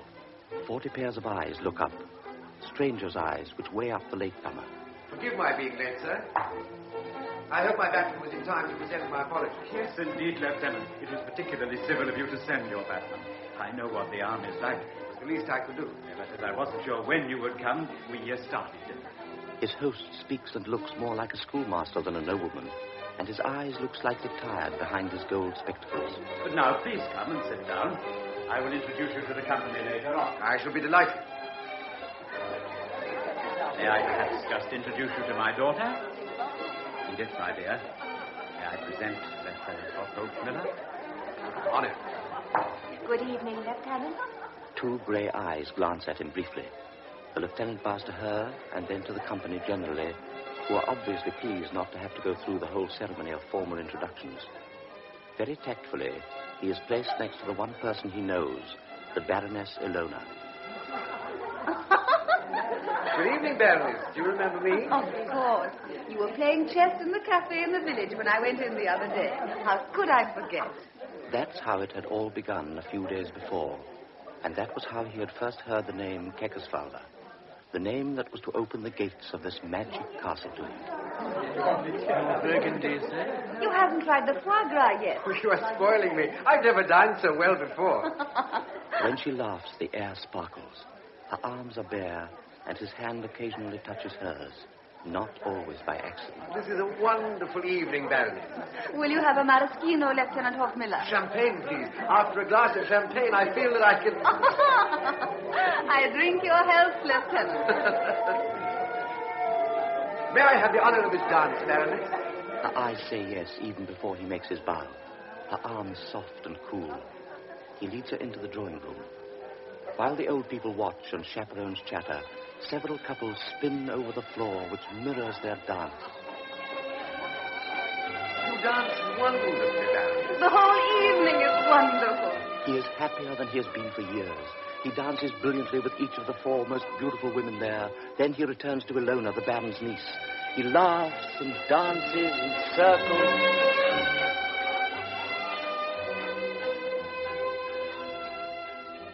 Suddenly, he hears a small silver chime as 11:30 strikes. Something occurs to him.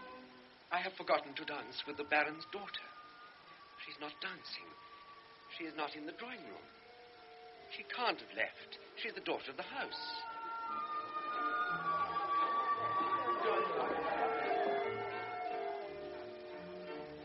He finds her at last. She is in the next room, sitting between two old ladies. It is just because the flowers near her are so warm and crimson that the lieutenant is aware how pale her brow is under the auburn hair. But there is no time to stand looking at her. He must make up for his rudeness at once. May I have this dance? May I have this dance, Baroness? She doesn't move for 2 or 3 seconds. Then suddenly her pale cheeks flush. She closes her mouth tightly. Only her eyes continue to stare at the lieutenant. Baroness? With a convulsive movement, she clutches the table and the vase of flowers totters. At the same time, something heavy falls with a clatter from her armchair to the floor. Oh, there. Oh, my poor child. Crippled. I can't dance like the others anymore. It's all right. The two old ladies take hold of her gently. She lets go of the table and falls back in the armchair. She is still crying. I'm sorry. I didn't realize. I'm sorry. Neither of the old ladies bothers to glance up at him, and the lieutenant wheels out of the room. Suddenly, he sees Ilona's face before him. Have you gone out of your mind? Didn't you see? Didn't you know? No, I didn't. I didn't. This is the first time I've ever been here. Edith is a cripple. She can't take two steps without her crutches. And you go and ask her to dance. But, Ilona, I didn't do it on purpose. Oh, please tell her how sorry I am. You must. I couldn't know. I only saw her for a second at the dinner table. Please explain. Ilona! But Ilona has gone hurriedly through the dancing couples. They'll all know in 5 minutes. Soon everybody will be talking about what I did.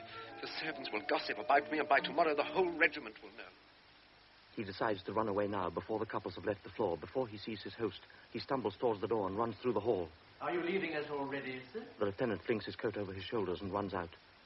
In front of the castle, he stands for a moment in the cold wind, his heart full of shame. I don't know how I managed to get back home. I can only remember the first thing I did when I got there. I drank 3 glasses of Slivovitz to try to get rid of the sick taste in my mouth. Then I threw myself down on the bed and tried to think back over what had happened. It was only a misunderstanding.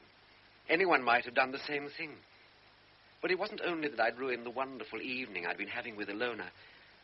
I felt cruel. If only I'd kept my head, I could have made it all right again. But I ran away and spoiled everything once and for all. That's why I feel so guilty. That's why I'll be blamed all my life, why all my friends will gossip about me. Last, I fell asleep. But I could have only slept lightly and feverishly, for images of the evening kept swimming before my eyes. I saw Edith's anguished face, her hands grasping the table. I heard again the sound of something falling, which must, of course, have been her crutches. And I kept on imagining the door opening and her father coming in. Once the apparition was so vivid that I leapt up. I saw the reflection of my own face in the mirror, pale and beaded with sweat.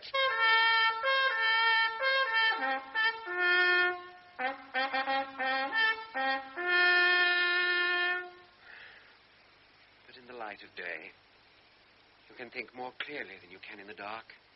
You're not haunted by ghosts once the sun is shining. And perhaps no one else noticed. Only poor Edith, and of course she will never... He suddenly thinks of something. Quickly, he changes his uniform, brushes his hair, and hurries past his astonished batman.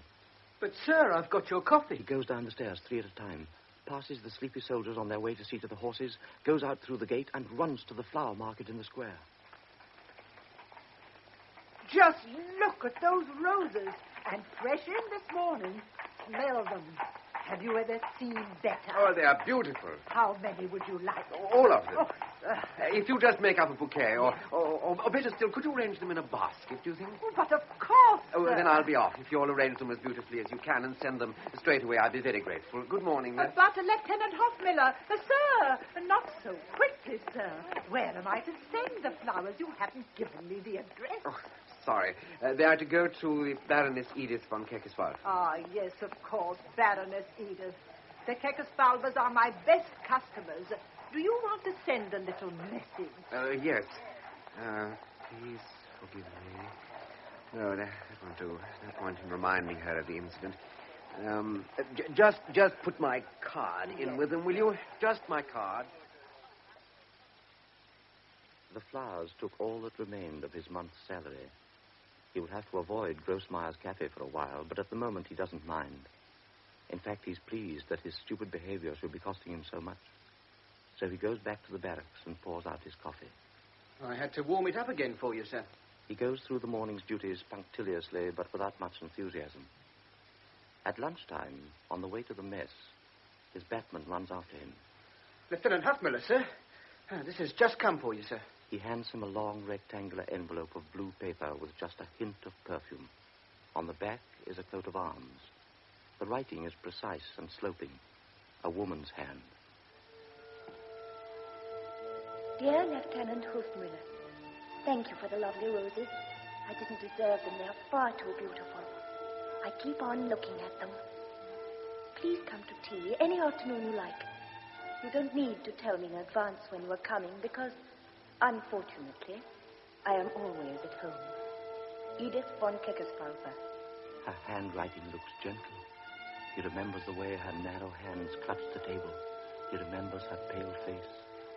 Dear Lieutenant Hoffmiller, thank you for the lovely roses. Please come to tea any afternoon you like. How discreetly she ignores his appalling indiscretion. How tactfully she herself refers to her infirmity. Unfortunately, I am always at home. Unfortunately, I am always at home. She is a real aristocrat. I must go and thank her for the invitation. Today is Thursday. Then I'll pay a visit to her on Sunday. Sunday? No, I'll go on Saturday. On Friday, he is in the drawing room up at the castle. Ilona greets him and takes him to Edith. The crippled girl is sitting in the same armchair by the green jade table. There is a white fur rug over her lap, which hides her legs. Good afternoon, Lieutenant Hofmuller. Edith smiles at him. She has probably been rehearsing this scene. I hope I'm not disturbing you, Baroness. This is their second meeting, perhaps a fatal one. Please sit down, won't you? Can't help noticing the embarrassed way she stretches out her hand to him over the table. She hasn't forgotten. What can we offer you, Lieutenant? Tea or coffee? Well, whichever you are having. No, it is for you to choose. Well, I prefer coffee, if I may. And Ilona leaves the room to tell Joseph. The lieutenant is embarrassed. He doesn't dare look at Edith. Won't you sit down, Lieutenant? Oh, thank you. I want to thank you for those wonderful flowers. See how beautiful they look in that vase. And I want to apologize for the way I broke down yesterday. I was so ashamed I couldn't sleep a wink. Oh, you meant it so kindly. How could you possibly have known? Anyway, you guessed what I was thinking. You see, I was deliberately sitting where I could see the dancers. And the moment you came in, there was nothing I wanted to do so much as to dance. Oh, I love it. You see, when I was young, I danced very well. I still dream I'm dancing every night. In fact, perhaps it was a good thing for Papa that this happened to me. Otherwise, I might have run away and become a dancer. It must be wonderful to have to dance for a living. Think of it, to have to dance. I collect all the pictures I can of the great ballerinas. Saharet, Pavlova, Kasavna. I got pictures of them all. I'll show you. They're in that box over there by the fireplace. The Chinese lacquer box. Oh, here? No, to the left, by the bookshelves. Oh. Yes, that's it. Bring it over here. See, the very first one is Pavlova. She's my favorite. The door opens and Edith hastily closes the box. Don't tell the others. Don't breathe a word of what I told you. The white-haired servant in exquisite livery wheels in a richly loaded trolley. The coffee, madam. Ilona comes in behind. She serves Edith and her guest, sits down herself, and at once the tension is perceptibly eased. They talk for an hour, perhaps an hour and a half, and then someone comes in cautiously, almost as if you were afraid of disturbing him. Please, don't get up, Lieutenant Hofmiller. It is her. He bends over his daughter and gives her a kiss. The observant eyes behind his gold spectacles make him look rather like a doctor. The worried way he glances at her disturbs the easy rhythm of the conversation they were having before he came in. Excuse me, sir. He's very punctual, Joseph. Tell him to wait. No, he can go away altogether and leave me in peace. I don't need him. Oh, please stay, Lieutenant. It's perfectly all right. But, Edith, dear. I really ought to be going. I'm sorry, Lieutenant. Yusuf ought to have waited instead of blundering in like that. It's only the master, a daily torture I've got to undergo.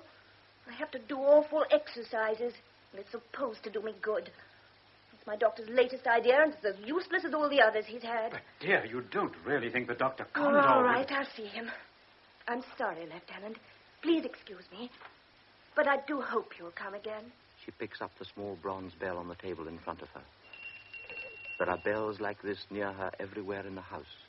Joseph reappears. Help me, Joseph. Just to get up. I'll walk by myself. Joseph bends over her and with an obviously practiced movement takes hold of her fragile body under the arms. Once she stands upright, No, stay here with Father, Lieutenant. she looks at them all, then picks up the two crutches that were hidden underneath the blanket, bites her lip, and with extreme difficulty she crosses the room. Joseph walks immediately behind her, his arms ready to catch her in case she falls. The lieutenant realizes she won't let herself be helped. She wants everyone to know she's a cripple. The distance from the table to the door seems endless. The lieutenant stands there hardly daring to breathe, listening to the dry tapping of the crutches. Finally, the noise dies away behind the closed door. But still the lieutenant makes no move. Don't be offended, Lieutenant, if she seems a little brusque sometimes. These last few years, the poor child has gone through a great deal of pain. We've tried all sorts of treatment, but improvement is very slow. No wonder she gets impatient. But what else can we do? Kekosvalva stays by the tea table. He doesn't look at the lieutenant.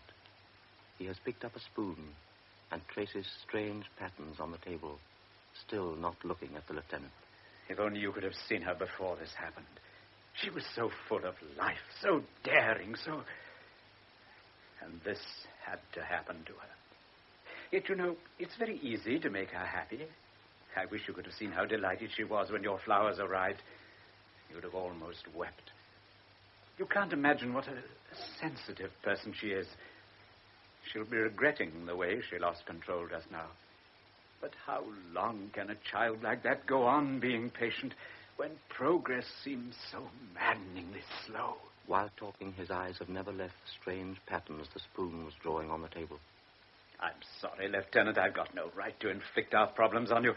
It's just that I didn't want you to feel any resentment about the way she behaved just now. The lieutenant suddenly takes the old man's hand in both of his. Keckersvalve looks at him in some surprise. They both feel unwilling to break the silence. The lieutenant bows and goes out quickly. Allow me to help you, sir. In the hall, Joseph helped him on with his coat.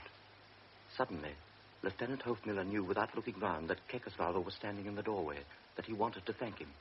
He felt embarrassed and pretended not to notice that he was there. Good night, Joseph. Good night, sir. And he hurried away from the house of tragedy.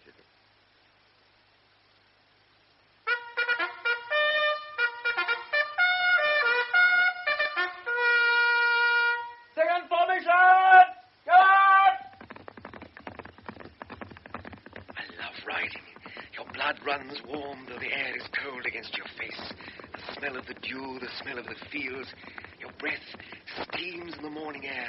This is the best time of the day to ride. But today, it's as if some other hand were controlling my reins.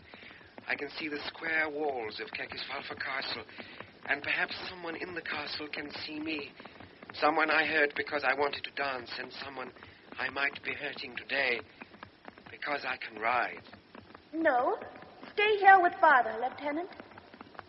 I don't seem to have the courage to enjoy my health anymore.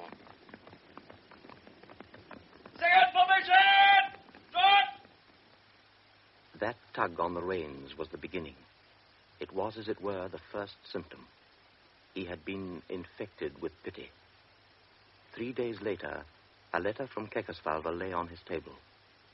Dear Lieutenant Hofmiller, would you care to come to dinner next Sunday? This time the guests will be all male. I have invited Lieutenant Colonel von Frieser from the Ministry of War, whom I have doubtless already mentioned to you. If you accept, it will please my daughter and Ilona as much as me. Coffee is served in the drawing room. There is a wide choice of liqueurs and, of course, thick cigars with colored bands round them. You won't mind if I smoke my own cigarettes, will you, Keckersvalve? The baron leans forward to speak to Lieutenant Hofmiller. Would you care to join us in a game of cards, Lieutenant? Or would you prefer to talk to the ladies? The latter, sir, of course. If I win, the colonel will resent it. If I lose, that's the rest of my month's pay gone. After sending the basket of flowers, he has only got 20 crowns left in his pocket. How's life down at the garrison, Lieutenant? I was at school with your colonel, you know. Joseph has set the card table up, gentlemen. The lieutenant sits down by the two girls, who both appear particularly charming to him tonight. Edith doesn't look as pale as she did last time. Perhaps she has put on a little rouge in honor of the guests. She seems calmer, less agitated. Have another cognac, Lieutenant. Oh, no, really, nothing more. I shall get drunk. Ilona's eyes are sparkling. The lieutenant feels he could very easily fall in love with her. Does he avoid the temptation because he knows she is already engaged? Or is it because of Edith? Tell us another story, Lieutenant. The cognac warms him. He is enjoying a cigar after another sumptuous dinner. His conversation is neither clever nor deep. He is just telling commonplace little stories, just gossiping about garrison life. So the private said, Sir, aren't you sitting the wrong way round on that horse? I said the officer, you don't know which way I want to go. The girls are delighted with his stories. Edith is in high spirits, and her clear laugh rings out. There seems to be health and even beauty in her face tonight. Her grey eyes are sparkling with happiness, and the lieutenant takes pleasure in looking at her as long as he can forget her crippled legs. The three of them go on laughing and chatting till midnight, but finally goodbyes have to be said. Of course I'll come again. Promise you will. The day after tomorrow? Or even tomorrow? I shall look forward to it. And he goes into the hall with the other guests. The car is ready, gentlemen. The lieutenant gets his own coat because Joseph is busy getting the lieutenant colonel's. Thank you, Joseph. But the lieutenant suddenly feels someone helping him into his coat. It is Chesterton. No, sir, please. It's all right. I can manage. You don't know how happy it makes me to hear her laugh. It was just like the old days before she... Shall we be off then, Lieutenant? Kekesvalva does not want to go on talking when the lieutenant colonel is there. But his hand touches Lieutenant Hofmiller's arm, and in the shy little gesture, there is a whole wealth of gratitude and tenderness. So as the lieutenant follows his superior officer to the car, he has to be careful no one notices how moved he is. In the next few weeks, he spent almost every evening up at the castle. It was a pleasant habit to get into. He was spoiled, perhaps dangerously so. It was an exciting experience for a 25-year-old man who had passed all his life since boyhood in one garrison after another. I had found a real home at last. A place where I was treated just like one of the family. This is the book I was telling you about. But... Go on. Take it with you when you go. Now sit down in your chair. My chair was always placed near Edith. I'll see you later, then. Yes, all right, Alona. At the beginning, it had been Alona who had captivated me. But now I was far more delighted to see a smile on Edith's face, to receive a flash of gratitude from those grey eyes. You will come again tomorrow? I hope you're not angry because of all those silly things I've been saying. You know how glad I am when you come here. These are strange and tender emotions, but dangerous emotions as well. Because a relationship between a healthy person and a sick one, between a free man and a prisoner, cannot be a balanced relationship.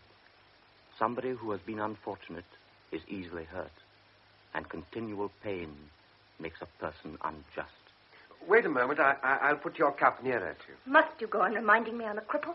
But Edith, dear... And gradually, to his own surprise, he became aware of the effect these words of his had on her. He had only to say... But Edith, dear... And the ill-tempered line between her brows would disappear. She would look down. She would blush. It's raining. You can't go back yet. I've just sent for the chauffeur. He'll take the lieutenant home. Oh, no, really, It's the least we can do.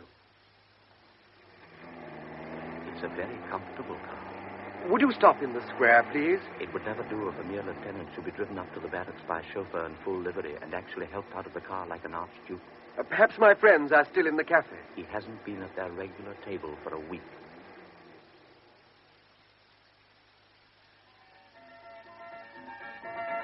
The front room of the cafe is already in darkness, but in the billiard room at the back, lights are still burning under green shades.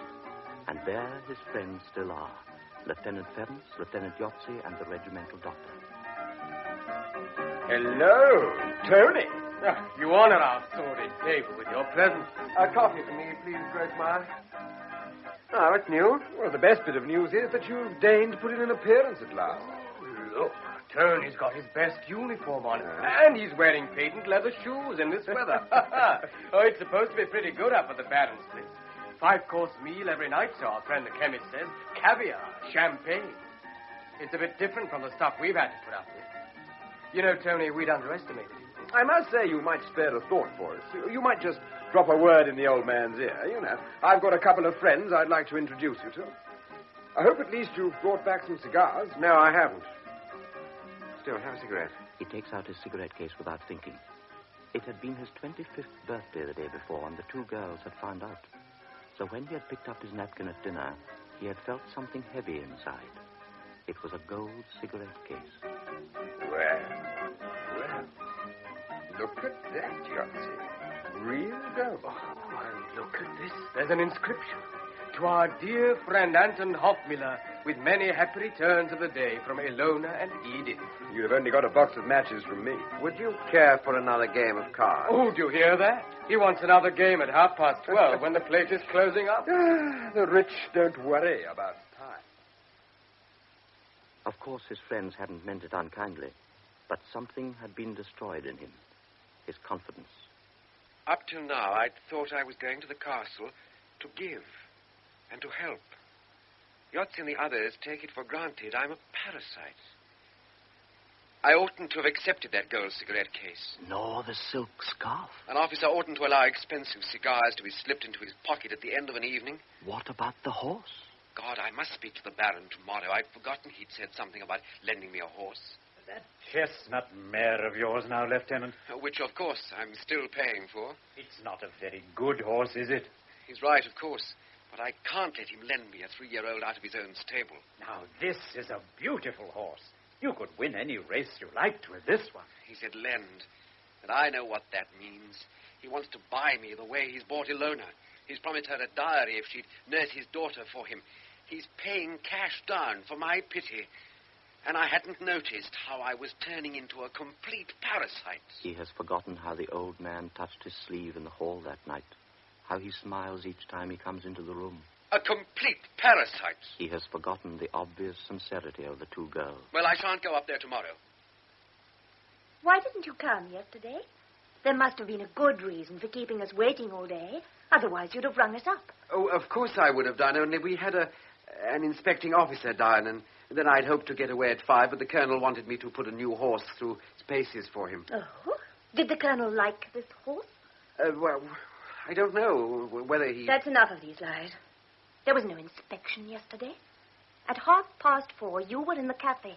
And they certainly didn't bring the colonel's new horse in there for you to look at. At 6, you were still there, playing cards. Our chauffeur saw you. I'd sent him to find out where you were. I thought you must be ill, or you would have telephoned. Now you're saying to yourself that I'm on edge. Well, I can't bear to be kept waiting. That's why I sent the chauffeur. I'm not ashamed to tell you all this, yet you think up all sorts of stupid lies. Edith, my dear, it was just... Look, let me explain. No, I don't want to hear any more of your lies. Why didn't you just say, I don't want to come yesterday? I don't want any sacrifices. I don't want you to feel you have to come up here and give me 2 hours of your pity every day. If you want to come, then come. And if you don't, then stay away. But don't make up ridiculous stories about inspections and new horses. Now, let's close the subject. Give me a cigarette. The lieutenant's hands are usually firm and steady, but now he gropes uncertainly for a cigarette, and his hands tremble as he tries to light a match. What's the matter? Why are you trembling like that? How could my silly outburst have moved you? Papa's right. You are a remarkable man. The door opens softly and Kekesfalva comes in. He might have heard the last few remarks, or perhaps it is just the usual shy and guilty way he approaches his daughter. I should like a word with you, Lieutenant, if you please. You don't mind, my dear, if I take your guest away from you for a moment? I have no claim on the lieutenant. I'll say good night, then. We'll go to my study. That is, if you don't mind. Oh, not at all. I should be honored. Sit down, Lieutenant. Sit down, please. I have a great favor to ask of you. I know I've got absolutely no right to trouble you. You hardly know my family. You can refuse, of course. He has taken his glasses off. Without them, he seems naked and defenseless. But I've trusted you right from the start. You were a good person. You were considerate. Oh, Yes, you are. When you're as old as I am, you have only to glance at somebody and you know him through and through. But I didn't ask you whether you'd be willing to listen to my request. Would you? But of course. Thank you. Do you know how this happened to Edith 5 years ago? No. My wife had been dead for some time. Perhaps it was fortunate. She would never have been able to bear it. Of course, I didn't know that it would last this long. Think how much we all respect doctors these days. Almost every day you read in the paper some new miracle they can do. So, of course, you don't doubt that they can do the simplest thing possible. Cure a child who's born healthy and who has always been healthy. I never believed that God would permanently harm an innocent creature. You've tried every kind of medical advice, I suppose. Of course, we would travel miles to see any famous doctor. They've tried this and that. They've said there's hope. They've taken their money and gone away again. And everything's stayed exactly the same. Well, there has been an improvement, I must admit, but no one has been able to cure her completely. Only one has really persevered with her. Dr. Condor.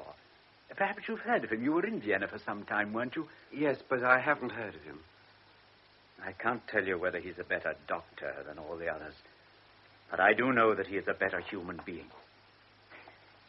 He's got a burning desire to be stronger than disease, and not because of ambition like the others, not to get rich or get a title. The old man has become very excited. His eyes, still unprotected by his glasses, have taken on a gleam of violent enthusiasm. He's a marvelous man, I tell you. He once undertook a case where he wasn't successful. He'd promised that he would save the sight of a woman who was going blind. And when she did eventually go blind, he married her. Think of that. A young man marrying a blind woman 7 years older than himself. Oh, she wasn't beautiful. She was penniless, neurotic. She'd been nothing but a burden to him.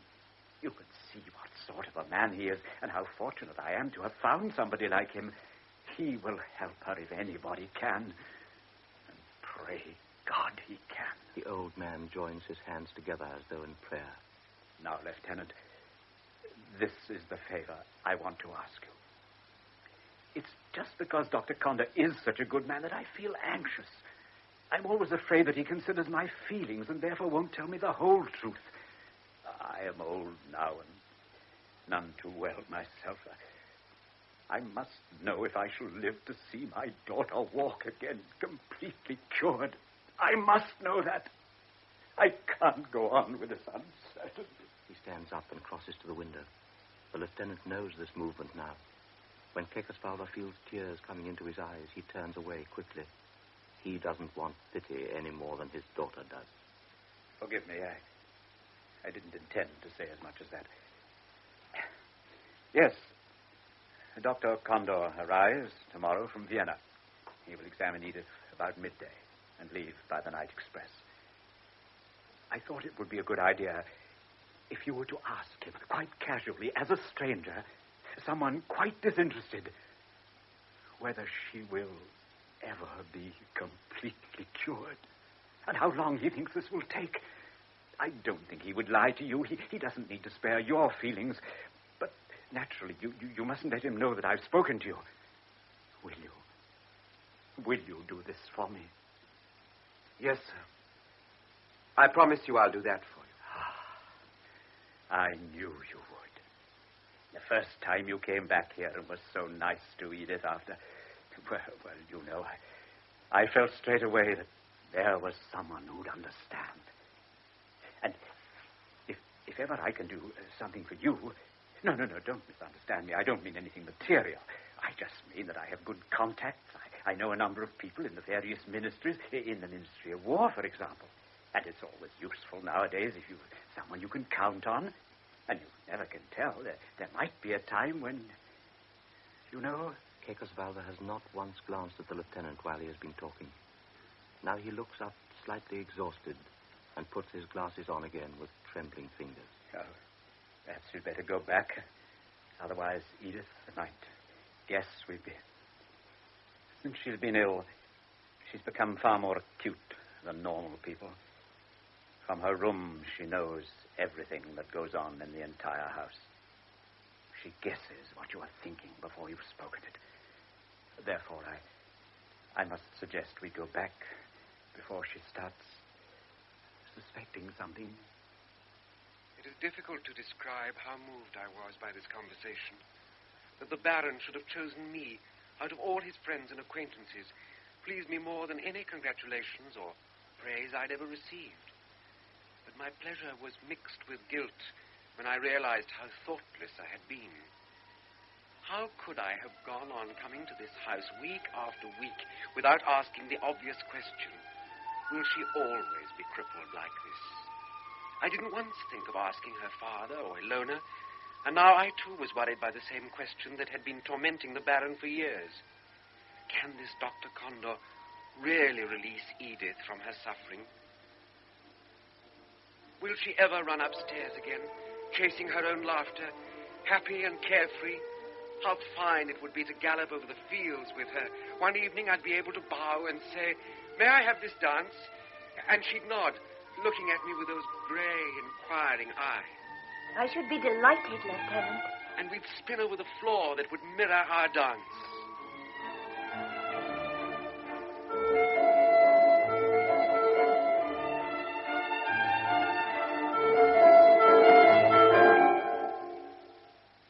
I impatiently counted the hours till I could speak to Dr. Condor and learn the truth. Dr. Condor was a disappointment. A thick-set little man, short-sighted and bald-headed, wearing a crumpled grey suit dusty with cigarette ash. His eyes looked rather dull behind cheap-looking steel pince-nez. At the end of the evening, the lieutenant found no difficulty in leaving the castle with him. No, please don't order the car, Baron. I'd really prefer to walk. I need some fresh air. I spent the entire morning in the hospital and then caught the train to come here. And of course, I won't take the lieutenant with me. No, really, I ought to be off. I'm on duty very early tomorrow. Well, if it's all the same to you, we'll walk. You know, our host ought to get more sleep than he does. A full moon stood in the sky, a polished coin of silver in the starless night. Their feet crunched on the frozen gravel. Condor didn't break the silence until they had shut the garden gate behind them.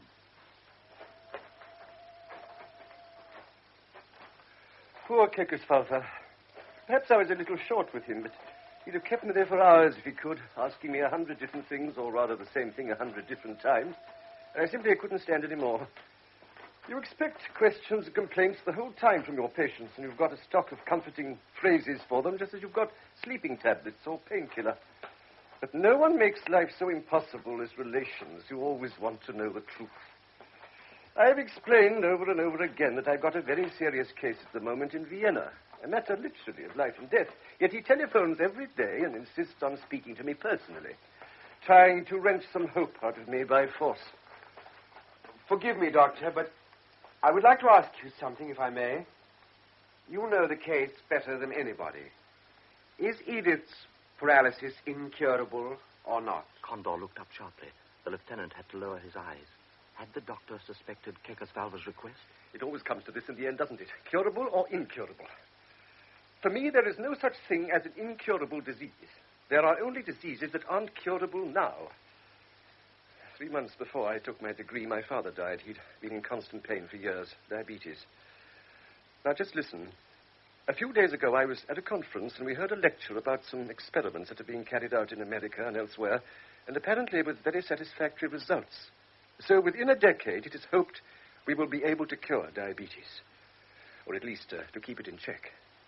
Now, do you think I'd go on plaguing Edith with new methods all the time if I didn't hope to cure her eventually? So you believe she'll get better? Which means you must have already noticed a certain improvement. Nonsense. Have you noticed any? You've known her for a few weeks. Remember, I've known her for 5 years. But the Baron described... Don't you know how cunning doctors are? When we haven't the faintest idea what to do, we keep the patient occupied. Unfortunately, nature becomes our accomplice and deceives the patient as well. But I've seen myself how well she can walk now thanks to your electric bars. No, they helped me, not Edith. I needed them at the time simply to keep the old man patient. I had to gain time. Her father thinks I can work miracles, and you yourself question me now as if I knew all the answers. But, Doctor, You're shocked. Well, I'm sorry. Medicine's got nothing to do with morals. Every disease is itself a revolt against the natural order. Therefore, you are justified in using any means you choose to fight it, any means at all. You must feel no pity for the patient, because the patient is an outrage against nature, and you've got to reinstate nature against the patient's own will. Perhaps I'll find the correct method by chance. Perhaps I'll merely gain time until the correct method is found. I need time and I need new ideas. That isn't easy, I assure you. I've been having to find new tunes to play for 5 years now. I'm afraid it's time for me to be off. On the dark horizon over the houses, a streak of lightning flashed. The heavens answer us, you see. We're in for a storm. Come with me for a little way, will you? Yes, of course I will. I don't want you to think that I've given the case up. On the contrary, I'd willingly go through another 5 years. As a matter of fact, I've just read about a colleague of mine in Paris who succeeded in curing completely a 14-year-old boy who was paralyzed for 2 years. And it seems this Professor Virno only took 4 months to do it. Of course, I've written to him and asked for details. Perhaps there is a possibility there. I say perhaps. Anyway, I've probably said too much. Do you mean... I mean nothing. I know nothing. I promise nothing. Thank you for your company. You'd better go back quickly, otherwise you'll get soaked. And without shaking hands with the lieutenant, the doctor hurried away into the station, visibly annoyed. Condor's prophecy was correct. There was going to be a storm. The lieutenant hurried through the small park that lay between the station and the barracks. He had almost reached the gates, when in the bright second of a lightning flash appeared the figure of the old man, bareheaded, his gold spectacles gleaming. Baron! What in heaven's name are you doing here? Didn't you say you were going to bed? No, I couldn't sleep. I wanted to... But you must go home quickly. The storm's going to break any moment. Isn't your chauffeur here? Yes, over there. Well, hurry. If he drives quickly, you'll be home in time. Now, come on. Yes, I'll come, but first tell me, what did he say? What did who say? Dr. Condor. You asked him? Oh, yes, tomorrow. I'll tell you tomorrow everything he said, every word.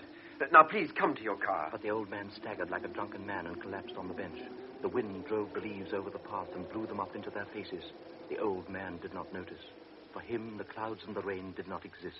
Tell me, please, what did he say? The only thing on earth that mattered to him was whether his child would get better or not. How could I have made myself tell him the truth? That, in fact, Condor knew nothing yet. He sat by me trembling, stuttering with excitement and weakness. He just wanted some hope to cling to. So I told him the few reassuring things I'd heard from Condor about the new cure which Professor Virno had tried in Paris with great success. And immediately I noticed how he pulled himself together. I oughtn't to have said anything more, but the pity I felt for him made me go on saying what I had no right to say. Does he really believe that? Did he really say that? And in his weakness and impatience, the lieutenant replied yes to every question. I felt his confidence grow with every word I spoke, and for the first and last time in my life, I felt something of the intoxicating pleasure of creating comfort. Do you really think so? Yes, I do. Really. Neither of them paid any attention to the blue flashes of lightning nor to the roar of the thunder. They sat there close together, talking, then listening, talking, listening, outbidding one another in their fantasies. Yes, she'll get better. She'll be completely cured, and soon completely cured. Oh, thank God. Thank God. Then the gust of wind that announced the real storm swept past them, and they were enveloped in a swirling cloud of dust. Now you must go home. They ran to the waiting car. The chauffeur helped the old man get in. But just as the lieutenant was arranging the rugs over the old man's knees, he grasped the lieutenant's hands before he could be stopped, and the old man kissed the right hand, then the left, over and over again. Until tomorrow, then. And the car roared away as if driven by the ice-cold fury of the wind.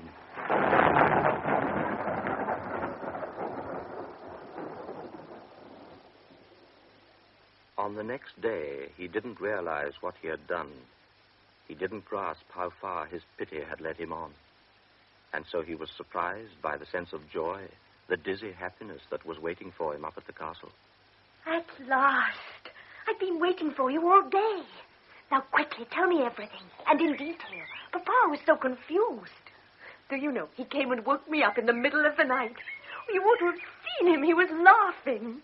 It was so good just to hear him laugh with happiness. Then Elona arrived. Yes, and we laughed and talked till it was dawn. Now, tell me, what is this new cure? He stood appalled. What had Condor said? What could he himself have said? What was it that pity had forced out of him to make this house bright with gaiety again, a distracted man feel young again, and a suffering girl think she was well? What's the matter? Why are you hesitating? What did Dr. Condor tell you? You know already. It's very good news. But when will he begin? How long does the treatment last?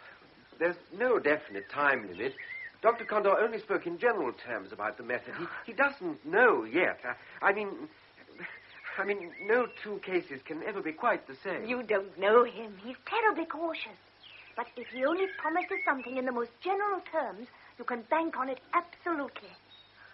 Oh, you just can't imagine how I feel. Edith was transformed, but the lieutenant was confused and worried by what he had done, and yet at the same time pleased to have done it.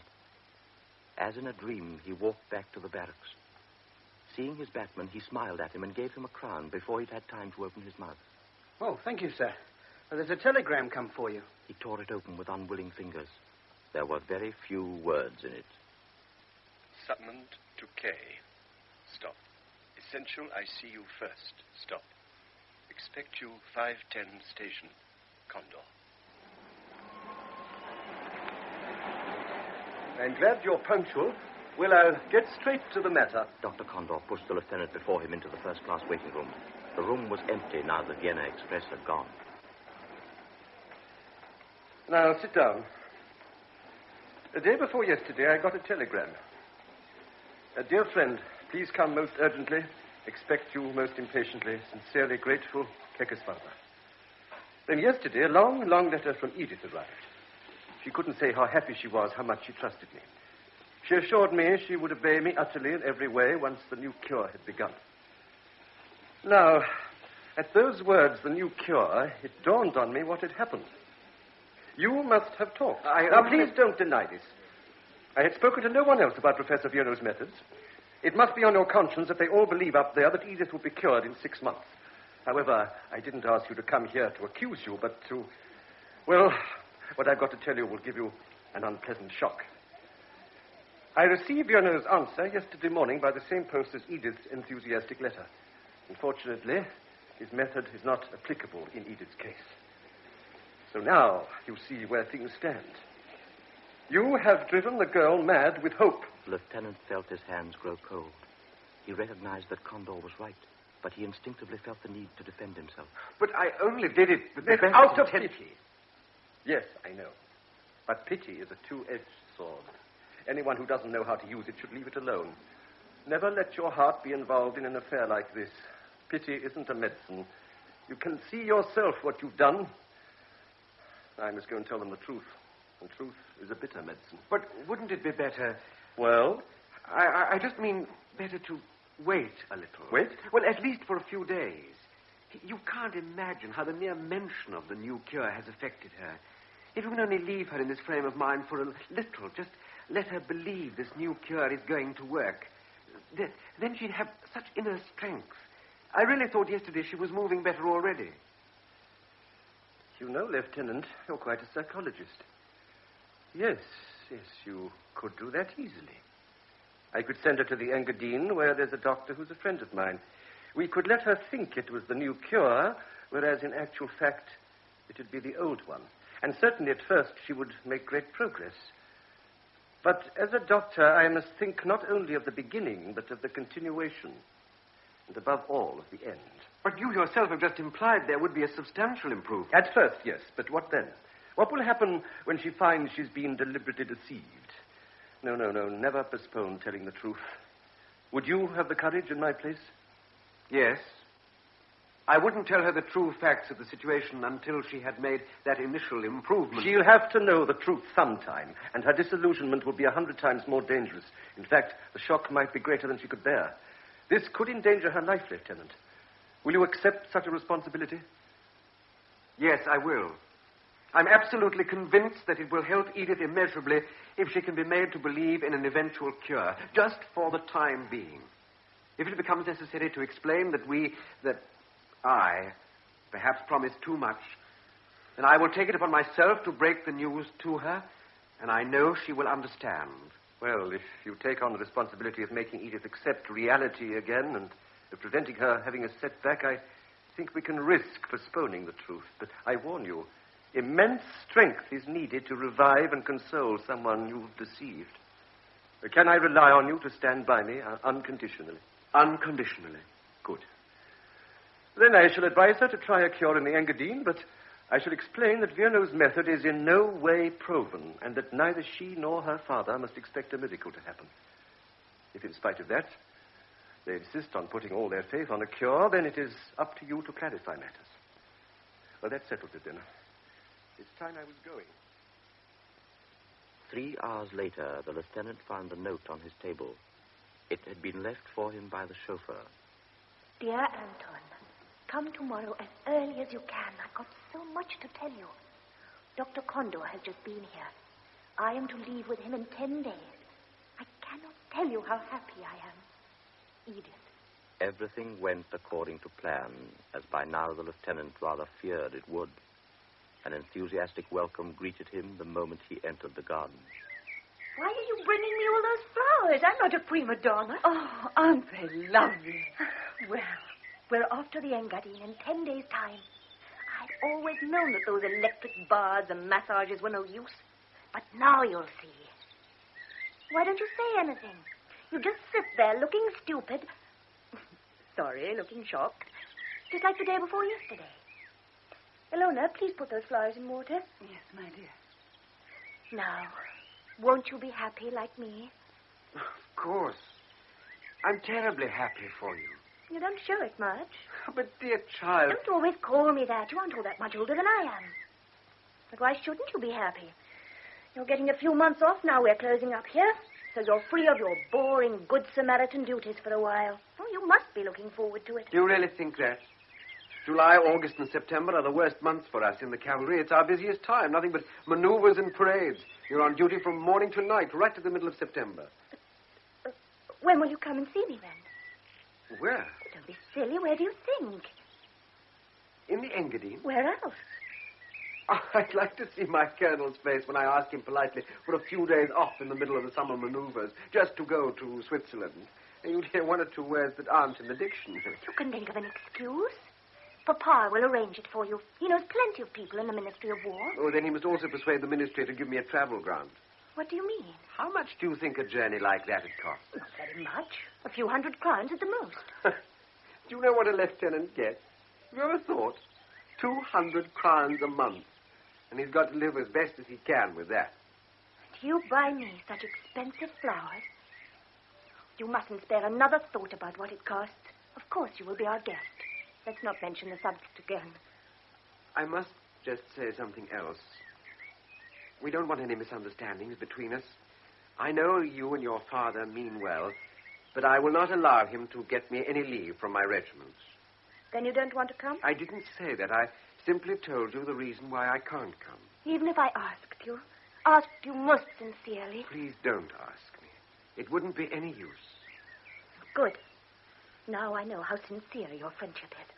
I'm glad. Just tell me, though, why do you come up here at all? Well, that's obvious. Obvious?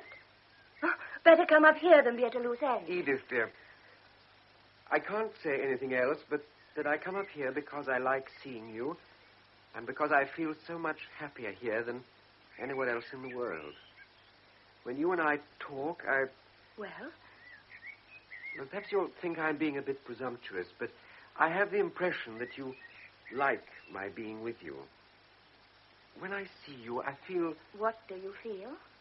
That there's someone to whom I'm not entirely unimportant. Of course, I know I'm a pretty ordinary sort of person, but then I remember how you sit alone up here, and perhaps you're glad if someone comes and sees you. Can you understand this? Yes, I understand. I understand very well. You come here out of pity. Thank you very much. I don't want a friend who's only interested in me as a cripple. Don't look so shocked. Of course you're hurt when someone tells you the truth. Thank you for sacrificing so much of your time to me. Well, I don't need you. I don't need anybody. I'll soon have finished with it all anyway. Look, do you see this scar? I tried it once, but the scissors were blunt. But I missed the artery. This knife is better. I'd rather die than have your pity. Edith! Get away. How dare you touch me? Let go. Let go, I say. When he didn't obey, she twisted her body and pushed him away from her. Get away from me. The effort made her lose her balance, and to try to stop herself, she grabbed the table. The lieutenant tried to catch hold of her. Edith! Edith! But they fell together, and the cups and plates fell and shattered all round them. The lieutenant bent over her, and her hands suddenly clasped his head and pulled his mouth down to hers. She kissed him, greedily, desperately, and clutched him to her. Once she let go of him for a moment and looked into his eyes. Then once more she kissed him on the cheeks, the forehead, the eyes. You silly idiot. You fool. You fool. Suddenly she let go of him. Her head fell back onto the stone and her eyes glowed in triumph. Now go away. You idiot. You silly idiot. They heard steps. Was it Ilona, they wondered, or had Joseph heard the noise of the crash? Terrified of meeting anyone, the lieutenant rushed through the garden, and for the second time he was a fugitive, fleeing like a thief from this fateful house.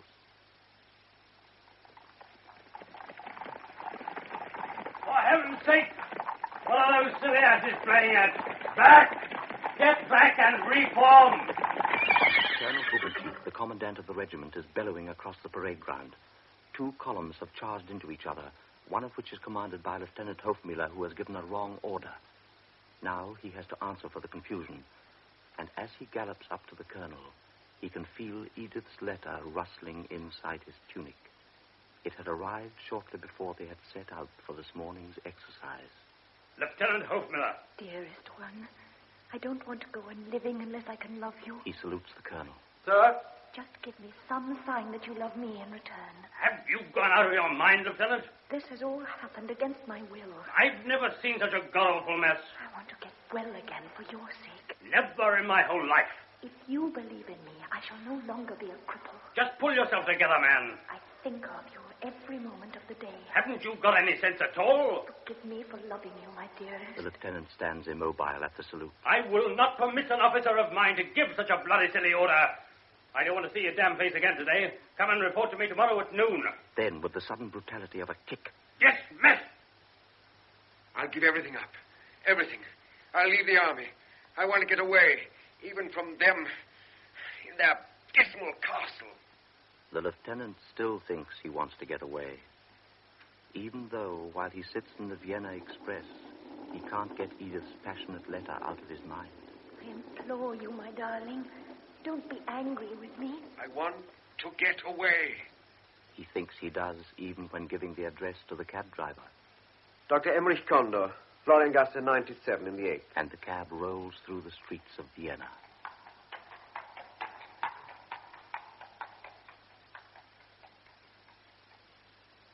Yes, this is where Dr. Condor lives, but he's not at home. He's gone out to Meidling. But he told Madam he'd be back for dinner. Please come in and wait. You can sit in here. The lieutenant looks round the room. The furniture is shabby. He thumbs through the tattered papers, stands up, sits down. 7:10. 7:15. A child cries in the courtyard. A barrel organ starts up in the street. 7:25. 7:35. Where can he be? At last the door opens and Condor comes in. To what do I owe this visit, Lieutenant? Aren't things going according to plan? Read this letter. I have begun this letter 6 times and then torn it up. I didn't dare to betray my feelings. But now you know. I am in love with you. What a fool I was not to have foreseen this. It's a mistake I've made before. To think only of the disease and not of the patient. Now you know that the only reason I want to be cured is for your sake. Forgive this love, my dearest one. And I ask only one thing of you. Don't be afraid of me. Poor child. Don't think I want to be yours yet. Not while I'm ill and ugly. I'm going to wait patiently until God has mercy on me and cures me. You have shown pity for me the way no one else has in the world. Oh, God, what have we done? Now she won't be satisfied with a slight improvement. She must be completely cured. Just send me a note, or just a sheet of paper with your name on it, or a flower. Some sign that I don't disgust you, that you don't completely reject me. I don't want to go on living unless you let me love you. This is an extremely dangerous situation. I agree. You must write to her at once. You must say... What must I say? Well, that this infatuation is childish. It's insane. You must explain to her. Explain what? Explain she oughtn't to be in love? Should I say, you're ill, you're crippled, you haven't the right to be in love? No, but I can't say that to her. No, of course you can't, neither can I. The poor child must never know that you find her love unbearable. You must never let her suspect it in your slightest gesture or word. But Somebody must explain to her. Explain what? I mean, that it's hopeless, completely absurd, so that she... When I... Lieutenant, you didn't come here simply to show me this letter. Either say what you have to say clearly and comprehensibly, or I must ask you to leave. The little doctor's spectacles glinted accusingly. The lieutenant looked at the floor. I don't find your silence very comforting. Perhaps you intend to break off your so-called friendship as a result of this letter. Or perhaps some event that made her write it. Do you want to shake them off? Now, when you've turned her head with your pity? You know what that would be, don't you? The lieutenant was silent. It'd be cowardice. Cowardice, do you hear? Come now, don't draw yourself up and take offense like that. We'll leave your military code of honor out of this. More important things are at stake than my calling you a coward.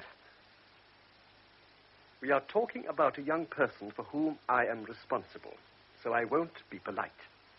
I repeat, it'd be cowardice or even murder. Edith is very sensitive and very proud. How do you imagine she would take it if the first time she offers herself to a man, he answers her by running away? It'd be murder. And what is worse, premeditated murder. But, Doctor, what ought I to do? What can I do?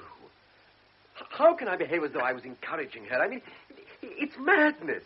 I wouldn't be able to keep it up, and I won't try. I won't. I couldn't. Keep your voice down, for heaven's sake, and sit down again. Now, let's take things one at a time. Of course you're horrified when a passionate confession of love has been made to you, and you don't reciprocate her love.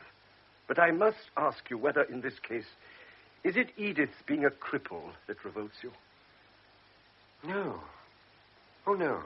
Good. Then I could only assume, may I speak frankly? Of course. Well, that you are horrified, not because of the idea itself, but because of the consequences. How do you mean? I mean that you are afraid that others will get to know of your love and laugh at it. So you are afraid of being a laughingstock. The lieutenant said nothing. Condor had read his heart.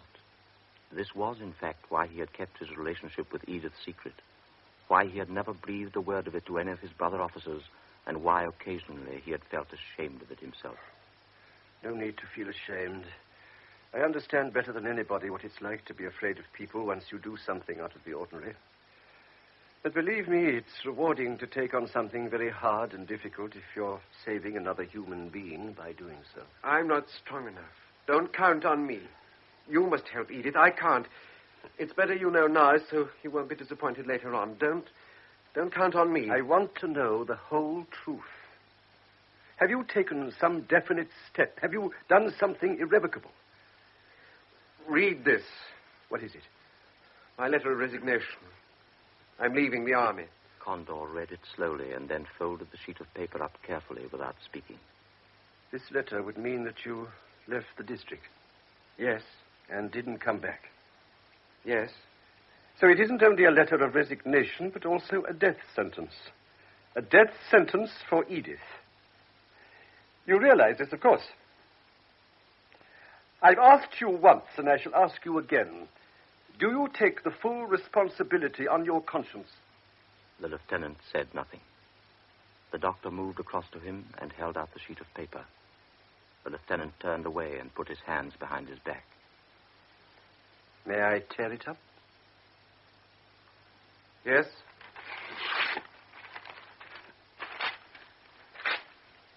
I think we have prevented a tragedy. And now to business. I must say I'm grateful for this opportunity to get to know you, but I'm unhappy about the way you make decisions so quickly and then as quickly give them up again. But don't do anything sudden from now till Edith goes to the Engadine. And above all, don't let her guess from anything you say or do how this love of hers disturbs you. I don't think this is a difficult request. 7 days of self-control to save a girl's life. Will you do it? Of course I'll do it. And if something should crop up, I mean, if your strength fails or if Edith suspects and loses her confidence, you may send for me at any hour of the day or night. I'll know what it's about. And now I must go to my wife, otherwise she'll worry. Even after so many years, I must be careful never to offend her. Somebody who's been hurt by fate once can so easily be hurt again. The doctor stood up and put his hand on the young man's shoulder. I'm glad you came to me and didn't just run away from her. After all, you can run away from anything, but you can't run away from yourself. Goodbye.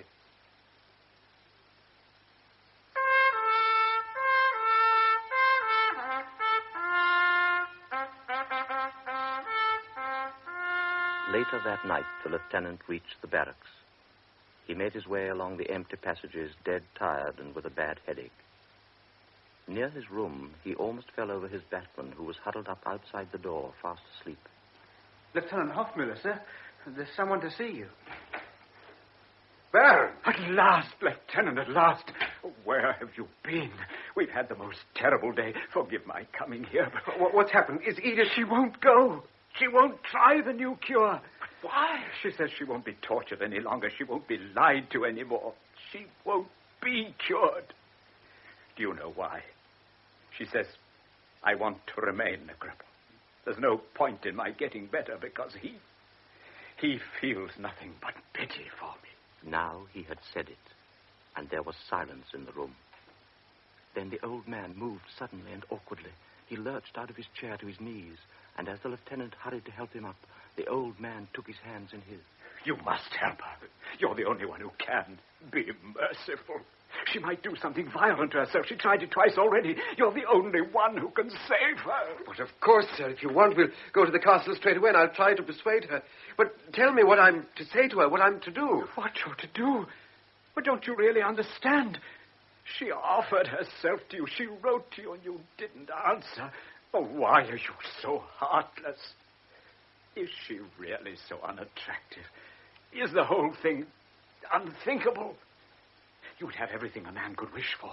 I'm old and sick. Everything that I possess will be yours.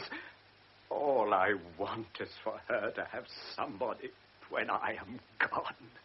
Baron, I swear to you, no one could be fonder of your daughter than I am. It's just that...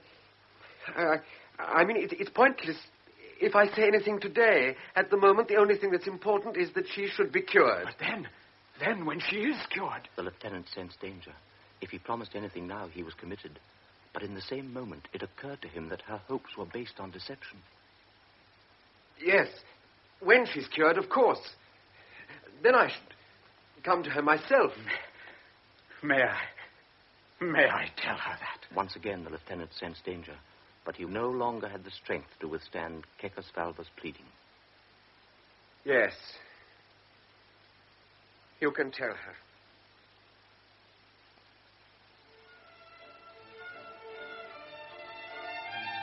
Ah, sir. Please come into the drawing room. Miss Edith is expecting you.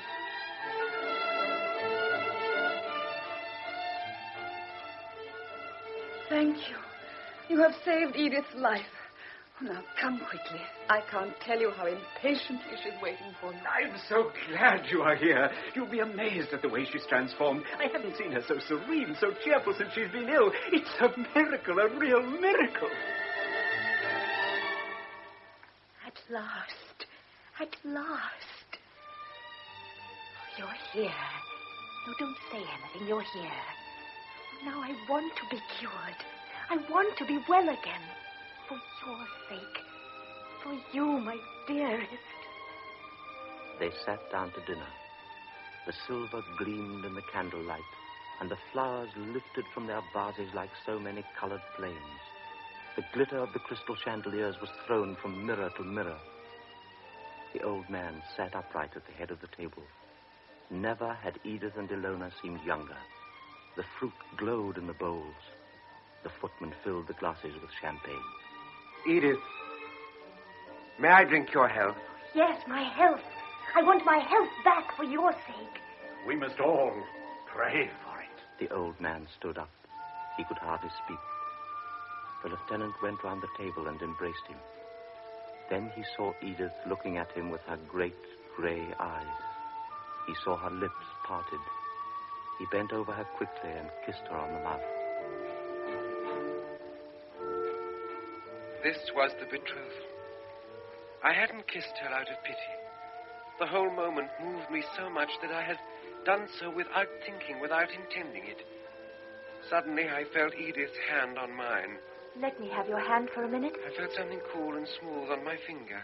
Something for you to remember me by when I'm away. I didn't even look at the ring. I took her hand and kissed it. On that evening, I had created a human being. I was God. On my left sat an old man whom I had brought back from death. He was almost youthful again, gratefully aware of the miracle I was performing. Near me sat a girl to whom my kiss had brought paradise. Gone were her fears, the hell in which she had been suffering. Opposite her sat another girl who was more beautiful than she had ever been, for gratitude was shining in her eyes. I was God that evening. I had also got rid of my own fears. My soul was calmer than it had ever been before in my life. It was only when I got up from the table that I began to feel slightly sad. The same sadness God must have felt on the seventh day when his work was done. For it was time for me to go. If only he had left the house more quickly. But suddenly the hall door flew open. Edith was leaning against the doorpost. She supported herself with her left hand, and with the right she threw the two crutches away. No one need help me. I can do it alone already. I can come to you by myself. She pushed herself into a standing position. Looking straight at the lieutenant, she began to walk towards him unsteadily. One step, then another. She was walking. Come to me. With her arms wide apart. One more step. Now, one more. It was like the proving flight of a bird that had had its wings clipped. She had only 2 more steps to take when she collapsed on the floor at his feet. Ilona, Joseph, and Kekesvalva rushed forward and helped her up. She was sobbing in impotent rage. This moment tore away my illusion. I was no god. I was a miserable human being. I was weak and full of pity, and my pity was destructive. It was now or never.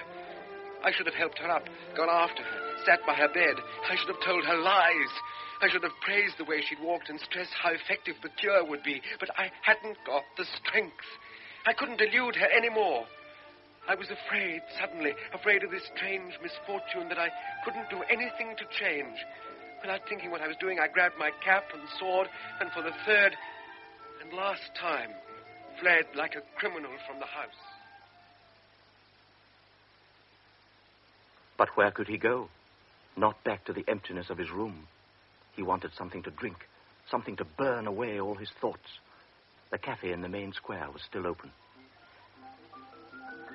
Hello, Tony. Well, this is a great day for you. Yeah, may I offer my congratulations? For what? Oh, the chemist was here a moment ago. He's heard it all. The old man up at the castle had just telephoned him. So, you're engaged to the lady of the castle? They all looked at him. He could see from their expressions that they were waiting for him to confirm the rumor. Then they would all roar with laughter.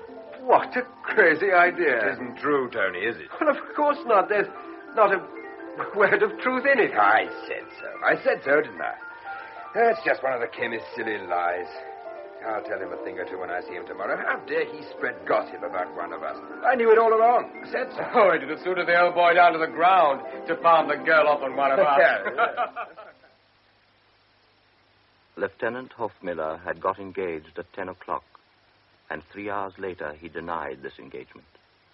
His lies were applauded by 7 witnesses. With the engagement ring still on his finger, he sat in the cafe and allowed Kekesvalva to be insulted and Edith to be jeered at. He let his friends call the chemist a liar. He had betrayed a girl whose only fault was in loving him too passionately. Tomorrow, the whole town would know what he had said. It was the end. He had no choice left.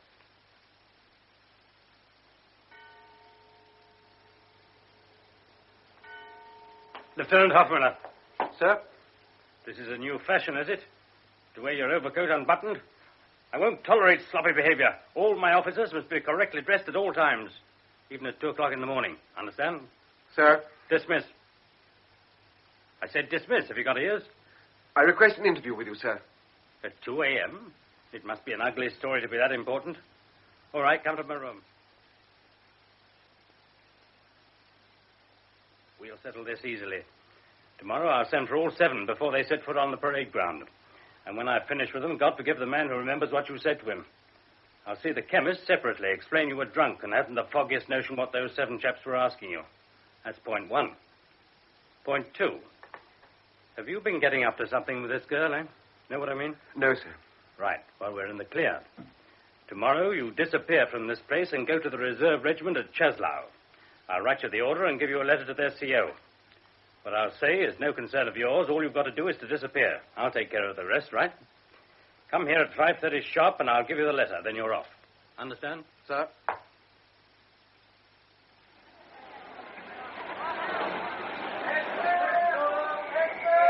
Schaffner, how long is the train stop for?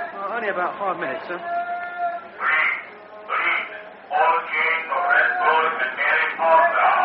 Where's the telegraph office? Third door on the left, sir.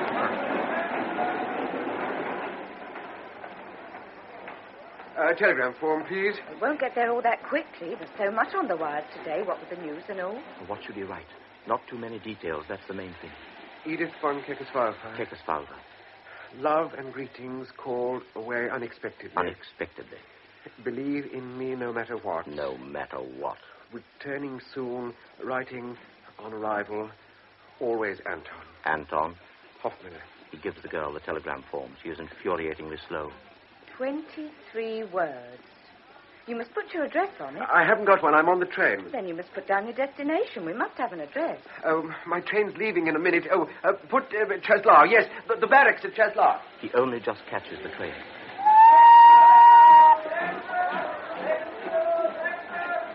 He is about to ask what the news is when the train moves off. He sinks back on the cushions of his first-class carriage, exhausted after 2 anxious days and 2 sleepless nights. She can't be uneasy now. She must trust him. That evening in Chaslow, it is as much as he can do to climb the stairs to his hotel room. He falls into his sleep as into a gulf. Gradually, out of the darkness, a dream formed. I can't remember how it began. He was standing in a room. I think it was Condor's waiting room. And suddenly he could hear Edith's crutches tapping rhythmically.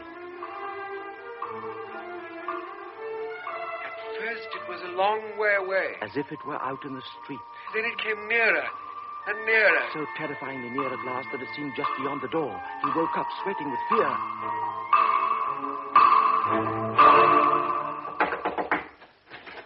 You wanted on the phone, sir. On the phone? Where am I? Oh, yes. Cheslow. What's the time? It's midnight. Do hurry, sir. It's long distance from Vienna. Oh, run and tell them I'm just coming. He pulled his overcoat on over his pajamas and ran downstairs. From Vienna, it could only be Condor. The telephone stood in the corner of the reception desk. The porter had the receiver to his ear. Yeah, quickly, give it to me. They've rung off. Hello? Hello? He couldn't hear anything, just a distant crackling and buzzing. Hello? Hello? Nothing. He waited, listened, pressing the instrument to his ear. At last. Are you through? No. Hold the line a moment. I'll try and connect you. The line hummed and crackled. There was nothing. Suddenly he heard, very far away, but very clear. Higher command, Prague. Is that the Ministry of War? No, it isn't. No. Clear the line. It is essential I speak to the Ministry of War. Sorry. I tried to connect you, but the lines had to be interrupted. An emergency call. Please hang up now. I'll call you back when the line's free. Please do. It's very urgent. You go and wait in your room, sir. I'll come up straight away as soon as the call comes through. No, I'll wait here. Be on the safe side. He waited half an hour. He was shivering with disquiet and cold, yet he was sweating. Vienna. What could Condor want? The lieutenant refused to wait a minute longer. He went to the phone furiously. Hello? Hello? Has my call come through? Which call? Vienna. It was from Vienna more than half an hour ago. I'll inquire. Hold the line a minute, please. The minute seemed an eternity. Hello, caller. I can't seem to find out anything yet. If you replace the receiver, I'll ring you back as soon as I know. A few more minutes. It takes no time for a man to die or for a continent to be plunged in war. The lieutenant was feverish. Every second seemed vital. Yes, hello? I've inquired about that call. It's been cancelled. Cancelled? But why? Why ring me up at 12:30 and 1:30 cancel the call? Something must have happened. I must know. He was afraid of the time and distance separating him from Condor. Shall I ring Condor myself? No, not in the middle of the night. His wife would be worried. He probably realized it was late himself, and he'll ring again in the morning. He nodded to the porter and staggered back to his room. Physically exhausted and yet wide awake in himself, he threw himself down on his bed. He lay there, afraid of each step in the corridor, of every noise in the street. Finally, he fell into a deep and dreamless sleep.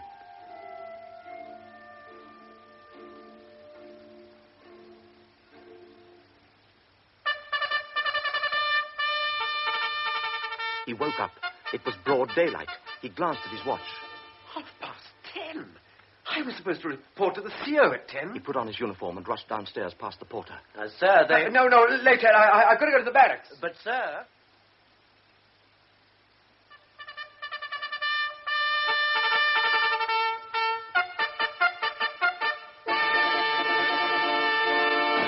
The whole garrison was on parade.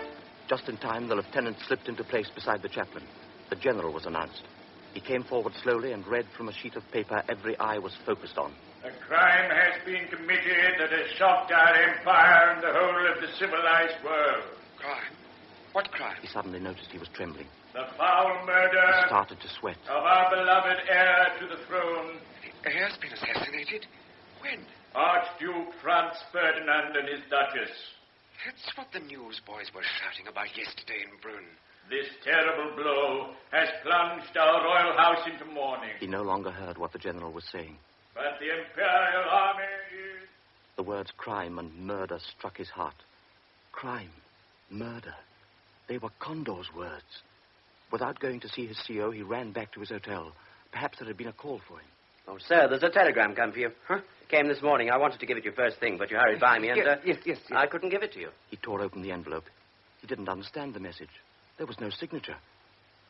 Then he realized what it was. It was simply an official communication to say that his own telegram, which had been handed in at Brünn Station at 3:58, could not be delivered. Could not be delivered? He stared at the words. A telegram to Edith von Keckerswalfer could not be delivered. But everyone knew her in that little town. Please get me, Vienna. Dr. Condor, Floriangasse 97. Is it urgent? Yes, very urgent.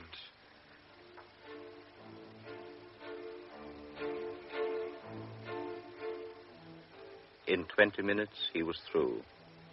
In 5 minutes, he knew everything. Directly after he had left the cafe, his friends had gone round to the chemist's house, woken him up, and accused him of being a liar. The next morning, feeling very angry, the chemist had gone up to the castle and told Keckerswalfer everything, believing he had been misinformed. The two men quarreled violently, and their argument was so loud that Edith heard the whole thing through the open windows. She probably made up her mind then, but she kept on behaving serenely and even cheerfully. She did ask Joseph secretly to get in touch with the barracks and ask when Lieutenant Hofmüller would be back, and whether perhaps he hadn't left a note. The orderly reported that Lieutenant Hofmüller had been posted elsewhere for an indefinite period and hadn't left any sort of message for anybody. This had decided her. In the afternoon, she had herself taken up to the top of the tower. She said it was so that she could look at the landscape before she went away for her cure. At 4:30, the time the lieutenant always used to visit her, and no more than 15 minutes before his telegram arrived, she asked Ilona to go and fetch a certain book. And then she threw herself over the balcony and fell from the tower down onto the courtyard. She was still alive when Condor found her. Still unconscious, she was taken to Vienna in an ambulance. At 8, Condor learned of the lieutenant's whereabouts and tried to get in touch with him. But on that fatal July night in 1914, when the heir to the throne was assassinated, all the telephone lines were commandeered on urgent state business. Condor tried to get through for 4 hours. After midnight, the doctors announced that there was no more hope, and he canceled the call. Edith died half an hour later. I escaped into the war like a thief into the night. I searched for death, but death eluded me, and I was condemned to go on living.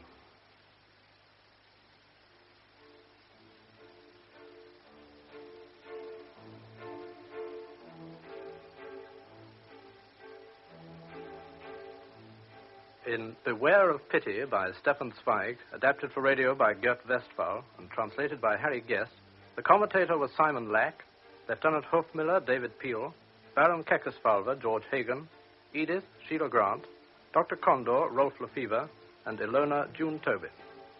Other parts were played by James Thomason, Hilda Schroeder, James Beattie, and members of the BBC Drama Repertory Company. The program, which was recorded, was produced by Martin C. Webster.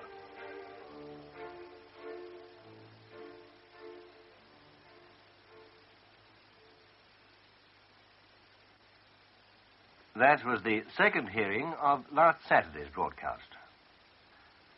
Now, our next program follows in a minute and 3/4.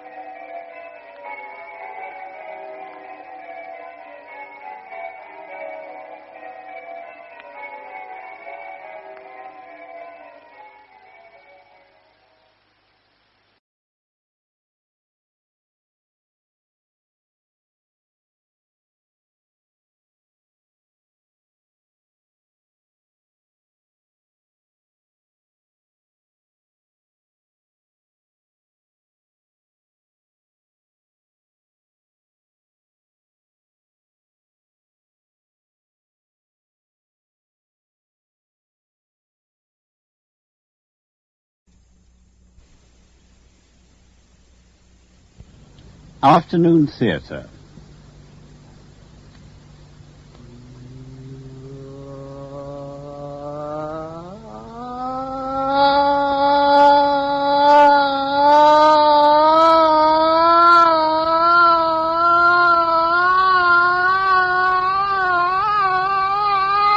Before the Screaming Begins by Wally K. Daly, with James Lorison as Tom, Jennifer Piercy as his wife Sally, Patrick Troughton as the Prime Minister, and Donald Hewlett as A.P. Smith.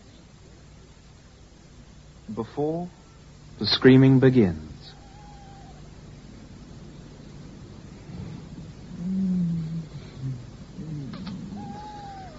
Nice. You haven't gone off me yet. Not yet. Ask me in a few years' time. I'll just try it every anniversary.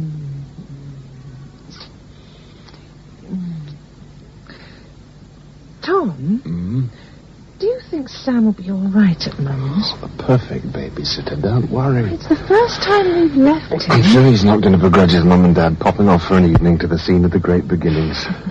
If this clearing in the forest wasn't so romantic, perhaps there'd be no baby Sam now. Here I proposed. Here we stopped as we passed on our wedding night. And here we sat and watched the moon go down every anniversary for the last 5 years. Oh. And each time I've said I love you, and always meant it. A couple of years we'll bring Sam, let him into the secret. Oh, I love you, Sal. Oh, I love you, Tom.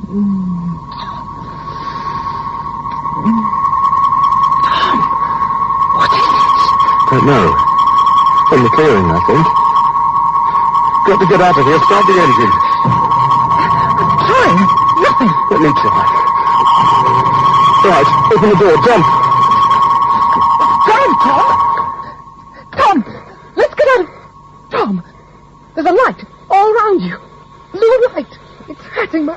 Look away. Oh, so bright. Look away. It doesn't hurt. Can't feel the thing. It's coming from the clearing. A pinpoint of light, laser thin. See? What the hell's doing it? Tom! Why? I'm frightened, Tom. Really frightened. We'll be all right. Don't worry. What the hell's going on? Let's get out of here, quick. It still won't start. Oh, what are we going to do, Tom? Tom, why are you looking at me like that?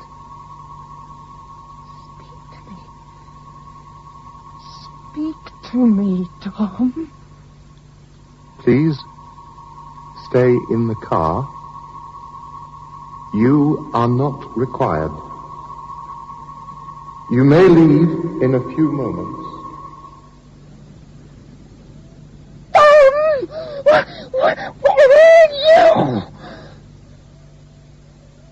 But I keep telling you. Madam, please try to keep calm. How can I keep calm when my husband... It's not helping at all getting hysterical about What it. am I supposed to do? Sit here smiling? My husband has just disappeared before my eyes, and you ask my name and There address. is a procedure laid down for missing persons, and it must be adhered to. Person? Oh, can't you see? Don't you understand? My husband... My husband. Oh, it's no use. Why don't you believe me? I'm sorry. I do understand, but look at it from my point of view, madam. We get some pretty amazing stories from that side of the counter, but yours really takes the cake. A pencil of light from a torch you can't see, and no husband. You must see, we've got to check you out. Make sure you're even married, for instance. We've been hoaxed before. This is no hoax. I am married, and I'm sure you are, but we've got to check. And while we're checking, there's a couple of policemen on the way to the clearing where all this is supposed to have taken place. It did take place. So there's nothing more you can do except help me to get the details down. Leave the lights on, Walt. Okay. Reckon this is the place? Yeah, gotta be. Moors cops, lovers cops, they call it, local at house for miles. Watch the moon go down and the fairies dancing in the clearing with no one to bother you. Very poetic. Now, let's see if we can find out where they're supposed to have parked. Man, wife, and mysterious vacuum cleaner. Bleeding creep, if you ask me. Wandering around the country in the dead of night. Not what I'd join the force for. Yeah, cold feet, my little partner. In cold feet, aren't we? Two things I can't stand is owls and little green men. Give me half a dozen villains to face any time. Well, I don't believe them myself, so there's no problem. Hold it, John. Over there. Car tracks in the mud.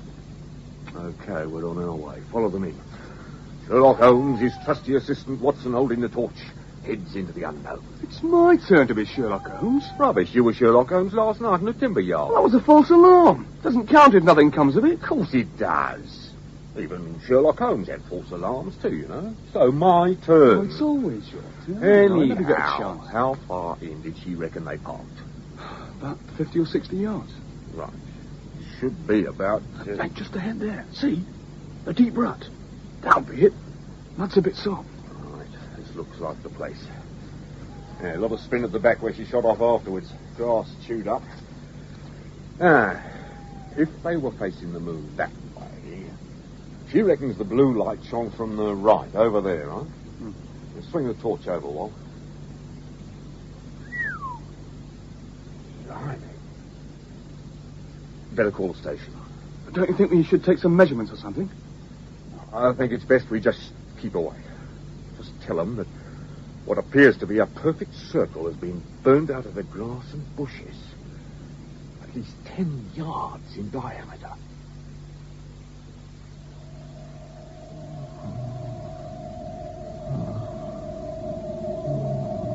Control 1. Unit 35 contacting. Subject 12 has been boarded. Standing pressure satisfactorily. Received. Unit 35, Control 1 contacting. Received. Mission was seen by witness as demanded by Control Central. Received. Received. Mission was seen. Surface brain scan reveals the subject's plate was the viewer. Reactions are registered. Base approach now 4.872 units. Received. Received.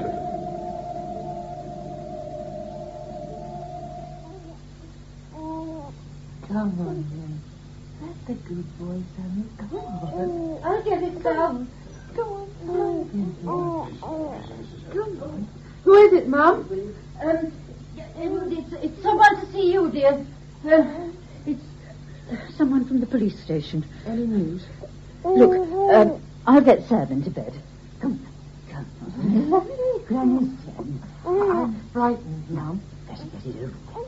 It's either good news or bad news or no news. And the sooner you know which, the better it'll be. Now, come on. I'll send him in, son. Oh, you're right. It's just that I don't want it to be bad news. Would you like to go through, please? Oh, thank you. Mrs. Harris? Yes? I'm Detective Sergeant Forbes. Have you found my husband? I'm afraid not. Oh. That's what I've come to talk to you about. I'm almost relieved. The look on your face, me. Oh, I'm sorry. Sorry I haven't brought any good news. And I'm sorry about my face, but I'm stuck with it. Now, most of all, I'm sorry about the questions I'm going to ask you now. But they've got to be asked. I'll ask away. I don't believe any of this is happening anymore. When you get caught up in something as unreal, another bit of unreality doesn't count. Heard the one about the husband who disappeared up a beam of light. If it was anyone else, I'd laugh. I said I'm sorry. It's not your fault. We find a story hard to take, but we're not laughing. I find it hard to take myself. Well, let's get it over with. Mrs. Harris, you reported your husband missing a week ago today, right? Our 5th wedding anniversary, yes. And there's been no sign of him since? He hasn't been to work, been seen by any of his friends? No. How did you get on with your husband? How do you mean? Would you consider yourself happily married? Well, yes. No quarrels? Well, actually, we had the odd row. Any quarrels recently? Beg your pardon? Recently? Let's say in the week before your husband went away. No. You sure about that? Yes. Not even the night he disappeared? Now, what are you trying to say? Surely you can't I don't think anything. I've just got to ask the set questions. Like, was your husband heavily insured? No. The house is covered if either of us die, but apart from that... Look. Get to the point. What is it all about? I'll tell you the problem. Normally, when husbands go missing, it's fairly straightforward. A cheery, goodbye, darling, out of the front door, and that's it. Never to be seen again. That's your average husband's disappearing trick. But now, in your case, it's different. It's not just a nice, straightforward goodbye, darling job anymore. What looks on the surface like a gigantic red herring has been introduced. A gigantic flying red herring carrying a big blue torch. And it's got the brass worried, and they're worrying me. They want to know why, and they're nagging me constantly to tell them why. So, I've got to sniff around until I discover why. And then, I'm going to tell them why you told such a big fib. And if it's all true... It doesn't help. I'm one of those people who, when the magician waves his hand to divert attention, I always keep my eye on his other hand. The hand that's doing the manipulating. And what will I discover? Someone making a fortune in the papers with, I travelled with the Mars man, or murder. And a wonderful reason for not looking for a body. You're joking. Well, you've got to admit to yourself it's all a bit more reasonable than looking for a bloke who's been sucked up a torch beam now, isn't it? Well, there we are. Settled down, finally. I thought he'd never go off missing his dad, I suppose. Right. Well, I'll make us all a nice cup of tea, Okay, shall I? not for me, thank you. I better be off. Oh. Well, Mrs. Harris, I'll leave you now. You know where I'll be if you want me. If you want to tell me anything additional that may help us with the case. And be assured it is getting our full attention. The smell of red herrings is hanging very heavy around the station. I'll see myself out. Good day.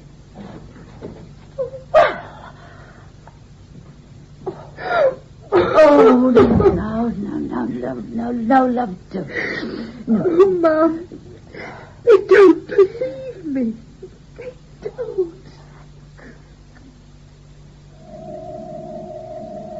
Control 1 to Unit 35. Contacting. Received. Unit 35. Control 1. Received. Base relationship 0.75 units. Subject 12 to be transshipped at 652 Galactic. Imperative. Not seen. Received. Received. Blanking procedure will be utilized. Order re-subject's memory wipe and reactivation stands. Received. Received. End. Control 1 to Unit 37. Contacting. Sarge? Yes, what is it? There's a visitor in your office. Looks like big brass. Oh, that's all I need. Anything new on our disappearing torch beam? Nothing that smells. Keep digging.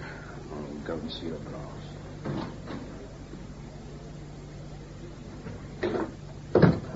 I'm Forbes. Believe you want to see me. Ah, Detective Sergeant Forbes. What a pleasure to meet you. The charming blonde WPC was kind enough to give me a cup of tea. Makes me feel quite at home. Now, let me see. I've got my little card somewhere. Ah, yes, here we are. Smith. A.P. Smith. An innocuous little name, but enough to mark me out. Nice photograph as well, don't you think? Orange section. You wanted me? Well, we don't exactly shout about it at the ministry. He's what we call a bit of a giggle maker. Best to keep it quiet. Just plod on without trumpets, as they say. Doing what? Filtering, really. Yes, filtering is the word. A surprising something here, an unlikely something there, bits and bobs, and facts and fiction. Mix them all up. Have a look at them. Yes. Well, Mr. Smith, I wonder... We do a lot of reading as well. Pulp, mainly. A whole section for that in case somebody stumbles across something they shouldn't stumble across. Surprising how often it happens. Science fiction, mainly. Very little fact. Check out the spoon benders. That sort of thing. Ticks. Mr. Smith, I wonder... You wonder what I'm doing here. And quite rightly so. Story in your local paper, 2 lines in the Nationals, and the ministry popping in on you. Strange world. It's your Mr. Harris I've come to chat to you about. Harris? Look, you're not buying the little green men with blue torches, are you? As I said, a surprising something here, an unlikely something there. Who knows what one finds?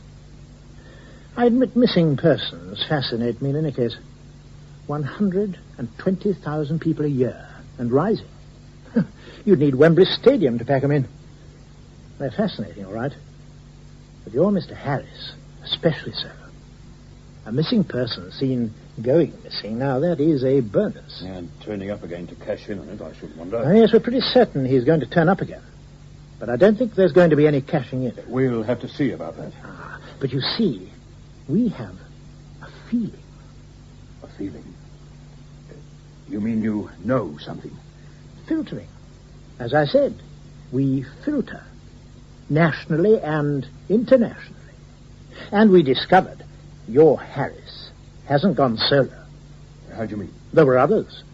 All witnessed. Some sort of conspiracy throughout the country. Now, that's a touch parochial, Mr. Forbes. The world. Throughout the world. I don't believe it. Now you're talking like a detective. Detective Sergeant Forbes, and quite rightly so. But look at it from our point of view, and ask yourself the question we must ask ourselves. Oh, yes, and what's that? One simple little word. Why? You see, as far as we can ascertain, every country, major and minor, has had at least one person disappearing in this rather overly dramatic fashion. And within yards of each disappearance was found a perfect burnt circle 10 yards in diameter, in what we've come to term flying saucer shape. And all this occurred, allowing for time zones, at exactly the same time. Now, even you, Detective Sergeant Forbes, must admit that that is interesting. And you must admit as well that simple little why becomes possibly quite important.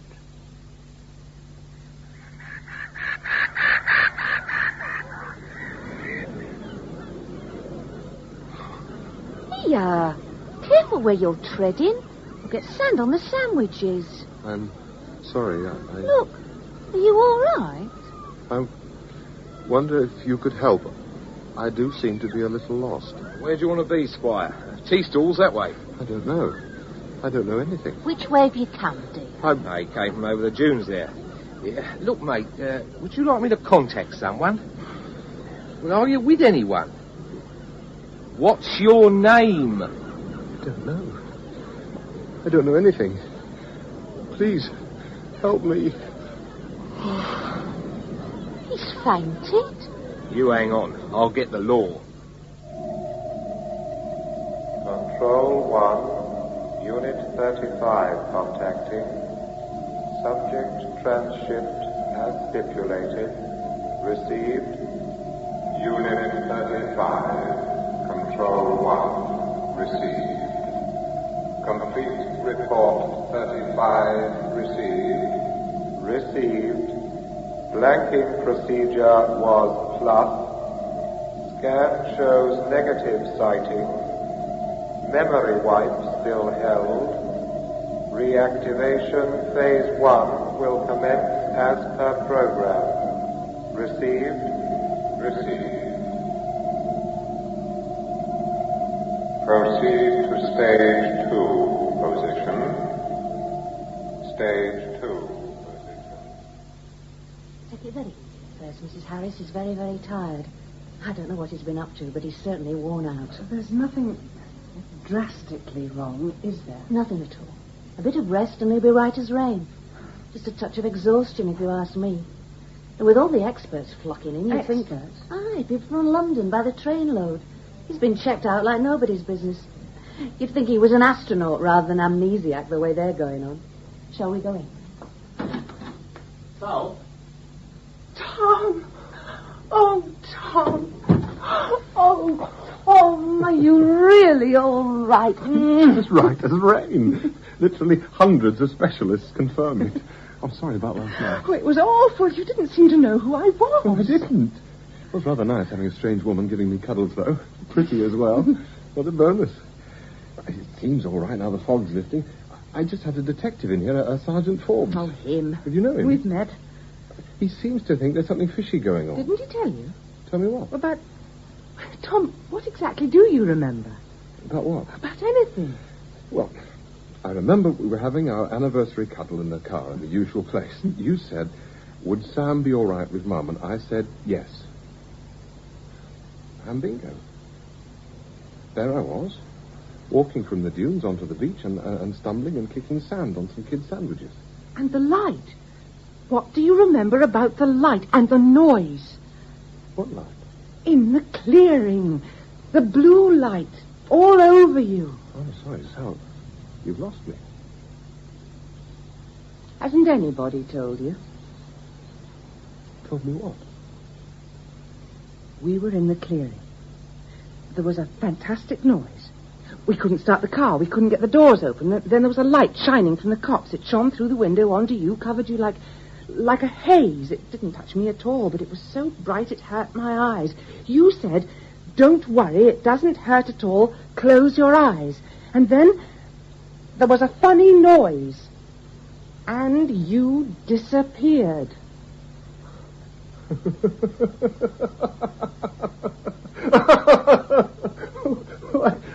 I hope you didn't try telling anyone that. That is the funniest thing I've ever heard. It's hysterical. Tom. Oh, I'm sorry. It's not funny, Tom. It happened. Oh, but... Marks were found nearby. A large circle burnt out of the brushwood. The papers say it was a flying saucer. Hey, now, wait a minute. You can't seriously expect me to believe that I went in... I saw what happened in the car, Tom. After that, I'd believe anything. May I come in? Oh, good, Mr. Harris, you're awake. How do you do? My name's Smith, A.P. Smith. An innocuous little name, but enough to mark me out. Mrs. Harris, I believe. Nice to meet you. Ah, a lovely dress, if you don't mind me saying so. Not at all. Now, I'm sure you've got a lot of catching up to do, so I'll keep it brief. Mind if I sit down? Help yourself. Ah, that is a relief. I walked through the park to get here. Thought I'd check how spring's coming along. My feet aren't really up to it anymore, but such a lovely day I couldn't resist. Lovely day. Don't you agree it's a lovely day? No reply. Who is he, I see, writ large on both your faces, or perhaps get to the point. Whichever it is, your prayers are now answered. To the point I will get. I don't know about you two, but I find it extremely irritating when somebody says they'll get to the point and waffle on absurdly. And what is the point? Good question. Space trips, and the reason therefore. Flights in flying saucers, and mysteries to be unraveled. I should tell you before you go any further that I don't believe. Tom, I told you what I thought. I know, love, and it isn't a question of not believing you. Obviously, we've been caught up in some sort of accident, and it's left you with some strange memories, and me with none at all. And I'm quite sure it will all finally be explained, and the explanation will be logical. I didn't dream it, you know. It was the most terribly real thing I've ever seen. You just disappeared. It's not my place to interrupt a family discussion. But for the purposes of my visit, it might make it easier if we assume, Mr. Harris, that you did disappear and that you were flown off. I'm sorry. I just find it impossible. I understand your point of view. But I inhabit a funny little world where fact and fiction sometimes get jumbled together, and it's part of my function to try to do a bit of unraveling. Now, when it comes to extraterrestrial visitings, there are those who turn every barrage balloon or wisp of cloud into alien craft. And others who, if a little green man with a goldfish bowl on his head stood in front of them saying, "Take me to your leader," I wouldn't believe him. But my department looks at them all. And 99.9% of the time it's all down to barrage balloons and wisps of cloud. But the 0.1%, we have to admit, we do find fascinating. You say your department. Oh, sorry, how remiss. Here we are. Smith, AP, Ministry of Defence, my card. Defence? Yes, RM section. Rather a good photograph, don't you? I don't get it. Why the Ministry of Defence? And what's the RM section? Ah, how nice. Now we're all getting to be friends. Ladies first. RM section looks at the peculiarities that sometimes manifest themselves in this world of ours. Gentlemen second. The Ministry of Defence, because you, Mr. Harris, might be, for want of a better word, a security risk. What? An unwitting one, of course. All those lovely people who've been checking you over this morning will try to come up with something interesting physically or mentally that perhaps will give some clue as to the purpose of this alien exercise. Oh, I should mention, if it's any comfort, you weren't alone. In every country with which we have departmental contact, reports are coming in that individuals like you are being delivered safely back on their doorsteps after disappearing in similar circumstances to yourself for 10 days. And you see, the powers that be find that both fascinating and alarming.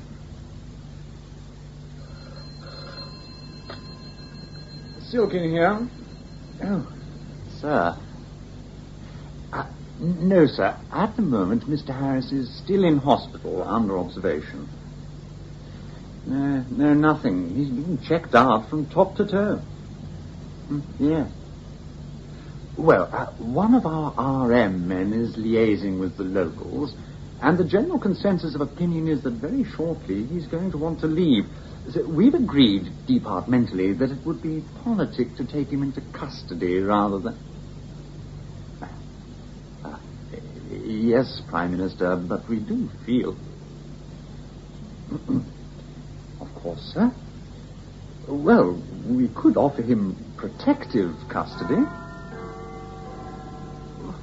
With respect, sir, that's something we can't be absolutely sure of.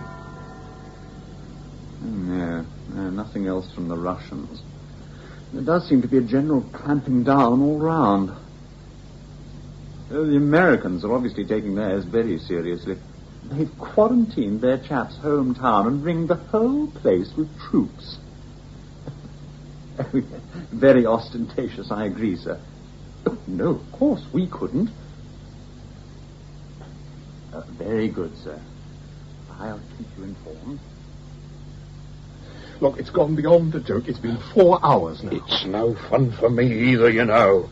I'm supposed to be out catching criminals, not plain nursemaid for the Ministry of Defence. So what's going on? An ambulance arrives to take me home from a hospital where I've spent 3 days having hundreds of tests that prove beyond doubt that I'm the fittest man in there and could have run home, never mind being taken by ambulance. But instead, I end up in a country farmhouse with you and 2 alleged ambulance drivers built like all-in wrestlers. Have you finished? No. If you're not prepared to let me go home and see my wife and baby, who incidentally been kept away from me as if I had the plague rather than some vague kind of amnesia, then I insist I be allowed to contact my lawyer. Mr. Harris, I personally have no belief, but I'm stuck with it. My chief tells me I'm seconded to this, and like it or not, I do what I'm told. My orders are you communicate with no one, and that we sit and wait further instructions. So, you best make the most of it. Same as I'm trying to do. You can't do this. It just doesn't happen in England. It's nothing more or less than kidnapping. People trotting off up bleeding blue lights doesn't happen in England either, but apparently someone's taking your alleged trick very seriously. Well, not me either, but somebody. Now then, this is a fine greeting, I must say. Lovely day like this, and voices raised. What will the cows make of it all? I want to know what's going on and why I want to be relieved from my duties with your department, sir. Boys, one at a time. You're doing a valiant service, Mr. Forbes. The department quite rightly thought Mr. Harris should have a friendly face along with him when he took his trip into the countryside, so he wouldn't be frightened by those rather over-muscular drivers. And from the look on Mr. Harris's face, he no doubt echoes those sentiments, Mr. Forbes, but needs must. Now, I think we should just sit down and I'll bring you up to date.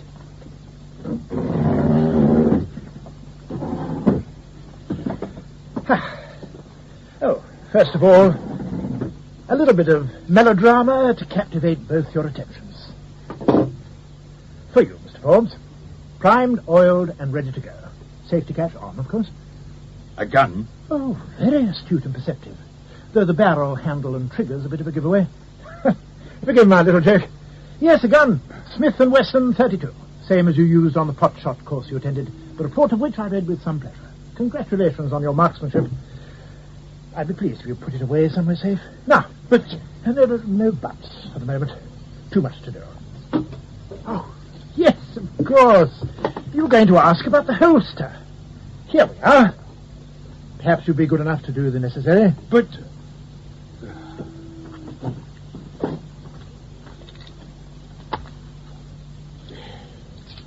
Ah, very good, yes. Now, the cloak and dagger deepens. Who did you vote for, Mr. Harris? Pardon? You're right, of course. Damned impertinence on my part. Trying to impress you with the brass. Let's just say there's an almost 50-50 chance that the message I've got for you comes from the leader of the party you voted for in the last election. And therefore, you probably trust his word. A little bit. Namely, the Prime Minister. What?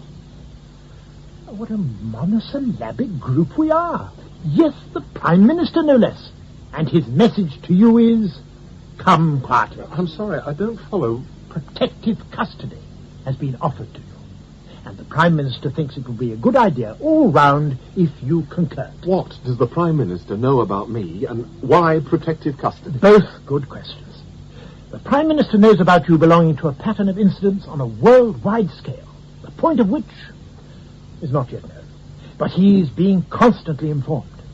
And protective custody, because our information indicates, firstly, that certain governments are in the process of trying to collect together by fair means or foul all the participants of the said incidents. Hence, Mr. Forbes' gun. And secondly, there is a vague possibility that you may have been programmed to do something rather nefarious against the security of the country or whatever of which we are as yet unaware. But that's preposterous. Preposterous, I agree. But protective custody is an insurance policy that works both ways. You're protected, we're protected. So what's your answer? And Sally? At this moment, at home, with a small company of trusted ministry servants, some of whom even now are arranging to take away certain foreign gentlemen who've also been watching your flat for the last couple of days. God. Your wife simply awaits the phone call confirming that you want them to join you. Well, another good question. However, I'm not at liberty to disclose the exact destination till you're aye or nay. Let me simply say it's safe, and a comfortable place to sit awaiting development. And if I say nay, I've got my job to think about for a start. It's been thought of. The manager was very understanding. It seems to be moving out of my hands. You can say that again. Gentlemen, look on the bright side. We're all caught up in an adventure, the end of which no one knows. And that is, you must admit, rather exciting. What do you say, protective custody? All right. If Sal agrees, it's on. Good chap. There's a phone in the car. What about me, sir? Still seconded, Sergeant. Still seconded. Special duties. Well, Mum, I think that's everything. Yes, dear. Well, I'll say goodbye then. Are you sure you'll be all right? Yes, of course. They promised to drop me off home and keep an eye on me. Oh, Mum. Don't you worry about me, Sally. It's you and Tom who've got to watch out for yourselves. Now, you sure you don't want me to look after Sam for a few days? No, Mum. Apparently they've got very good facilities there. Wherever there is. He'll be fine. Yes, well, bye-bye, dear. Now, look after yourselves. Shall do. Come on, Samuel. We'll go and see Daddy. Wherever he is. And voila, back she slides. If I hadn't seen it with my own eyes, I wouldn't believe it. Oh, we live in a wondrous age, Mr. Forbes. A wondrous age. Not a bad trick if I say it myself. You press your hand on a plate and a 20-foot concrete door slides effortlessly aside. Beats open sesame. Same sort of principle, Mr. Harris. The door's geared to my handprints and that of a few others. I'm told they could have made it the voice. The same individuality applies. Though I suppose it makes it a little difficult if you've got a cold. Besides which, one would feel rather silly standing in an open field shouting open sesame at a lump of concrete. Where exactly is this place? A secret research establishment. Physical, mainly, with this bolt hole built on. Now, be patient, and all will be revealed. Shall we enter?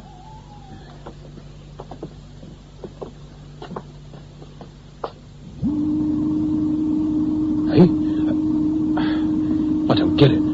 There's nothing here, just a 6-foot square concrete cube. Another door plate? Oh, 10 out of 10.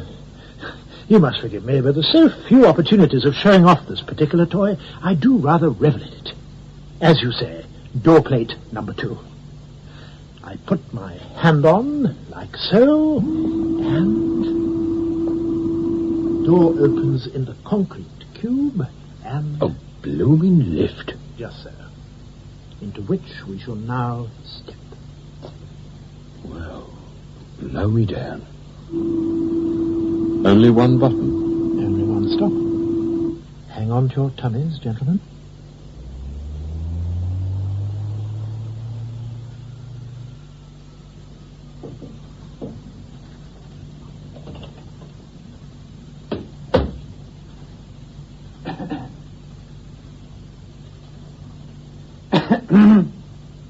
I get that cough of yours seen to, Silken. Could be catching. Yes, Prime Minister. All right. Let's hear the worst. The whole operation has so far gone very smoothly. Mr. Harris has arrived at the establishment, and his wife and child are on the way there now. Fine. Has he been told the score? Well, sir, we did think that rather than spell it out, we'd let the knowledge sink in slowly. Let them come to their own conclusions, as it were. Fair enough. But he won't be exactly over the moon about it when he does work it out. How about that RM man, Smith? Does he stay? Oh, no, sir. He'll pop out as soon as they're settled in. It seemed politic. He is, after all, a sort of walking door key. But we have arranged for a detective sergeant to stay with them. Armed, of course. A good man? Oh, impeccable. Detective Sergeant Forbes. Local. No family ties to speak of, and no departmental problems. Fine. And the press? Well, the D-notice seems to be holding, and providing the foreign papers don't start shouting, we should be able to keep the lid on for a little longer. Anything new from abroad? Nothing, sir. Right. Well, you push off back to your office. Keep me informed of aught else that comes in. Very good, sir. Oh, and Silken. Yes, sir? I would honestly prefer boy you to that ridiculous cough of yours. Very good, sir. Well, gentlemen, I think that's everything. From games room to television lounge to self-service laundrette, all is now at your disposal. It only remains to choose which of the 20 tastefully furnished bedrooms you're going to inhabit, and then perhaps we should meander down to that rather pretty, artificially sunlit garden that produces our oxygen, and await the arrival of Master and Mrs. Harris. I think the whole place is absolutely incredible. Who would have thought it, this deep underground? It's unbelievable. I must admit I found the adjectives rather hard to find myself the first time I was brought here. Tell you what, let's go into the conference room, and I'll play at being an executive while you fire away your questions. Here we are. Gentlemen, the boardroom.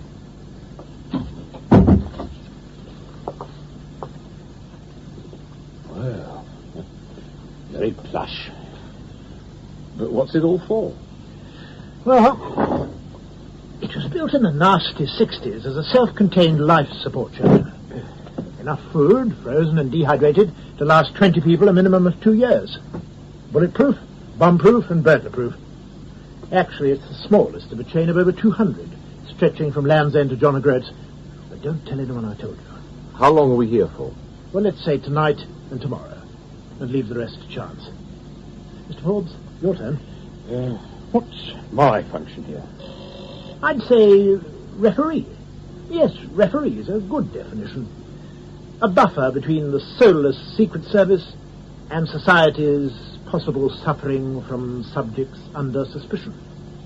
Oh, that's very alliterative, but most apt. Look, am I really under suspicion? Being honest, they don't know enough to be sure yet. They? Who the hell are they?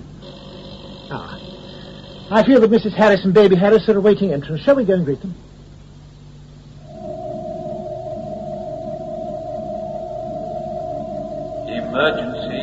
Emergency.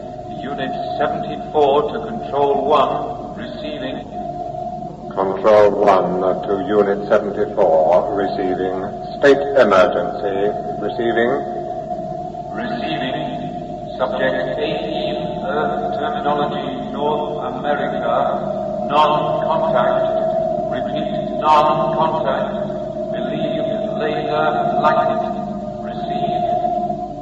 Received. General, all units, Phase 3 immediate. I repeat, Phase 3 immediate. Phase 3.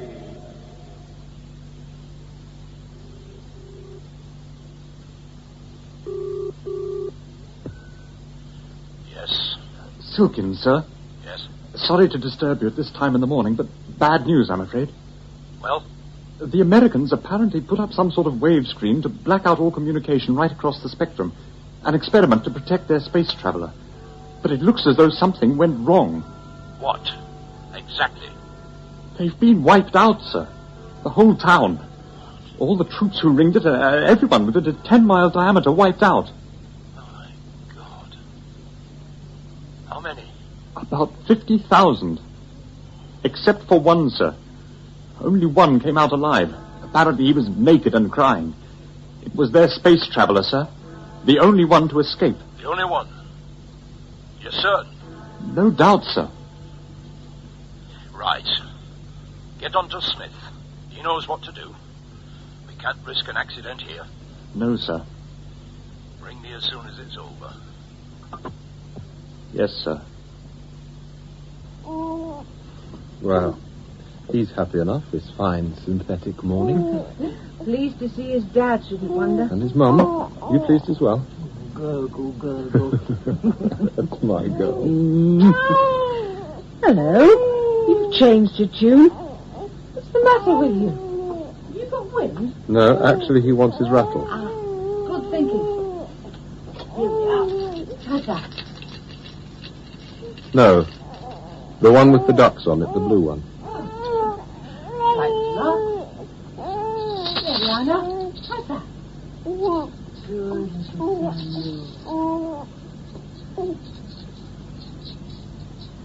So, how did you know? Pardon? How did you know? How did I know what? Which rattle? I read it, Sal. Right off the top of his head, I read his mind. I can see the shape of it. I can see what he's thinking. Can I come in? Just keep it quiet, okay? Yes. Come in. Morning. Could I just say one thing? If we're going to be cooped up in this posh basement alone together for any length of time, I think the least we can do is go on first names for a bit, don't you? What do you say? I agree. Fair enough. All animosity forgotten. I'm Sal. I'm Tom, and you're Brian. Well, that was quick. Oh, did Smith tell It's you? a nice name, Brian. Morning, Brian. Yes. Morning, Brian. Morning, Sal. Morning, Tom. Well, I'm doing bacon and eggs for breakfast. Want to join us? Love to. Great. I'll start frying. You mind if I talk for a bit out loud? Get some things sorted out in my own head. I'll go on making breakfast. I'm starving. Now, this is how I see it.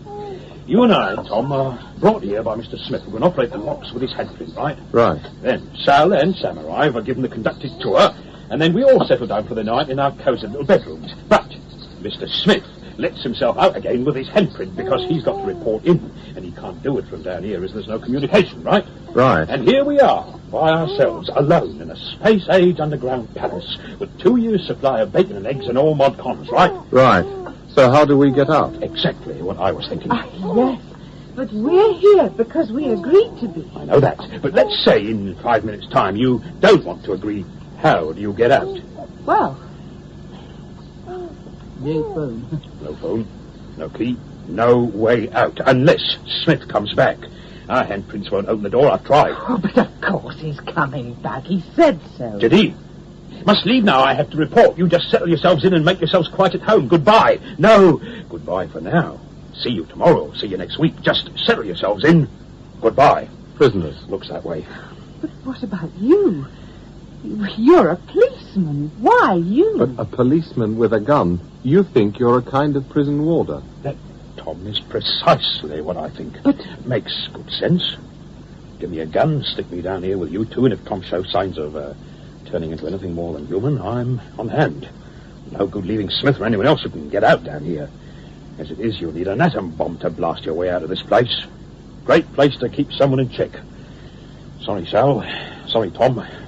Looks as though we are prisoners of one sort or another. Perhaps more than prisoners. But Mr. Smith will soon tell us. And on cue, the visitor's buzzer. Just to prove you're wrong, Brian. Well, thank the Lord for that. Too many detective stories, that's my trouble. Well, I'll go to the lift and see if it's our friends. I'll be with you in a sec. Right. Sal. Things might start happening soon. Things outside my control. Try not to be too frightened. What do you mean, Tom? What's going to happen? I don't know quite, but whatever it is, whatever happens, remember, it's me inside here somewhere, and I love you. Oh, Tom, don't. There is nothing going to happen.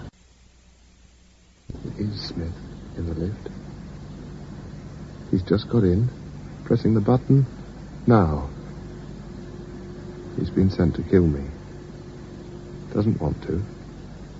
Has a gun with a silencer in his briefcase. He's going to ask me to go to the conference room with him. He'll ask Brian to check breakfast, get him out of the way. Tom, this is crazy. Not crazy. Frightening. I'd better go. The lift's halfway down.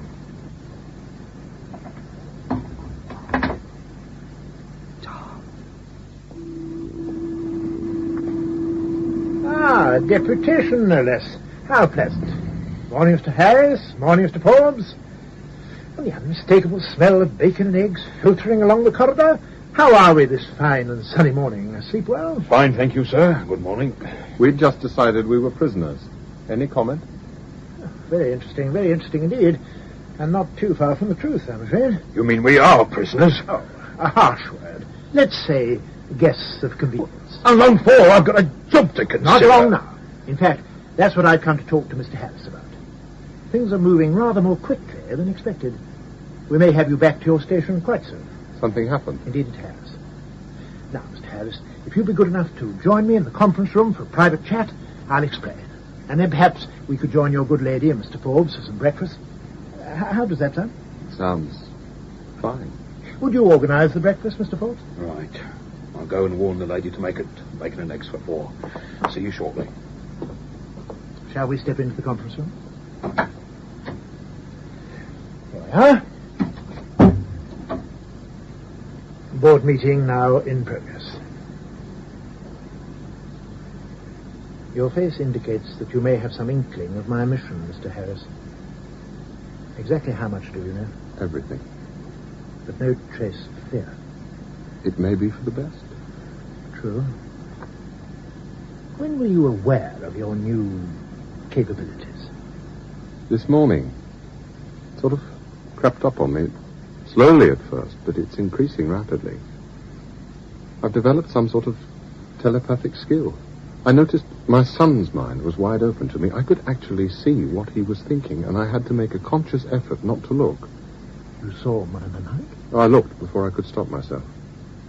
Perhaps it would have been best if I hadn't. I'm finding how to control the power now. I'm just aware of your mind in a different way, same as I'm aware of Sal and Brian's over that way in the kitchen, like a series of small fogs, but I know at any time I can push through the fog and see what you or either of them is thinking, but it does seem as though I have some control over it. Anything else? Telekinesis. In the bathroom this morning, I knocked the glass tooth mug off the shelf and I knew it was going to smash onto the tiles. I wanted to grab it to stop it from breaking and making a noise, waking Sam. I felt it, and just before the glass hit the tiles for a split second, I held it, just by thinking. Broke its fall, and it landed without any noise.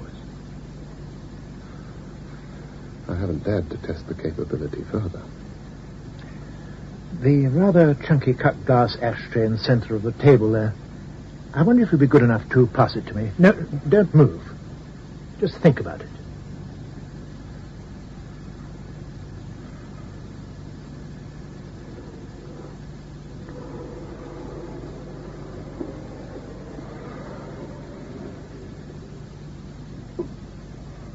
Thank you, Mr. Harris. Oh, God. It's so frightening. Yes, I'm afraid it is. You're already showing higher capabilities than I ever came across. And I presume they also are developing. Yes. But you want me to get on with it. There was, for want of a better word, an incident last night in a small town in the American Midwest. A town that was ringed defensively by troops. The town and the troops don't exist anymore. Approximately 50,000 people are dead, and only one person left the area alive. I doubt whether you know him, Mr. Harris, but you both have something in common.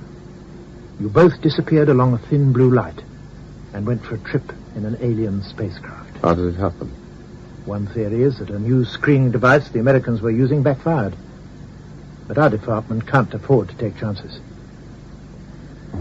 So I've been sent down with this, plus a highly effective silencer. Yes. I know. Mr. Harris, the duties I've performed for my department over the years have largely been a pleasure. But I've always been aware that I could be called upon one day, as part of my duties, to undertake a certain task so onerous that even the thought would repel me. So, over the years, I've tried to wipe the knowledge of that possibility from my mind, blank it out, but now, unfortunately, the moment of truth has arrived. I've been instructed, on the highest authority, to kill you. As I say, the thought revolts me. But I must do it. Sorry to disturb, but the good lady says if you don't come to breakfast that way, what the hell's going on here? Go outside and close the door, please, Mr. Forbes. Oh, no, you don't. Right, Mr. A.P. Mighty Smith. The gun you so kindly provided me with is now pointing at your back. So I wonder if you'd stop pointing yours at Thomas. We're making a ridiculous sight. And let me know what the hell's going on here. I'm afraid I can't do as you say, Mr. Forbes. I know that by the time your reflex lets you fire, I shall have carried out the worst assignment of my life. And hopefully your bullet in my back will still the memory. Drop your gun, Brian. No. Drop it. What the hell? Thank you. Mr. Smith? I'm really sorry about this.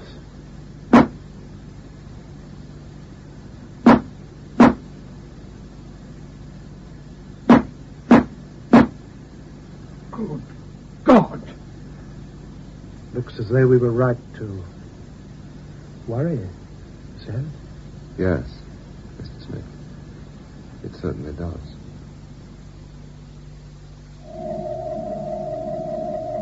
Control 1 to all units. Imperative all subjects worldwide moving to prime targets by 915.5 galactic latest, irrespective of time zone. Assist from non-site zone, 2.5 units from project zone if necessitous. Indicate receive in rota. Received. Unit 2 to Control 1. Gentlemen.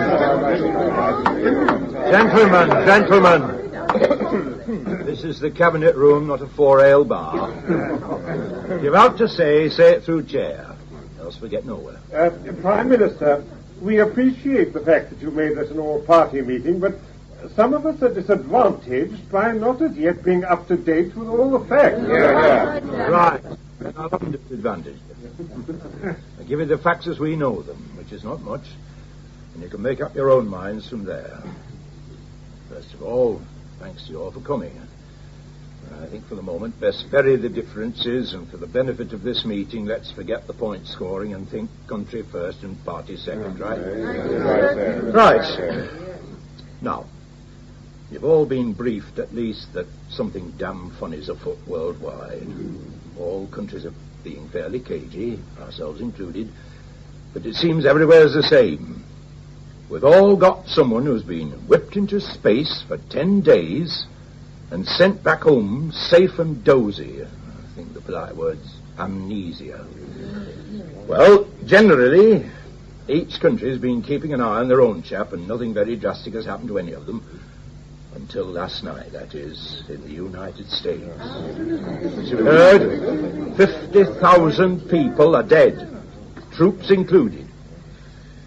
Now, without going into the ethics, we, and a lot of other countries, decided to get rid of our space trippers. Hang on, at least let me finish. The French have let theirs out on a very loose rein, wandering round Paris under surveillance, but with no restraints. In the early hours of this morning, he left a cafe where he'd been drinking with friends, and a car came at a hell of a lick round a corner, out of control, not to do with their security boys, Mark, you're just out of control, and hit him as he crossed the road. No messing, a full-blooded smack square on. The car disintegrated, complete write-off. 4 passengers all dead. But it didn't shift him, their blue light bloke. Oh, no.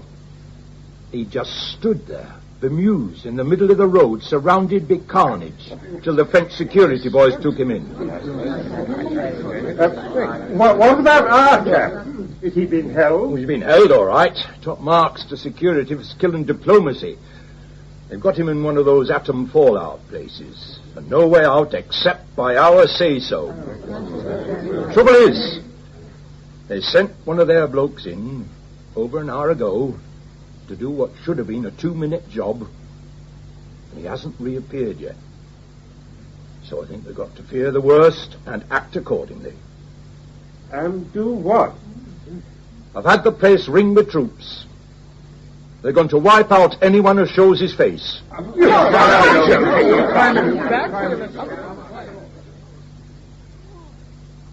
If you don't mind me saying so, Mrs. Harris, that was an exquisite breakfast. Delicious.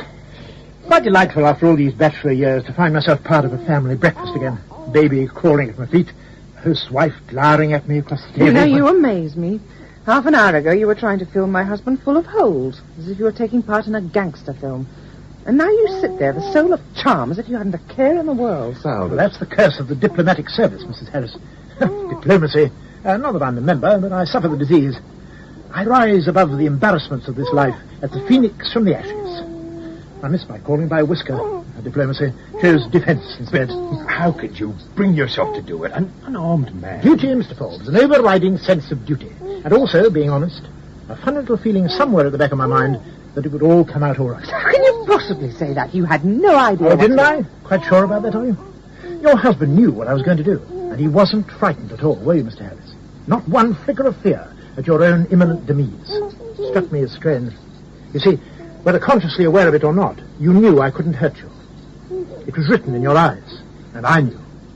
Your powers of telekynthesis are such that you could have, without effort, and without moving from where you were sitting, put the safety catch on the gun, or stop the hammer falling, or turn the gun to one side, or tip my chair up, any of a dozen things. But you felt the need to test your powers of survival. A gamble, I admit, but a small one. So you let me pull the trigger, and let me see the bullets disintegrate against what is obviously some sort of force field that automatically surrounds you when danger is present. I should imagine, Mr. Harris, one can slap you on the back in friendship. But I think if one tried to slap you on the back in anger, one would get a broken arm without managing to touch you. But now you're trying to make him out some sort of monster. He's Tom, my husband. Whether you like it or not, Mrs. Harris, he's Tom plus X. Monster in the making, and who knows for what purpose. This is all getting preposterous. Tom. Tom. What's wrong with him? Keep away, don't touch him. That blue light. The same blue light. He's surrounded with it. Look away. My eyes! Look away, look away. Get down, onto the floor. Down the baby. He's just sitting there. Do something, Brian. For God's sake, do something. He's in pain. Tom! Tom! Oh, knock him out. He's going to burst a blood vessel. Stay where you are, Forbes. Don't touch him. There's stuff flying around to kill you. Forbes, come back. Don't touch him. Sorry, Tom. Gotta do this. Ah! He must have been thrown at least 5 yards by the shock. You check her husband. I'll see to Forbes. Tom. Steel band being twisted in my mind like pulling plasters off my mind. It's so much coming in, it hurts. Too many voices. Too many voices, Sal. I can hear too far. Too much. Chalk up your first victim, Mr. Harris. Forbes is dead. No. Let me touch him. No, Sal, let me go to him. It's all right. I can see what it is. Pressure zone, upper brain. Just have to squeeze there. He's okay now. Oh, see? Oh, my head. Too many voices. I can't stop them. Got to get out. Tom! Leave it. Hundreds of people, guns above us, overhead, helicopters, too much noise. Got to get out. Tom! Wait! Got to get out! Tom! Tom! Did I see what I thought I saw? A door smashed open with a fist. Or am I still dreaming? You saw what you thought you saw, Mr. Forbes. You can't hurt him, and he can't hurt himself. The door was simply kicked out of the way by the force field. Where does he think he's off to now? Out. He's leaving. Well, there's no way of working the lift. Look, you've just been brought back from the dead, Mr. Forbes. The merest touch behind your ear, and you are back from the dead. So the lift, one of the most sophisticated pieces of electronic security known to man, will, I'm sure, be child's play to him. Or to it, as the case may be. 3 more contactors. Listen to me. I don't know what it is, but I can help, Tom. Talk to me, Tom. Let me help. No one can help. Must go. Got to get out. And let me come with you. Head, so tight. Safe here. You're safe here, Sal. Tanks, soldiers outside. Want to kill me. Stay with Smith. Can't get out now. Wiped his prints. Safe. Tom! Sergeant, the lift's on the move. All right, men, your position! Up! outer doors open! I shall give the command! Keep firing till I order you to cease! Hold those tanks back till I tell you!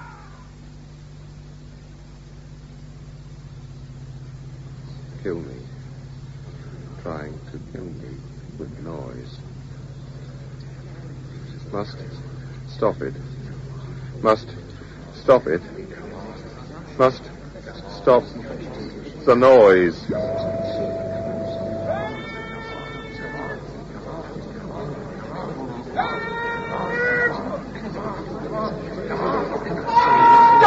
thinking!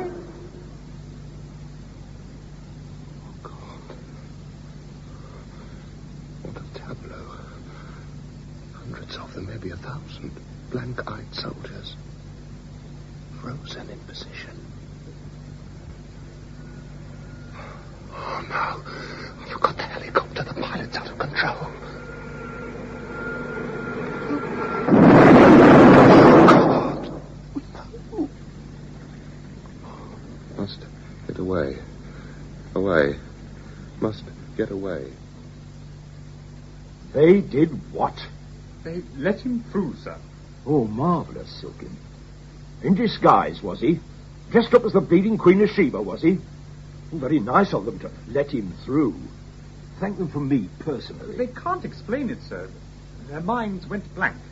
They couldn't think. You don't have to think to pull a trigger. Half the country complaining about the cost of the armed forces, and we end up with soldiers with rusty fingers. It seemed as if they were rooted to the spot, sir. That only happens in books, Silkin, so don't give me any of that rooted rubbish. Right. Where the hell is he now? Well, we don't know, Prime Minister. Don't know? You don't know? I'd be better off with half a dozen Boy Scouts than your lot, Silkin. Find him. And while you're at it, I want London ringed off completely. We're getting reports in from all over the world that these blue light people are making for the capital cities. I want every vehicle coming in stopped and searched right down to the last milk float. You got that? Every vehicle, every train, every plane, every boat, out that moves on legs or wheels, stopped. Close the capital tight. He must be captured. Have you got that, Silkin? Absolute red alert. They mustn't come near. I don't want to hurt them. Keep away! England. Harris, England. Inside my head. Are you there, Tom Harris? Who are you? Where are you? Bristol, Belgium. On my way to my capital, Brussels, just as you are going to London. Have I gone mad? No, you're all right. I'm real. Far away.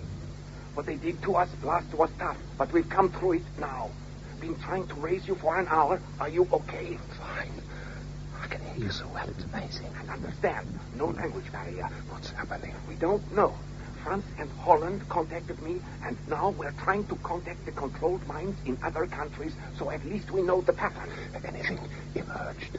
We're being pushed towards our own capital city. We have no choice.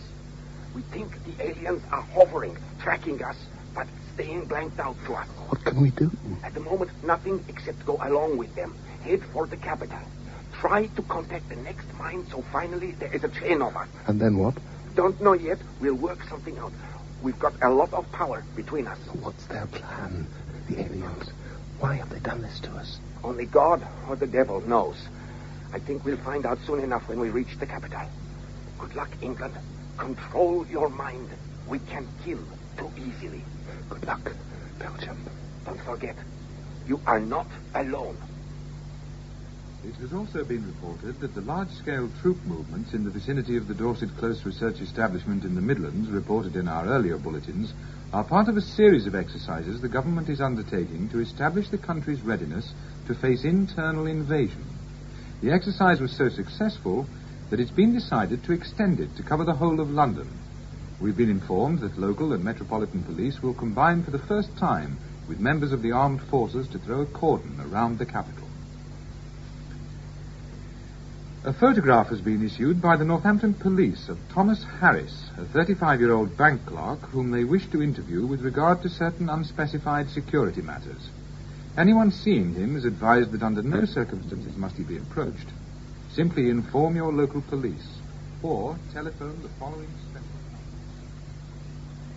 Unit 35 contacting. Received. Control 1 to Unit 35. Received. Subject 12, Phase 4 reveal completed by 915 Galactic as programmed. Subject heading towards target zone. Phase 5 to commence at 918 Galactic as stipulated.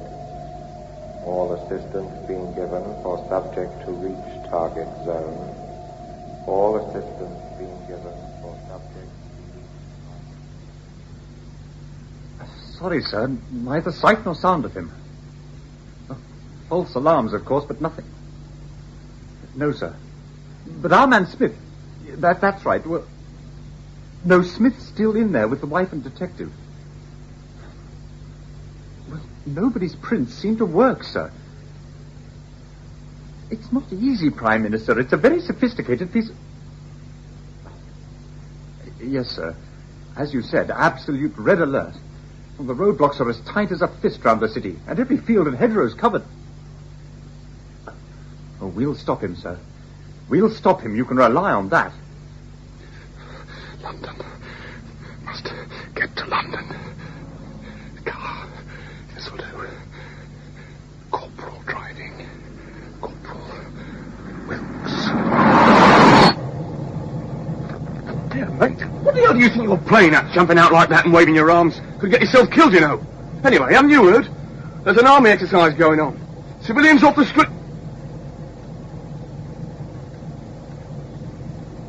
Yes, sir. Any problems at roadblocks and you'll take care of them. Very good, sir. 3 major ones at mile intervals on the outskirts, sir, and 3 range patrols inside. Certainly, sir. Get the blocks over with first and worry about the patrols after. Very good, sir. If you want to lie on the floor at the back, sir, that's fine with me.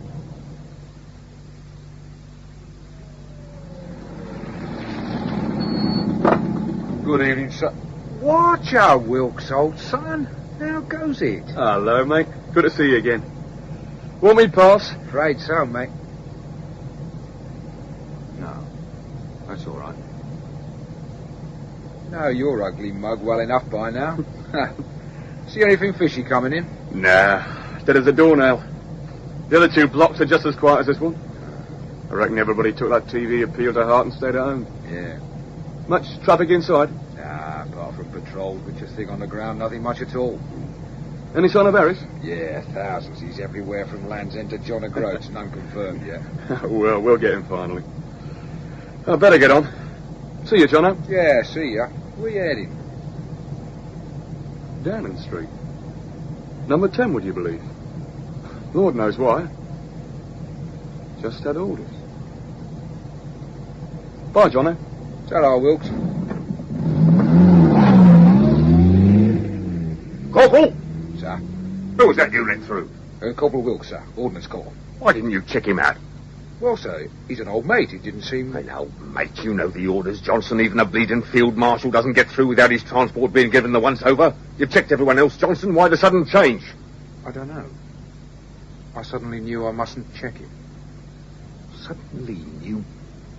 It's a damn funny choice of words. Where's this Corporal Wilkes based? I'll have him checked out. Dagenham, Sarge. Right, I'll radio for a patrol to intercept him on the way. He's not going to Dagenham, Sarge. He's on his way to Downing Street. He's what? He's on his way to Downing I Street. heard you, you great bird. Don't you realise this could be it? I've got to get the brass on the radio. Get a patrol unit chasing after him now, Johnson. Now! Yes, sir. Have you checked all units? Yes, sir. All in position. The entire Downing Street area is secure. Secure. We'll see. Any sign of this corporal, chappie? No, sir. Well, tell everyone to keep a sharp watch. They said he was heading this way. We've got Wilkes, sir.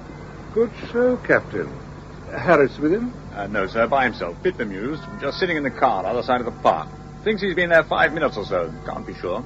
Well, that spaceman, chappie, may be on the loose, but he certainly won't get through this lot to number 10.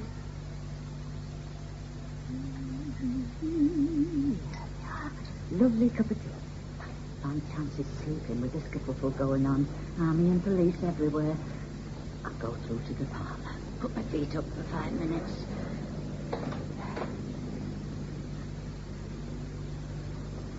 Now, where's that light switch gone to? Oh, here we are. Oh. Good evening. Don't be frightened. I'm not frightened. It just gave me a bit of a start seeing you sitting there in the dark.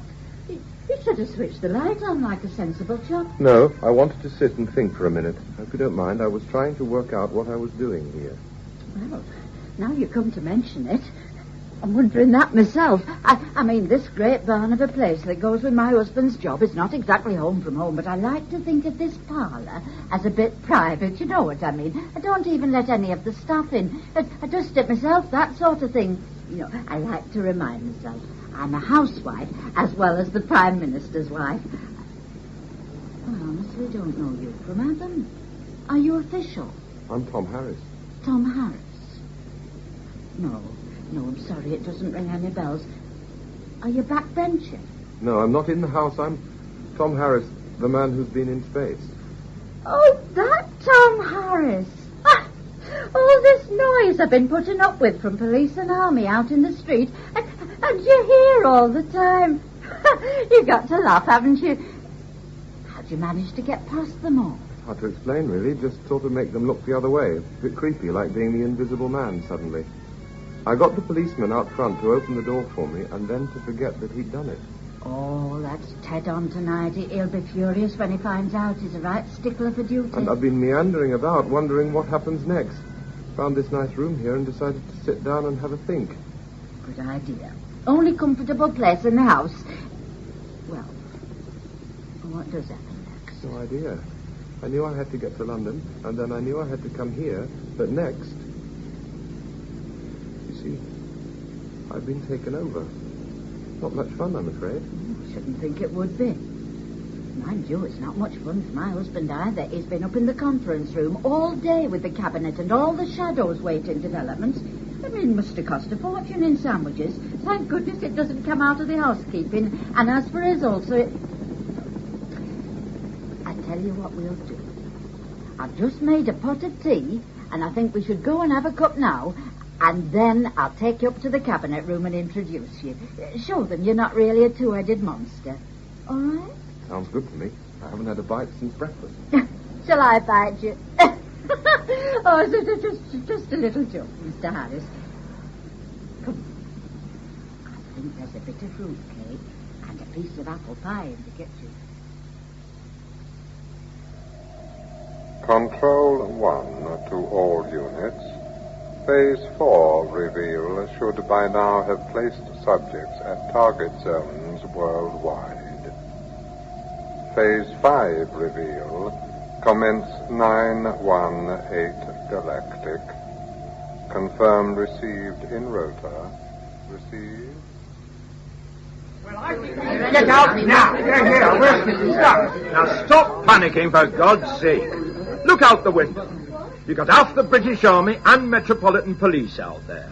There's no way he can get through. But you said yourself, we don't know what his capacities are. If he got out of that shelter, what's the stop him getting in here? You place the whole cabinet at risk by having us all together. Hang on. Yes, Prime Minister speaking. No, I'm not.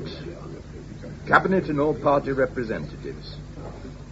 What do you mean, hope? You damn well make sure we're safe. What? I see. Right, well, we'll pack it up here and transfer to that underground place at the Mall. No, I think everyone here will agree it's expedient. Right? Right. Ring me back direct. For God's sake, Silkin, stop gawking and get the door. Oh, yes, sir. Well, gentlemen, it doesn't look good. Reports indicate no one's managed to hold their space troopers, and their movements worldwide indicate they're making for heads of government rather than seats of power, which means we're obviously the ones at risk. So I think it's best all round if we go for the double security of the war centre. I don't think there's any possibility of this chap Tom Harris getting in there. Yes, Your wife, sir. Sorry to interrupt like this. Mary, how many times do I have to tell you? But I've got a visitor who I think you've been waiting for. Tom Harris.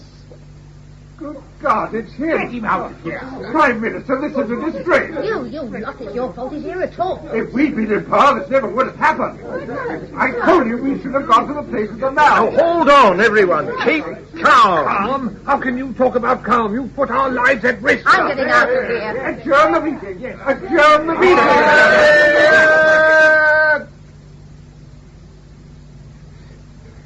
You silly, pathetic people. How can you squabble among yourselves at a time like this? Petty politics is finished. Your future, if you have a future, lies in forgetting the differences, local and international. The universe is knocking at the door, and you squabble over the responsibility for it happening. I've suffered to be here. People have died so I could get to you. Well, stop your childish bickering while we await whatever message these alien gods intend to send. For, as sure as by earthly standards I'm a strange monster to you, by their standards I am simply a messenger boy. You're all thinking, but has he any power? You're thinking, he's a trickster. He's fooled others, but he doesn't fool me. Well, let's play games while we wait their commands. Stupid people deserve to have their stupidities aired. How dare you talk to us like this? You trick your way in here, and then... What about all the people you tricked, Mr. Parker? You think your secret is long buried? My secret? Gibraltar, 1964, property deal, £1.5 million. 2 other partners. Do you want me to spell out the rest, or do you believe I have certain powers? Everyone deserves to hear it. All of you, your dirty little secrets are bubbling up to the roof of your minds, just dying to be read. You, Thompson, a 17-year-old mistress. And you, Mrs. Transhaw, cabinet leaks and corruption. Smith, a drunk, you hit him with your car, left him dead in the ditch. All of you, cesspool minds revealed. Believe me, I don't want to have to hurt you to prove my power. It's just party tricks, Harris. Well-researched party tricks. Speak your piece, quick, before I have you thrown out. Throw him out now! Tell lies about me! Let's get him out of here! Idiots! You idiots deserve to be taught! Listen. Mr. Prime Minister, I could kill you, all of you, just by thinking it. Instead, I hurt you. A little. Tricks. I could rule this country, turn it into a nation of zombies without even overstretching my powers. Thrown out, Prime Minister, there's nothing yet invented in this puny world of ours that could even scratch me. And I am frightened. What am I doing here? Why has my mind been ripped apart? What is my task? What is my message? For God's sake, aliens, tell me. Tell me. Look. Just outside the window. I don't believe it. What is it? A flying saucer. Tell me what you want. Look at the light. It's all over him. Blinding. Don't look. Turn away. Turn away. We won't allow it. No. We'll never agree, you hear. We'll never agree. Go away from this world. Leave us our innocence. You can escape. We can escape. They're going to drive us mad. They want to rule. Escape, England. Look behind your mind. You can escape. You must escape now, Harris. Now. Search out the pathway. Escape, Harris. Escape. He's starting to shiver. He's evaporating.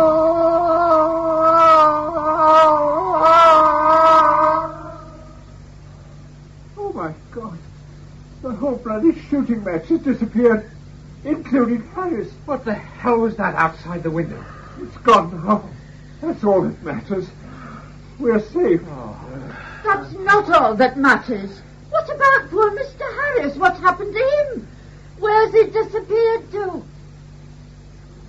I bid 6 no trumps. Oh, I don't believe it. What a swish. What on earth? I'll go check. Quick, it's Tom. Tom! Lift him up. Oh, Tom. I'm okay. I haven't got long. They'll be searching. Well, who? Who will be searching? Where have you been? I'll check here. Let's get away. Mr. Harris, Are you yourself at the moment, or alien? This is me, all right. How long for, God knows. They can really hurt. I escaped. How did you manage it? I heard no lift. Teleportation. Fantastic but true. One moment with Prime Minister and Cabinet at 10 Downing Street. Next moment, merely by looking behind my mind and thinking of this place, I'm here. Belgium explained it. Belgium? One of the other blue light blokes. We're in contact with each other. The aliens slipped up, made us too efficient. We can escape, fly through the paint net. But the message, Mr. Harris, what was your mission? What did they want of you? The message is simple. Mankind, as we know it, is all over. You're looking at new man. All over. New man. Thousands of years.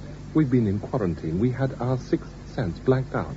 All those years ago, some sort of space council adjudged us savages and blanked us out. Now, the blanket's going to be ripped off. We haven't improved at all. They're going to let us look at ourselves, mind to mind, see ourselves as we really are. Result, end of mankind. I don't understand.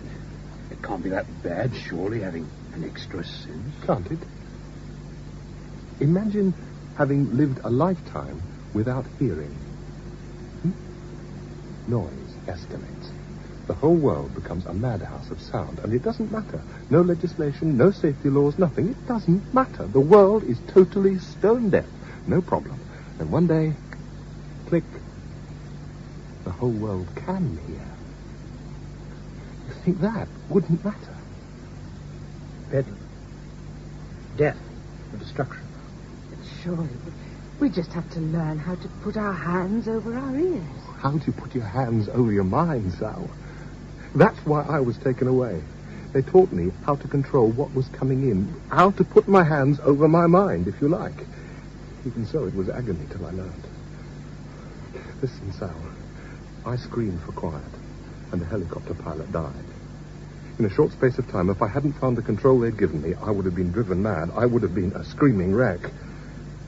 But think of the damage I'm capable of doing in that madness just by thinking about it. The other powers that come along with the mind reading are just as terrifying. Add to that the fact that I'm virtually indestructible. We'll all be the same.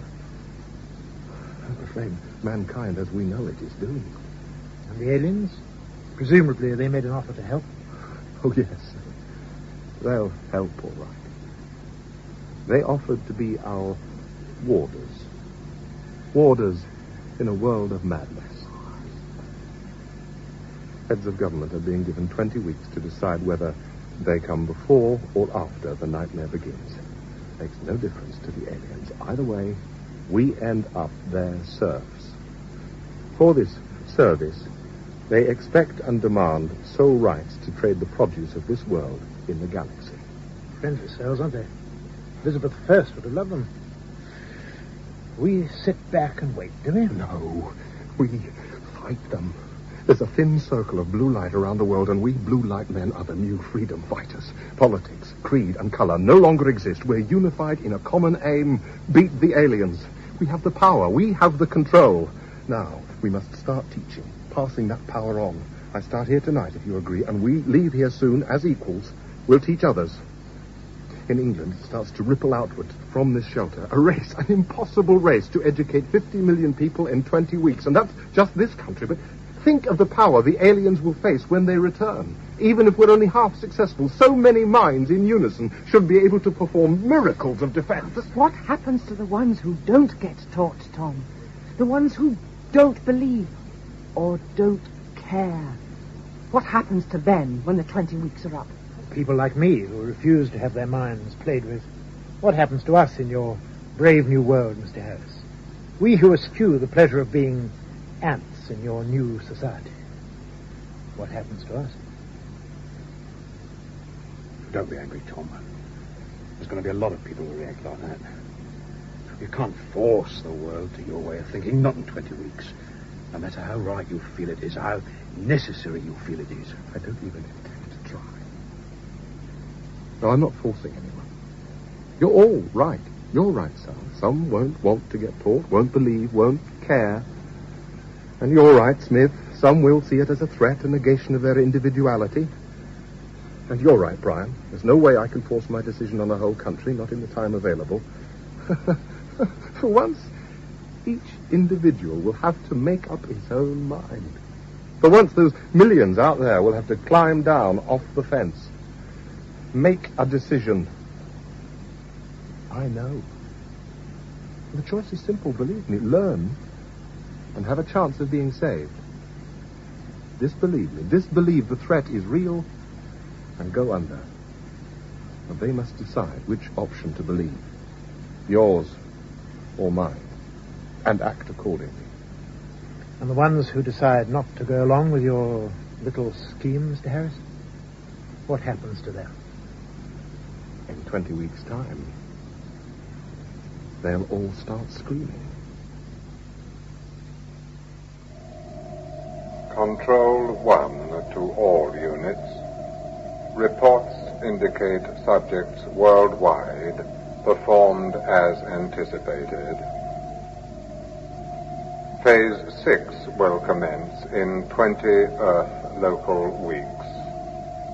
All units to oversee defined areas from non-site zones. James Lawrenson played Tom Harris and Jennifer Piercy Sally in Before the Screaming Begins by Wally K. Daly. The Prime Minister was Patrick Troughton and A.P. Smith, Donald Hewlett. Sergeant Forbes, Robert Trotter. Prime Minister's wife and Sally's mother, Catherine Parr. Silken, Peter Wickham. Brostow, Nigel Graham. Corporal Wilkes, Geoffrey Leasley. Corporal Johnson and the newsreader, Eric Allen. Nurse and Cabinet Minister, Maggie Ollerenshaw. Desk Sergeant and Opposition MP, Peter Williams. An alien voice, Malcolm Gerard. And the alien controller, Manning Wilson.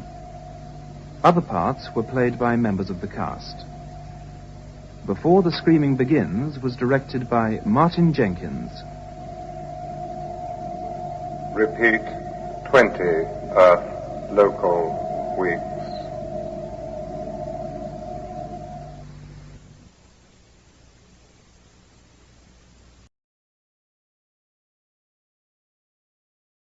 A black night and a wintry morning in the year 1777. Mrs. Dudgeon of New Hampshire is sitting up in the kitchen and general dwelling room of her farmhouse on the outskirts of the town of Websterbridge. Mrs. Dudgeon's chair, like all the others in the room, is uncushioned and unpainted. Opposite the fireplace, between the door and the corner, a shamelessly ugly black horsehair sofa stands against the wall. A girl of 16 or 17 has fallen asleep on it. Suddenly there comes a tapping at the door. Not loud enough to wake the sleepers. Then knocking, which disturbs Mrs. Dudgeon a little. Finally the latch is tried, whereupon she springs up at once. Well, why don't you open the door? Oh, dear me now. This is... Wake up, do you hear? What is it? Wake up and be ashamed of yourself, you unfeeling, sinful girl. Falling asleep like that and your father hardly cold in his grave. I didn't mean to. I dropped off. Oh, yes, you've plenty of excuses, I dare say. Dropped off. Why don't you get up and let your uncle in? After me waiting up all night for him. There. Now, I'll open the door. Much good you are to wait up. Go and mend that fire a bit. Oh, it's you, Christy.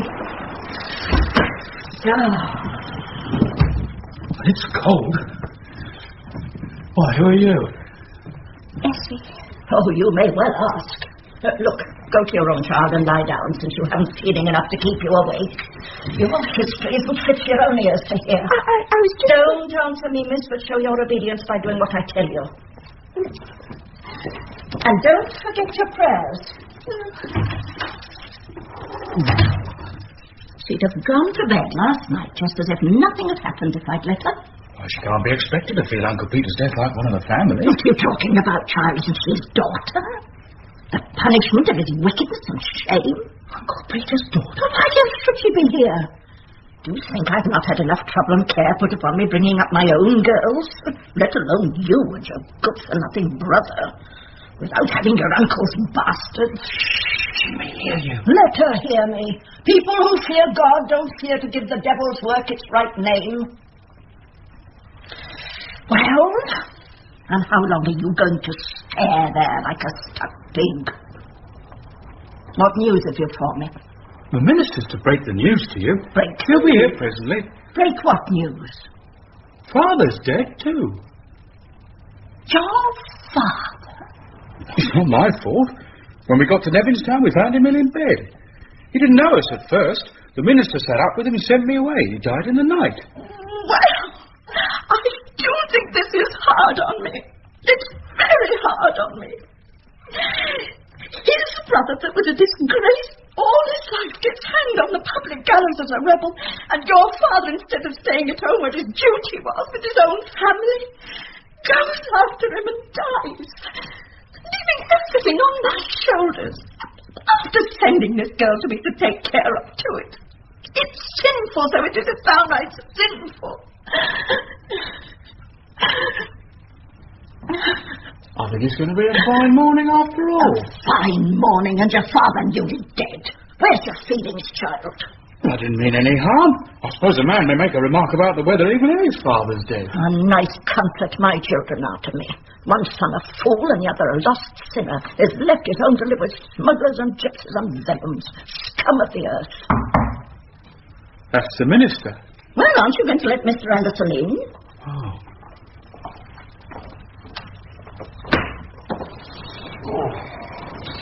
Have you told her, Christy? She made me. Sister? The Lord has laid his hand very heavily upon you. It's his will, I suppose. I must bow to it. But I do think it's hard.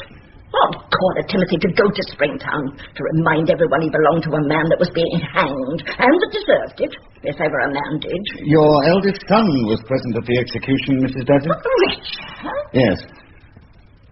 Let it be a warning to him. He may end that way himself, the wicked, dissolute, godless. Did Timothy see him? Yes. Well? He only saw him in the crowd. They did not speak. Your husband was greatly touched and impressed by his brother's awful death. Well, wasn't it only natural, Mrs. Dudgeon? He softened towards his prodigal son in that moment. He sent for him to come to see him. Sent for Richard? Yes, but Richard would not come.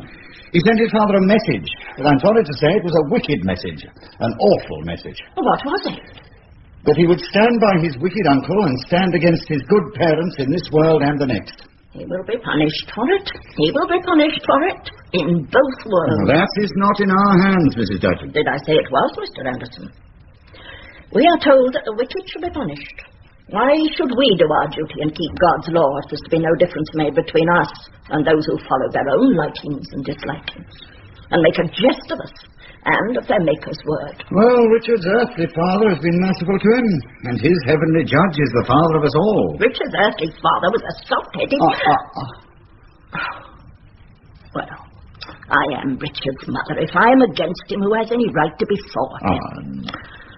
Well, won't you sit down, Mr. Anderson? I should have asked you before, but I'm so troubled. Thank you. Has Christy told you about the new will? The new will? Well, did Timothy... Yes, in his last hours he changed his mind. And you let him rob me? I had no power to prevent him giving what was his to his own son. He had nothing of his own. His money was the money I brought him as my marriage portion. It was for me to deal with my own money and my own son. He dare not have done it if I'd been with him, and well he knew it. That was why he stole away like a thief, to take advantage of the law, to rob me by making a new will behind my back. The more shame on you, Mr. Anderson. What? You, minister of the gospel, to act as his accomplice in such a crime. I will take no offence at what you say in the first bitterness of your grief. Grief? Well, of your disappointment, if you can find it in your heart to think that the better word. My heart? My heart? And since when Have you begun to hold up our hearts as trustworthy guides for us? Don't lie, Mr. Anderson. We are told that the heart of man is deceitful above all things and desperately wicked. My heart belongs not to Timothy, but to that poor wretched brother of his that has just ended his days with a rope around his neck. What? Aye, to Peter Dudgeon.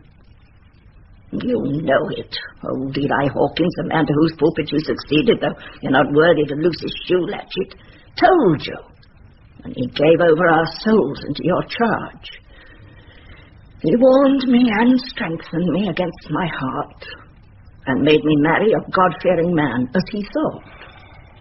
What else but that discipline has made me the woman I am? And you who followed your heart in marriage, you talk to me of what I find in my heart. No. Go home to your pretty wife, man, and leave me to my prayers. The Lord forbid that I should come between you and the source of all comfort. The Lord will know what to forbid and what to allow without your help. And whom to forgive, I hope. Eli Hawkins and myself, if we ever set up our preaching against his law. Just one word. On necessary business, Mrs. Dudgeon. There is the reading of the will to be gone through, and Richard has a right to be present. He is in the town, but he has the grace to say that he does not want to force himself in here. He shall come here. Does he expect us to leave his father's house for his convenience? Let them all come, and come quickly, and go quickly. They shall not make the will an excuse to shirk half their day's work. I shall be ready, never fear. Mrs. Dudgeon, I used to have some little influence with you. When did I lose it? When you married for love. Now you're answered. Yes, I'm answered.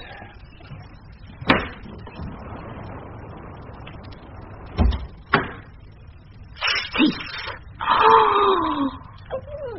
Thief! Christy! Christy! Get up out of that and be ashamed of yourself. Sleeping and your father dead. What, do you suppose we're never going to sleep until we're out of mourning? I want none of your sulks here. Come on, help me lay this table. We shall have the minister back here with the lawyer and all the family to read the will before you've done toasting yourself. Go wake that girl. And light the stove in the shed. You can't have your breakfast here. And mind you wash yourself. Make yourself fit to receive the company. Now mind, there are 10 biscuits there, and let there be 10 when I come back after dressing myself. And keep your fingers off the raisins in that cake. And tell Effie the same. I suppose I can trust you to bring in the case of stuffed birds without breaking the glass. You'd better put the inkstand instead for the lawyer. That's no answer to make me, sir. Go and do as you're told. Oh, stop. Take down that shutter before you go. Let the daylight in. Can't expect me to do all the heavy work of the house. A great lout like you idling about. Here's the minister's wife. What? Is she coming here? Yeah. What does she want troubling me at this hour before I'm properly dressed to receive people? Better ask her. You'd better keep a civil tongue in your head. Look, tell that girl to come to me as soon as she's had her breakfast. And tell her to make herself fit to be seen before the people. Nice manners, that. Come in. Oh, it's you, is it, Mrs. Anderson? Yes. Can I do anything for you, Mrs. Dudgeon? Can I help to get the place ready before they come to read the will? Thank you, Mrs. Anderson. My house is always ready for anyone to come into. Yes, indeed it is. Perhaps you'd rather I didn't intrude upon you just now. Oh, one more or less will make no difference this morning, Mrs. Anderson. Now that you're here, you'd better stay, if you wouldn't mind shutting the door. Oh. That's better. I must go and tidy myself a bit. I suppose you don't mind stopping here to receive anyone that comes until I'm ready. Oh, yes, certainly. Leave that to me, Mrs. Dudgeon, and take your time. I thought that would be more in your way than getting the house ready. Ah, there you are, Patsy. Come here and let me look at you. Oh, that's what you call doing your hair properly, I suppose. It's easy to see what you are now you were brought up. Now listen to me and do what you're told. You sit down there in the corner by the fire, and when the company comes, don't dare to speak until you're spoken to. Now, your father's people had better see you and know that you're there. They're as much bound to keep you from starvation as I am. At any rate, they might help. But let me have no chattering, and making free with them as if you were their equal. Do you hear? Yes. Well, then go and do as you're told. Oh, never mind her, Mrs. Anderson. You know who she is and what she is. If she gives you any trouble, just tell me and I'll settle accounts with her.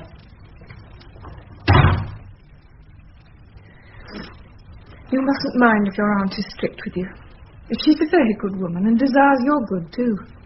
Yes. You're not going to be sullen, I hope, Essie. No. That's a good girl. Do you know any of your father's relatives? No. They wouldn't have anything to do with him. They were too religious. Father used to talk about Dick Dudgeon, but I never saw him. Dick Dudgeon? Essie, do you wish to be a really respectable and grateful girl and make a place for yourself here by steady good conduct? Yes. Then you must never mention the name of Richard Dudgeon, never even think about him. He's a bad man. What has he done? You mustn't ask questions about him, Essie. You're too young to know what it is to be a bad man. Ah, they're beginning to come. Now remember your aunt's directions, Essie, and be a good girl. Good morning, Mr. Dudgeon. Good morning. Will you open the door, please? The people have come. She'll be here in a moment. Ask them to wait.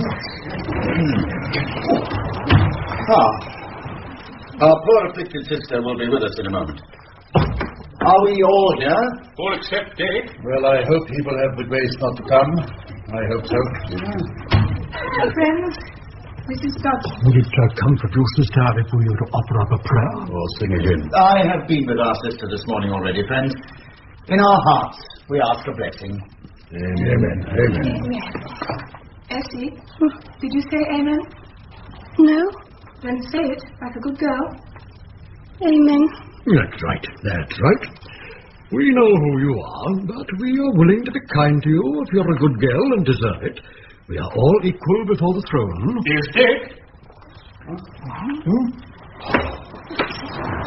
Ladies and gentlemen, your servant, your very humble servant. How happy you all look. How glad to see me. Well, Mother, keeping up appearances as usual. That's right. Uncle William, I haven't seen you since you gave up drinking. What? Oh, you have given it up, haven't you? Of course you have quite right to. You overdid it. Now, where's that upright horse dealer, Uncle Titus? Uncle Titus, come forth. As usual, with the ladies.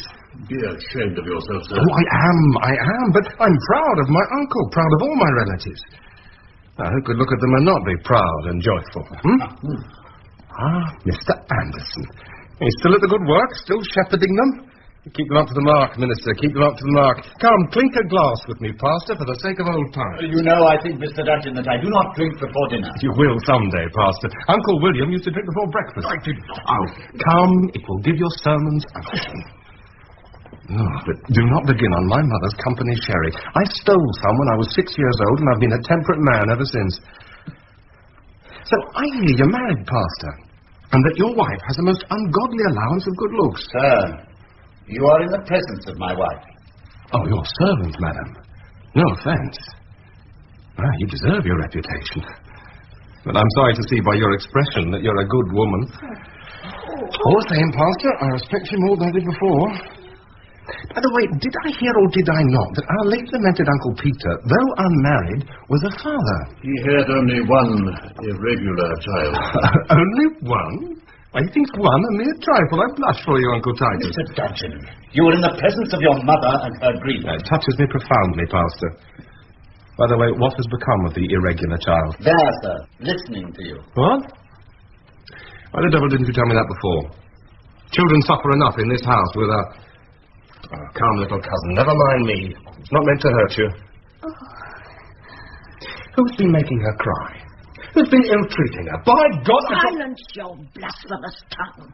I will bear no more of this. Leave my house. How do you know it's your house until the will is read? Ladies and gentlemen, as the eldest son of my late father and the unworthy head of this household, I bid you welcome. And by your leave, Mr. Anderson, by your leave, Lawyer Hawkins, head of the table for the head of the family.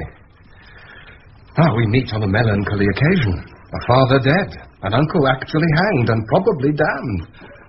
That's right. You pull your longest faces. provided only there's hope in the eyes of the child. Oh, now then, Lawyer Hawkins, business. Get on with the will, man. Do not let yourself be ordered or hurried, Mr. Hawkins. Oh, Mr. Dudgeon means no offence, I feel sure. I'll not keep you a second, Mr. Dudgeon, just while I get my glasses. They notice your civility, Mr. Hawkins. They're prepared for the worst. A glass of wine to clear your voice before you begin. Thank you, Mr. Dudgeon. Your good health, sir. Yours, sir. Now, will anyone oblige me with a glass of water? I will. The will is not exactly in proper legal phraseology. No, my father died without the consolations of the law. Good again, Mr. Dudgeon. Good again.